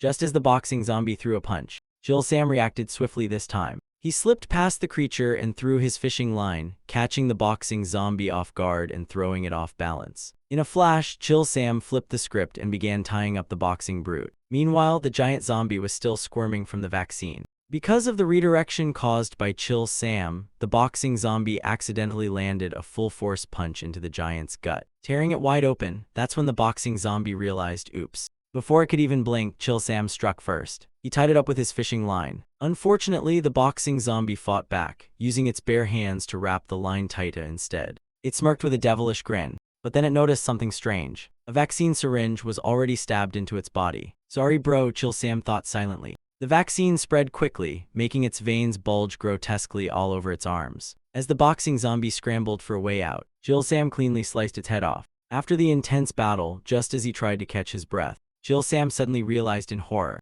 He was being snatched up by a vicious bird-type zombie. He felt a sharp pain on his shoulder. Seeing the talons, he quickly assessed. It's trying to inject blood through its claws. Chil Sam swiftly detached his fishing rod. He tossed it high into the air. The line quickly wrapped around the bird zombie's neck. Ready to go, Chill Sam adjusted the rod, successfully controlling the bird zombie like it was some kind of flying horse, much to its own confusion. The creature thrashed wildly in the air. From the ground, one could clearly see Chill Sam wrestling the sky beast mid-flight. But after a while, he didn't hesitate to leap straight down. Just before he hit the ground from a great height, Chill Sam curled up, bracing himself for the bone-rattling impact. After struggling through the chaos, even though the ground cracked from where he landed, Chill Sam miraculously survived. He pulled out a syringe from his pocket. Chill Sam injected himself and muttered, "Sorry, daughter-in-law." Right then, another figure emerged. Yet another beast-sized monster with a savage glare came charging in. This was bad. Chill Sam was in a tight spot, as the zombie monster attacked so hard it cracked the surrounding earth. He mustered all his strength to dodge away. Looking at Chill Sam, even when staring death in the face, his eyes remained full of determination. From afar, Jang Suho calculated, every time the old man captured a high-tier mutant, he had to use 1 dose of vaccine.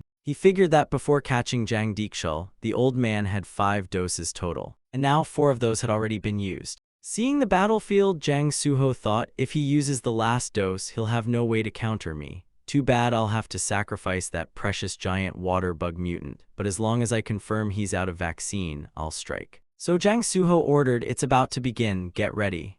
A zombie with a plain, sluggish appearance shuffled forward. But then, its body began to transform rapidly. In a blink, the zombie became a club in Jang Suho's hand. He used it to face off against the massive water bug monster. Thanks to the vaccine shot lodged in its body, Chill Sam managed to defeat the zombie without much sweat. After a long, exhausting battle, his breathing grew heavy. Walking toward the flesh-formed zombie club, Jang Suho taunted, "Looks like you've used up your secret weapon, old man. You still planning to keep fighting?" Immediately getting into stance, Chill Sam growled, "What nonsense. For a guy blinded by hatred like you, this is more than enough." Jang Suho provoked, "Now become a zombie and come with me." With those words, he dashed forward with lightning speed, adding, "Even though you abandon me." "But I won't abandon you," Jang Suho declared, prompting Chill Sam to blink in confusion. "What kind of garbage are you spouting?" But Jang Suho insisted, "You're the one talking nonsense," and lunged again. The two clashed ferociously, unleashing blows with terrifying speed and power. Jang Suho launched one brutal strike after another, and Chill Sam returned them just as fiercely, fighting with everything he had to fulfill his final wish. Then a thought crossed his mind. Why the heck didn't I bring a few slashers along to save this brat? Chill Sam then threw his fishing line straight at Jang Suho. As the line zipped past Jang Suho, it left a nasty crack on the side of his helmet. By the time Jang Suho realized it, it was too late. Chill Sam always blamed himself. "Why didn't I see you were in danger back then?" At that moment, Jang Suho charged forward at lightning speed. Chill Sam immediately went on high alert, thinking, "Why wasn't I strong enough back then for you to rely on me?" Then Jang Suho closed the gap and attacked so fast that Chill Sam couldn't react in time, taking a hit from the zombie club. It took him a moment to recover and realize Jang Suho's intention. Deep down, he thought, there hasn't been a single day I haven't felt guilt over that. Chill Sam quickly grabbed his fishing line again. He reeled back the line he'd thrown behind Jang Suho in one swift motion. As Chill Sam's attack approached, Jang Suho tried to swat it away with the zombie club, but Chill Sam was a step ahead, adjusting the line upward, causing him to miss. Deep down, Chill Sam thought, "But finally meeting you again, that I don't regret." Right then, Chill Sam used every second to swiftly adjust his line again. Seizing the moment as Jang Suho raised the zombie club, Chill Sam instantly wrapped it with his fishing line. He muttered, "I've gotten stronger, not weaker." Chill Sam then slashed the zombie hand, gripping the club clean off while Jang Suho was off guard. Seeing the weapon now useless, Jang Suho looked a bit surprised. Despite the ongoing battle, Chill Sam maintained strength and agility. Now facing a Chill Sam who was nothing like the man from the past, Jang Suho thought, "I figured once the old man lost his rod, he'd be a pushover, but this is way off." He analyzed his strength, technique, and reflexes, but before he could think more, Chill Sam jumped back into battle mode. He flung his fishing line straight ahead at Jang Suho, but with equally sharp skills, Jang Suho narrowly dodged it. He landed smoothly after avoiding the strike. Chill Sam mocked, "You can't even beat an old man, and you think you can take over Busan? Stop it, don't waste your life on this nonsense." He added, "Busan is changing. It revolves around someone just like you." Chill Sam explained, "That guy also survived the campaign to reclaim the country. He even faced off against Jang Dekshul," Chill Sam added, "and helped clean out the scumbags in the Ministry of Defense." He continued, "Then took down a twisted cult pope too, who forgot his duty to serve humanity." Chill Sam shared, that guy is now working to unite all the fragmented slashers out there. Jiol Su had been constantly helping the slashers lately, even down to the tiniest chores. He even won the trust of the cult and the people. In the end, Chill Sam tried to persuade him, besides, all of us feel guilty about what happened to you. If you return to Busan, they'll do everything to restore your body. We'll spend every coin to find a cure for you. He also promised to punish those bastards who plotted against him. Come back, will you? Chill Sam believed he could return to how things were in the old days. Hearing that, Jang Suho seemed stunned and stammered, I can come back. Just when Chill Sam thought he was making progress, he replied, yes, you can come back. But Jang Suho instantly cut him off, speaking with fury and murderous intent. What the hell are you talking about? Old man, are you losing your mind? My resolve isn't soft and sentimental like that. Jang Suho reminded him, I already told you. Thinking about how humanity is struggling to survive in this world, he declared that the ones behind those walls were nothing but cowards, despicable traitors. He remembered the soldiers who were infected while fighting zombies on the front lines, and he insisted it was the zombies who sacrificed themselves to protect others. He sneered, you're no different, old man, stop lying to yourself. At the same time, 2 other bloodthirsty zombies crept forward. Jang Suho said coldly, you know I'm right, making Chill Sam flinch. He recounted how strange the atmosphere became that day. He remembered how, one by one, they started blaming him, even as he was clearly exhausted. And then came the resentment. Back then, Chill Sam just silently stood by, doing nothing. Jang Suho figured it was because his body was tired, because he wanted to live, because his family was his top priority. And so he warned, don't pretend like you understand me. Just then, the approaching zombies began to transform. Another club was born, but now, with all that bloodlust in the air, it was clear Jang Suho wasn't joking anymore. He growled, I hate hypocrites like you more than traitors like Jang Deekshul. Faced with this, Chill Sam only replied, if that's the ending you want, and exhaustion was written all over his face. Jang Suho charged forward like a lunatic. He rushed at Chill Sam, who was barely holding his stance. Truth is, Chill Sam's body had already hit its limit long ago.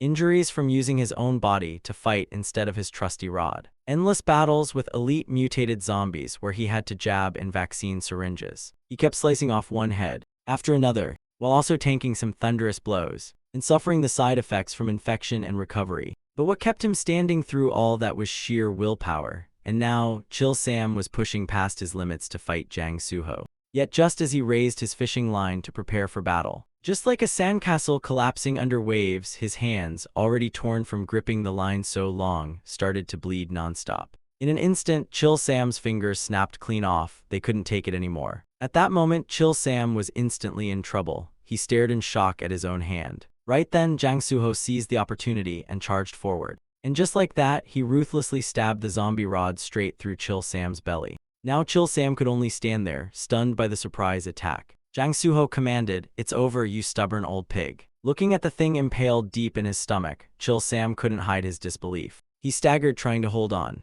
but then collapsed to the ground. Jang Suho approached and stabbed him again, this time straight through the arm, causing Chill Sam to scream in pain. Suddenly, Jang Suho removed his glove and casually sliced off his own pinky finger. Chill Sam stared in utter disbelief. Jang Suho taunted, open your mouth, I'll make you a high-tier mutant. Aren't you excited? You'll get to fight that disciple of yours as a zombie. Impatient, he grabbed Chill Sam's jaw and hummed with amusement, come on now. Just as he brought the finger to Chill Sam's mouth, an unexpected attack was unleashed, leaving Jang Suho blinking in confusion. With his last ounce of strength, Chill Sam trembled and threw something forward. A syringe was now sticking out of Jang Suho's head, and he muttered flatly, oh. Up above, a helicopter continued its surveillance from the sky. After being injected in the head by Chill Sam, Jang Suho immediately staggered backward. Remembering the last vaccine dose that had been used on a zombie beast, Jang Suho wondered, how the hell didn't the old man already use the final dose just now? Chill Sam weakly said, even though you're wearing a helmet, I can still see every little expression on your smug face. He chuckled faintly, bet you didn't see that extra dose coming, huh? Watching Jang Suho staggering from the effects of the vaccine, Chill Sam began to speak, I've never lied to anyone before. With a determined look in his eyes, he added, but since this is probably my last time, I decided to try pulling a trick just once. Turns out, when facing that giant zombie monster, when it slammed its hand down and cracked the ground wide open. While dodging the blow, Chill Sam thought to himself, I can't keep dragging this out, I need something to settle this once and for all. Right then Chil Sam saw his chance. He spotted a syringe still stuck in the neck of the zombie boxer's corpse, and immediately came up with that idea. It had to be that thing. Chil Sam recalled that while Jang Suho was busy forging his spear-shaped weapon, the giant mutant was already taken down without needing a vaccine. What was sticking in its body was just an old empty syringe used for distraction. He admitted that the real final dose, the one he had meant to use for his daughter, was now lodged in Suho's skull. Chil Sam pleaded, "Come back to being human, Jang Suho. Return to the life that once belonged to you." But just a few words in, he coughed up blood and pain. Struggling to move, Chil Sam thought, "I'm this close to dying, who's even thinking about treatment now?" With each breath growing heavier, he muttered, "Still, maybe I'll be fine." Before heading off to fight Jang Suho back at his home, Chil Sam sat down to write a few lines. He set the pen down, then placed the paper into a folder. Right after he left, he remembered the instructions he'd given the night before. "That's right, Changi." He had said, "If anything happens to me, open this letter and give it to Kim Cheol-soo." Now Chil Sam felt a sense of relief and thought to himself, "All right, now I can rest easy." He recalled that he had even apologized to the kid. Thinking of Cheol-soo, Chil Sam told himself that he had chosen his successor. And with that, he slowly began to fade. His mind drifted back as memories from his childhood in a poor neighborhood started to flood in, until the moment Chil Sam finally got himself a job. Even the memory of marrying the woman he loved and laughing with his happy little family, those old memories resurfaced so vividly, especially that warm family photo with Chil Sam surrounded by his grandchildren. He thought to himself, "It's over," and began to let everything go. Just then, a sudden noise made Chil Sam snap his eyes wide open. He trembled and stepped back. Right in front of him was Jang Suho's severed head. It left him completely stunned. A headless body stood tall before him, holding a knife. Chil Sam wondered, did he decapitate himself? For a second, his entire body froze. He noticed the blood-drenched blade. Then the shock hit. He had clearly misjudged, and now it was far too late to undo his mistake. Blood poured endlessly from Jang Suho's severed neck. Witnessing this, Chil Sam's eyes went wide, thinking, because as he saw Jang Suho's head regenerating, he finally realized things had gone way too far. Suho said, "Didn't expect me to slice off my own head, huh? Bet that caught you off guard." But facing Chil Sam, Suho calmly added, "Told you, once I commit, I go all in." Confronting a superpowered Jang Suho, Chil Sam sternly warned, "You've become a complete monster, Suho." Hearing that, Suho retorted, "And you think you're the only one who survived thanks to the sacrifices of others?" Picking up his helmet, he sighed, "What a long night." Holding the helmet high, Suho declared, "It's time we wrap up this unfinished story." With his body growing weaker by the second, Chil Sam quietly admitted, "This old man, lost fair and square, I won't be anyone's burden." Despite his fingers being severed, he clutched the fishing line tightly, causing Jang Suho to immediately go on alert. Using the last of his strength, Chil Sam yanked the line toward himself. In an instant, the line flew forward. Jang Suho's instincts kicked in at once, but the line only grazed his blade, which made him pause in surprise. Turns out this time, Chil Sam was aiming the line at himself. It wrapped around his own neck, leaving Jang Suho a bit puzzled. With eyes full of killing intent and resolve, Chil Sam declared, "Both our heads will fall today, but let's be real, mine's not growing back."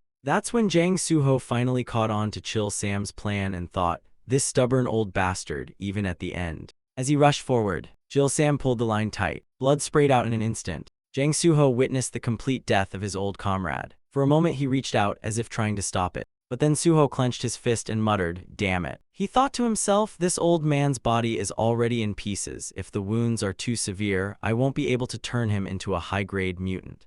So in the end, this battle turned into a trade-off between an A-rank slasher and a top-tier mutant. He guessed still to keep the upper hand. They must have witnessed my fight with Kim Chil Sam and already gathered intel on me. Looking at the helicopter above, Jang Suho figured he had to destroy that thing too. Inside the aircraft, Chil Sam's crew was tracking the situation and recording the entire battle. One pilot quickly gave the order, "Speed up, we've got his final footage." The military's helicopter rushed away in a panic. At that moment, Jang Suho commanded, "Bring it down." The moment he spoke, a horde of zombie birds filled the sky like it was Black Friday at the Apocalypse Mall. They frenziedly dove toward the helicopter like it was a free buffet. Seeing the feral look of the zombies through the glass, the cameraman's face drained of color like he'd just seen his electricity bill. The zombie swarm clawed and smashed against the windows. The cameraman was so terrified he couldn't even open his eyes to witness his own doom. Just then, the helicopter door burst open. With a weapon in hand, someone fiercely fought off the zombies clinging to the side. They managed to stop quite a few of the creatures from ruining the flight. Turns out, that warrior was none other than Sang-so. facing the oncoming zombie swarm closing in on the chopper, and seeing their savage madness. Sang-so fought like a man possessed. Flashback to Busan in a cramped alley of a residential zone. Sang-so was solo-wrecking a bunch of thugs. Each one got a personal beatdown. A knife dropped to the ground. One guy dangling by the collar begged for his life. "Stop, please stop." Just then, a hand landed on Sang-so's shoulder. He turned and saw Chill Sam behind him, looking slightly puzzled. Glancing at the pile of beaten-down men, Chill Sam commented, "You're pretty strong. Wouldn't it be a waste to use that strength just to fight over supply crates?" He called out, "Hey kid." And then Chill Sam made an offer, got the guts to get past that wall. Cut to a later time, Sang-so gritting his teeth while fending off a zombie mob. After wrapping everything up, his body started to feel a bit tired. Just then, another zombie suddenly charged at him. It rammed straight into Sang-so like a crazed fan at a concert. The impact sent him flying. The zombie lunged at him with bloodthirsty eyes, but Sang-so managed to brace himself in time. As soon as he realized his staff wouldn't hold much longer, he just shut his eyes and braced for death. But in that exact moment, a slash came out of nowhere, making the zombie in front of him suddenly freeze. And instantly, half its body was sliced clean off, leaving Sang-so completely stunned. He hadn't even processed what just happened. Then Chill Sam spoke up, "What? Why are you looking at me like I just proposed to you?" With a stern face, he urged, "Stop gawking and get up already." And so the two of them trained together, master and student. Chill Sam constantly guided and corrected Sang-so, and Sang-so always respected and listened to his words. On that stormy day long ago, only Sang-so, Chill Sam, and Ajiang were left. With a cigarette in hand, Chill Sam stood alone, lost in thought, puffing away. That's when an umbrella suddenly appeared beside him. Sang-so had shielded him from the rain. Just a moment ago, they were still sitting side by side in the helicopter. Sang-so smiled faintly. Looking at him now, Chill Sam sighed, "You've grown up so fast, kid." Hearing that, Sang-so immediately barked back, "Don't say stuff like you're about to die, you old geezer. Don't go making trouble for me." To that, Chill Sam just grinned and teased, "Can't you at least say you'd be sad if I died? You've always pretended to be all tough, you punk." It stirred up a complicated swirl of emotions inside Sang-so, who stayed silent, now with tears of pain rolling down his face. Watching his master die right in front of him, Sang-so screamed in agony. Through the sobs, he cursed, "I told you not to be a burden, damn it, old man." Meanwhile, somewhere far away, the sound of barking dogs echoed. Jiao-su was having a heated discussion with Chunsik. Chunsik asked, "What's that supposed to mean? Are you negotiating with me or threatening me? You said if I don't help protect Busan, I'll be branded a traitor." Jiao-su fired back, "Did I say anything wrong? You think I'm here to bargain with you?" He accused, "At a time when all the slashers are preparing to defend Busan, you're more worried about how much bonus you'll get." Then he added, "Are you in cahoots with Beak Kine or something?" which made Chunsik visibly flinch. Chunsik asked nervously, "So what now, huh? You planning to beat me to death like you did to Beak Kine?" He warned, "That won't be so easy, you know. Look around, this ain't exactly your turf." With dogs barking wildly in the background, Chunsik scoffed, "If I just snap my fingers, wiping you out would be a breeze." Hearing that, Chiao-su explained, "If I intended to beat you to death like I did with Beak Kine, I wouldn't have waltzed into this tiger's den you set up. My coming here means I don't see you and Beak Kine as being on the same level." In that car conversation earlier, Chiao-su had brought up the lone wolf A-rank slasher, Aka the dog trainer. If there was one thing that made him stand out from the others, Ari noted, it's that he's a total loner. Chiao-su wondered aloud, "Yeah, the guy's kind of a weirdo. He walked out of the war strategy meeting on his own. How the heck do we even convince someone like that?" Ari replied, "In the slasher world, he's A-rank but never got any real recognition or perks. She guessed maybe he's got some social anxiety disorder, or maybe he just really hates people." Ari recalled, "Besides the mandatory meetings, he basically ghosts every public event." She added, "And since he lives in total seclusion, the other slashers see him as a creep, either too arrogant or just antisocial." Ari then brought up the plan to go talk to the dog trainer, and advised, "Try approaching him with a bit of validation and empathy." She suggested, "Sometimes the people who distance themselves most from others actually crave connection, just like someone else I know." Chiao-su quietly agreed, "Yeah, maybe you've got a point." Then with a serious face, Chiao-su asked, "So just ignore the people who tried to wreck your life?" He added, "You calculated everything on your own, but I don't see that as selfish." That left Chunsik silent, and before he could respond, Chiao-su made a proposal, "Come with me, Slasher Park Chunsik." He asked, "Even if I hadn't shown up, wouldn't you still have ended up fighting to protect Busan?" At that, Chunsik could only nod in reluctant agreement. All right, I get it already. Geez, I'm feeling the guilt gnawing at me." He added, "But don't go thinking the others you'll be convincing will be as easy as me." That made Chial-su chuckle, oh really, and Chunsik just stayed quiet, looking like he regretted every life choice. Chial-su confidently declared he could survive in the slasher world without anyone's help. Let our manager prove just how much clout you actually have. Let's see what happens. Seeing Chial-su's message pop up saying he'd successfully recruited Park Chunsik, he added, the rest's all up to you now. Ari felt like she'd just gotten a major energy boost. She excitedly announced, guys, A-rank slasher dog trainer Park Chunsik has agreed to team up with Shovel Demon. The news spread fast and everyone started buzzing. If even the dog trainer is working under Shovel Demon, doesn't that mean all A-rank slashers are now united? That Park Chunsik guy, pretty slick thinker. Didn't he skip out on the first rebuilding campaign? People started thinking if someone that strong is in, then maybe it really is worth giving this a shot, especially with Jang Soo-ho and his zombie army involved. Back in the car, Ari was thrilled and declared, this mission's success definitely had my fingerprints on it, Shovel Demon. Hearing that, Chial-su replied, I'll repay you, if Busan doesn't fall, that is. Then he asked, so what's our next stop? Don't tell me back to the company. Ari explained, yeah, we need to drop by Choi Jang's company again to hand over the list of supplies we need. Oh, and report that we managed to recruit Park Chunsik too. Chial-su chuckled, it's been a while since we had good news, this feels nice.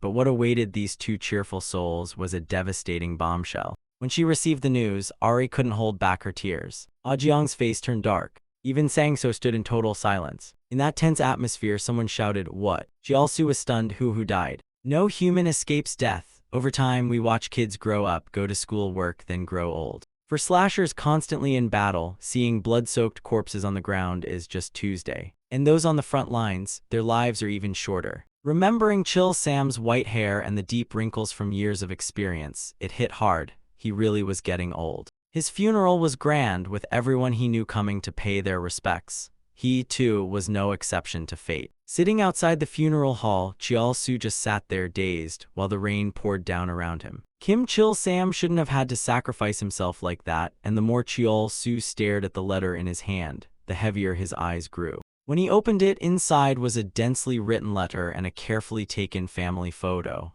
I prepared this for you, it said. Chial-su's face darkened. So much experience, respect, caution, none of it had wavered, even when facing a massive sum of money. He remembered the scene where the old man stood firm and proud, eyes filled with resolve. Then he recalled that satisfied smile, those approving eyes as Chil Sam looked at him. On that blazing hot day, he had trained relentlessly under Chil Sam's watch. Memories burned into every slasher's heart. Every anxious glance of Chial-su had been silently noticed by Chil Sam. Even Sang-so's unyielding determination hadn't escaped the old man's gaze. He remembered how Chil Sam sat in the briefing room, accepting any mission within his reach, no matter how difficult, without ever passing the buck. That's why the survival rate of those who took missions with him was always high. Maybe that's why the funeral hall stayed packed, rain be damned. Inside, Chunsik, Korong, and Jeonghwa all stood solemnly before the altar. Each person who cared for Chil Sam stepped forward, lighting a stick of incense. That's the kind of man he was. Hundreds bowed deeply before his altar, paying their final respects to the one irreplaceable man.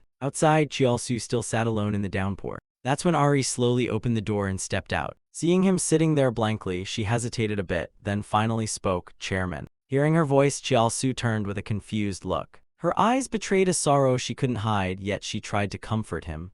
I know you're hurting. To me, he was also a respected slasher and a true leader. I'm hurting too. The rain only grew heavier, but she couldn't avoid bringing up work. In her hand now was a warm cup of tea. Sitting beside him, she broke the silence. Do you think I'm heartless? Guilt was all over her face. No, I am. We're in mourning, and here I am talking about work. Chial-su reassured her. No, it's okay. War is close. In a month, those mutants could swarm in and wipe out Busan. Her sorrowful gaze met his as she said, right now, wasting time mourning someone's death is the strange thing. Staring into the rain, Chial-su steadied his mind. Choi Ah-jeong said the funeral will only last until tonight. I doubt he'd want us wasting time when we should be preparing to strike. Ari looked downcast, casting a quick glance at Chial-su before replying, I also heard the funeral would only be held today. That's actually why I rushed over to meet you like this. She recalled the scene just hours ago when thousands of slashers had flooded into the funeral hall like a tsunami, Rarely was there a place where so many could gather. She also remembered the faces of those prominent figures at the funeral, a place where you could truly feel the weight of being a slasher. At that moment she stood up. Standing tall, her eyes now held only resolve. Tonight, right here is the time and place. Hearing her words, Chial-su was a little surprised, but he didn't say anything in response. Seeing him like that, Ari continued, "Didn't you just say war is near? Everyone who will fight by your side on the battlefield is gathered here. Let me show you." Watching Chial-su remain slumped in place only made Ari more determined. "First, we'll honor the fallen, then we'll ignite their fighting spirit and show them you're the irreplaceable leader they need." Chial-su now met her gaze, tension in his eyes. After a moment of silence, he finally spoke. Did he foresee this happening? Thinking of Chill Sam's gentle face, he wondered, in those last moments, did he worry about what would happen after he was gone? Suddenly, another voice interrupted their conversation. "Of course not." Hearing it, Chial-su turned his head. Sang-so stepped out from inside, loosening his tie as he said, "He wasn't some master strategist, you know." In his eyes was solid faith, but he added, "What he did have was a good eye for people. I'm sure he believed we'd be fine, no matter what." Approaching Chial-su, he kept trying to reassure him, "So stop hesitating." He squatted down in front of the still stunned Chial-su. "We've got to make the sacrifice of Kim Chil-sam, top-class A-rank slasher, mean something." Chial-su could only stare at Sang-so in shock, eyes wide. Then suddenly, Sang-so noticed something. In Chial-su's hand was a photo, the handwritten letter, and a cigarette tucked between the pages. Sang-so's face twisted in rage as he swore, snatching the cigarette. "You've gotta be kidding me. That old man left me nothing but this. You don't even smoke, right? Then it's mine now." With the help of the other A-rank slashers, Kim Chial-su managed to gather everyone inside the funeral hall. Manhwa and his team had also arrived. Chun-sik stood at the front of one group, helping keep order. In the corner stood Sang-so, Korong, and Ajiang. Chill Sam's portrait rested silently in place. Chial-su stood up straight before the casket. He took a deep breath and began his call to action. In his eyes were only resolve and determination, even if it was just to make sure Kim Chil-sam's death wasn't in vain. Everyone's eyes turned to Chial-su. Even Chun-sik remained frozen in place, determined to uphold the legacy they'd built. Or maybe it was to protect the vulnerable, their loved ones and families. Jianghua listened carefully from the front row. Even Sarang and Yiha, now serious-faced, looked ready to put their lives on the line to defend the walls of Busan. "Put aside personal feelings and interests. We must unite and face the enemy ahead." Those words hit like a slap, snapping everyone in the funeral hall back to their senses. Even A. Chuanyang had to quietly listen. The more he spoke, the more resolute his voice became. Failing to do so in this situation would be a disgrace to all fallen slashers. As he reached that point, he suddenly paused, and the room fell into complete silence. Chial-su clenched his fist tightly, each word spoken with crystal clarity. "Let's fight together." Standing below, Ari felt a sense of reassurance from his speech. He looked earnestly at everyone, eyes filled with determination, and "We must make it happen." So that everyone could hold their heads high after saying all he needed, he turned to Chill Sam's photo. "You still look as dignified as ever, old man." Night quietly crept in, and the moon rose high above. Angry shouts echoed through the forest, laced with bloodstains. "Damn it, son of a..." Suho furiously sawed off his own arm, face twisted in rage. "Son of a..." The moment his arm hit the ground, the zombies pounced on it like hungry piranhas. He stood to the side, watching them ferociously devour his severed limb. Seeing no result, Suho roared, "Obey me and move already. What a bunch of useless meatbags." But no matter how loud he yelled, the zombies didn't budge. Watching them just sit there made him grind his teeth in fury. Suddenly, his severed arm regenerated, with bite marks still fresh from those zombie chompers. In a flash, he slammed one zombie into the ground, leaving a crater behind. When he lifted his bloodied hand, it was fully restored, gross but effective. Two nearby zombies ran off like their own lives depended on it, terrified of Suho's demon face. Remembering the syringe stabbed straight into his head, his rage only boiled more. Ever since that old geezer jabbed him with the vaccine, he couldn't create controllable mutants anymore. As if venting, his molars clenched harder, threatening to shatter. His scream echoed through the night, "You bastard old man." The ability to control zombies could change the tide of war. One who possessed it could command the undead like marionettes. And when zombies moved as a unified army, a single user could bring down an entire nation. Among all abilities, it was truly one of a kind. But this power came with a tricky recipe. Miss a step and it'd all fall apart like cheap IKEA furniture. First, the zombie had to eat a part of Jang Suho's body, For example, he'd offer them his arm as a snack. Second, a secondary mutant strain must form before the limb is fully digested in the zombie's stomach. This way, the mutation spreads faster. Third, Suho's brainwaves had to sync with the mutant zombie. Only then could he command them like a creepy undead general. If even one step went wrong, the power was useless. No matter how hard Suho tried, he couldn't control the zombies. And that day, during the final moments of the battle with Kim Chil-sam, something went wrong with one of those 3 overly complicated conditions. The syringe was still sticking out of his head. At this point, he was incredibly frustrated, racking his brain nonstop. What went wrong? Was the body part he used to control the zombie defective? Or was the mutation not strong enough? After some serious brooding, he muttered, if not those, then was the brainwave link broken. During that battle, Jang Suho had actually decapitated himself several times. The image of him slicing off his own head without hesitation was still vividly burned into memory. Thanks to the moonlight, the night sky still had a faint glow. From regular zombies to high-level mutants, he had fed them parts of his body and dissected their guts for clues. But even with a mountain of corpses on the ground, he'd found nothing useful. He had results but no power recovery. Suho, even more pissed off, angrily wiped the blood off his face. Standing on a high rock and looking down, he saw a horde of zombies standing still. He finally let out a breath of relief. Thank goodness the pre-made mutant zombies were still under his control. His original plan was to create a zombie army in a month. With that thought, Suho's gaze became sharper. But now that plan was toast. Would launching a preemptive strike before the enemy was fully ready be the only option? He didn't want that. If he broke his word, he'd be no better than the traitors who betrayed him. His jaw clenched tighter, and with every word came a deep unwillingness. No, I won't become like them, those self-serving bastards. Everything he was doing was for a better future. With that, he began to calm down a bit. Looking back down at the zombies below, Suho gave a calm command. If I've made up my mind, then this needs to be swift and clean. Everyone, get ready to march. Now's the time to find out who the real humans are.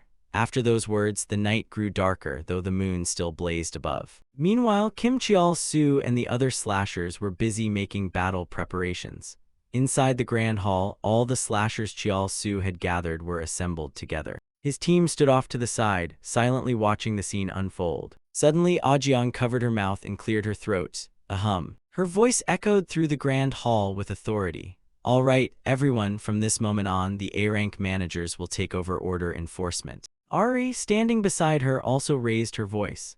First, we'll divide the slashers by the roles they'll take in battle. What President Choi Ah-jeong means by division is assessing each slasher's strengths and weaknesses before assigning them. Please cooperate with us. Watching her calmly organizing everyone, Ah-jeong couldn't help but crack a smile. The defense team will guard Busan's wall. This includes A-rank slasher, the Fisher Granny Han Jeonghwa, the Jagalchi Street Merchants Association, and the Jehovah's Church of God. They will stand as Busan's shield. Next, the Vanguard team, handling standard zombies, consists of A-rank slasher dog trainer Park Chun-sik and a bunch of volunteer slashers. They'll lead the charge and clear the path. Then we have the Special Ops team fighting mutant zombies, B-rank slasher Chainsaw and Sarang, B-rank slasher Weedwecker Ha Sang-so, and C-rank slasher evangelist Choi Peter.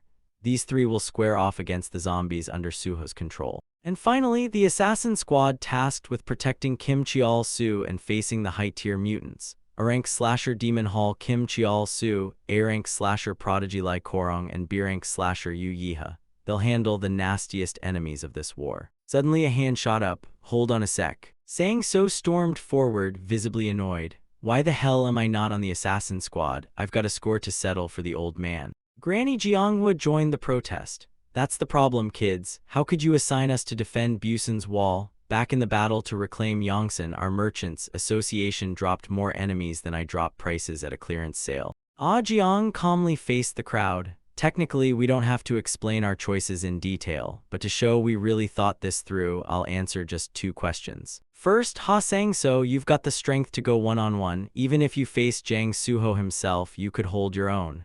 Hearing that, his expression softened a bit. But he still couldn't hold back. If you know that, then why am I still? Before he could finish, Ah-jeong interrupted. Because you're not just driven by strategy, you're driven by regret over his death. Then she calmly delivered the final blow, and more importantly, you're personally connected to Jang Suho. As she said that, flashes of the 2 talking like old friends flickered through his mind. After hearing all that reasoning, he could only bite his lip and stand there, though his eyes were still full of unwillingness. Ah Jiang's gaze stayed locked on Sang So, every word from her landing like a 1,000-ton weight. Can you guarantee that one moment of hesitation won't cost us the war? His hands clenched into fists. He still couldn't accept this result. I want to avenge the old man with my own 2 hands. That thought alone made him bow his head, but he knew she wasn't wrong. Ah Jiang then turned to speak with Madame Jianghua. You, as part of the defense team, must hold the line no matter what happens. With your warm heart, if you witness a slasher brutally slaying zombies, could you really just stand by and do nothing? Her words left Madame Jianghua speechless. Suddenly, Ah Jiang flashed a sly smile. She pointed straight at Huanyang's group and rapid-fired like a machine gun. But what if you're paired with your former enemies? Even if you saw them die, you wouldn't be too torn up, would you? Her words startled both Huanyang and the underling next to him. When the madam gave no answer, Ah Jiang returned to her usual icy, arrogant tone. Still, in terms of combat strength, your teams are relatively weak. These 2 groups will function as core to minimize casualties during the zombie clashes. Hearing this, a thought popped into Madame Jianghua's head. This girl's sly like a fox, already planned for the worst-case scenario. After pondering for a moment, her lips curled into a smirk. Ignoring the trembling Huanyang next to her, she chuckled cheerfully at the clever planning. Now I get it. I'll guard the Busan wall so I can witness them being punished with my own eyes. Seeing everything falling into place, Ah Jiang raised her voice again to rally the troops. All right, no more doubts about your assignments. Everyone, get to your positions and prep for battle. Meanwhile, in the assassin team's meeting room, Jiao was staring blankly at something, so stunned he couldn't speak. Korong sat quietly inside the room, and the 2 of them looked like statues in awkward silence. After what felt like a software reboot, he finally stuttered out, "Why, you came alone, where everyone else?" But unlike his awkward panic, Korong calmly replied, "I kicked them out." He looked like he was terrified to be alone with her. His voice got more jumbled. "Why would you do that?" Seeing him like that, she got straight to the point. "Because I have something to discuss with you, just between the 2 of us." Hearing that, Jiao looked visibly confused. He hesitantly sat down, still puzzled. "A private matter between us? We don't even know each other that well, do we? Aside from running into Choi Ah-jiang at the office, I've never even talked to her, let alone heart-to-heart convos." And so the 2 of them sat across from each other, staring in silence as awkward tension filled the air. After a while, Korong finally spoke. "The zombies have risen, and we're declining in every possible way." Those words finally got Jiao-su's attention. Manpower's dwindling day by day, with people getting wiped out during zombie outbreaks. Next problem, food, all the warehouses completely empty. And lastly, land and property. Money's basically toilet paper now, and fertile land is being trampled by zombie hordes. Even relationships have crumbled. People no longer smile at each other. Warm families from before the apocalypse, gone. Looking Jiao-su dead in the eye, Korong asked, "There's only one thing increasing now. Do you know what that is?" Her question made him curious. "Something that's going up." After a brief silence, she answered seriously, "Orphans, the number of orphan children. In society, we always say to prioritize saving children, women, and the elderly. And if we have to choose one, save the kids first. That's always been the rescue protocol. Picture a cruise ship sinking into the ocean. In that chaos, people rush to save the kids first without hesitation. Even when the world's overrun by zombies, that rule still holds. While everyone's panicking and screaming, zombies are coming, run." A tall man suddenly spots something. A woman, severely wounded, trying to hand over her child to him while barely staying conscious. Tears of despair roll down her face, her pleading eyes locked on him. Even in desperate times, people somehow still find a sliver of humanity, unless they're complete jerks. And no one ever refuses to save a child. That man didn't either. He picked up the kid and bolted. Seeing her child carried to safety, a smile bloomed on her lips. As she kept watching the man's silhouette fade into the distance, her breath began to fade too. Every adult saved at least one child. Some even managed to rescue so many kids they could fill a whole cart. Those heroes then dragged those carts with all their might. They didn't do anything wrong. Outside the refugee tent, 2 worried men whispered, "The number of kids has exceeded our expectations.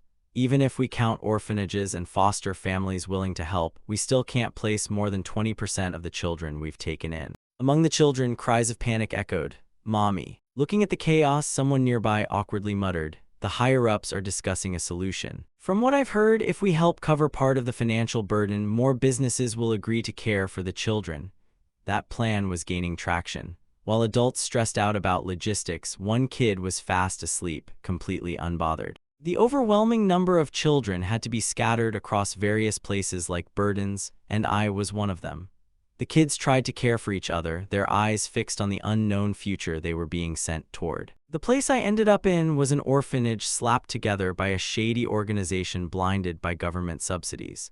Seongshul Orphanage, nothing but a flimsy banner and a whole lot of kids. Inside stood a chubby man with another strict-looking guy behind him. At first, thanks to the subsidies, they even made us powdered porridge. That's how we got by, growing up spoon by miserable spoon. One day, in the director's office, the orphanage head was reading some paperwork. After seeing something inside, he snapped, "Damn it, I might as well send them out begging. At this rate, I'm going bankrupt." As funds dried up, they started forcing us kids to earn money. Some had to fake mental illness while begging in filthy clothes, cup in hand. Others had to pick pockets. They made us do every dirty trick in the book, anything that brought in cash. In a world where even adults were struggling to survive, kids had it way worse. Back then, Korong was just a little girl, staring blankly upward. Before her was a corpse hanging lifelessly. The body's skin was pale, sunlight faintly illuminating her young face. Korong could only purse her lips at the sight. If this was the plan all along, then why save us in the first place? She thought, bending down to take off her own shoes. She carefully placed them on the feet of the other girl.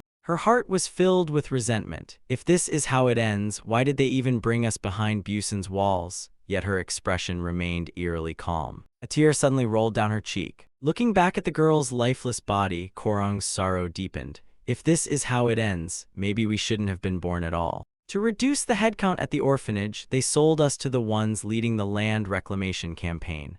Korong's voice held a tinge of resentment as she recalled the director's wicked grin while selling her and the others off.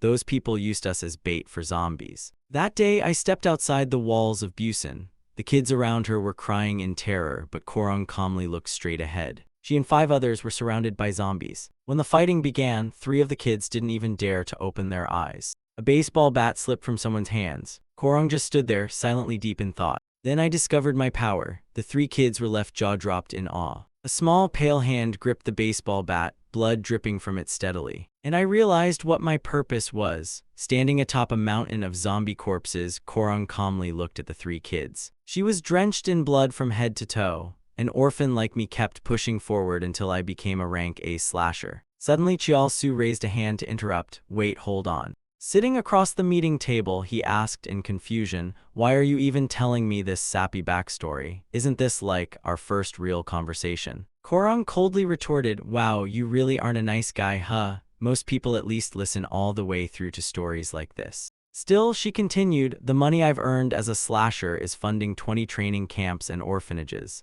Cheol-soo looked genuinely surprised. But Korong calmly folded her hands and continued, "If I die, you need to make sure those places don't fall apart. That's my condition for fighting alongside you." Hearing this, Cheol-soo looked even more confused. "Wouldn't it make more sense for you to just stay alive and keep running things? I'm already carrying too much responsibility." Not agreeing, Korong firmly stated, "All the strongest slashers in history are gathering here to fight the zombies. Even the dog trainer's coming. People are going to die. It wouldn't be strange if I do too, but I want your word." Outside, the meeting room door remained closed. Korong's voice continued steadily, "Can you guarantee that I won't die? We're both under Choi Jang Corp, so I've been keeping tabs on you too." "You were the only survivor from the reclamation mission," she added, recalling the image of Cheol-soo sitting atop a pile of zombie corpses, shovel in hand, hacking away. Even when faced with a government conspiracy, soldiers dropped one after another to zombies. The scene was nothing short of a massacre. Recalling how he fought with a machete and still survived after being caught by Deekshul and forced into a one-on-one duel with Jang Deekshul. Then there was the ambush at the Gimhee construction site, where a giant bug suddenly attacked him and Ari during a mission. And the coup led by Major Lim, another fight for survival. Most recently, after the bloody battle at the Jehovah Chapel, he faced off against Jang Soo-ho and still lived. Maybe this time would be the same. Her voice sank as she remembered herself standing before a friend's corpse. "So promise me that you won't abandon the children." Even Cheol-soo was stunned for a moment. Thinking of familiar faces, he realized there were still so many promises he needed to keep. He remembered standing beside Gwangtik's lifeless body. He remembered Mr. Chilsam's letter and family photo. and the vague memory of himself staring blankly ahead, and then came a thought. I pray that he could become a shield strong enough to protect everyone. That's when his own family photo came to mind. Seeing his hesitation, Korong tried again. If you promise, I'll cooperate to make this meeting go smoothly.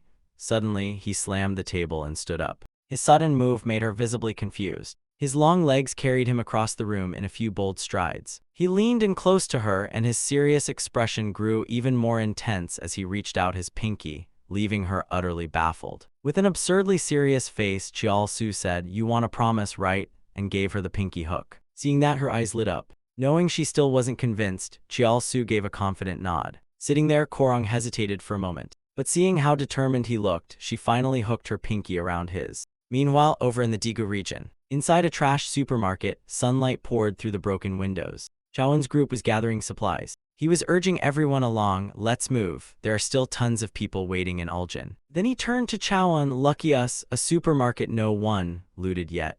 Chawan handed over a note saying, "Coming to Daegu was the right call. After this, let's hit the parcel sorting station." At that moment, he anxiously looked at Chawan and voiced his concern. "With Major Lim gone, who's going to lead us now? We can't go back to Busan. I'm really worried." "You seem like the right person for that role." Chawan was shocked to hear that. The teammates nearby also nodded in agreement. Seeing everyone's trust in him, Chawan's eyes welled up and the guy quickly comforted him. "Oh no, don't cry. I was just complimenting you. Yeah, that's all." Suddenly someone came running in from outside, shouting, "Sergeant Sion! Sergeant Sion!" Hearing the call, he turned around and asked, "What? Are the zombies already here?" The soldier looked panicked. He quickly reported, "I spotted a swarm of zombies moving in. They're about to enter downtown Daegu." Moments later, everyone climbed up to the supermarket rooftop. Chawan was visibly trembling in fear. Next to him, Sergeant Sion muttered in disbelief, "This is insane. What the heck is that?" In the direction everyone was staring, something massive and pitch black was slowly moving. Chawan was deeply puzzled, thinking, "Weird, this isn't how zombies usually move. They're supposed to stumble around like drunk toddlers, right? But now they're marching in perfect formation." Looking through the binoculars, he noticed the zombies were slow but moving in sync. Not a single one lagged behind. They were all staring straight ahead and walking the same path. Either something was attracting them or worse, they were being controlled. A nearby soldier realized where they were heading. Busan, the road sign showed Busan was only 126 kilometers away. Standing on the rooftop, Chawan's group gathered to discuss the situation. Then suddenly a voice rang out that left Chawan stunned. "Isn't this actually kind of a good thing?" He looked straight at the kid and said everything on his mind. "That's where the people who abandoned us are, the ones who wanted us dead. So honestly, this could be a good thing, if a massive horde of zombies is headed to Busan." The others around them also nodded in agreement. "Yeah, there's no reason to be sad. In the end, everything will go down in flames. That rotten provisional government and those damn soldiers. It's not sad, it's justice." Seeing everyone on board, he started planning. "Let them go, Sergeant Sion. We'll stay hidden until they've passed, then we take the supplies back to Uljan." Suddenly, Chawan scribbled in his notebook, "Is what we're doing really the right thing?" Reading the question, he started panicking. "Oh, of course it is. That's Busan. Remember, they were going to kill us." After a bit more scribbling, Chawan held up another note. Would Major Lim have done the same? At that, he began to stammer. "Well, that's a tricky one." But Chawan pressed on. "Even if we were abandoned, it's still unacceptable for the military to abandon civilians, right?" Remembering how Gwangtik always stood with the people, Chawan asked again, "If we don't fulfill our duties as soldiers, then what are we? What did Major Lim die for?" The others went silent, lips pressed tight, eyes cast downward. Chawan added one more painful truth. There are still families of fallen comrades in Busan. The room grew even quieter after that line. He clenched his jaw and said nothing more. After some inner struggle, someone finally muttered, "We could at least warn them. Stop guilt-tripping us, kid. You're killing the mood." He finally agreed. "I've got a long-range radio that connects to Uljan. If we use it, we can contact Busan. Just give them a heads up, that's it, just a warning," he said, locking eyes with the kid. Seeing everyone agree, Chawan smiled. If it were the major, I'm sure he'd do the same. Meanwhile, in the Slasher Task Force's meeting room, the three members of the team, along with Ajiang and Ari, were already inside. Suddenly, someone burst through the door. "Is the shovel-wielding slasher Kim Chial-su here?" He hurriedly called out to Chial-su. "Someone wants to talk to you." Seeing that, Chial-su looked confused but replied, "All right, lead the way." "Really? I'm kind of in the middle of an important meeting." but the guy quickly insisted this could make that meeting completely pointless. Just come already. Through the radio, two men who once fought side by side were reunited. With the headset on, Chial-su sat seriously, fully focused. On the other end, the man anxiously relayed the situation to him. It was Sion, the same guy who once doubted whether the army and the government could ever truly change. He remembered the newspaper with Chial-su's serious face and the dramatic headline, "The man who crushed the coup, government-recognized A-rank slasher Kim Chial-su." He remembered the time he shared a meal with Ari, Ms. Jianghua, and two others. Then he recalled strategizing with Chunsik at the training grounds, and that firm handshake with Ah Jiang after a successful negotiation. Despite everything, the Major felt at peace knowing Kim Chial-su was still alive and leading the slashers in Busan. Chaowen's eyes welled up. He's still doing exactly what the Major hoped for. Even though they'd lost many comrades, their sacrifice wasn't in vain. Peeking through the binoculars again, he saw rows of zombies still advancing. A massive swarm was heading straight from Daegu to Busan. Meanwhile, Chial-su's face tensed up in surprise. "They're moving faster than I expected. Maybe after the old man's attack, their plans got rushed. Slow or not, they'll hit Busan in a few days. I need to speed things up." When the man finished speaking, Chial-su thanked him sincerely. "Thank you for the heads up. Things aren't looking great here either, but thanks to you guys, at least we can prepare. Once things settle, we'll do everything we can to help everyone return to Busan." Hearing that promise, the man on the other end politely declined. "Thank you, but with how things turned out, we don't really feel the need to return to Busan anymore. Also, we hope you'll look after the families of the comrades who died in the Uljan battle," said Lieutenant Colonel Sion. Chaowen, standing nearby, nodded in agreement at his words. Hearing this, Chial-su firmly replied, "We'll do our best." But before he could finish, Ari snatched the headset from him. Seeing her do that, he raised an eyebrow. "What's up? You got something to say to them?" Holding the headset, Ari didn't hesitate. "Chairman, to protect Busan, we must do everything we can, even if it means playing dirty. Do you agree with me?" she asked, her eyes filled only with unwavering determination. He still didn't quite understand what she meant, so he vaguely replied, "Yes, we can't afford to lose Busan, not with all the innocent people here." Seeing how clueless he still was, Ari quickly put on the headset and politely said, "In that case, I've got something to say to them. Let me borrow this for a second." Once she had it on, she looked forward, her gaze completely steady as she introduced herself. "I'm Manager Min Ari, Slasher, F-Rank." Her lips moved swiftly as her voice came through. "I'd like to ask you something. Please engage Jang Suho's group in battle." Hearing those words, Chaowen's side was instantly thrown into chaos. Both Chaowen and the man next to him were shocked, speechless. But Ari didn't stop, continuing calmly, "I'm not forcing you, but we need more data on his advanced mutation.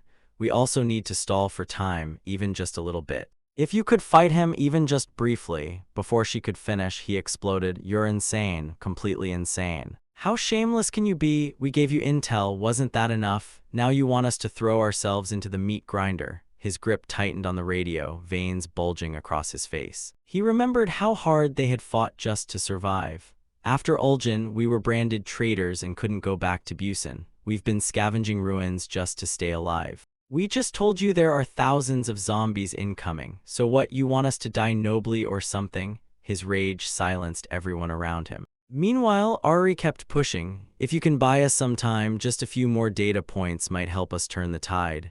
But before she could finish, click, the line cut off. Beep, beep. The radio tech quickly checked. They switched frequencies.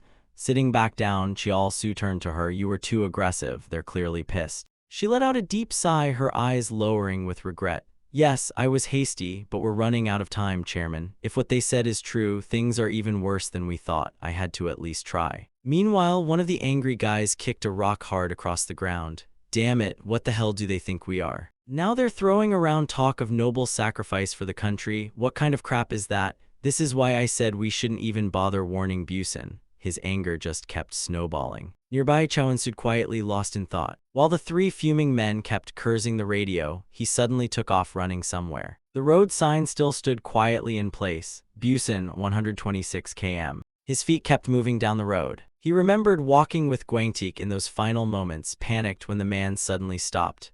"Ma Major." His eyes welled up as he anxiously asked, "Sir, are you okay?" Suddenly he spotted something and his eyes widened. At that moment, Gwangtik was already in tears, gritting his teeth as he stared ahead, his gaze full of frustration. Back in the present, Chaowen kept walking forward. Guangtik had called his name back then, leaving him stunned. Xian Chaoan. He looked him straight in the eye and spoke his final words. This is my last request to you, the one who's quietly walked beside me all this time. Chaoan felt shaken hearing him say that. Everyone must survive, live well. Understanding the deeper meaning behind those words, Chaoan's eyes started to fill with tears. From who knows where, Chaoan had somehow found a military ceremonial staff. His hand, which had been resting on Guangtik's shoulder, slowly slipped off. Feeling the movement, Guangtik softly moved his lips. Thank you. Carrying the man's ideals in his heart, Chaoan now chose to walk alone, straight toward the incoming zombies. Meanwhile, a squad was quickly advancing through the mountain roads.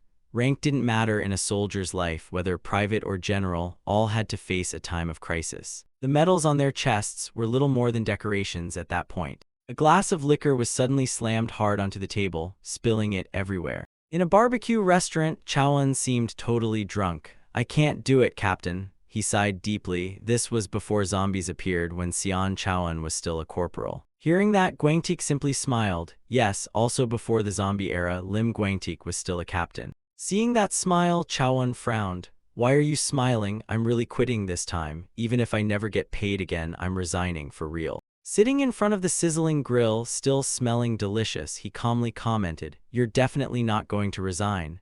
That made Chaoan even more eager to argue.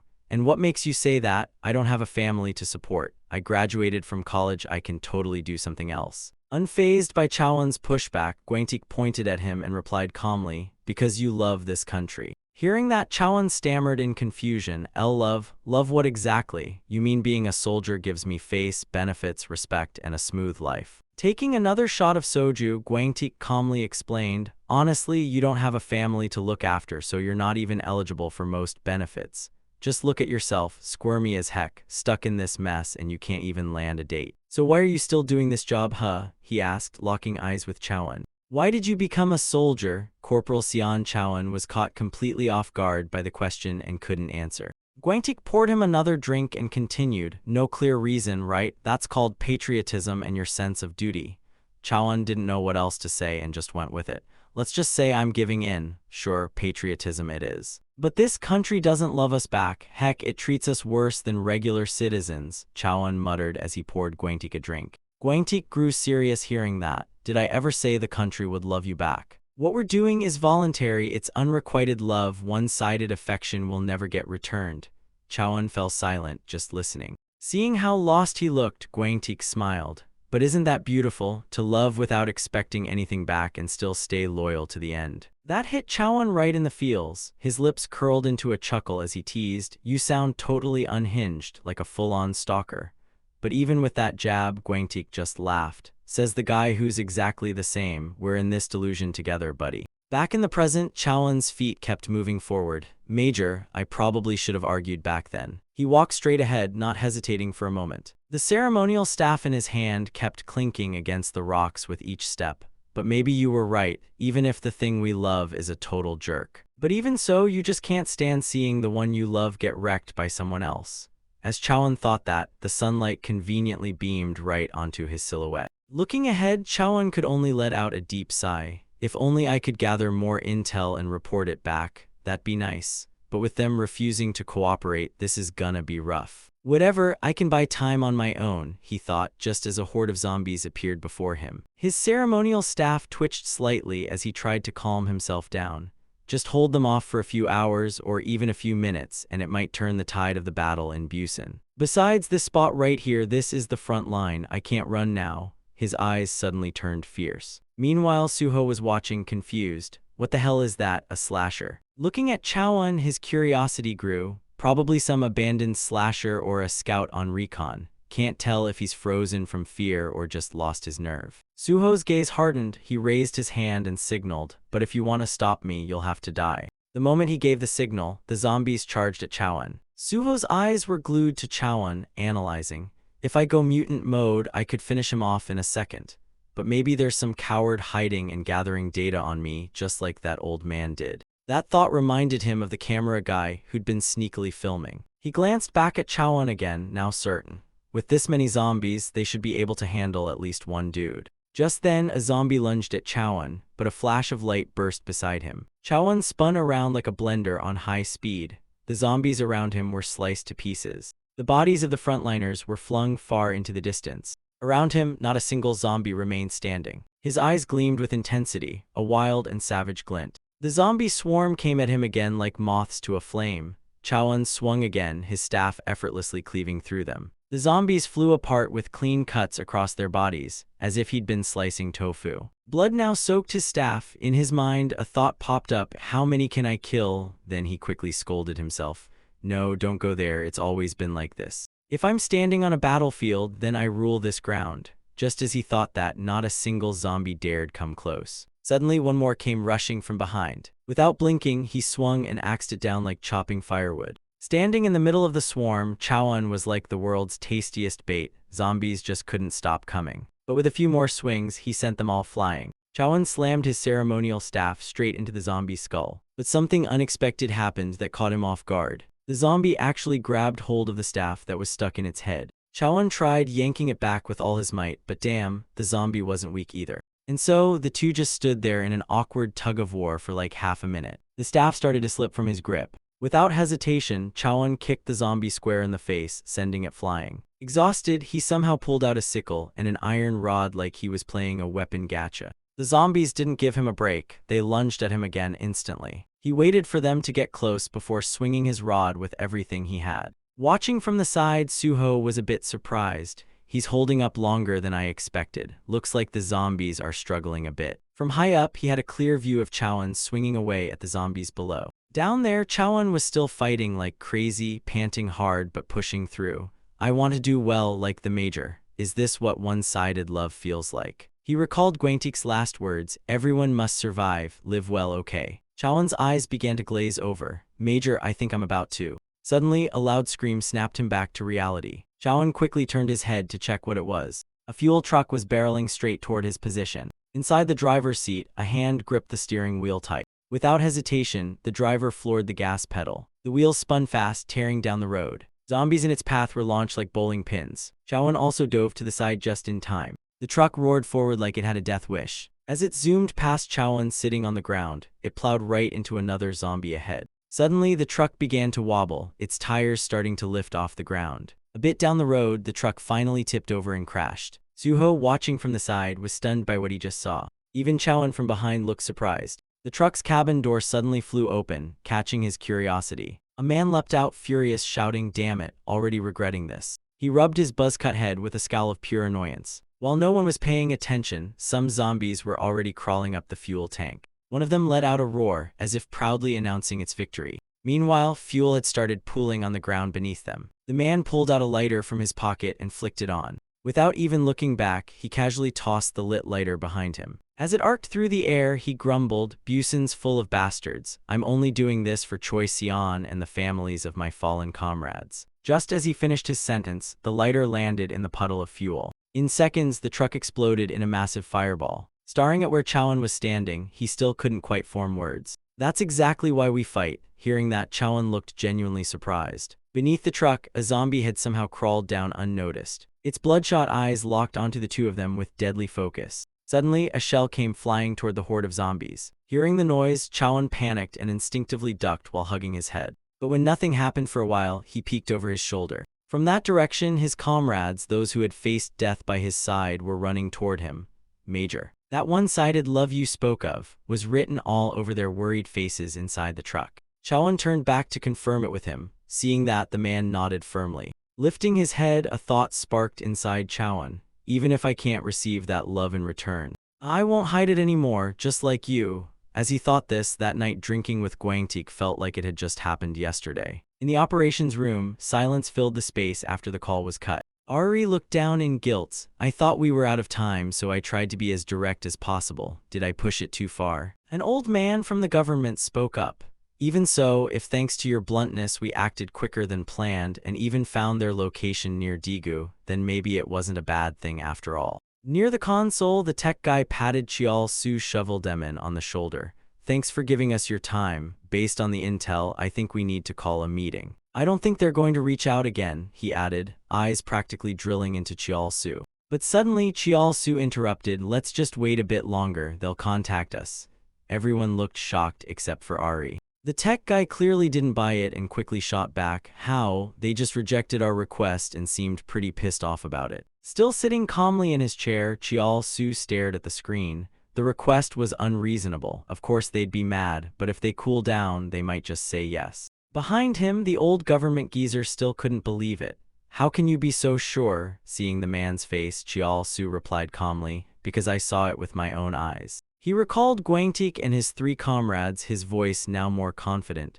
"They acted because Uljan was in chaos. They're not the type to act out of selfishness. So they wouldn't just coldly reject us like that, right?" But even as he said it, he hesitated, his own doubt slipping through. The old man finally lost it, yelling with a scowl, "So now you're defending terrorists, Shovel Demon. They are terrorists, criminals. They'll never be allowed back into Busan. They're a damn threat." His voice rose with every word, finger jabbing straight at Chial Su's chest. Suddenly, the guy at the console tried to calm things down. "He's not entirely wrong. Major Lim's soldiers played a huge role in wiping out the zombies. If anything goes wrong now, we risk losing the nuclear plant. But if things go well, we can fix the equipment and keep the citizens of Busan safe."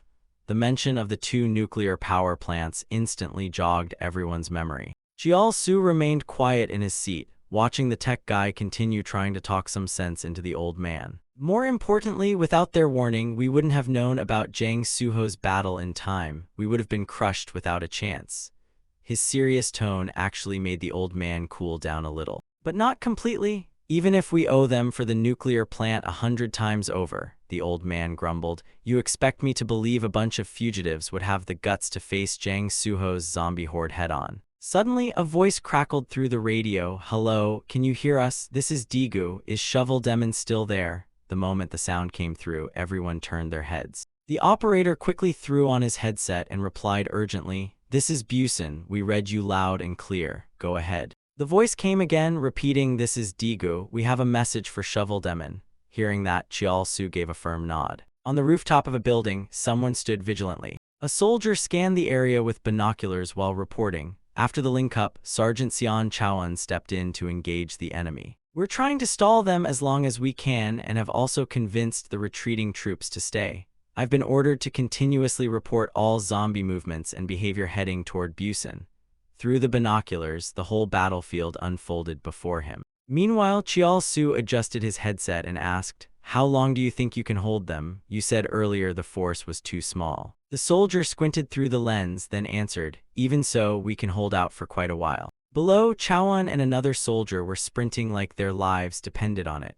"We've reached the danger zone to resupply Uljan. We're elite soldiers who have fought side by side with Major Lim," he said, glancing toward a group hefting machine guns like they meant business. Their faces were all dead serious. The team leader barked out, "Alpha Team, ready up." As soon as the words left his mouth, the group unloaded a barrage of bullets at the approaching zombies. The crazed zombies charged in blindly, only to be shredded by bullets ripping through their rotting flesh. A moment later, a mortar shell screamed in from afar. The explosion was deafening. Chaoan turned his head in shock. Behind him, near the mortar launcher, someone called out, "Beta Team, prepare to move." Somewhere else, a bomb was being strapped into place. Beneath the bridge, soldiers worked quickly to attach more explosives. Next to them, someone relayed over the radio, "Gamma Team, locked and loaded." The team's plan was crystal clear. Machine guns covered the main routes the zombies were using. While the machine guns slowed the horde, mortars would rain down continuously, thinning out their numbers. And finally, when the moment was right, the bridge would be blown, delaying pursuit and maybe even dropping some zombies into the river below.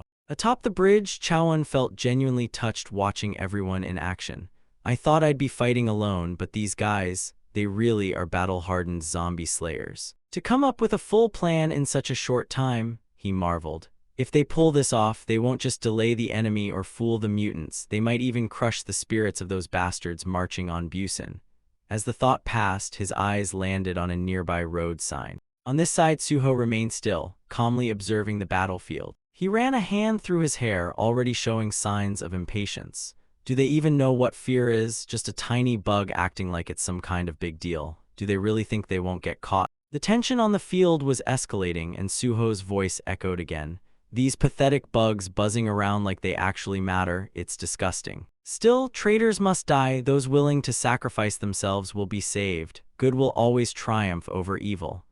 As he finished, a mutated zombie appeared beside him and a class variant, the Sword Demon. Standing before the Sword Demon, Suho calmly pointed toward Chaoen's group, following the direction of his finger, over on the military truck at the bridge's edge. With a casual flick of his hand, it was like a slash appeared in the air. "Eliminate them all," he ordered coldly. Responding to his command, the massive foot of the Sword Demon stomped forward. Her hands clamped tightly together. In seconds, her fingers elongated as she dropped into an attack stance. Chaoen, seeing her pose, immediately panicked. Before anyone could even react, her hand was already mid-swing. Chaoen was already sprinting away, and when he saw the others still prepping to fight, he screamed, "Everyone, take cover." But his words were sliced in half, literally, by a sudden flash of light. That same light cleaved right through the military truck. In a blink, both people and vehicles caught in the slash were split clean in two. Chaoen stood frozen like he'd turned to stone. No time to process, another explosion erupted. It launched him backward like a ragdoll in a tornado. As he scrambled to look for Sion, he spotted the man's legs. That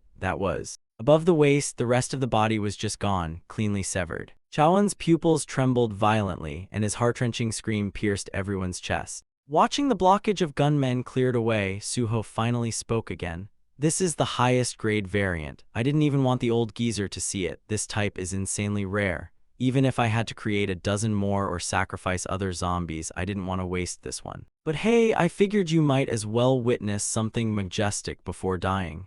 His eyes narrowed with contempt as he stared at Chaoen. These lowly flies, but no matter how scornfully Suho spoke, Chaoen couldn't hear a thing. He was too crushed by the loss of his comrade. Meanwhile, up on the rooftop, the soldier kept a close eye on the battlefield. The moment he spotted the Sword Demon, panic struck. "What the hell is that? That's not even a zombie anymore. That's not the same A-class variant I saw back in Ulgen." The radio sitting on the floor crackled to life. "This is Beta Team. What the hell was that explosion? Visibility here is crap. Report in. Gamma Team here. Did Alpha just toss a grenade? Send the next directive." The barrage of chatter only heightened his anxiety. Staring at the radio, the soldier wrestled with his thoughts. "Only I can assess the situation," I told them. "Even with no time, we had to build a proper strategy." After a moment, he grabbed the device decisively. "No choice, I have to try." Bringing the radio close, he steadied his breath and issued the call, "Alpha Team, retreat. I repeat, Alpha Team, fall back." "A bizarre variant just showed up on the enemy's side," he said through the radio. Over at Beta's mortar squad, everyone was now listening closely. His voice continued through the comms, "It's at least a class. No, it's something outside our classification entirely." On the other end, Gamma Team at the bridge bombs exchanged uneasy glances. Looking up at the bridge, he saw Chaoen still trying to escape. He quickly reported, "Sergeant Sion, Chaoen is alive and on the move." After thinking fast, he offered a plan. "Beta, keep firing at the same coordinates to confuse the zombies pushing toward the blind spot. Maybe we can buy enough time for Sion Chaoen to retreat. Once we've stalled long enough, Gamma will detonate the bridge. I'll give the signal when the time comes." Hearing that, the two guys on comms looked at each other and, despite their nerves, replied calmly, "Copy." After ending the call, he clenched his jaw and raised his binoculars again. Deep inside, he was riddled with anxiety. "I gave the order. If they just stick to the plan, everything will be fine. I've done my part. I bought time, maybe even saved a life." In the sky, a demonic head floated silently above. From its mouth, the soldier's very words echoed right into Suho's ears. "Once we've stalled long enough, Gamma will detonate the bridge. Of course, I'll give the signal when it's time," repeated clearly and mockingly. Suho heard the entire battle plan loud and clear. "Mortar Team, bridge demolition crew, so that's their entire force," he muttered in disbelief. He dropped the demon head from his hand and growled. "Creating a variant that can intercept radio waves was the best idea I've had. I almost let all my zombies get wiped out." After venting his frustration, he turned and barked a new order, "Wipe them out. All of them. Cleanly. If word about this gets out, it'll mess up all my profits." Back at the mortar squad, another explosive round launched into the sky. Fire. As soon as the shell hit the ground, it exploded, blasting the zombies into the air. One of the mortar operators waved his hand, eyes locked on the zombie horde. "Bring more rounds here. We need to fire another shot in that direction." But after a short silence, no one responded. Losing patience, he turned and shouted, "What are you doing? Hurry up and bring the shells. This is an emergency." But when he looked over, one of the guys was half kneeling on the ground. His terrified eyes locked onto an A-class organ demon latched onto his head. The moment the operator saw it, he panicked. That thing on his head, what the hell is that? Suddenly, the possessed man reached into the box and grabbed a mortar shell. Controlled by the organ demon, both his arms lifted the shell high above. The others nearby saw this and freaked out. Crap. A loud explosion rang out above, shocking the demolition squad below. Leading the demolition team, the soldier realized, that's not zombies dropping, that sound came from the mortar team. They're under attack. Then I've got to block their advance and buy time. Sergeant Sion would want me to. With that, he turned and gave the order, detonate the explosives, create some distance between us and them. Move now, he barked, but then his body staggered. Huh. Why am I seeing the world upside down? He wondered, just before watching his own head slowly fall to the ground. Clinging to the bridge's leg was a demon, its hands still dripping with blood. The soldiers nearby were horrified at the scene. Seeing their faces, the class organ demon flashed a toothy grin. But seeing those sharp teeth only made the demolition squad panic more. They fired frantically while stammering, that thing. The moment they pulled the trigger, the demon leapt into the air. In a blink it landed and vanished. A fast-moving path of earth bulged from underground. The two men grew even more terrified watching it approach. Suddenly, a noise echoed behind them. The organ demon lunged with its mouth wide open, appearing so abruptly that one man was frozen in panic. Up above, the messenger gritted his teeth as he watched the chaos through binoculars. Damn it. Dropping the binoculars, he cursed at himself in despair. I screwed up, should have just told them to abandon everything and run. I don't even know if Busen will make a move, but I have to report what I saw about that mutated freak. If I can get this intel out, the intel I risked my life for, then at least their deaths won't be in vain. He grabbed the radio in a rush. But something suddenly flew in and knocked the radio from his hand. Staring at the shattered device, he panicked. What the hell? On the tall building nearby, something was glowing brightly under the sunlight. Up there, an A-class gun demon was aiming its weapon directly at him. The moment he saw it, his face filled with pure despair. In a flash, another bullet flew straight toward him. Meanwhile, Chowan was still desperately running for his life across the bridge. He suddenly realized how quiet it had become. No more counterattacks, no mortar sounds, no bombs. Then he remembered the scene of his teammates getting slaughtered by the sword demon and that overwhelming mutated freak. They must have been wiped out. Lost in thought, his steps slowed. It felt like running was meaningless now. Somehow, he pulled out a hammer. If I can push them back, maybe I can buy 30 more minutes. With that thought, Chowan turned back around. Of course, zombies weren't polite enough to wait. They were already closing in on him fast. His eyes lit up again. I'll hold out for 5 more minutes, he decided with determination. In a blink, the zombies rushed him, all piling in to attack. Chowan's eyes slowly opened. He blinked in a daze. He was lying on the ground, confusion written all over his face. He looked up at the still blue sky. Chowan quickly pushed himself up. Suddenly, someone approached and said, "They've all gone. Hey you, get over here already." There were now 3 familiar figures standing on the field. Chowan was still a little fuzzy and just stared blankly. "You, on your feet," someone laughed and sighed. "Seriously, even in death we have to die on a battlefield." Facing him, Guangtik asked just one thing, "Did you give it your all?" Hearing that, Chowan sank into deep thought. After a moment, he looked up and firmly answered, 5 minutes. I didn't just give my all, I pushed 5 minutes beyond that. Hearing that, Guangtik's lips curled into a smile. Without hesitation, Guangtik praised him. "You did great, you worked hard. That silly one-sided love of yours, when you said it, it felt like I was looking at our national flag waving in your eyes." Time ticked forward and dozens of soldiers moved in to prepare for the next strike. Soldiers hurriedly loaded ammunition into the cannons. Beneath the bridge, others were planting timed bombs on the walls. One soldier held a radio, his face pale with fear as he screamed. He recalled Chowan's final stand against the 7 zombies. The longest he lasted was 40 minutes. Soldiers were gunned down mid-attack, sliced in half before they could pull the trigger. He remembered Chowan collapsing after seeing the bodies of his fallen comrades, and the organ demon still clinging to the bridge leg, and how it had killed the commander in seconds. No one knew much about this mutated type, and only the lower half of the messenger's body was recovered.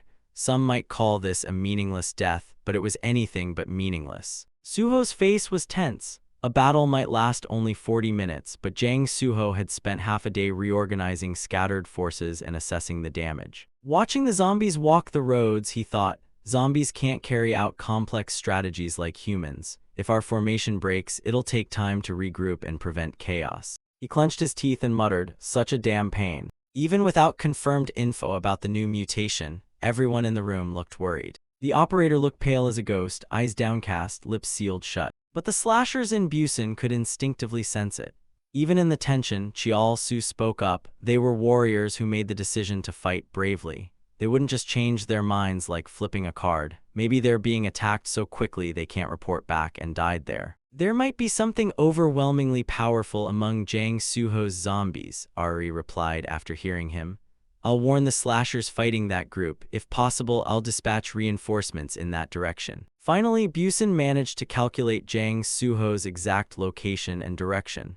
The entire path was now visible on the map. The operator pointed to the map and analyzed calmly. We now know where they're coming from and how they're moving. That means we can prepare. Our troops will reduce their numbers and block their advance. He looked anxious as he made a proposal. Let the slashers set up a defensive line. We must make sure Sergeant Xian Chaoen's death wasn't in vain. Hearing this, Chiao-su gave a slight nod of agreement. He thought of Guangtik's face back when he was alive. After Major Lim's incident, the army had mostly lost their elite forces. The fight had been one-sided ever since the apocalypse began. While it was still possible to mobilize local defense forces to secure Busan, it felt like tossing pebbles at a tidal wave. Outside, armed soldiers were patrolling the beach, but they still had some weapons left. A group of soldiers entered a supply room packed with leftover gear. This was the provisional government's military warehouse, thousands of crates of weapons stacked inside. Mines were being pulled out of the crates one after another. Due to Major Lim's downfall, a new leader took command in place of the demoted ones. The soldiers were stunned by what they found in the warehouse. After looking around, the commander grew concerned. There weren't enough firearms or heavy weapons, but there were plenty of explosives and mines. With this amount, we can definitely cause major damage. We've decided to use every bit of infrastructure to thin out the zombie wave heading for Busan. After a moment of observation, he waved and ordered, bring all the high-damage mines, explosives, and sharp blades. We're gonna set traps all the way to Busan. Meanwhile, over at the Ministry of Defense's Strategy Division in the Provisional Government. Inside, government officials and military personnel were gathered for a strategy meeting. Pointing at the diagram, the presenter spoke seriously. Dots here are the hidden mines. The red ones are special forces positions. They'll blow them up and engage at just the right moment. General Huang rested his chin on his hands and added, weapons have been deployed densely. That means we've used up all the explosives we have. Still, hearing those words made the guy next to him sweat bullets. He grabbed a cigarette from the table and kept questioning. What I'm wondering isn't where the mines are planted or where the special forces are hiding. He stuck the cigarette between his lips and coldly urged, answer me. Can we really stop Jang Suho from entering Busan that way? Hearing that, the battle commander lowered his head in silence. After thinking for a while, he finally replied, we can't stop him, sir. Because we estimate the number of zombies he's leading is in the hundreds of thousands. At that, General Huang and the others jumped in shock. But the commander didn't give up. He tried to convince them again. However, if we aim to reduce them by half, yes, with our current firepower, we can wipe out half of them. With all the weapons already in place, taking out half the zombies wasn't just wishful thinking. Looking out at the battlefield, zombies were getting blown up non-stop. But there are two variables, he added. And right on cue, Suho appeared from behind, signaling to his 7 zombies. Around him, dead zombies lay scattered. Meanwhile, his squad of zombies stood in perfect formation like an undead drill team. Suho stared at the casualties with a grim face. We can't advance into nearby areas like this. Looks like they've rigged all 4 sides with mines too, not just the front. Staring at the corpses littered on the ground, he muttered, didn't think their defenses would go this far. Looks like the army finally grew some brains. First of all, Suho said coldly, I know exactly how these anti-zombie strategies work. I was a backup slasher, remember? His face darkened. I'll have to handle this myself. No sooner had he said that than a massive, freakishly huge zombie appeared. Secondly, Jang Suho controls numerous mutant types with terrifying power we've never seen before. The monster's foot crushed regular zombies under it. Each step it took unleashed a force that sent other zombies flying like ragdolls. Suho looked up at the giant and thought, that's one of the mutants I spotted near a town in the outskirts of Gyeonggi province. It wasn't a mutant made by a single transformation. It required tons of mutated individuals fused together. This was a super rare, top-tier variant that only formed after reaching total unification.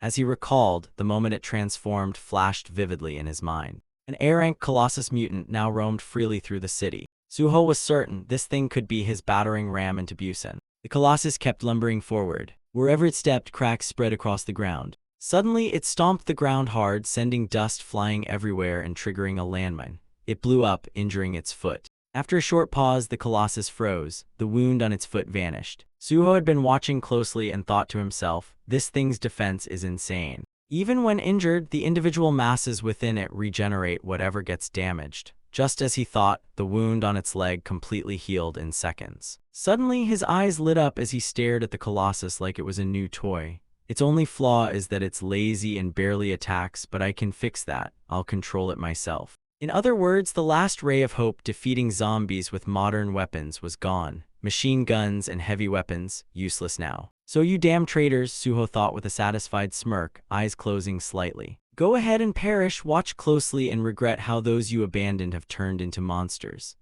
As he thought that, the colossus stomped forward again and the military spotted it approaching. The soldiers' jaws practically hit the ground. What the hell is that? Is it clearing mines with its body? One of them shouted in disbelief, you think we can stop that with a bunch of landmines? Another soldier clenched his teeth in frustration. The colossus kept marching forward, while the soldiers on this side had already retreated. Its foot slammed down, shaking the ground and kicking up dust clouds like it was doing construction. Jang Suho stood high above, eyes locked on Busan in the distance. When he reached the army's encampment, he muttered to himself, is this it, the place where the traitors begin? Standing atop the colossus' shoulder, Suho raised his voice and declared, I'm back, I've reached the wall. Gazing into the distance, his face twisted into a mocking grin. Ah, my beloved hometown. The scene cut to the outer wall of Jijing district. The zombies marched forward like they already had their target locked in. From up high, Suho focused intently on the view below. His face was oddly calm as he remarked, if I'm going home in style, shouldn't I at least dress properly? Under his command, zombies started walking while carrying supplies. Suho quickly reached down and pulled off a strange-looking cord. He didn't forget to toss his old jacket down to the ground either. Time for a wardrobe change. Suho now looked unbelievably badass, standing tall and overseeing the whole battlefield like a fashionably undead general. His face might have been fresh and pretty, but his mind was full of serious plans. His eyes teared up slightly as he stared at the light in the distance, deep in thought. I don't know who's commanding over there, but I bet they know they won't stop me at Jijang. On the map, 2 bright points now lit up, Busan and Jijang. A light breeze blew by. Suho looked calmly ahead and sighed, maybe they're a bit more capable than I gave them credit for. Meanwhile, the commander on the other side stood still, seemingly waiting for the zombie assault to begin. Inside the war room, people looked around confused. Ah Jiang looked at Jin Gu in shock. Did you say you want to stop him at Jijang? Why Jijang of all places? Even Ari looked incredibly worried. I think you should reconsider that, Jin Gu. Ari quickly spoke up in front of everyone. The deeper they get into Busan, the stronger and more fortified the walls become. If we stall him long enough at Jijang, maybe we'll come up with a secret weapon plan. After Ari finished, Chial-su finally broke his silence. I'm no strategist, so I won't argue, just explain it to me in a way I get. Jin Gu listened to both of them carefully, then nodded in understanding. Chairman Choi and Miss Min Ari, you both make valid points. He looked at Ari and Jiang seated nearby. Thanks to the timing and intel gathered by Sergeant Sion Chowan, I reached this conclusion. Like you said, maybe we actually have a better chance fighting in the heart of Busan. His expression turned serious and his voice dropped to an eerie calm. But if this plays out like that, Busan will lose everything that made it a city. Jingu's voice echoed throughout the room. Most of the food and water supply facilities are located outside the inner city of Busan. As he spoke, images of various places flashed across the screen. He continued, now what do you think will happen if we offer these resources for free, and the people from outside the walls come flooding into Busan to fight for them? Upon hearing the question, Ari and Jiang fell into deep, silent thought. Even Chial-su on the side looked completely baffled. After a long moment, Jiang hesitantly voiced her thoughts. If that happens, Jang Suho might not even need to launch a full-scale assault. Ari slowly added her opinion. Maybe we can hold out until Busan, already under siege with no supplies, collapses and dies on its own. Jingu immediately snapped his fingers and decided, exactly, that's the kind of mindset that makes a difference. Once you're trapped like that, breaking free isn't so simple. His voice kept going. When isolation drags on, masses of starving, cramped civilians will erupt into riots. They won't be able to take the pressure anymore. Hearing that, Ari's face turned strangely serious. and to suppress that, we'd have to waste more soldiers and slashers. At the same time, Ah Jiang nervously added, all Jiang Suho has to do is wait. Once our forces are drained, he'll just crush Busan and it'll be over. Jingu quickly concluded, that's why we absolutely must stop him at Zhejiang. His face turned deadly serious as he addressed everyone. This time, our goal isn't to repel the zombies. Our goal is to protect the people still inside Busan. Everyone in the war room went quiet and focused, bracing for what came next. We need absolute defense, he added. Chiao Su rushed out to oversee the situation. And what greeted him was a wave of zombies just waiting there, ready to charge. The brainless horde began crawling step by step toward the city wall. Seeing the growing numbers, Chiao Su sighed, visibly drained. So many of them, where the hell did all these freaks even come from? He quickly turned his head in another direction, having no idea where the rest of them were hiding, while someone nearby chimed in, it doesn't matter how dangerous or how many there are anymore. Jingu had turned strangely serious and declared, what matters now is using what we've got. The teams are already split, so play your part and do everything you can. No matter how many zombies appeared, neither of them were afraid of this zombie storm. Because we're slashers, we kill zombies, that's literally the job description. Nodding a bit of sass in that statement, Chiao Su quickly glanced toward Jingu. He gently placed a hand on Jingu's shoulder, chuckled and teased, I thought only good-looking guys spoke facts, but guess I was wrong. That made Jingu visibly annoyed. You little brat. Regaining his seriousness, Chiao Su cleared his throat and thought deeply. The issue is that these zombies are being led by some intelligent commander and the scale is like nothing we've seen before. I think your brain might be our only countermeasure. Who cares how big they are? A cocky smirk spread across his face. Since when did humans have more enemies than zombies? As the two of them kept chatting away enthusiastically, a voice called out from behind. Hey guys. Sarang had gathered all the zombie hunters into a full squad. She quickly reported, scouting is complete. Seeing the large crowd forming made Chunsik stammer in fear. Damn it, just scouting, we still don't even know if we can beat that guy. Hearing his weird comment, Sangso turned around and scolded him. Come on, we're just fighting regular zombies. Odds of survival are still decent, right? As the two were about to bicker, Jianghua cut in, we'll all die eventually anyway. Idiots, just don't hurt each other and we'll be fine. Realizing everyone was now gathered, Chiao Su nodded and thought aloud. All right, looks like the zombies on this side are cleared. He turned to Jingu beside him. How long can our soldiers hold out? Jingu quickly reported. A few platoons and some artillery units with field guns are behind the wall. Everyone looked eager as they watched the soldiers assemble massive cannons to blast zombies to bits. Alongside them were automated aircraft and even an airborne unit capable of piloting helicopters. Jingu sighed wearily and added, neither the commander nor the general showed up, just one colonel. That set Sarang off. Only that, what kind of crap is that? Ignoring her rant, Jingu calmly explained, due to heavy losses in Uljan, we can't rule out the possibility that zombies might have infiltrated the city and sparked a civil war. Even if they didn't, we still need to maintain public order and manage our forces properly. Hearing this, Chiao Su side-eyed him and voiced his concern. I get that we weren't gonna get full support, but a single guy from HQ? Are you serious? What the hell kind of experience does he even have? Peter's face turned calm as he shared what he'd heard.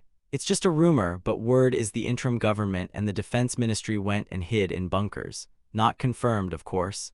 Some say it's all about protecting high-ranking officials to build a future nation, or some noble-sounding nonsense. Jingu nodded in agreement with the thought and didn't forget to add, that's not even the real issue between us. Either way, they're the losers who let Busan fall into this mess. After hearing all that, Chiao Su looked ahead and sighed. In the end, they're still a bunch of rotten scumbags. He gently placed a hand on Jingu's shoulder and declared to everyone, at least it's this old guy leading us and not those meatheads. That made Jingu grumble. I was planning to be the last one to die, damn it. Everyone burst out laughing. Realizing time was running out, Chiao Su began walking forward step by step. Jianghua seemed fully prepared for the upcoming battle, and Chuanyang was no different. Sarang and Jingu also stared ahead with deadly seriousness. Peter marched forward with solid footing, and of course, Yiha followed right along. The trio Korong, Chunsik, and Sangso also stepped forward, ready for action. Chiao Su walked straight ahead and called out to everyone, all right then, let's go. On the other side, Suho calmly guided the zombies forward. Taking a deep breath, Suho had one of the zombies scream out his message, whoever surrenders now, I'll turn you into sentient mutants. At least you'll live to see Busan completely collapse. Everyone listened closely to his endless intimidation. Because I have more compassion for you than those rats hiding behind that wall. His face remained calm as he lectured. Don't be foolish enough to throw your life away trying to prevent humanity's extinction. Those words drained the workers of their last bit of strength, killing any will to fight. It was like hearing fate whisper, just give up already. Right in front of them, a tidal wave of raging zombies came charging in. Jiao-Su's signature shovel slammed down in front of him with full force. Calmly stepping forward, he wielded his weapon like a true legend, known far and wide as A-rank slasher, Shovel Demon Kim Jiao-Su. Seeing his familiar face, Suho was visibly stunned. Oh, it's that guy from before, probably the star pupil of that old man Kim Chil-Sam. Suddenly, he recalled what Chil-Sam once said, Busan is changing and it's centered around slaws like you. Suho found it bizarre, thoughts raced through his head. Wait, was he talking about this guy? What a joke, he's just a clueless idiot with no real experience. Meanwhile, Jiao-Su was fiddling with his loudspeaker. Then he shouted boldly in Suho's direction, Hey, Jang Suho, how's your brain holding up after the virus? He smirked proudly and added, Stop talking crap and charge me, I'll cure you personally. His voice kept ringing out, if it hurts, you treat it. So why are you standing there running your mouth, huh? That actually made Suho freeze in place, blinking in confusion. Did he just master the art of talking smack? Suho's face twisted with rage as he bellowed, I'll kill every last one of you. Right on cue, the zombie beside him threw its head back and roared in madness, declaring that no humans would be left alive. The battle between zombies and humans broke out instantly. Seeing the situation unfold, Jiao-Su shouted loudly to everyone, Zombies are coming, we're slashers. His voice echoed non-stop, rallying everyone, Our mission is to kill zombies. Form a solid line, no one leaves their position. Protect humanity's last wall with your lives. Suho's expression was calm but calculating, waiting for this battle to end in his favor, the attacker versus the defender. Jiao-Su was also excited about the outcome, zombies versus slashers. A brutal war between humans and the undead played out. The final deathmatch at Jang had begun. The opening scene showed both sides brawling savagely with clubs and sticks. In the end, war is always just a clash between factions. Time flew by again as humans kept bashing each other with shields, because why not? In summary, this was just another round of humans fighting humans. Not really a fight between good and evil, just teams bashing teams. The scene suddenly shifted to a casino where a series of high-stakes games were taking place. It was a card battle now. These hands of cards seemed to decide the fates of the players, who would flip their card first. Some men even faked being blind just to cheat, who had more cards in their sleeves. They all eyed each other with extreme caution, trying to read their opponent's hand from the open cards. One man smirked smugly, Yup, this is war. But his opponent, stone-faced, no emotion. Back in reality, Suho calmly looked ahead. Not to be outdone, Jiao-Su kept scanning the field with laser focus. Just looking around, it was obvious this was a massive-scale battle. Neither side had sent out their main forces yet. Suho slowly extended his hands forward. At his signal, a swarm of bloodthirsty zombies charged straight toward the wall. They charged forward at terrifying speed, attacking like lunatics. Jang Suho's vanguard only consisted of a few C-class mutants. All of this had been calculated meticulously by Suho, mixing in a few B-class mutants with a massive swarm of regular zombies. His face turned deadly serious as he reflected on his plan. I used to be a slasher, but I've been off the battlefield too long. I need to gather some intel on these new slashers. With that thought, Suho glanced at the mutant zombies following behind him. They were perfect bait to gather data. His eyes were calm, waiting to watch humans fall one by one. Time to show your cards, juniors. Meanwhile, the city gate slowly creaked open. It looked like Jiao-Su wasn't going to sit this one out.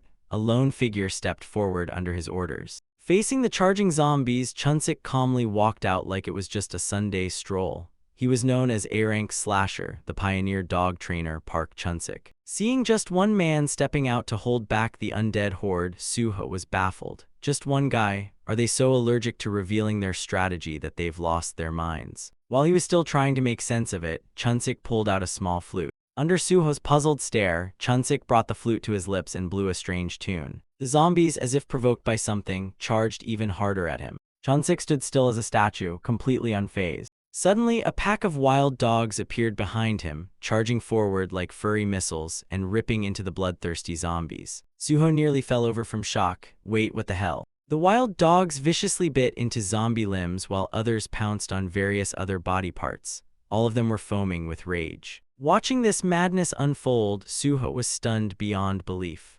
Okay, forget using dogs as weapons, why the hell aren't the zombies attacking them back? Chunsik crouched down, lovingly patted one of the little dogs and praised it sweetly. Good job, good boy, excellent, my sweet bean. High above, Ajiang and the others observed the scene intently. Her face turned thoughtful as she pieced things together. Back when Jang Suho was still in charge here, Dog Trainer was just a slasher trainee, so maybe he doesn't know about his tactics.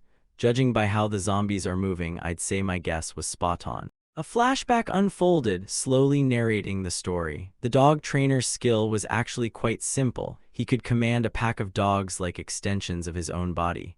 Back then, Chunsik calmly controlled the wild dogs with ease. Those dogs would rip apart anyone who dared to touch their master. With their superior physical prowess, they hunted and tore through zombies without mercy. This power left her thoroughly impressed. Using living creatures to fight zombies, now that's a refreshingly brutal tactic. However, everything has a weakness. In this case, it was the dogs themselves. When a human infected by the zombie virus appeared, essentially a living host for the infection, and those dogs continued biting zombies, chaos would erupt, and the infected hosts would then turn on humans to spread the virus further. Ajiang had a nagging thought, what about dogs that aren't infected? As one wild dog charged straight at a zombie. The zombie didn't register it as a human, so it didn't attack. Just like that, the tides were visibly shifting. Indeed, zombies don't instinctively attack dogs. The number of zombies swelled like an anthill, yet Chunsik stood firm, commanding his dog army to bite down one freak at a time. If Jang Suho didn't micromanage every step,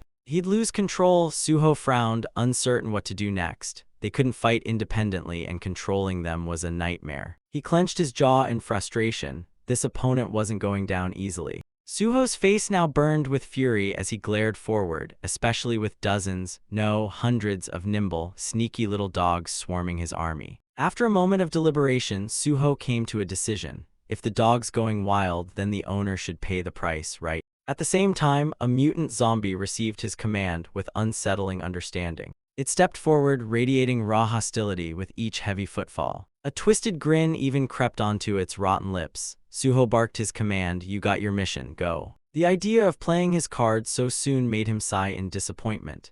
Shame I had to reveal my hand early, oh well. Meanwhile, Jingu quickly raised his scope to survey the situation.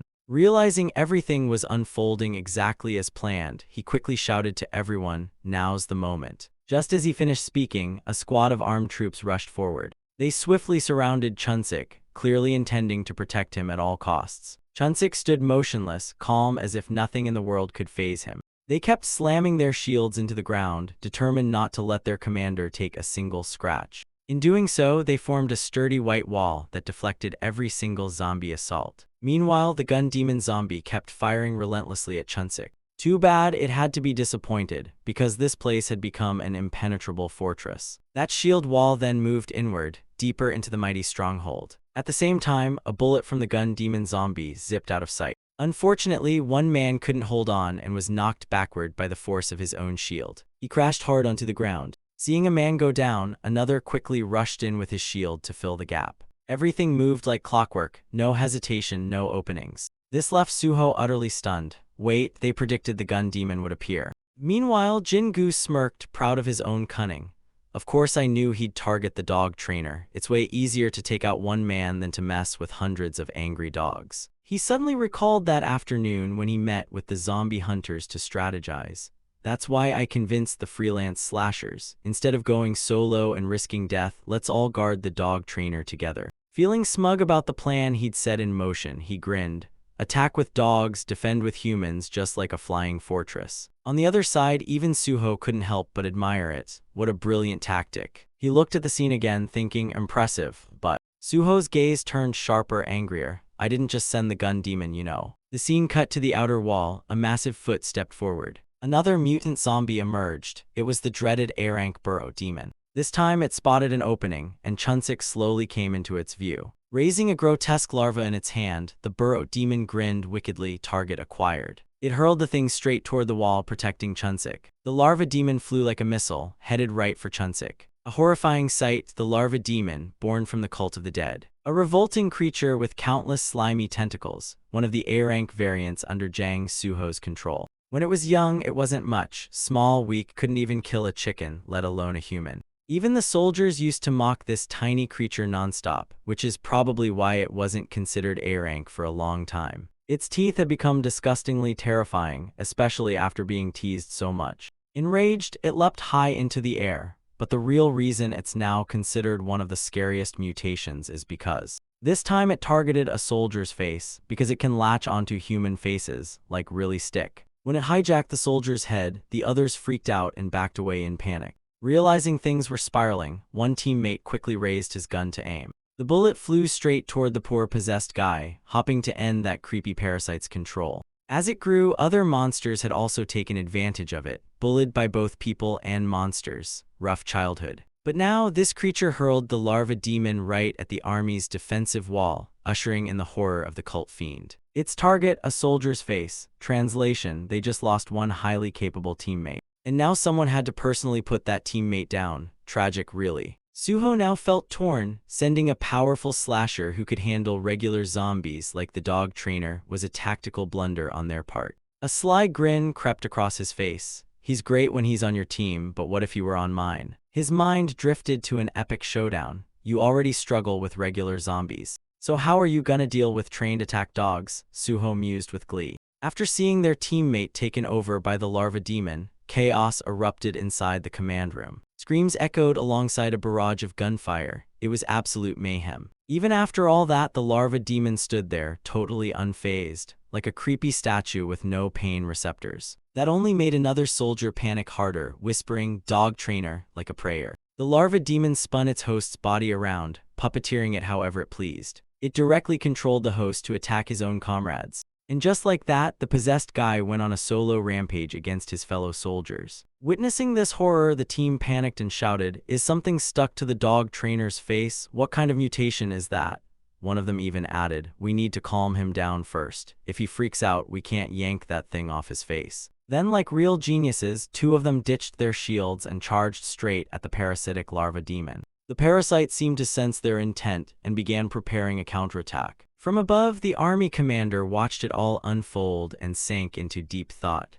Is that also considered a mutant? Should we send in the special forces or what? But then his eyes widened. Something definitely wasn't right here. In just a short time, the possessed soldier had taken down multiple allies under the larva demon's control. What caught the commander's eye was the flute in the hand of the parasitized man. That's when it hit him, this was bad. The flute used to control the dogs meant the guy was now using it to kill people on purpose. In his mind, he could only think in despair. He's ordering the dogs to attack. Meanwhile, Suho was still coldly issuing commands to have the other slashers taken out. The battlefield was devolving into complete chaos as more monsters crept in, blurring the line between day and night. The army commander now stood utterly powerless. He couldn't do anything anymore. The parasite-infected creatures had fully mutated, becoming something else entirely. Realizing the danger was only growing, he shouted to all remaining troops, "All slashers outside the walls fall back inside, and tell everyone, the dogs are no longer on our side." Hearing the commander's grim warning, they winced in pain but forced themselves up. One of them got up and was greeted by a nightmare. Right in front of the poor soldier was a horde of parasitized monsters, all glaring hungrily at him. If this kept up, someone was going to get seriously munched. The wild wolves locked eyes on him, creeping closer like they were ready for a fresh meal, preferably medium rare. That sight alone made the other soldiers who had just woken up fall into total despair. They bit their lips helplessly, lost in thought.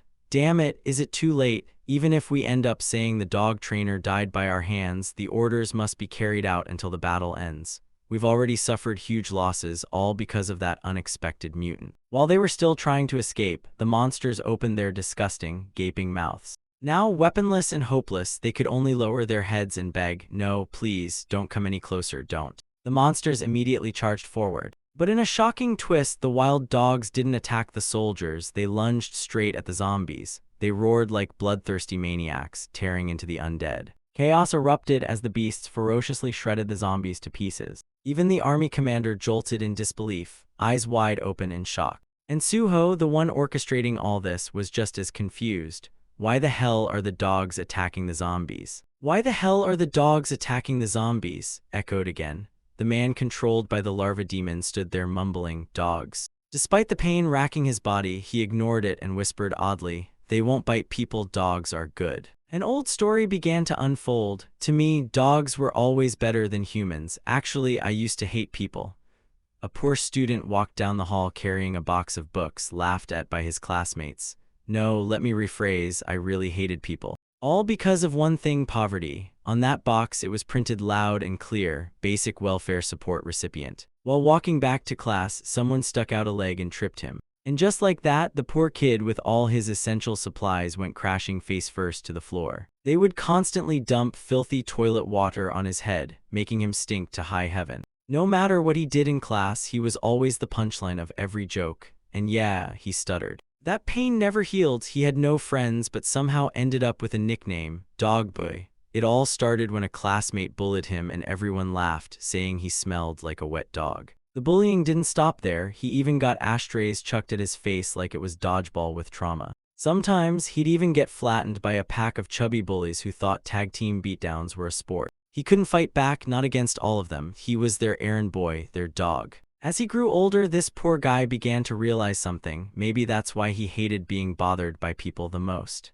His first job was taking care of dogs, managing a dog farm actually. And strangely, the dogs really liked him. He reached his hands out toward them, and the funny part was, those poor little pups seemed to sense his sadness and shared it with him. He used to hate being called Dog Boy, but he found comfort in those animals. Strangely enough, being around the dogs made him start to like them more and more. Looking into the dog's eyes, he saw himself, creatures unsure of where they belonged or why they were born. His dull, repetitive job began to feel like the rhythm of fate itself. What kind of future could that hold? Seeing new dogs arrive surprised him. All he'd done was feed them, spend time with them, spoil them a little. Yet the way they looked at him was full of sympathy, like they actually understood. Somehow, they'd grown to care for him. And then it happened, the trucks rolled away, leaving only him and the animals behind. Even if others saw it as a disgusting job in a disgusting place. He'd grown used to it all, being surrounded by creatures who weren't human and being given affection instead of disgust. That was enough to comfort him.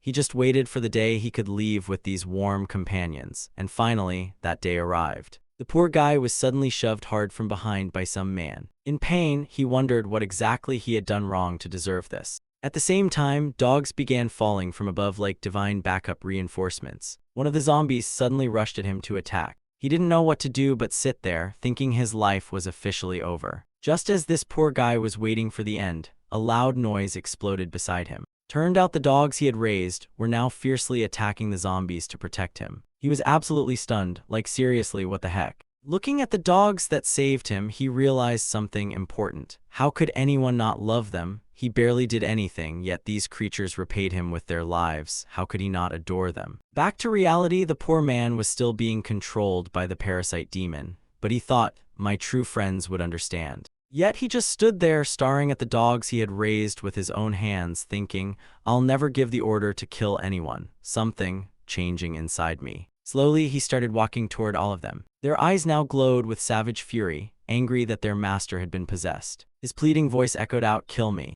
The moment he said it, the dogs launched themselves at him in a blur. Right before he closed his eyes, a final thought flickered in his head. Of course. The keychain of that poor man dropped to the ground below. You guys were always better than humans. After devouring the poor man, the dogs quickly tore through the remaining zombies. Witnessing this, Suho became furious. Even though their master was dead, the dogs still moved. Were they really following the last command given before his death? That incident ruined the plan he had carefully set up. No matter the cause, he had been at a disadvantage from the very first move. He kept staring at the hunters watching from above, calculating in his head. This move was supposed to make the A-rank slashers feel helpless, unable to act even if they left the building, but now it turned into some noble sacrifice. He spotted the flutes of the unfortunate man rolling on the ground. Suho hesitated deeply, unsure of which plan to proceed with. The slashers' morale would rise after this. With that, they could both prolong the battle and gather data on his high-level mutation. With no better option, he reluctantly moved a piece forward. Time to change strategy. This chess piece was placed firmly on the board, symbolizing a new move. To avoid revealing too much, he'd have to sacrifice a few of his high-tier mutants. Deep inside, he felt hopeful about his next plan, a full-scale attack to crush them quickly. and right on cue, a gigantic foot stomped into view. The multi-armed monster emerged and began marching forward. Its giant arms hurled Suho through the air like a ragdoll. He landed lightly on the ground below, pulling off a perfect superhero landing. Keeping calm, he quickly turned and yelled at his troops to regroup behind the giant. Behind the monster, a swarm of various zombies began to appear. Staring at the towering creature before him, Suho calculated that this would shield the zombies from the intense gunfire and the dogs. Once the wall collapsed, the zombies would pour in. Seeing the growing zombie horde, the military commander grew nervous and urgently reported over the radio that they were gathering behind the giant mutant. His voice rang out with authority, ordering his men to stop the scattered bombardment and concentrate all firepower on the giant mutant. Following his command, the troops quickly adjusted their aim and focused everything on the monstrous figure. Flurry of attacks rained down on the massive beast, as if trying to erase it from existence. Multiple explosions burst in the air, making the monster howl in agony. The military commander remained at his post, observing every move the monsters made. The battlefield was now pure chaos, with explosions erupting everywhere. Things had taken a brutal turn. After a long barrage, the commander raised his hand and signaled to cease fire. Thick smoke and dust slowly cleared, revealing a wasteland. His eyes were filled with hope, praying the giant was finally dead. Sadly, that hope was crushed. The monster stood tall, barely scratched. Everyone watching froze in shock. Suho had foreseen this and even scoffed internally. Those silly little fireworks didn't even scratch it. Not even 2 claymore mines made it flinch, and you're still trying, really? Watching his monster continue to advance, he sighed mockingly. You guys never learn, huh? As it walked forward, the behemoth suddenly lifted its head and roared toward the sky. It stomped down hard, causing a massive tremor to shake the earth. The commander fell into deep thought, feeling helpless. Just how many mutant types was that guy hiding? Though he couldn't name them all, he did know one thing: this monster had been noted in national military reports. He suddenly noticed Suho standing on top of the monster, clearly controlling its every move. The commander's eyes sharpened with resolve. If that guy thinks I have no tricks left, he's in for a nasty surprise. The giant moved steadily forward, seemingly following Suho's every command. The monster stomped hard on the ground, almost causing it to cave in beneath its weight. Sensing something was off, it let out a confused roar. Turns out the massive stomp had triggered a trap. An enormous hole formed beneath it, leaving the beast stumbling.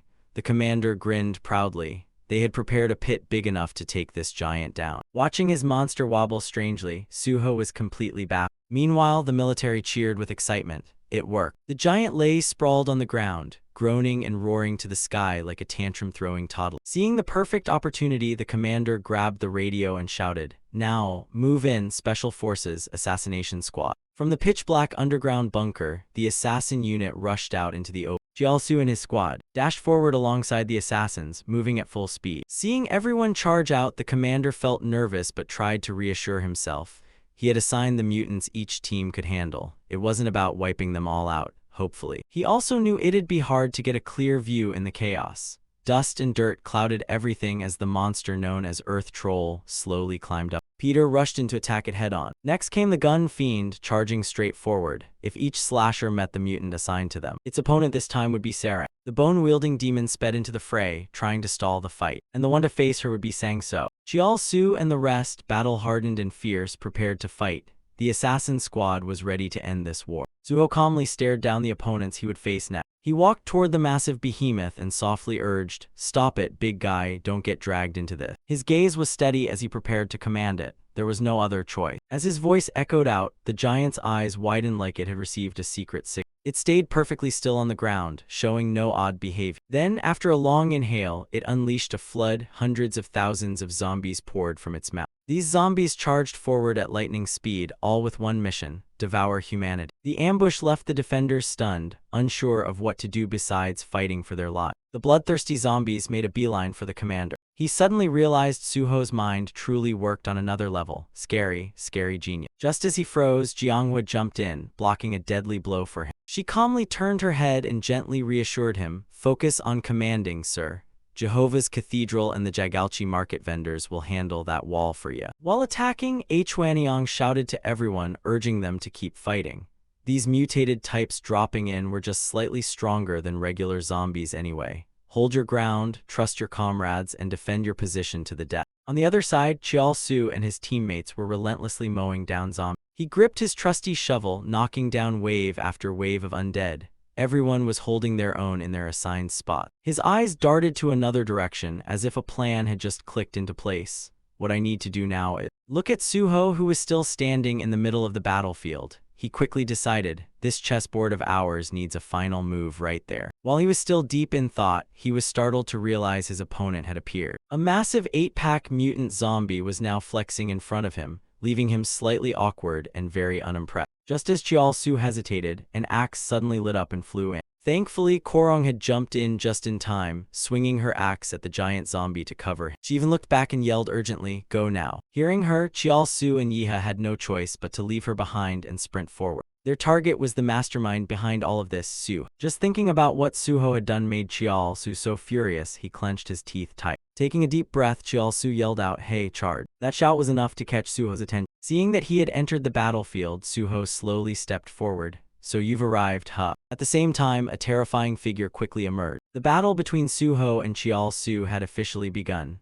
"Let's get started, punk." The scene shifted to a large room, an underground bunker reserved for high-ranking government officials. Bunker A10, Yondo. Inside, a noisy crowd was having heated discussion. A high-ranking man hurried over and called out anxiously, "General H. Wang, General H. Wang." Hearing that, the general looked confused. "Sir, everyone's extremely worried. What's the situation outside?" General H. Wang quickly bowed and gave his report. "The last we heard, the battle was still ongoing in Zhejiang. After that, I came down here. I don't know how long we can hold out or if the number of zombies has gone down." This made the other officials visibly irritated, questioning him non-stop. "You got a report and ran down here to hide? Shouldn't you have stayed to command?" He fell silent, not knowing what to say. Another official turned away and added, more important. Inside the bunker, they noticed many unfamiliar faces. This left the official rather surprised.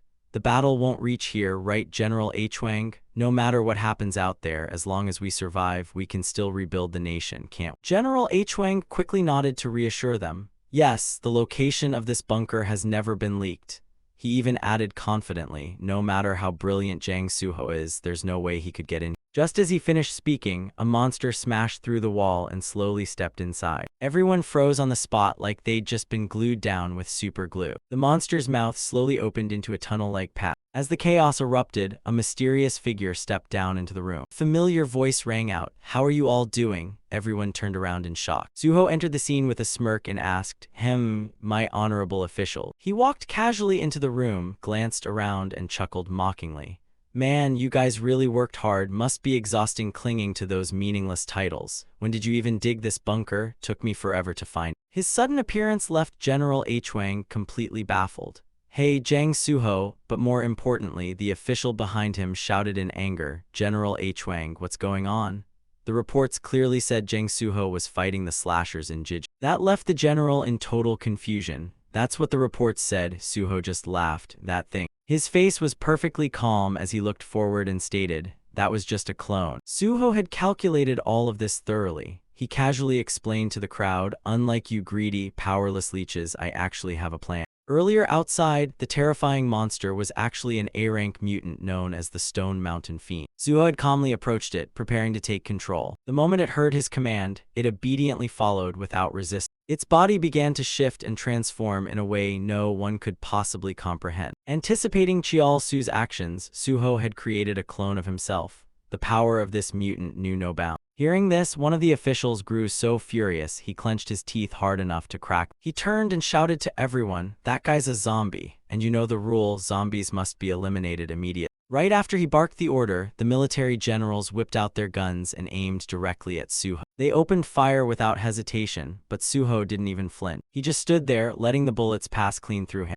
Under the horrified gazes of everyone, Suho slowly collapsed to the ground. Seeing him fall, General H. Wang finally let out a long sigh of relief. But the terrified official wasn't so sure. He shouted, "General H. Wang, he's really dead, right? What are you waiting for? Finish him off already." Just as he finished yelling, Suho suddenly asked, "Zombies must be eliminated, huh? So if you all turn into zombies, would you have the guts to kill yourselves?"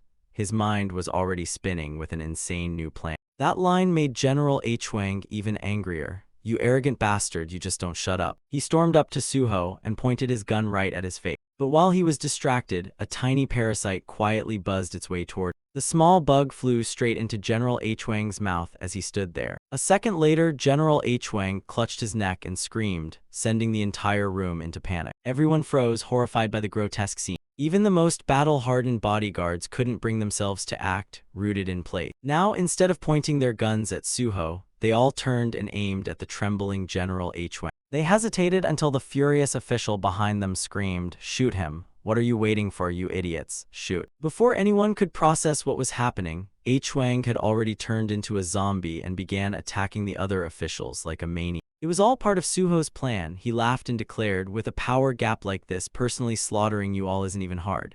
Chaos erupted everywhere as people screamed, "Shoot him! Kill him already!" Suho, unfazed, just smirked. "Not bad. Watching you rip each other apart and turn this place into hell is kind of entertaining." He gently bowed his head, sighed, and muttered, "Honestly, I should have gone full rampage from the beginning." Suddenly, he recalled those happy days with his old companions, justice, and all those lofty ideals. Back then, he even had a joyful life, despite his girlfriend constantly teasing him for dreaming of world peace. Remembering the glass of soju in his hand, Suho fell into deep thought. Maybe I never needed to chase after those vague, shapeless ideals at all. As he sat up, the bunker around him had turned into a nightmare, people screaming as they were ripped apart and devoured. If I'd let my power do the talking sooner, none of this would have been necessary. The underground shelter was now nothing but a pool of blood. The victims rose again, transforming into zombies and staggering to their feet. A high-ranking female official hiding in the corner nervously radioed in, "This is Yongdo Bunker. Deploy the military immediately." She hurriedly reported the whole situation.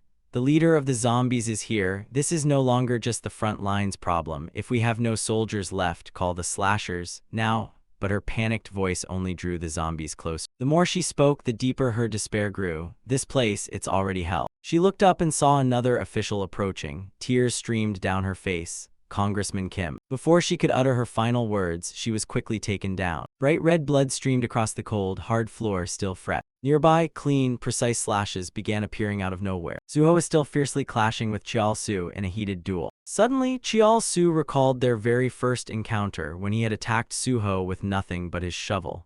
All the experience he had gained, especially the fight with Kim Chil-sam, had been meticulously analyzed by the analyst. Countless battles had followed, each one fiercer than the last.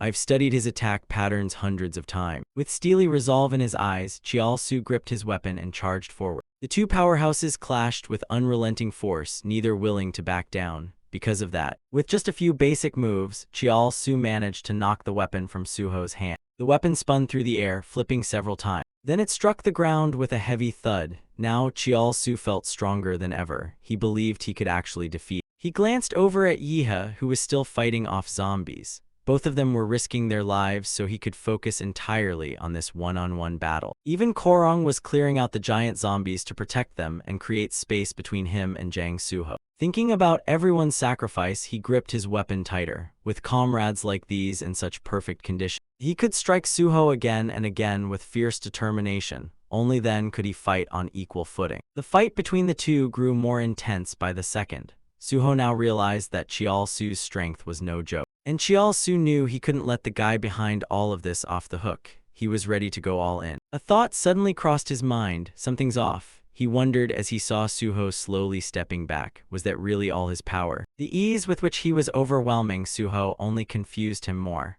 Were Suho's skills really that limited? Chial-su became deeply puzzled. No matter how he looked at it, something didn't add up. He wasn't suddenly that strong, nor had he picked the wrong strategy. So what was wrong here? Suddenly, his radio crackled to life with a voice. "Hey, you said it yourself." The commander spoke nervously over the radio. "There's a report from Yongdo, Busan. Jang Suho just appeared there and wiped out all the high-ranking officials." That made Chial-su go pale. Something wasn't right. Then who was this? Just as Suho attacked, Chial-su managed to dodge in time. And then it clicked, he'd figured out the truth. This was an imposter. Suho grinned wickedly and the mountain fiend began revealing its true form, but it was already too late. Chial-su's face turned pale. What am I supposed to do now? He looked straight at Jang Suho thinking, I have to go after the real Suho, not this knockoff. Chial-su stomped hard on the ground. Clenching his teeth, he turned and ran at full speed, determined to find the real Jang Suho. Behind him, the fake Suho held up his sword with a gleeful grin. With a powerful leap, he sent dust flying everywhere. Jang Suho launched forward with sinister intent. He landed right in front of Chial-su and shouted, "Where you think you're going, stay and play with." Chial-su frowned, glancing back in pure annoyance. Jang Suho lunged at him with a devastating overhead slash, forcing Chial-su to grimace and raise his shovel to block. Jingu pursed his lips, realizing this was a doomed move. A mental map of the region flashed through his mind.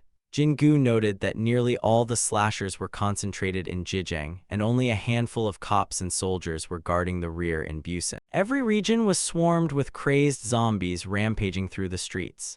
Jingu thought if the zombie outbreak caused by Jang Suho spreads to the densely populated rear zones, then a vivid image flashed in his mind, a burning ruin reduced to ashes. The people living there would just die without a chance. Jingu turned pale, muttering to himself, "We were doomed from the start. This battle was already lost before it began." He bit his lip, mind in total chaos. He played a move that guarantees his victory. What now? What the hell do we do? The scene showed exhausted citizens still fighting against the undead, while Jingu stood atop a steel crate, overlooking it all, desperately searching for a solution.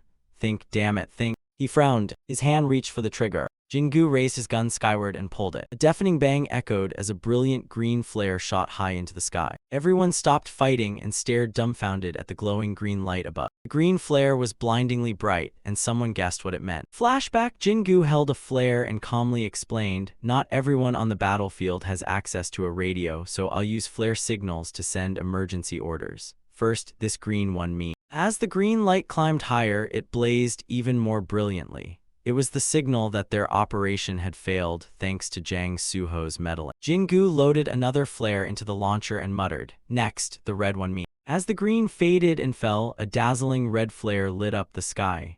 It was the signal for all slashers to stay in their current position. The red glow continued to burn overhead. Someone shouted, "What the hell? You're telling us the plan failed, but we're still supposed to hold position." Jingu launched the final flare, hesitating. "This blue one." It was the summoning order from the Supreme Commander himself. The blue flare soared into the sky, joining the other two, creating a mesmerizing display that made people instinctively want to move close. One person holding a gun and another with a bat shouted, "What the hell does that even mean?" "No clue," someone replied. Husio looked up and muttered, "That signal probably means." The operation failed, so everyone's ordered to hold position, to clear the path for the shovel demon's return. Korung and Yeha and the others all looked up at the sky lit by a brilliant blue. "That's just insane." The image of Chial-su dashing through the crowd appeared.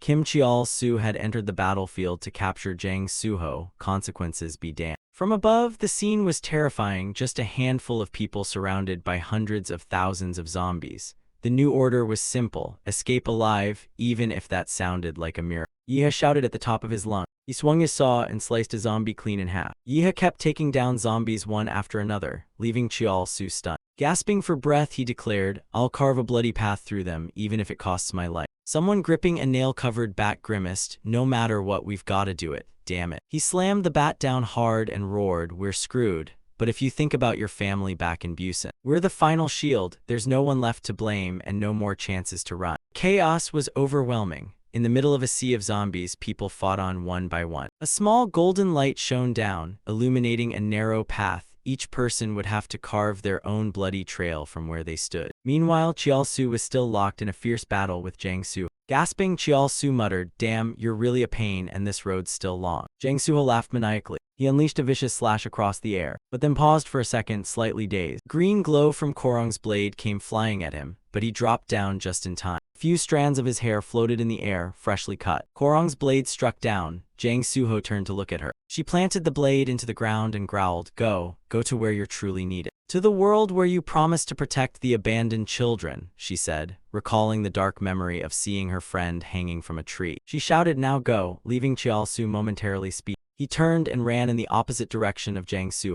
Jang Suho clearly didn't like that. Korong swung again to strike him, but he dodged the attack. She taunted, "What are you staring at, huh, you zombie freak?" Ari spoke up in concern, "President." Chial-su, still gasping, asked, "What's the situation?" Ari handed him a bottle of water and answered, "I'm not sure of all the details, but I heard Jang Suho launched a biological attack on the bunker where the top government officials were hiding.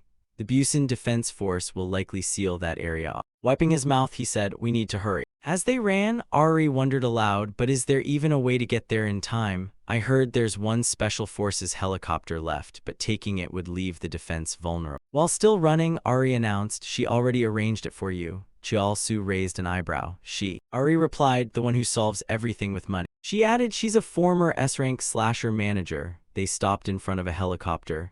Ah-jeong smirked and said, took you long enough, move it, shovel demon. A glimmer of hope flashed in Cheol-soo's eye. He stepped toward the chopper as Ari watched him. Suddenly, Cheol-soo stopped in his track. He turned and asked, if I leave, can everyone here still hold back the zombie? Ari just laughed, it's not about whether we can or not, we must. Just like how we believe you'll definitely take down Jang-soo. She encouraged him, don't give up, President. As she watched his back fade into the distance, Ari silently wished him strength. Please develop your power and resources so others will be forced to accept the ideals you preached at that gathering. She smiled brightly and whispered while watching him leave, now go smack them hard. Cheol-soo stepped forward and departed, determined to wake them from this insane world. On the helicopter, Ah-jeong crossed her arms and declared, I'm coming with you as support. He blinked in disbelief, are you nuts? You're a manager, not a slasher, you don't even fight. Back in the day when things were rough, managers had to protect themselves, she replied. She frowned and added, I'm going because there's something I have to do. Ah-jeong grinned, relax, debtor, I won't be a burden.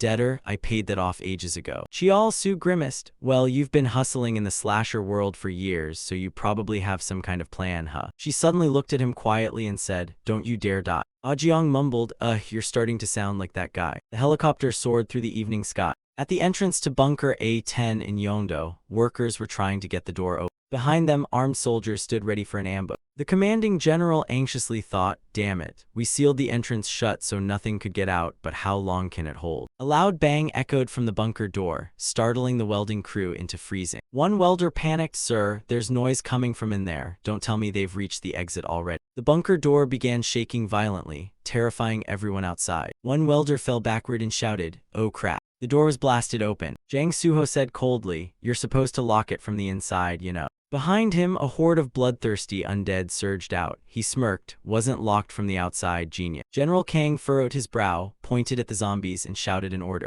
Fire, shoot them now. He froze stunned. Jang Soo-ho stormed forward, slaughtering soldiers, scoffing, how ironic. He took out another soldier. When I begged for protection, where the hell were you all, hiding in your bunker? Slash after slash fell upon the troops.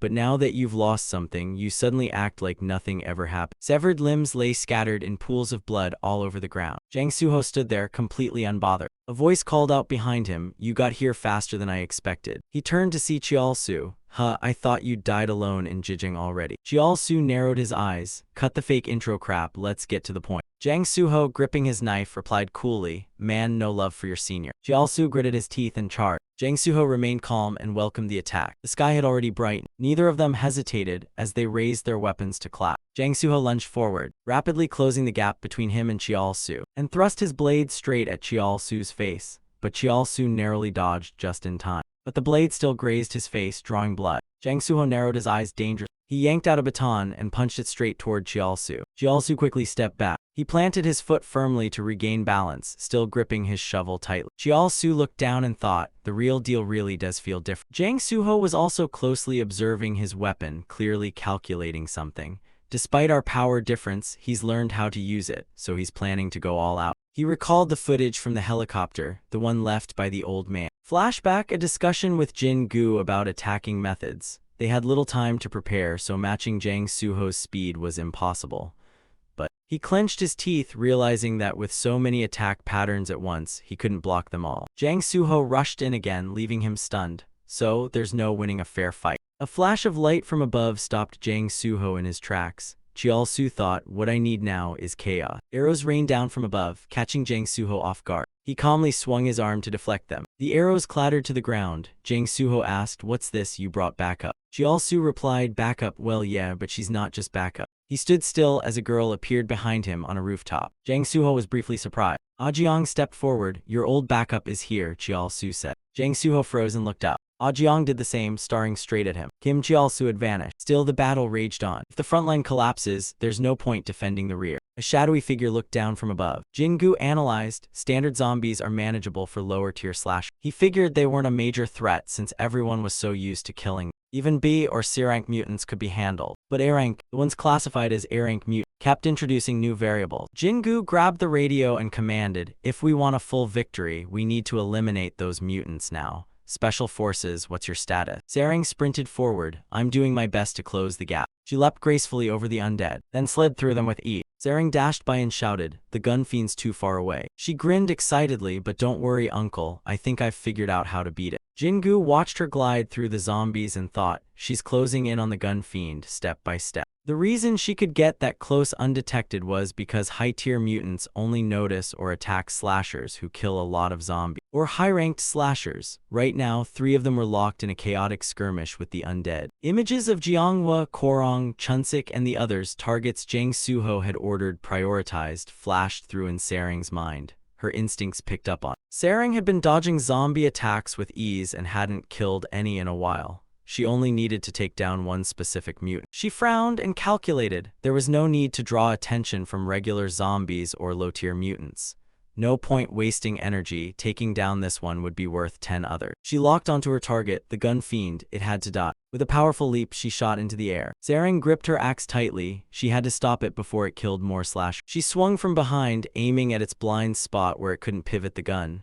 "You bastard." The axe slammed down, sending shockwaves through the gun fiend. She let out a small smirk. The gun fiend turned its head. Panic hit her. Why is its skull this hard? Her axe gleamed as she swung again, but she was blasted backward. Still reeling, she thought, seriously, why is its head built like a tank? The gun fiend raised its arm toward her. Clenching her axe, she shouted, "Damn it." Sarang reasoned, since it shoots bullets, my instinct is to block the barrel. The gun fiend lifted its arm. Will this even work? She wondered. Sarang turned and shouted, "Everyone get down." The others stopped mid-battle, startled. A blinding light began to spread. A massive explosion shook the entire area. Thick gray smoke billowed up. The ground was now covered in nothing but charred body fragments. Zombies had been flung away by the blast, and Sarang had taken a heavy hit herself. Both her axes spun through the air and landed, stabbing the ground right next to her feet, nearly giving her a heart attack. Eyes wide, she gasped for air. The ground was littered with blackened, smoking remains. She exhaled in relief. B-rank slasher and Sarang. Thank goodness, the rank mutant gun fiend is down. A man raised his hammer high, then slammed it down hard on a mutant writhing on the ground. Suddenly, something shot toward him from behind at lightning speed. His human reflexes kicked in as he turned, face filled with panic.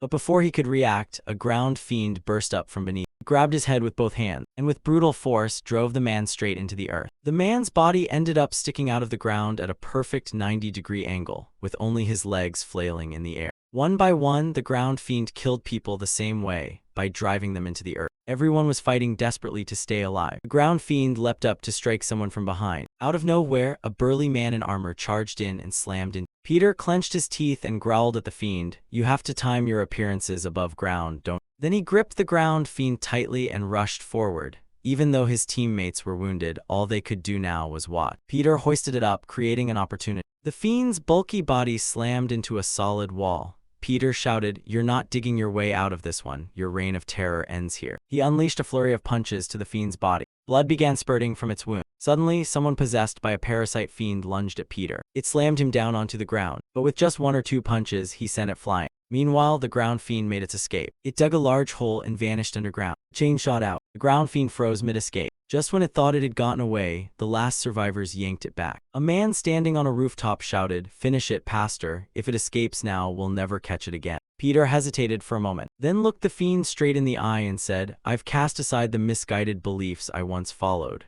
Now I see clearly." Peter stepped forward. "The new path lies before me." He clenched both fists and smiled, relying on each other, moving toward the same goal. That's how it begins, with understanding. The Special Ops team was created to face high-level mutants. Their results exceeded all expectations. They successfully eliminated the gun fiend that had been targeting slashers from afar. Then they cleared out troublemakers disrupting the battlefield, securing the rear for the slash. Though not directly their doing, thanks to the commander's efforts, all internal conflicts were also resolved. When A-rank slasher Korong ended her battle, the image of her slaying the Stone Mountain fiend played back. She paused and breathed heavily. The severed head on the ground marked the victory over the A-rank mutant. A bloodied man with slightly brown hair appeared, none other than B-rank slasher Ha Sang-so, who had faced off against the sword. He was now staring death in the face, standing before the massive body of the sword fiend. His eyes widened in panic. This monster moves completely differently from normal high-level mutants. I've crushed 2 or 3 B-ranks before, but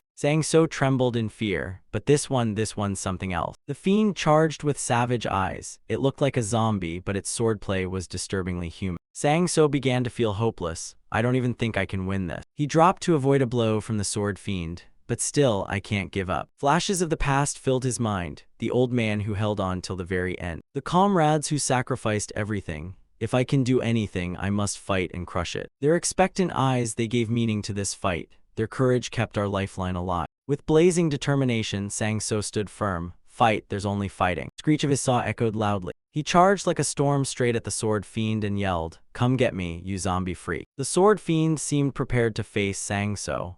As he charged in, she hesitated for a moment. Her hands clenched tightly, one of them began to morph grotesquely. Sang So pushed off lightly with his foot for momentum. Then within inches, he narrowly dodged a lethal strike from the enemy. The sword fiend was stunned by the sudden move. Sang So closed the distance, charging forward with his weapon. His face was tense, blocking that last attack was pure luck. He couldn't predict the next one at all. Still, Sang So pressed on with determination. He had to move forward. The sword fiend didn't hesitate either. One of us dies here. Sang So's eyes lit up before one of them fall. The two collided violently, and there was no turning back. Sang So swung his saw forward, but the sword fiend easily dodged. They exchanged blows rapidly, attacks and defenses happening instantly in the early phase of battle. Sang So was already soaked in blood, and the sword fiend wasn't doing much better. The battle left onlookers stunned. So many attacks in just the first moments, it was too fast for anyone to tell who blocked or who landed a hit. One witness, drenched in sweat, stammered, "Wait, which one's the mutant again?" Not even a minute had passed when Sang So swung his saw again. And just like that, the outcome shifted. A severed arm flew high into the air. One of the sword fiend's arms had been sliced off, leaving her in utter shock.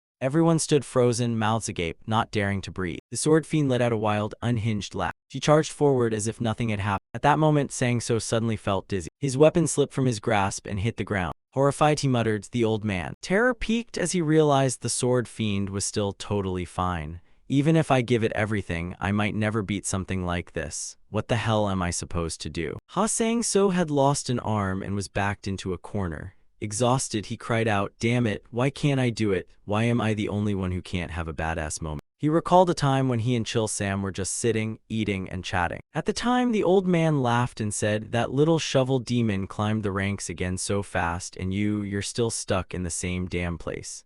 Why is that, huh?" Sang So growled, "You make it sound like I'm some brat jealous of him. I'm not, it just ticks me off that some untested kid outranked." Chill Sam laughed heartily. "It's tough to compare disciples, but when it comes to zombie kills and field experience in major ops, you've got more. If the young miss hadn't limited you to secret missions, you'd be a rank already." Sang So was a bit surprised by what came next. "But from what I've seen, there's one thing the shovel demon has that you do." Chill Sam's face turned serious. "Killing intent." Sang So blinked. "Killing intent." The old man explained, "It's the sheer will to charge forward toward your goal, no matter what." In Chill Sam's mind, he recalled that terrifying expression, the kind of killing intent that doesn't stop, even with a torn throat. He looked at Sang So firmly. "If you had that same killing intent, you'd also reach your breaking point and surpass." Sang So remained silent. Back in reality, the sword fiend raised her only remaining arm. She lunged forward with a swift attack. "Killing intent," Sang So suddenly muttered. Then he shifted aside, narrowly dodging the slash. The sword fiend was caught off guard. She hadn't expected him to evade. She turned her head to look at Sang So. He was now standing right beside his saw blade. Sang So murmured, "So I was lacking killing intent, huh?" The saw hummed silently, as if agreeing with him. The sword fiend's eyes widened in surprise. Before her, Sang So's body began to transform. Sensing danger, she charged in for another strike. A loud clash echoed. She froze. Sang So's arm had turned to metal, shaped like a sharp weapon, stopping her attack cold. He exhaled slowly. Then with a focused, deadly gaze, he muttered, "Round 2, huh?" His taunt enraged the sword fiend, and she charged in fury. Sang So didn't dodge, he met her head-on. The two of them clashed violently once again. Sang So took a step back. His face tensed slightly as black veins began to spread. Mutation was kicking in, and time was running out. So Sang So made his decision, and let out a loud roar. Everyone watching around him was visibly stunned. Sang So shot forward like lightning toward the sword fiend. The scene shifted to another place, clear blue skies and white clouds. Suho muttered, "Right, your weapon is still the crossbow, Choi Ajiang." Ajiang replied coldly, "Because it was the first weapon you ever bought." Flashback to the past inside the blacksmith shop, Ajiang's shocked voice echoed. "She held a crossbow in disbelief, but I don't even know how to shoot a bow." Suho waved it off. "Learn, you're too small for close combat and your hands get hurt too easily." Ajiang quietly listened as he said, "I'll be fighting on the front lines. Your job is to watch my back until we restore this country. She stammered, thank you. Suho smiled. Hey, kid, learn fast and protect my back well, alright. Back in the present, Suho's face darkened.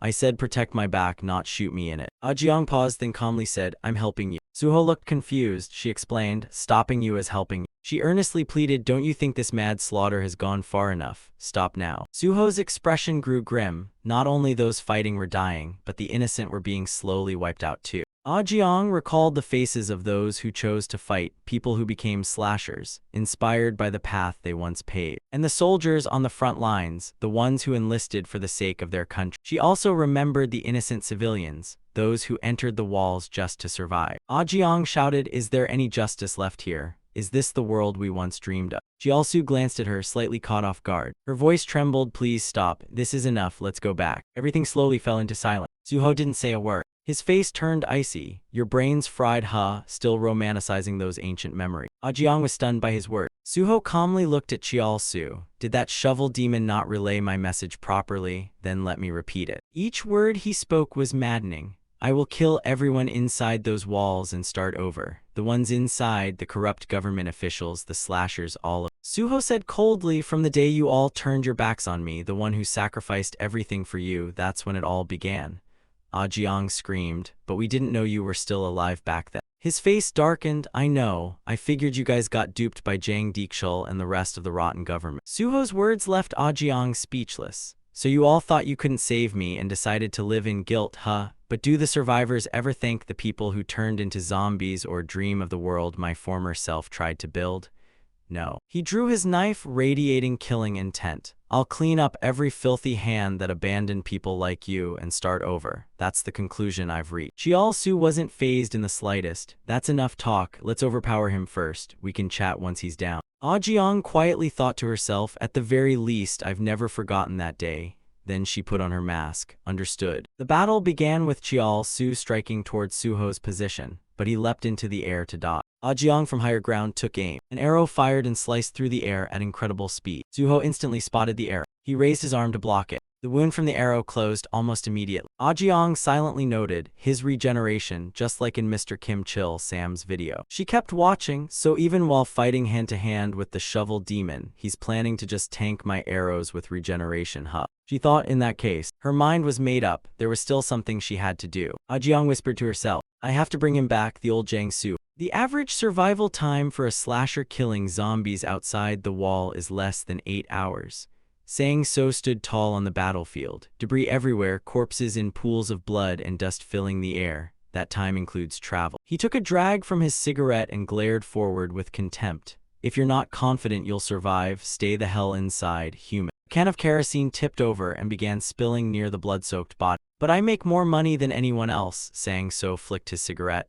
There's a reason everyone avoids. Scene switch, a group lining up to receive their pay. Sang So had finished and was about to leave. Suddenly he paused, staring thoughtfully at the stack of bills in his hand. Then he turned around and headed back toward the manager, catching her off guard. She looked confused. What is it? Not enough. That can't be right. Sang So's face turned serious as he slammed something down on the table. He spoke up, use this money as condolence for the dead, compensate them or their family. As for me, I don't need anything else. Night had fallen and the buildings were lit up bright. Then why? Sang So growled, teeth clenched in fury. He swung his weapon forward with force. Why am I even fighting like? Sang So unleashed a fierce attack on the sword demon, sending dust flying everywhere. Why did I choose this slasher life? Their powers collided, causing a massive explosion. Suddenly, the sword demon stomped and shot into the air before diving straight at him. Why the hell am I still with this crazy bunch? She pulled her arm back and unleashed a violent slash of energy flying towards Sang So. He furrowed his brow, clenched his teeth, and glared at the incoming strike. Was it for money? Sang So raised his hand to block the force. No, if it were just that, I'd have quit after buying a few buildings. But the sword demon didn't stop, following up with several more slashes. Sang So couldn't hold on, he was struck, blood spraying everywhere. His vision darkened immediately. Then why? Moments later, Sang So collapsed as the sword demon landed gently. He quickly snapped back, pushing himself up. Why am I still? The last blow caused internal injuries so severe he coughed up blood. Suddenly something came rushing toward them. 3 slashers appeared, weapons drawn, standing between him and the sword demon. One of them, terrified but brave, stepped in front of him and said through gritted teeth, "We'll buy you some time. We're ready to die, so take this chance." Yes, this is it. Something clicked inside saying so, his eyes now burning with unwavering resolve. 3 of them roared and charged at the sword demon, without hesitation. "These are the people I must protect." She was still standing there, but then her eyes glinted. She summoned a massive bolt of light. People with dreams of a better life. 2 of the slashers were instantly taken down. For these people, one man, tears in his eyes, still charged in to attack. "Because I love these people," but with just a light wave of her arm, the sword demon pierced straight through him. With a blank face, she pulled her hand back and he collapsed to the ground. Just then, the sword demon seemed to hear something and flinched slightly. "That's why I can't leave this life just yet." Sang-so came charging from behind. He clenched his teeth and slashed with all his might, striking her clean across the waist. The sword demon grimaced in pain, clearly pissed off. Suddenly, Sang-so's eyes lit up as he shouted with deadly intent, "Die."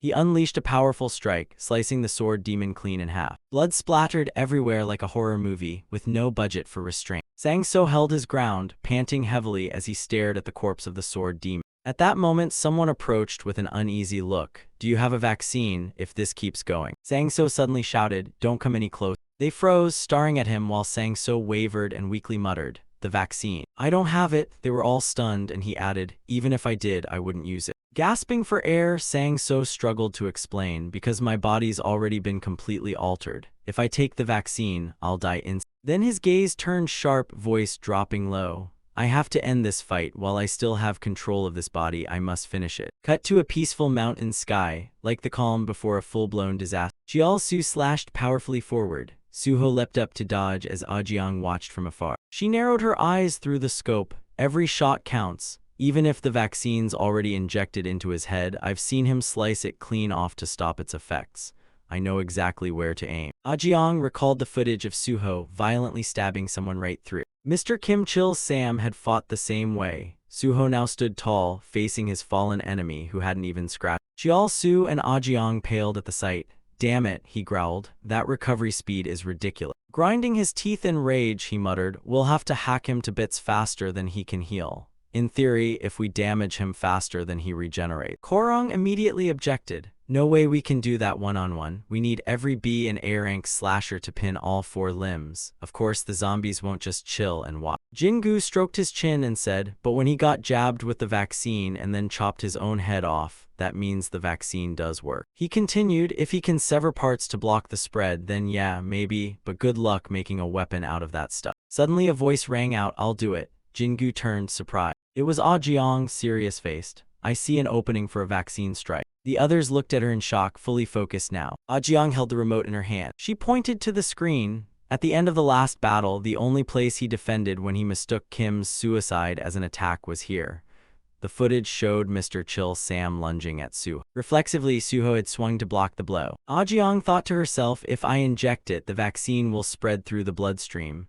Suho was now rushing toward Jiao-su. His heart was pulsing visibly, veins glowing under his skin. Ah-jiang squinted through the scope, whispering to herself, "Can I do this? No, I have to." On this side, Suho swung hard at Jiao-su, who raised his shovel to block. Suddenly, Suho's other hand pulled back, preparing to strike down. Out of nowhere, an arrow flew in and stabbed right into Suho's arm, catching him off guard. He blinked in confusion at the arrow. A vaccine arrow. Suho immediately tossed the weapon in his other hand to the ground. Then, without hesitation, he grabbed a knife and sliced off his own arm. The wound oozed like it was about to spill something nasty. Seeing this, Jiao-su seized the chance, gritting his teeth and rushing forward. He slashed hard at Suho's body. Suho furrowed his brow in pain and growled, "You bat." Jiao-su kept his eyes locked, gripping his weapon tightly, watching Suho close. His jaw dropped. Suho's wound was already healing at an insane speed. He narrowed his eyes. Just like Choi Ah-jiang said, the only way is a shot straight to the heart.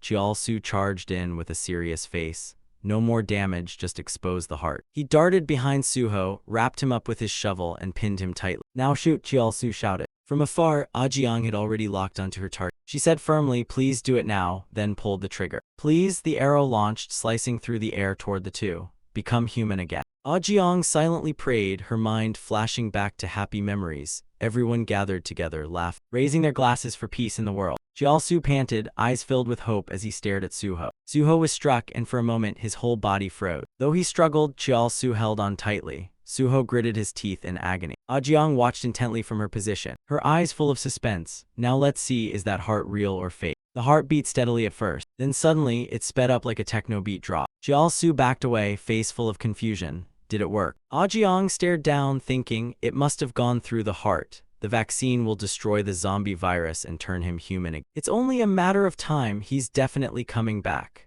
Jiang shouted joyfully. Finally, he'll lose his zombie control and that absurd regeneration. Suddenly Suho's eyes sharpened, glowing with intensity. Seeing this, Jiang's face turned pale. She was horrified. He's never given up. She stared at Suho, realizing she had forgotten what kind of man Jang Suho really was. Only now did Jiang understand. He felt responsible for bringing everyone home safely. Even if it meant destroying himself, releasing killers, or licking the boots of the powerful, he'd do anything to get everyone back to Buse. Even if the world abandoned him, he never abandoned himself. Suho roared, muscles tightening, shirt tearing open as slime oozed from his body. The air pressure shifted. She thought to herself, Jang Suho's true plan and final goal is to destroy humanity and take control of the Korean peninsula. He hadn't given up his mutation power. Suho clenched his teeth, eyes turning white. I need to slow down the vaccine's effect. To do that, he had to go full beast mode. Instantly, 2 grotesque arms sprouted from his back. His biceps bulged like overinflated balloons. His thighs puffed up too, tearing his pants to shreds. Well, there goes Fashion Week. Jiao broke into a cold sweat, stunned. Damn it. Jiang's face went dark as she stared at the monster Suho had become. Suho had completed his transformation, utterly terrifying. He let out a monstrous roar, his mouth stretching all the way to his ear. A surge of energy burst out from him. Jiang mumbled in panic, one more shot. She raised her sniper thinking, I need to shoot again. But Suho noticed and started rushing straight at her.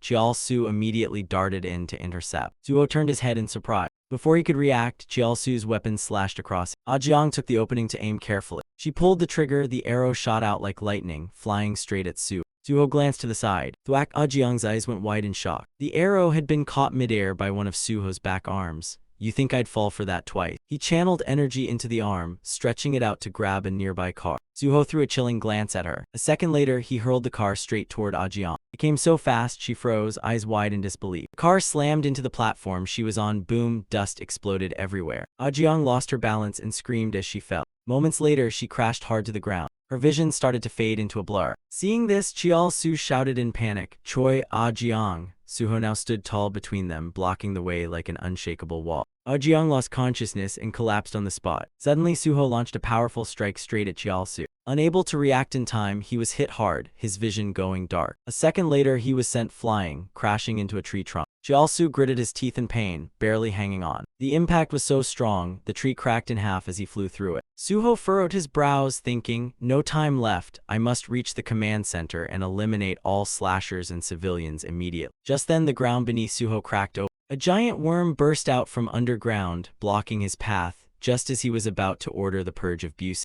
At the same time, something came flying from the distance. A chain wrapped around Suho, making him flinch. Shocked, he turned around. Jiao voice rang out, where you off to in such a rush? Jiao stood his ground, bloodied face and heavy breathing.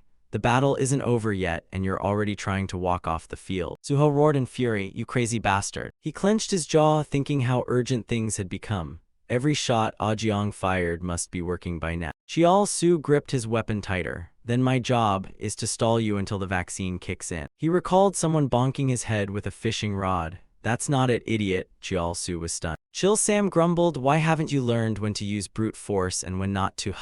He muttered, why are you even here? The old man replied sternly, fishing isn't just brute strength. You need decisive force when reeling in a hooked fish. Chill Sam smiled. When you meet someone you absolutely cannot let escape, use every ounce of strength, even the strength you had at birth. Back to reality, Jiao eyes gleamed as he roared and charged at Suho with full force. Suho trembled under the blow, visibly shocked. Jiao strength knocked him off balance, sending him sprawling backward. Seizing the moment, Jiao lunged in. He twisted the shovel's handle with a flick of his wrist. The chain swiftly recoiled. All the parts snapped back together, restoring it to its original weapon form. Wasting no time, Jiao stomped the ground and launched himself toward Suho. He swung the shovel down hard, but Suho caught it midair. Jiao clenched his teeth and pushed the blade down with all his might.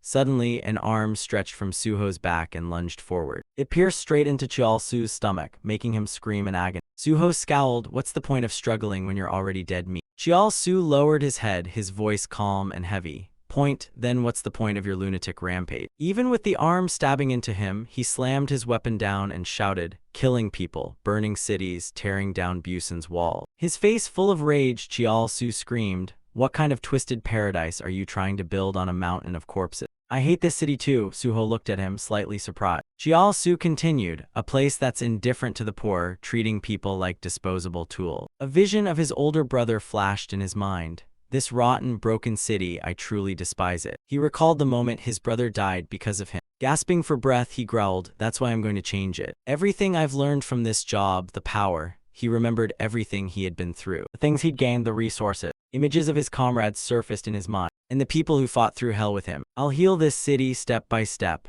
Chiao-su tightened his grip on the weapon. He glared at Suho with blazing eyes and shouted, "You don't fix a broken city by blowing it up just because you don't like it. You fix it so people can live better." Suddenly, Suho's body trembled slightly. He clenched his teeth and tried to resist the shovel's force, stunned at Chiao-su's raw power. Then, out of nowhere, Chiao-su raised his weapon and chopped off the arm that had pierced. He gritted his teeth, face twisted in pain, voice full of rage. "This is my home." A second later, he slammed his weapon down, stabbing it deep into Suho. "You're not taking it from me." Just one blow, Suho's arm was sliced clean off. He stood frozen in shock. He hadn't expected that. Usually, slashers were the ones missing a few pieces. Suho tried to recall all the crazy stunts Chiao-su had pulled, sneaking into a horde of zombies just to reach his goal. And just like that, he realized something. Watching the way Chiao-su fought with the shovel, he mumbled, "Wait, is this guy that old geezer, disciple?" Then he said aloud, "If that's true." Suho continued, "I once had hopes for a better world."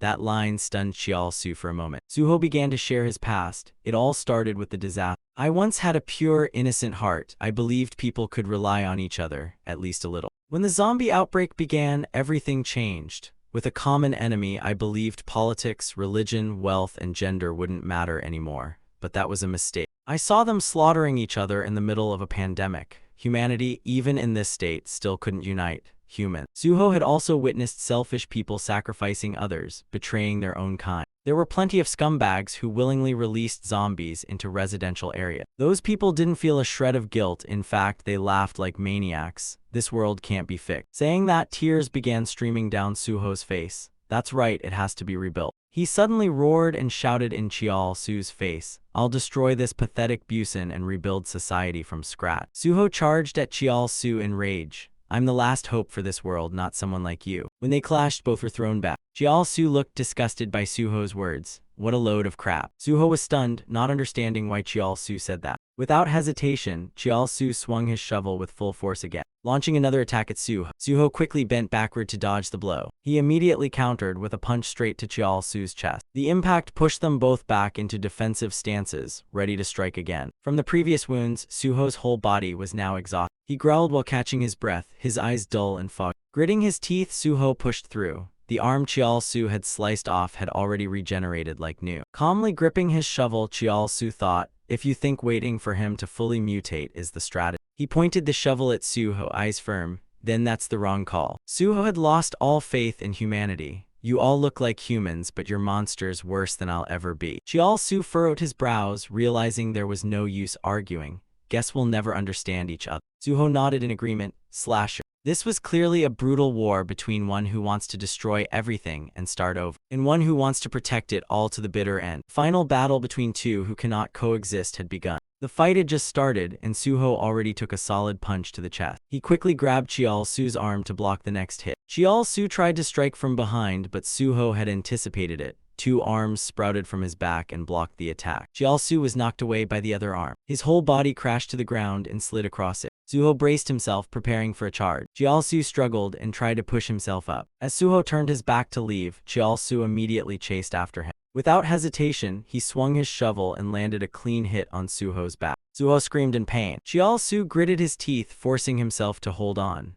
Just a little longer, Choi Ah-jiang's vaccine must have kicked in by now. He stared at Suho writhing before him. This must be his final struggle. In that moment, Chiao-su thought of the other slashers out there. If he could just hold on a little more. His comrades were still out there fighting with all they had. Then maybe they could protect everyone. Fierce belief flared within Chiao-su. If they could protect even one thing. He held his breath tense, hoping for a miracle to hit restart. Just as he lunged to strike, Suho grabbed his arm in time. Suho glared at him. "Gotcha." Another arm from Suho's back shot up. With a brutal force, Suho smashed Chiaosu with that arm. Suho glared at him with arrogance written all over his face. Victory's mind slasher. He grabbed Chiaosu's head with his other hand. With one powerful thrust, Suho slammed Chiaosu's head into the ground. His hand was now soaked in blood. Suho stood still, staring down at Chiaosu in silence. He panted heavily, completely drained. Moments later, Suho turned and began walking away. But suddenly, a sound behind him made him stop and look back. To his shock, Chiaosu was somehow still getting up after that brutal attack. Suho stared wide-eyed in disbelief. Suho shouted furiously, "Why the hell haven't you collapsed yet? Even I couldn't endure that." Suho screamed like a maniac, "Why do you believe you can do this?" Chiaosu stood silently, deep in thought. Suho, enraged, lifted a nearby truck with one arm and hurled it straight at Chiaosu. Only then did Chiaosu slowly begin to speak. Chiaosu suddenly remembered his childhood. That day he almost left you behind. Little Chiaosu had just sat there watching his brother. "Even if you don't come back, I won't blame you." He had realized early on that the world was already too far gone. No one was living sanely anymore. That's why from now on, he recalled everything about his home. Chiaosu also thought about Chil Sam's family, the little girl's family, Mr. Kim's family, and the ones who had sacrificed themselves for the greater good. One by one, the beautiful memories came flooding back. Everything that had been lost and forgotten by the people. He remembered Ari's sorrowful eyes when she confided in him, "I want to take it all back for them." His comrade collapsed right in front of him. Chiaosu gripped the keepsake tightly. "Please bless me." Right at that moment, the truck came flying directly overhead. "And I'll become the unbreakable shield." Suddenly he spoke. Chiaosu gritted his teeth and shouted, "I'm the final wall that protects all of humanity." He raised his shovel once again, and with one mighty swing, the truck was sliced clean in half, crashed down and exploded, igniting a massive blade. Suho shielded his face in shock. One arm did that. He let out a deep sigh. Meanwhile, Chiaosu gathered his strength once more. He gripped his shovel and dashed straight towards Suho. From midair, Chiaosu dove down with fierce determination. His eyes gleamed as he slashed his shovel forward. Suho's eyes glowed red too, and he growled ferociously. A barrage of shovel strikes rained down all over Suho's body. Suho screamed and coughed up blood. Even Chiaosu didn't come out unscathed. After the attack, his shovel couldn't take the force and shattered into pieces. Exhausted, Chiaosu collapsed to the ground, while Suho remained standing. Suho turned and looked at him. "Looks like that was your final move." He continued, "But with this body, all I got was a scratch. Let's end this now."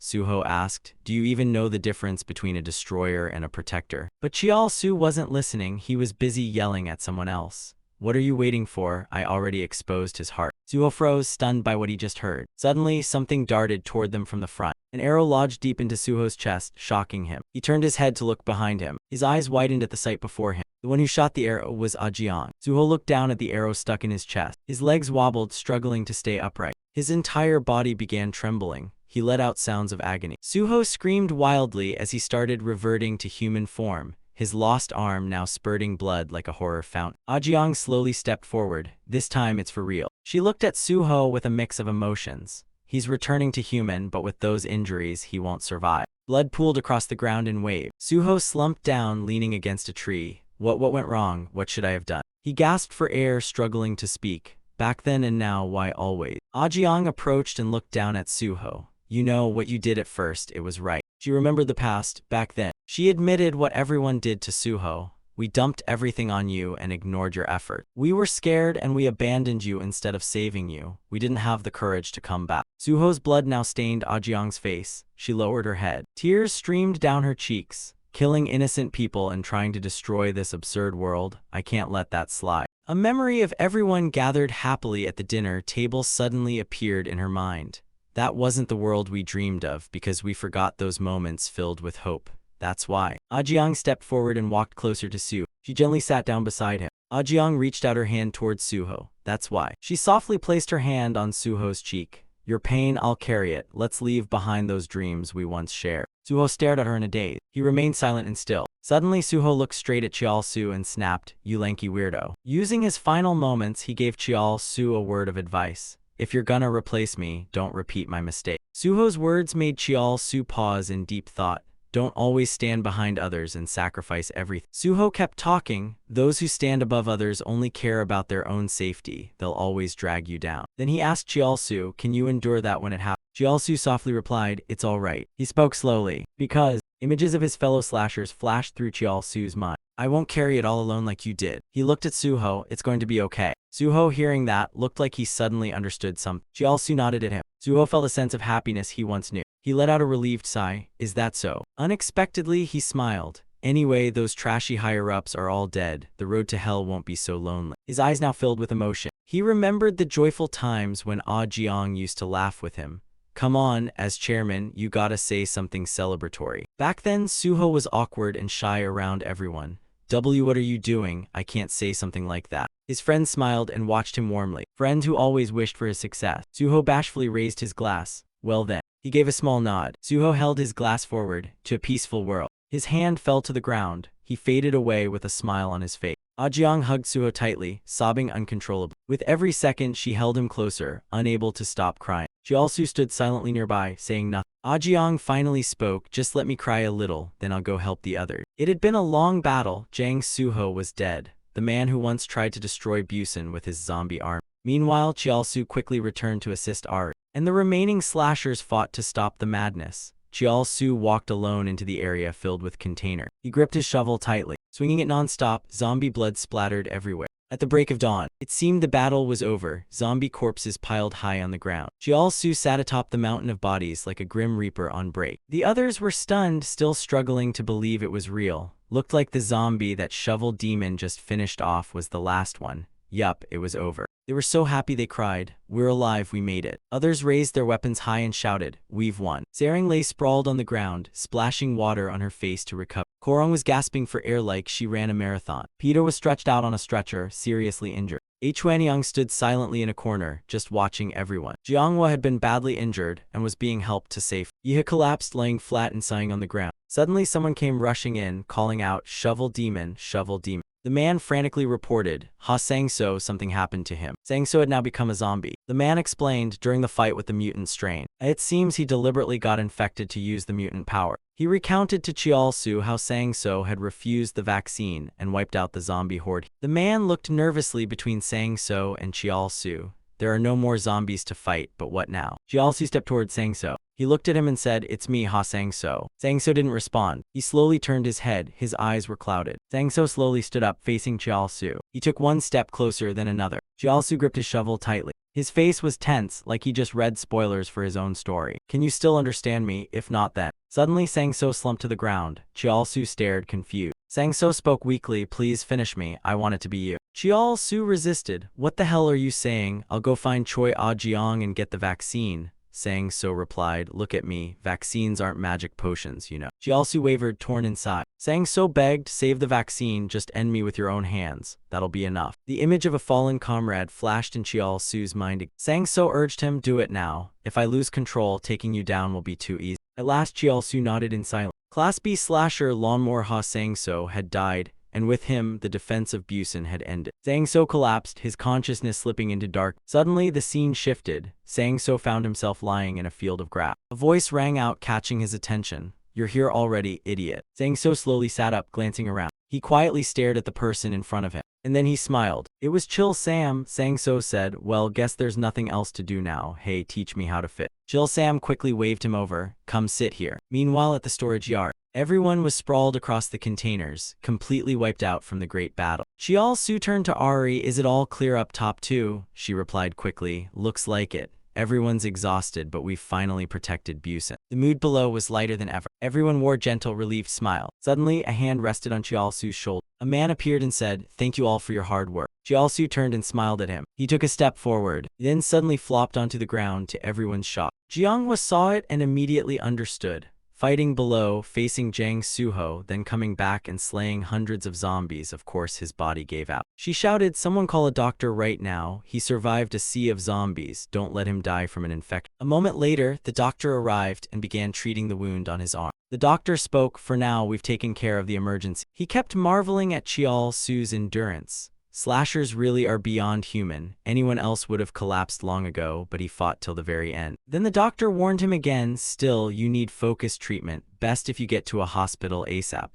Jialsu muttered, sure, now that it's all over. The other man cut in, over, who said it's over? Jialsu looked confused. What do you mean, no more zombies, no more Jiangsu? At that moment, Ah Jiang appeared. She was the one who'd brought everyone together. She scolded him and said, that's why you have to finish it, dumb. Then she ordered Jialsu to officially declare to everyone that the battle was over. Ari chimed in, you're too hurt to move much, just stand on the wall and speak from there. No fancy speeches needed, just be real. She continued, everyone's hopping for it. They followed you as their commander, they trust you. The loudspeaker was connected quickly. Jiao-su stood on high ground, sweeping his gaze over the crowd. People quickly gathered, waiting for his announcement. Even the heavily injured struggled to their feet to hear him. The other hunters silently looked up at him. Jiao-su held the radio in hand, looking visibly tense. Ari nodded supportively from behind. She smiled, her eyes full of faith. With no other choice, Jiao-su sighed. He reluctantly lifted the radio and said, "They told me to declare victory, triumph. But I have no clue how to do that." His words left everyone below frozen for a moment. Jiao-su continued, saying that too many lives had been lost in the battle. He went on, and our final enemy was still one of us.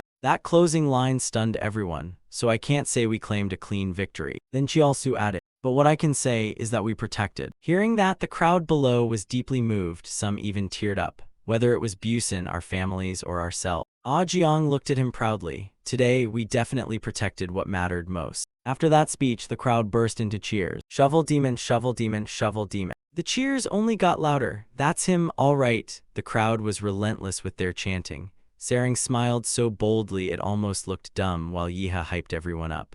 Shovel demon, you're amazing, master. Chanting didn't stop. Shovel demon, shovel demon. Jiao-su let out a long sigh of relief after the speech. Ari smiled at him with pride. You did great, you really brought the battle to an end. Jiao-su turned to her and smiled. Suddenly, a voice rang out, you better get to a hospital before that infection kills you for real. The siege of Zhejiang, which claimed the lives of hundreds of slashers, was finally over. The workers soon returned to their duty. And afterward, the world began to change. It slowly started to recover from the apocalypse. The Yongdo A-10 bunker was marked for quarantine, mostly because the current politicians had all been wiped out inside. A suggestion box was opened for public opinion, leading to a massive political reform. The slashers began to rise as new pillars of society. They were finally recognized worldwide for their critical role in the war. Jin-gu and Ah Jiang stood tall in formal suits. Park Jin-gu and Choi Ah Jiang had officially entered the political world. Yiha beamed, I sponsored their campaign, you know. Some inside the political system objected. How can just two people change the world? They asked.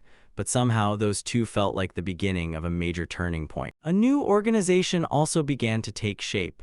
The government established the Slasher Alliance headquarters to support and manage the slashers.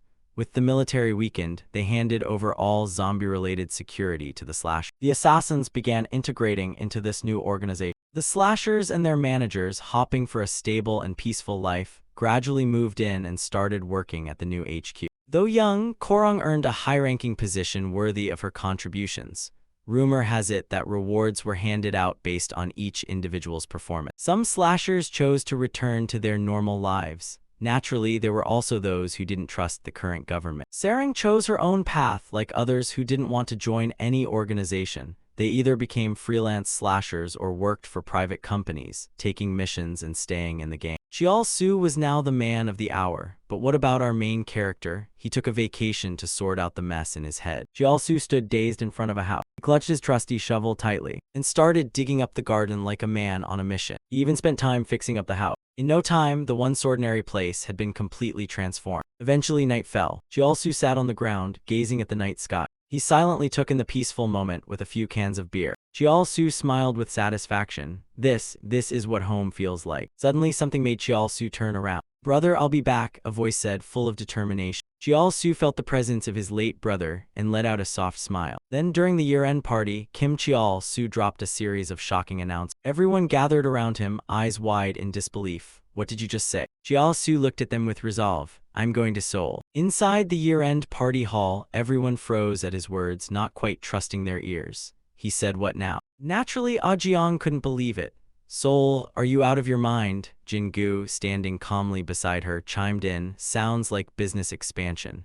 Busan's a bit of a struggle, after all. But Sarang still couldn't wrap her head around it. It's not about difficulty, it's impossible. There were already too many zombies just on the way to Uljan. She grabbed Yiha's head and shook it violently, leaving him completely bewildered.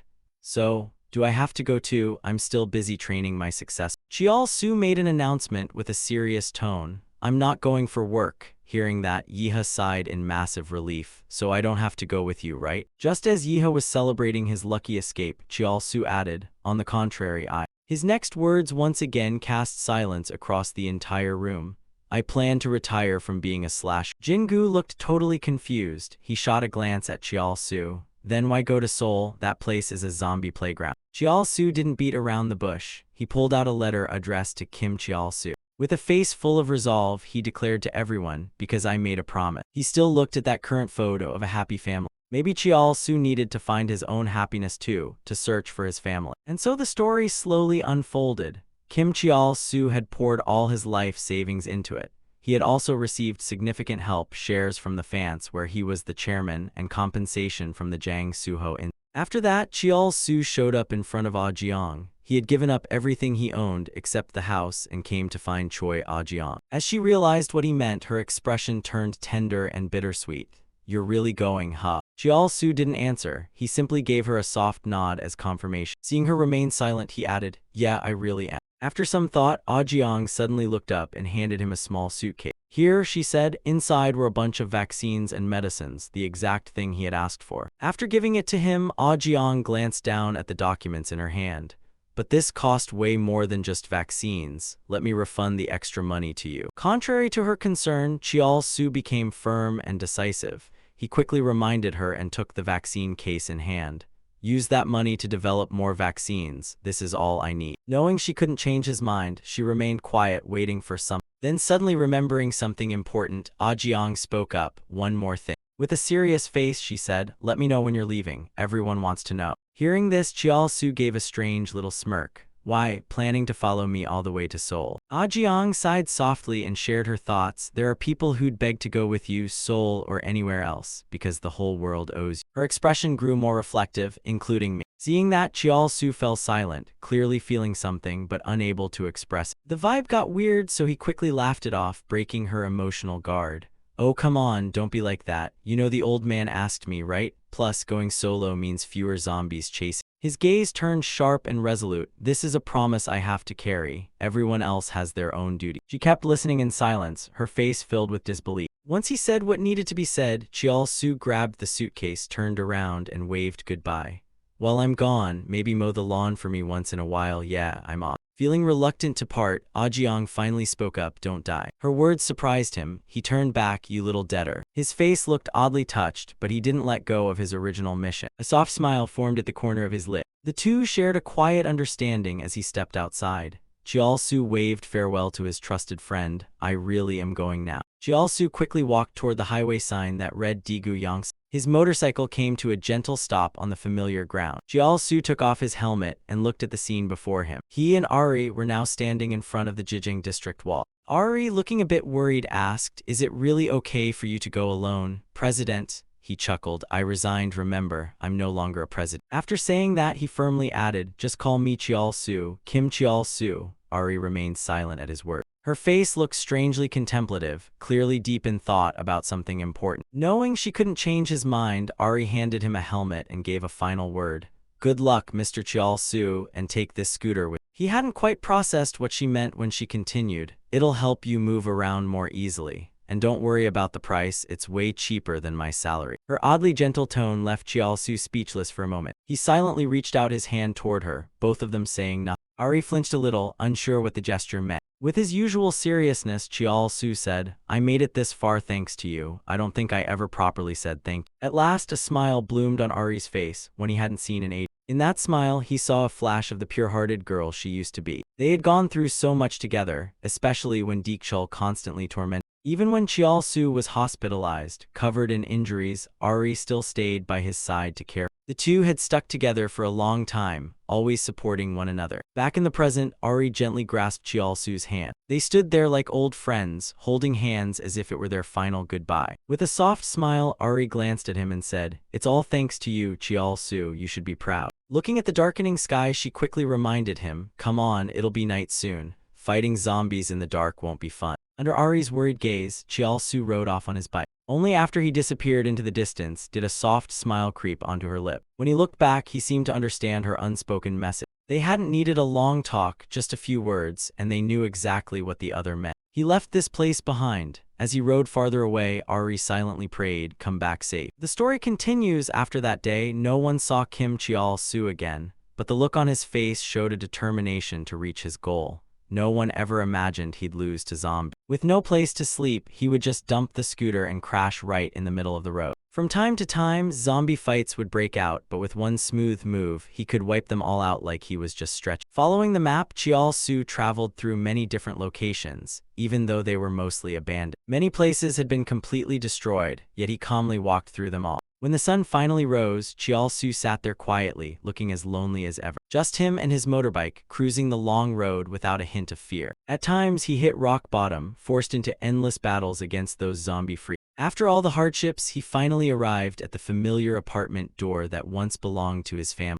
As he opened the door, he was met by a short-haired woman, now a zombie. He instantly recognized the zombie standing before him. It was his older sister, Dion. Without hesitation, Chial-Su jabbed a vaccine needle right into her neck. While she slowly regained awareness, he calmly stood there, waiting for her to return to normal. Time passed quickly, and sunlight began to shine into the building. Chial-Su held a photo in his hands, studying it carefully. After examining the photo, he slowly turned around to look behind him. And there they were, everyone, finally back to normal, standing silently in place. His final wish had come true. With a sigh of relief, a faint smile appeared on his lips. Just then, he noticed a towering column of smoke, catching him off guard. He carefully stepped forward, alert but determined. Behind him, everyone else stood seriously, waiting to see what was happening. Fortunately, what awaited him wasn't danger, but a group of surviving soldiers out searching for survivors. Day by day, things started looking better. Life at the military camp slowly returned to normal. His family seemed to forget the horrors of the world as they smiled and greeted each other joyfully. Unknowingly, a long-lost smile returned to Chial-Su's face, but something felt off and he quickly glanced behind him. A happy family scene was unfolding before his very eyes. A middle-aged woman burst into tears of joy upon seeing Chial-Su again. Even he stood there stunned, unable to believe the scene in front of him. She gently pulled him into a tight hug, as if she'd never let go again. Time moved on, yet the same familiar place remained, protected by a tall wall that kept zombies at bay. And the gate to that wall slowly began to open. The sound of familiar footsteps echoed. It was Chial-Su, returning once more. But this time, he didn't return alone. He came back with his family. The entire extended family gathered at the wall, waiting for what would come next. And before him stood all his comrades, smiling as they welcomed him back. Chial-Su finally felt what happiness truly meant, and a warm smile bloomed on his face. Facing everyone's expectant eyes, he smiled and said, "I'm home."